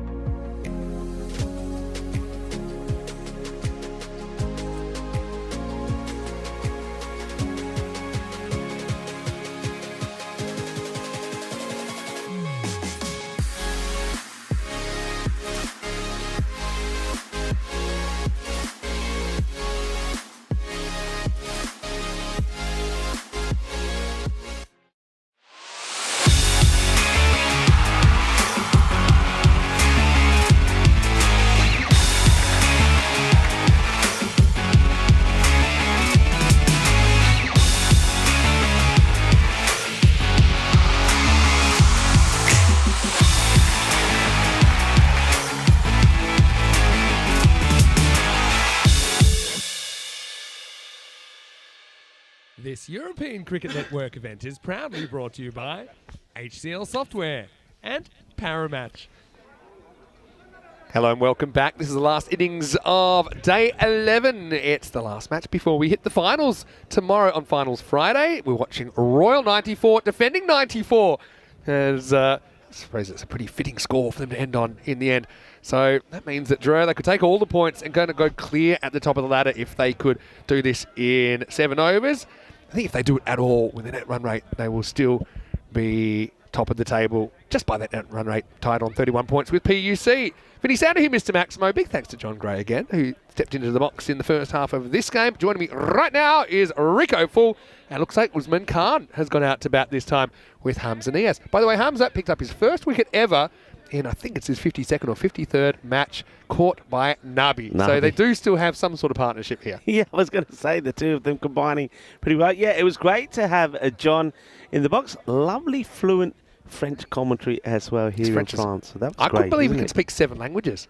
If we had longer, I think I'd give him the 7 over challenge and get him to go, all right, an over in French. So let me, English, French, German, Dutch, Spanish, Italian, and Swedish. And he said he can translate Norwegian and Danish. Wow. People like that make me sick. You're one of them as well. Not that many, but it is a gift. Good. It is a gift, though. All right, I'll tell you what could be a gift here as well is Drew. They haven't got too many to get. We know they're going to go one way only, and that is to try and knock these runs on pretty quickly. Hamza Niaz is the opener. I've noticed they haven't put anybody back on the offside where he can be suspect sometimes. They've gotten with the leg side field to him, but this guy hits uppish on the offs, and I think he'll be pretty happy with the field so far here. So Hamza Niaz does like to play those uppercuts and in the extra cover area. And Usman Khan, he's out there on the non-striker centre. Makes sense. He hasn't had a hit today. Yeah. I think the Hamza, you got some of that stability at the top. Obviously, they have this strategy also to get as much batting into their top batters as possible, and he's one of them. Nabi obviously not feeling very well, so he just thinks it's a good time to kind of step aside and give some other guys a chance, but they don't lose a lot because they're all very good hitters. Yeah. Now, I'm just going to do some random numbers because you mentioned it before. Royal 94, they're 4 points behind. Just seeing how many fielders are on the field here. 1, 2, 3, 4, 5. I think you might have somebody who's on who perhaps shouldn't be on. Is more the case here. That's why you can see. Got to inform the referee if there's a subfielder and what the reason is. So I think that's what that's about. Okay, so they're 15 points. If they, let's say they were crazy. Let's say they bowled out Drew for 0. Would that be enough to improve their net run rate enough? Yeah. I think what's happened here, remember there was one of the batters took right in the chest. I can't remember top of my head who that was. Was it T10, the regular keeper? Yeah, and I think that might be the reason why he's not out there. But I just think the issue could be that maybe they weren't informed here. So obviously, if there is a change of any sort, then we need to know what the issue is. So yeah, Atithan did get hit, right? So that's if he's injured, then you can change the keeper. But we'll work out what's going on here. But you can also have a 12th player come in and keep. But yeah, I think needed to inform. I just think that's all it is. I think the process wasn't followed. Sharp eyes though from our crew, picked up that pretty quickly. Get that sorted out with the clarification. It's not quite the same body type. Yeah. So you can see that's Mati Swara who's come into the side. So he gets the nod. Mati Swara. We're just going to have to wait for the changes to be made here, and then we're ready to go. And that's the umpires for this match. We can see umpires have been very good here today, as always. Our men in black, Shishar, Ashok, and Vignesh. And all the umpires have been great. All right, we're ready to go. Here's the first. It's played into the deck. No run. So, Royal 94.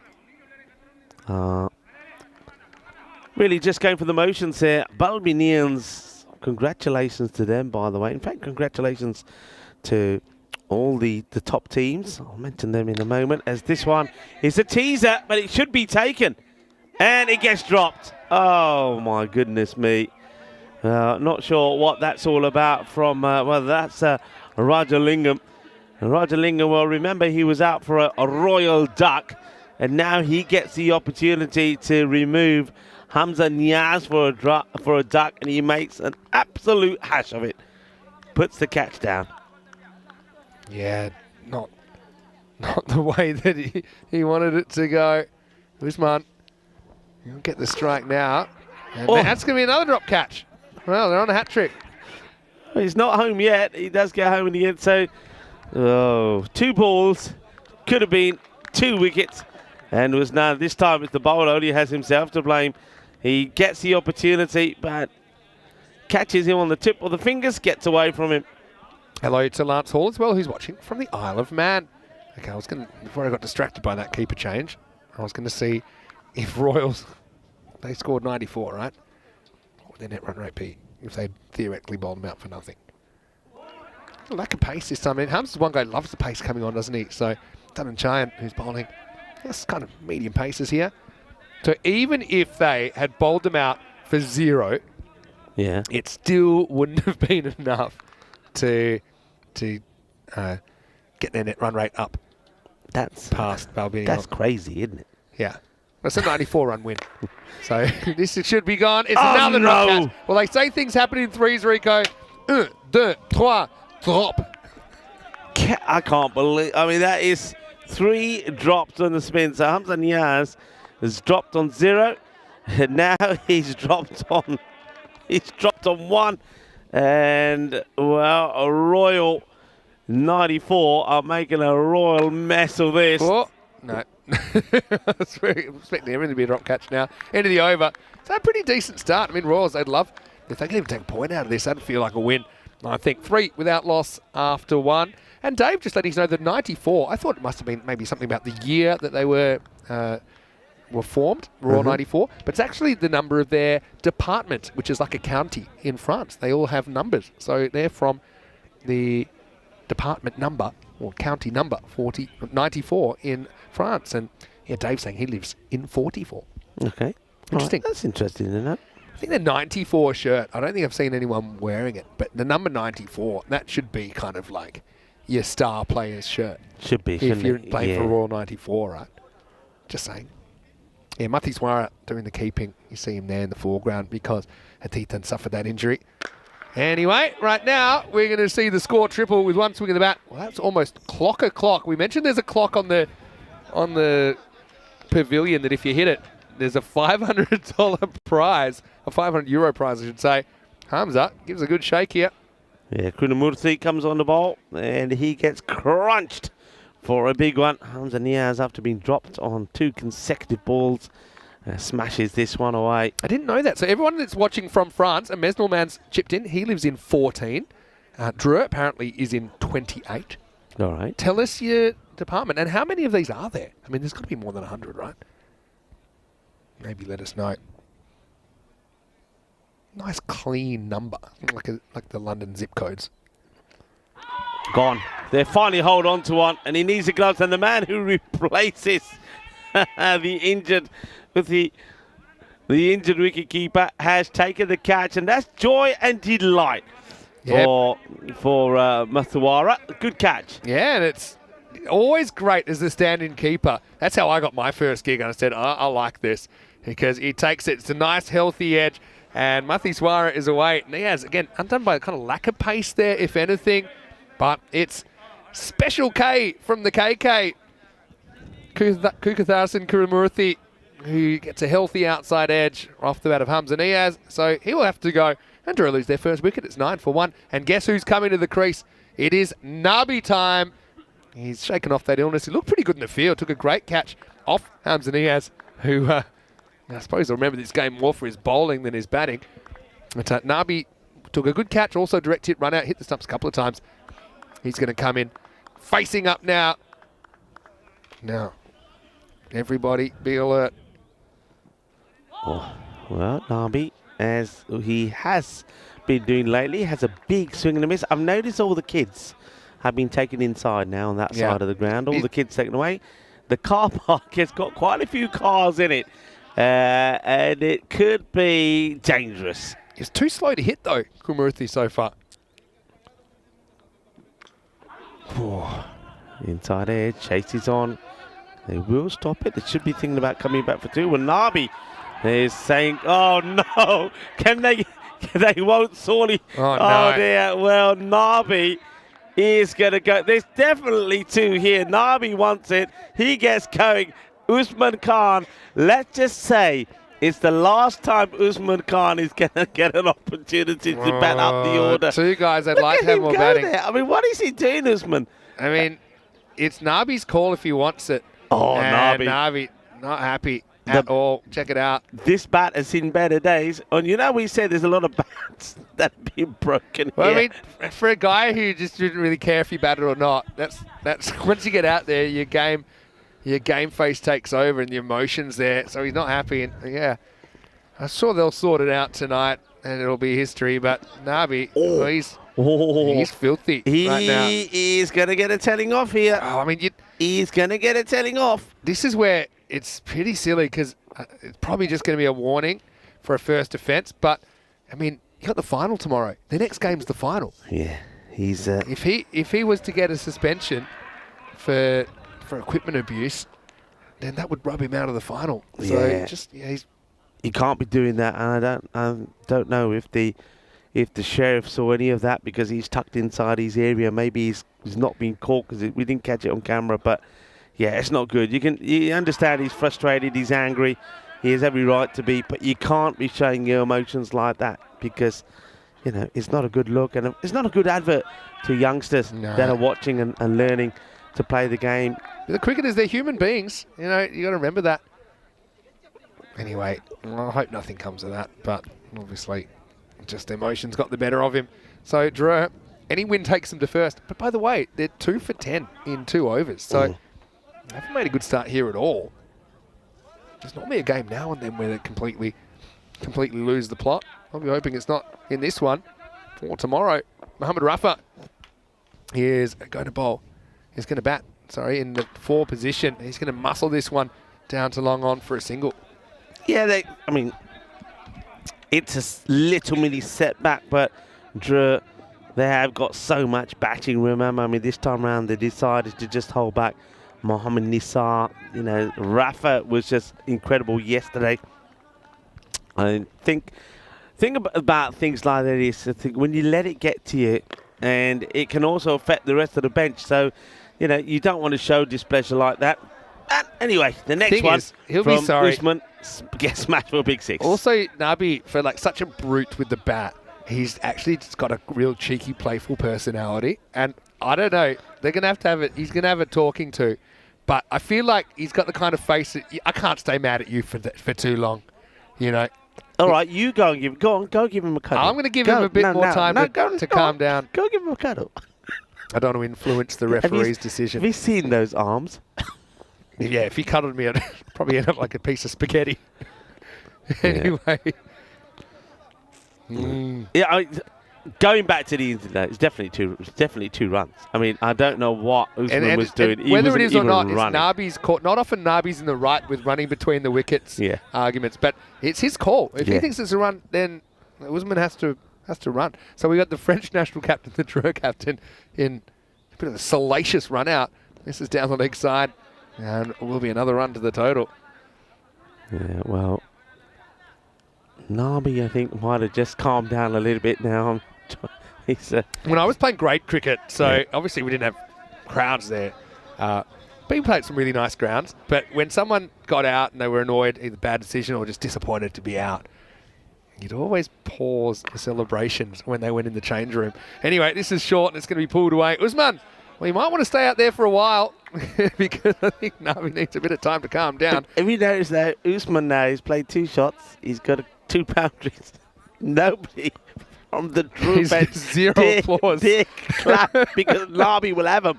Nabi said, don't you clap him. You don't clap him. So nobody's clapping at the moment when Usman is hitting the ball. Now he's going to hit this nicely, and it's going to be just inside. It'll be 4 runs. But I got a couple of smatterings of applause, but it's shut down pretty quickly over there. But yeah, no, we always used to pause because when you saw the guy going to the change room, you'd just wait for a big snap or like a, you know, you could just tell it was going to happen, and something would often be yelled as well. I just hope he was using his own bat. Otherwise, the person who lent him the bat is going to have something to say about it eventually. That helmet might need a concussion test.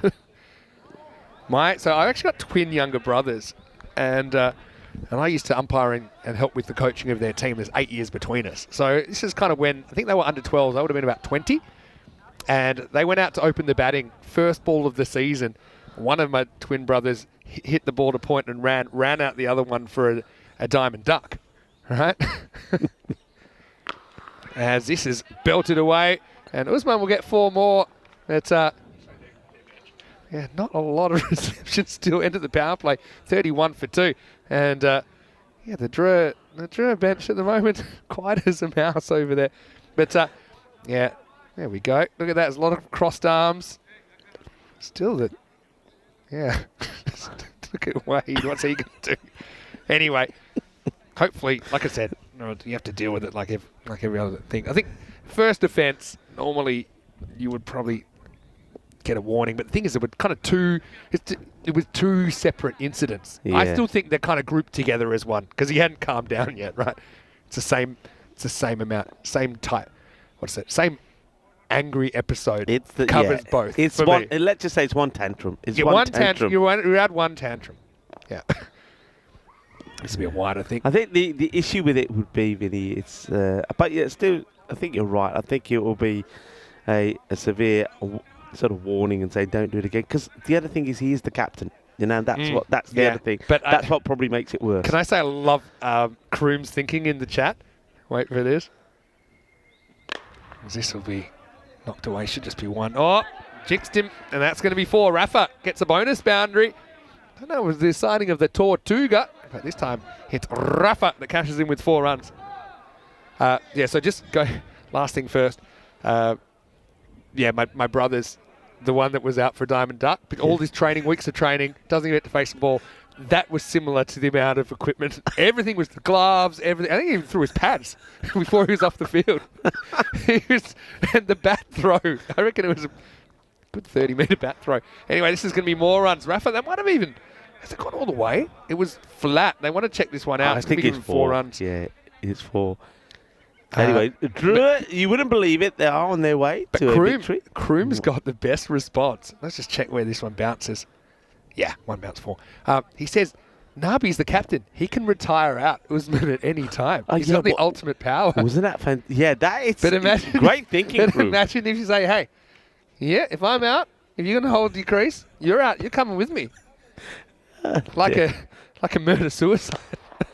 Anyway, this is in the air. Oh, he doesn't fancy it this time. Does Rajalingam down the ground. Had to kind of commit one way or the other, and that's going to blast through him. So another ball goes through a fielder for 4. Yeah, well, Rajalingam, remember he dropped the catch earlier. Now this one goes and gets hit pretty hard. And the ball gets found. But yeah, he didn't fancy it. I mean, he's got to be thinking about getting the catch. He doesn't. They do move him now eventually, in fairness. They probably should have thought about doing it after he dropped at Niaz. Just kind of froze the very there. First ball. Didn't he? Just kind of froze. And didn't know whether to come forward or go back.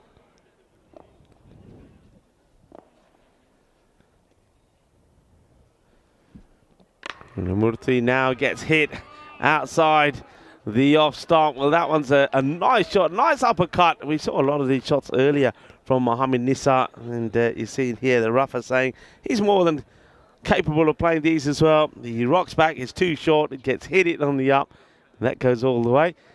I think Nabi now has picked up his belongings. Yeah, there you go. He's going to examine the helmet now. I'm going to ask him, Nabi, get that tiga?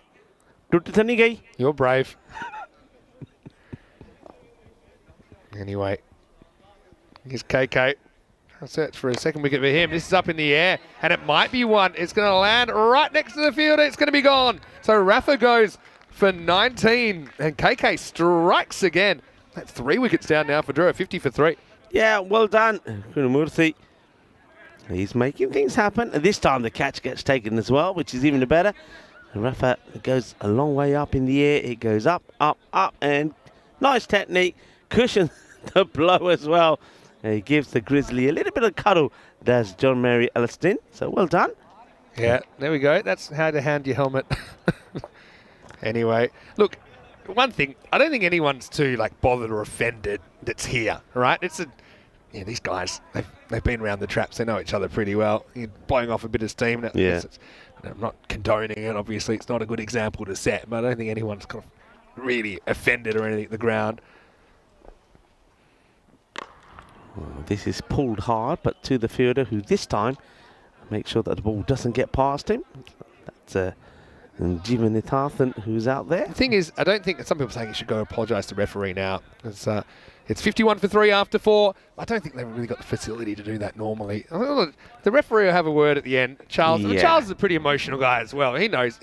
One thing that's great about a referee is they've been around the game a long time. They've played a lot. Yeah. Now, I know that Tyrone's like that as well. I mean, you've got guys like Ian Ramage doing some of the bigger events as well. He's umpired over 200 international matches, and you've got Charles as well. He's played in a pretty tough grade cricket system. So I know, okay, there's times that, he's so disappointed. I mean, the strange thing is, I mean, he's chosen not to bat today, right, because he hasn't been feeling well. He's decided, okay, I'm going to go have a hit after all. I'm going to come out at 3. And then the fact he's so annoyed, whereas he was actually quite happy not to bat at all. So he gets his wish in a different way. Shall I try and get him to come on and say, I'm sorry? Would that be better? Do you think Charles will let him off? I think we should leave that hornet's nest alone. He'll be all right. Each team's going to finish top. He'll be playing in the final. And this one is absolutely launched. That is big. Well, we don't hear a crash, so that might have cleared everything. That's and gone into the I was woods. waiting to hear the tower get impacted, but that's a proper strike. What I like about this shot from Cameron Ahmadzai, he stays on it and he hits it straight. Hits it really straight. You can see that's Kalaivanan. He was pretty aware straight away that it was gone and it wasn't coming back.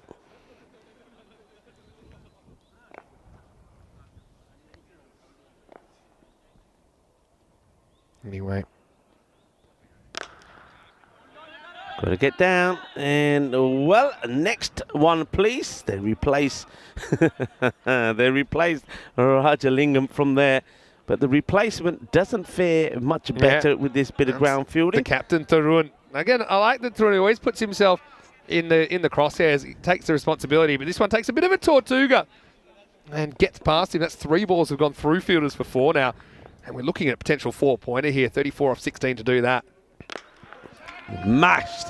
Big. Uh-oh. And that is So big. no sound. So that's gone all the way over everything. Absolutely mullered. Well, this is hit sweet out of the middle. Sweeter than a bowler. Rasmalai. What a big hit that is. It wasn't even a knock-knock. Went over the building. And, geez, we could be running out of balls here late on day 11. Running out of them pretty quickly. Ball being smashed away. And, well, I reckon you could say he actually creme brulee that. Have you had creme brulee out here? Of course, famous dessert here in France. It is very famous. Loves that. The hard top. Yeah. It's a wide here. Almost another run out. Doesn't want to run. Yeah, so I had a question. Is Nabi Hamzanias in the national team? No, they're not.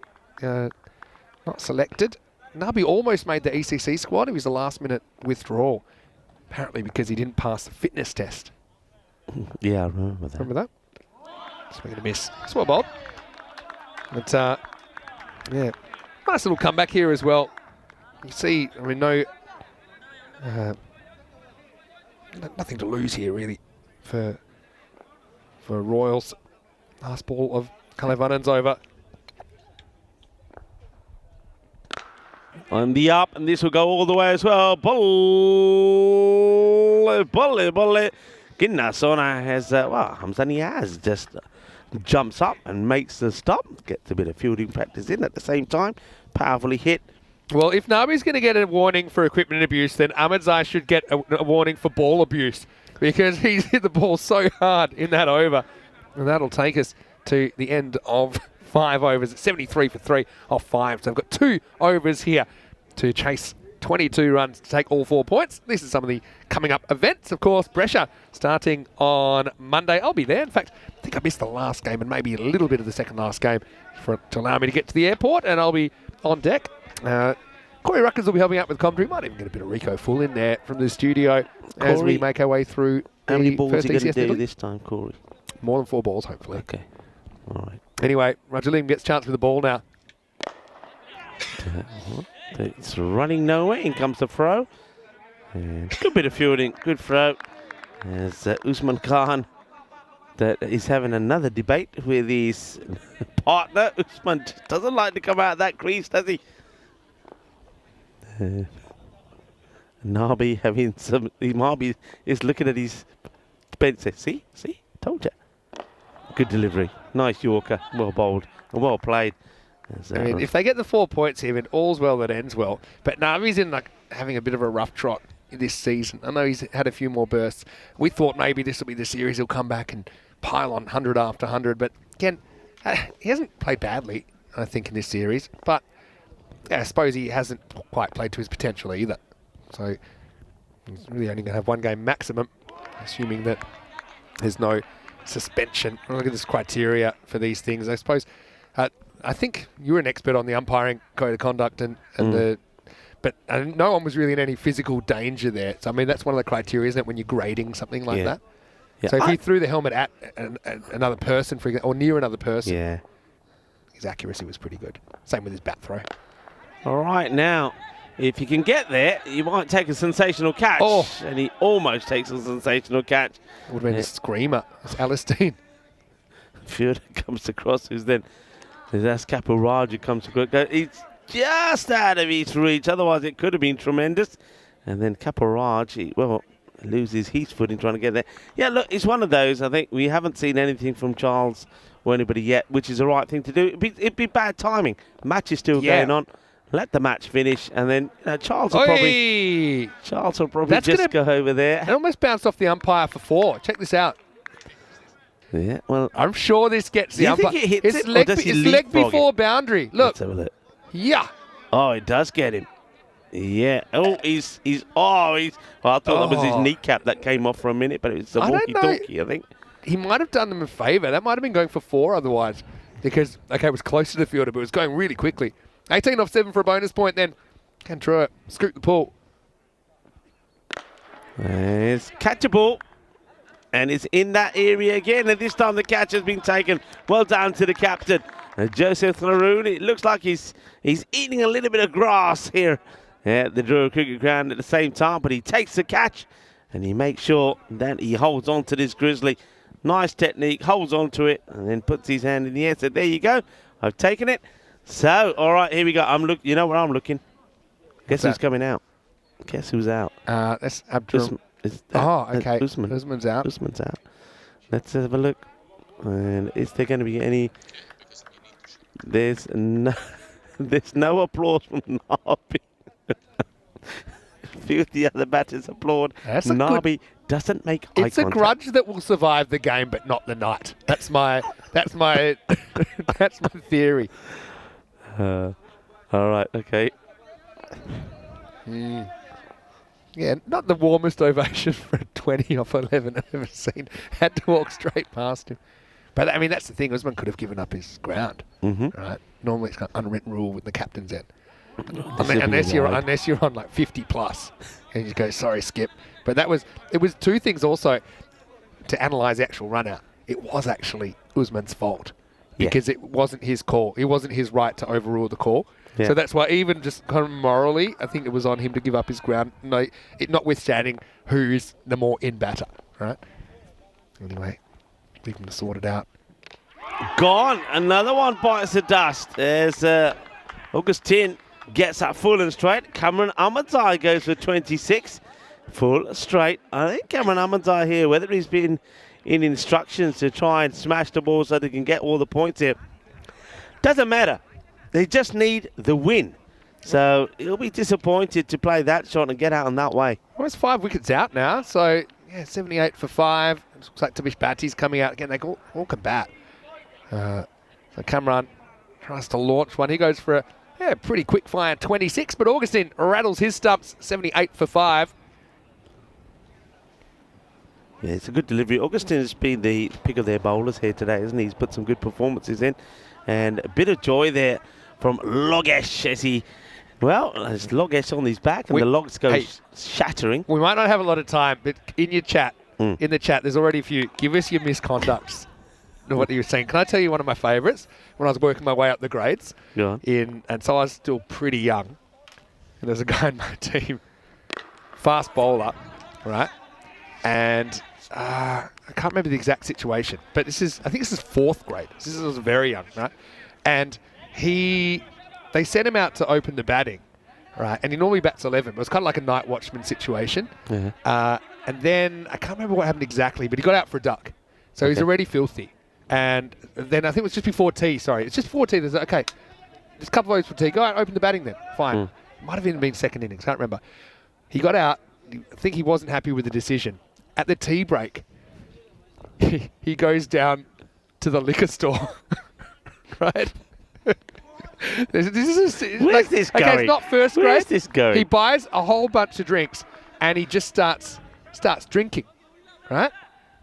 We get bowled out. Oh, no. We have to field again, and he's opening the bowl. Haven't had a skinful. We're going back kind of 25 years here, right? Yeah. Anyway, I'm not saying it's a good idea. Anyway, couldn't happen here. Well, this will just be a single. Looks like they might hold on to their point here, Royals.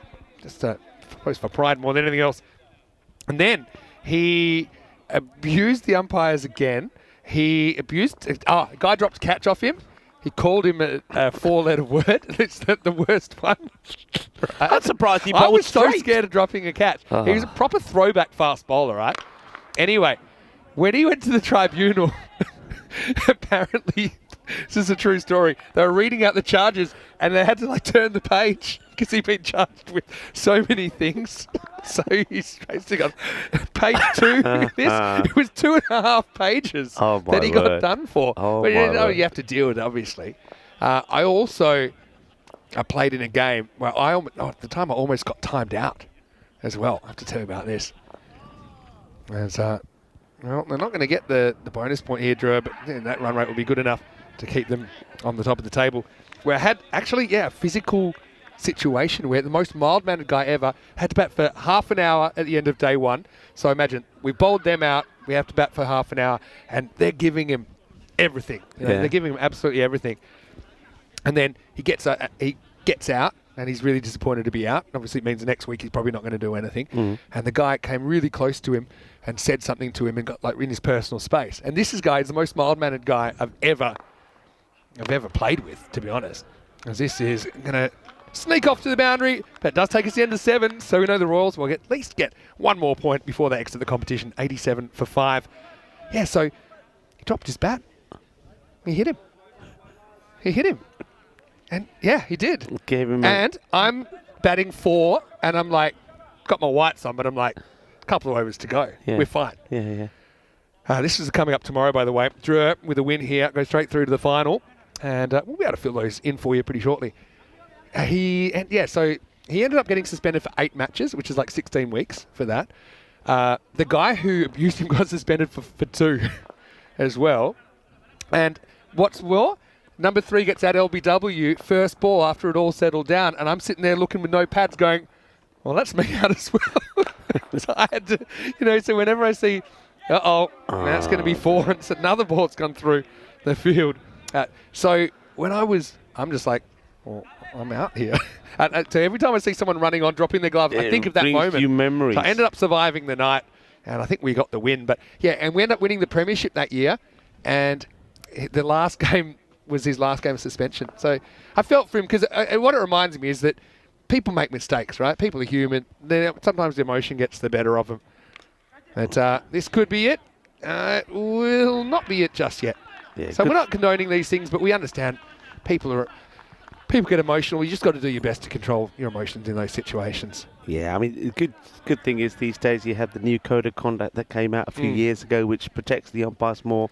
It also lays down the ground rules. So, for example, what we saw there from Nabi, you could say it's a level 1 offence, which is just a talking, don't do it again. next time any of your players do it, whether it's you or any of your team, you know, there will be further issues, further steps taken. It's another good bit of fielding, so they're making this go a little bit longer than perhaps it should have. They do the Royal 94. But of course, I mean, what you just mentioned there, of course, these days, I mean, any sort of violence like that or any physical abuse, that's it. It's a ban. And normally nowadays, it's a ban for life. And so it should be. You can't be having that in sport. Of course. You cannot be having that in That's sport. the thing. So Balbinion, they'll be the happiest team today. They've somehow survived into 5th place. But this should be it.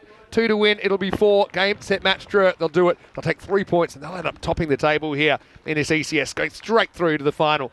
But a few talking points in match 55. Yeah, there's a few talking points, or maybe we should say not talking points. It will be a win. And Nabi picks himself up and will lead his players out into the middle to shake the hands of Royal 94. They'll be probably the most disappointed side here today because, of course, they did have an opportunity playing 3 matches today to make it in the top 5. They won't do it.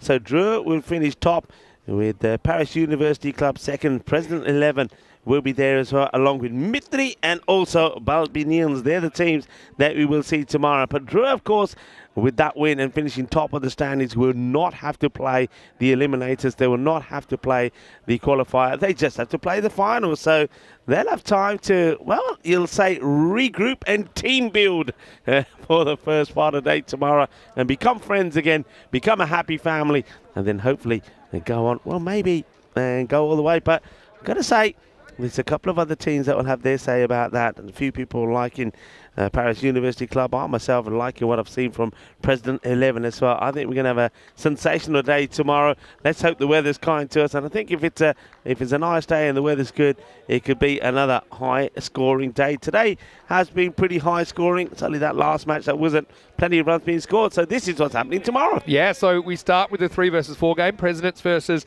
Mitri, and then PUC versus Balbinion. So Balbinion, they got what they wanted. They got those other teams to take points off each other. Yeah. So we have to say goodbye to Royal 94.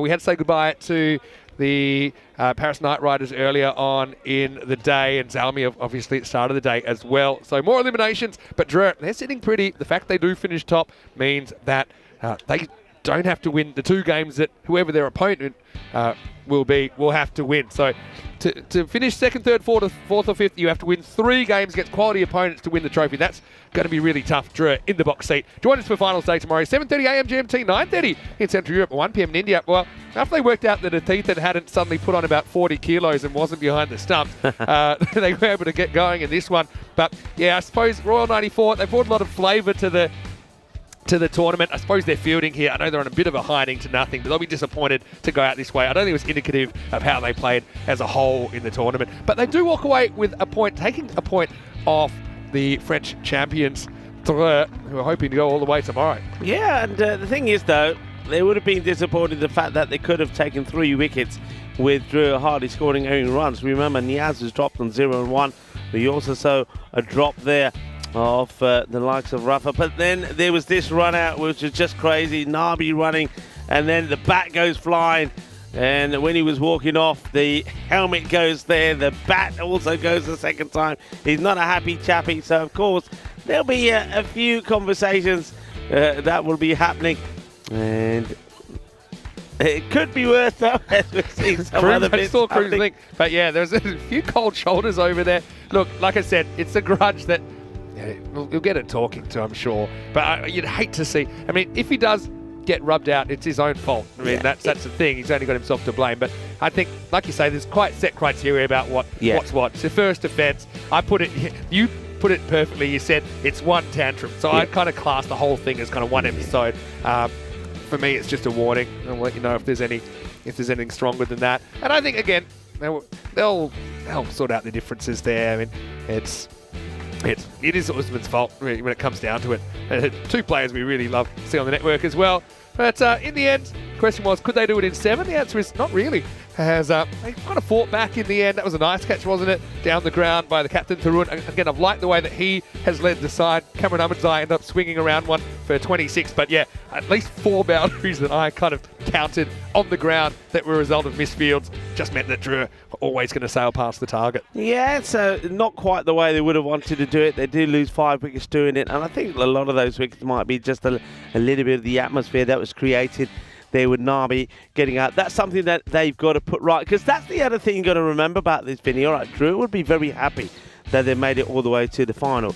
They won't be so happy with the last match, this match that they've played. There'll be little things there, little niggle things, the team dynamic things that they've got to put right. They want to put that right because they don't want to be going into the final. They're in the final now. They don't want to be playing a final with that in the closet. They've got to clean the closet out. They've got to talk about it. Nabi's got to talk to us, saying they've got to have a chat, say, right, okay. I think we're saying he's got to be big enough to say, yep, Skip, I made a mistake. It was your call. I should have gone. I didn't. Won't happen again.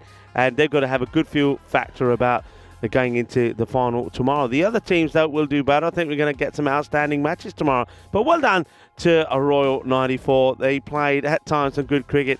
And what they did do there today is, they could have just given up. But they didn't. They made Drew a fight. If things had gone differently, they could have picked up a few more wickets there early on, and that really would have tested Drew a little bit as well. I know a lot of people in the chat are saying they're goodbye, so if you're not sticking around for the highlights, goodbye. Thank you for watching. Thank you for your support.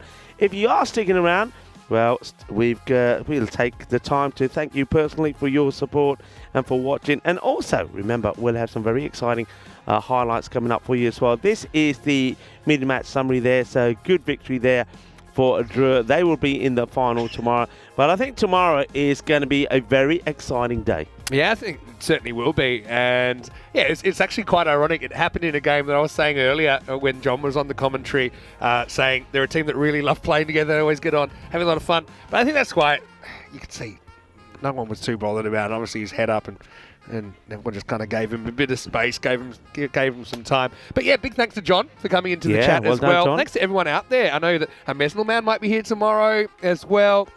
Whether you're here in person or whether you are watching from anywhere around the world, hopefully you can join us for Finals Day combination of, I suppose, 11 days of 55 matches. We've got our top 5, and it's pretty clear-cut in the end. I think Balbinion, they're the big winners of the day, and they don't even have to set foot on the field because they just do enough to hold on to 5th spot, but they're going to run into a very strong PUC. One thing about the fixtures tomorrow, we maybe show you the fixtures again for tomorrow, starting with a 3 versus 4 match between President 11 and Mitri before we go into the PUC versus Balbinion game. Normally, Finals Day, we'll get an upset somewhere along the line. So I would say there you've got 3 big fish and 2 that have played well enough to make the 5. And the big fish I'm talking about, based on their form, Dreux in number 1, obviously, and then you've got PUC number 2, and President 11 not too far behind. Then there was kind of the pack, and you got the best of the pack in Mitri and Balbinion there. But same time tomorrow, and we have gaps between the 2nd and 3rd match, and then the 3rd match and the final, so join us for that. But there's normally an upset along the way, isn't there? So, I don't know, just feel like that one of the eliminators, we might just get that upset. Yeah, I think and what would sum it up is when you've looked at some of the matches that we've seen in the group stages. For example, if you go back to the match yesterday, Mitri pulling off that big run chase. If you look at Balbion's, when they pulled off the run chase against Dreux, chasing 161. So it's there in the making. So what I would say is that every match is going to probably go to the wire. If a team bats first and puts 150, 160 on the ball, it doesn't mean the match is done, because all of those teams that we're going to see have achieved those run chases. The only one thing I would say is when you look at all those teams, the one team that hasn't quite done it with the bat, President 11, but they have been super strong with the ball in the field. And they started quite strongly with Zain Ahmed, obviously, his big 97, which seems to be a bit of a recurring score here. Okay, we're running a little bit over. I want to say thanks to everyone in the chat once again. We talked about some of the not so pretty moments in cricket, I suppose, but it's all part of the game. It's a human experience. We're so glad to share it with you. But if you are watching on YouTube, why don't you like the video, subscribe, tell your family, tell your friends. It's a great time to get involved because Finals Day coming tomorrow, and then the internationals on the weekend. The Hungarians will be here, the Romanians will be here, and of course, the French national team in 9 international T10 matches. Don't forget our social media at European Cricket. And finally, don't forget our website, EuropeanCricket.com. You can actually see not just the event, this event details, but some of the upcoming events and all the historical ones as well. YouTube as well has all those highlights videos, player of the match, and you can go back. I do this sometimes at night. Go find a random day of cricket from somewhere and refresh your memory. From everyone here at the European Cricket Network and the European Cricket family, Vinny Sandu, Mr. Maximo, alongside Rico Full. Great to be back in the cube, and the action is just getting started because finals tomorrow. This time tomorrow, we'll know who is your champion in the ECS France. Right now, thanks to our crew at Spring Media, here's some of the best bits of day 11. For now, it's hasta mañana. Be Au good, revoir. be kind, be safe, be happy. Adios.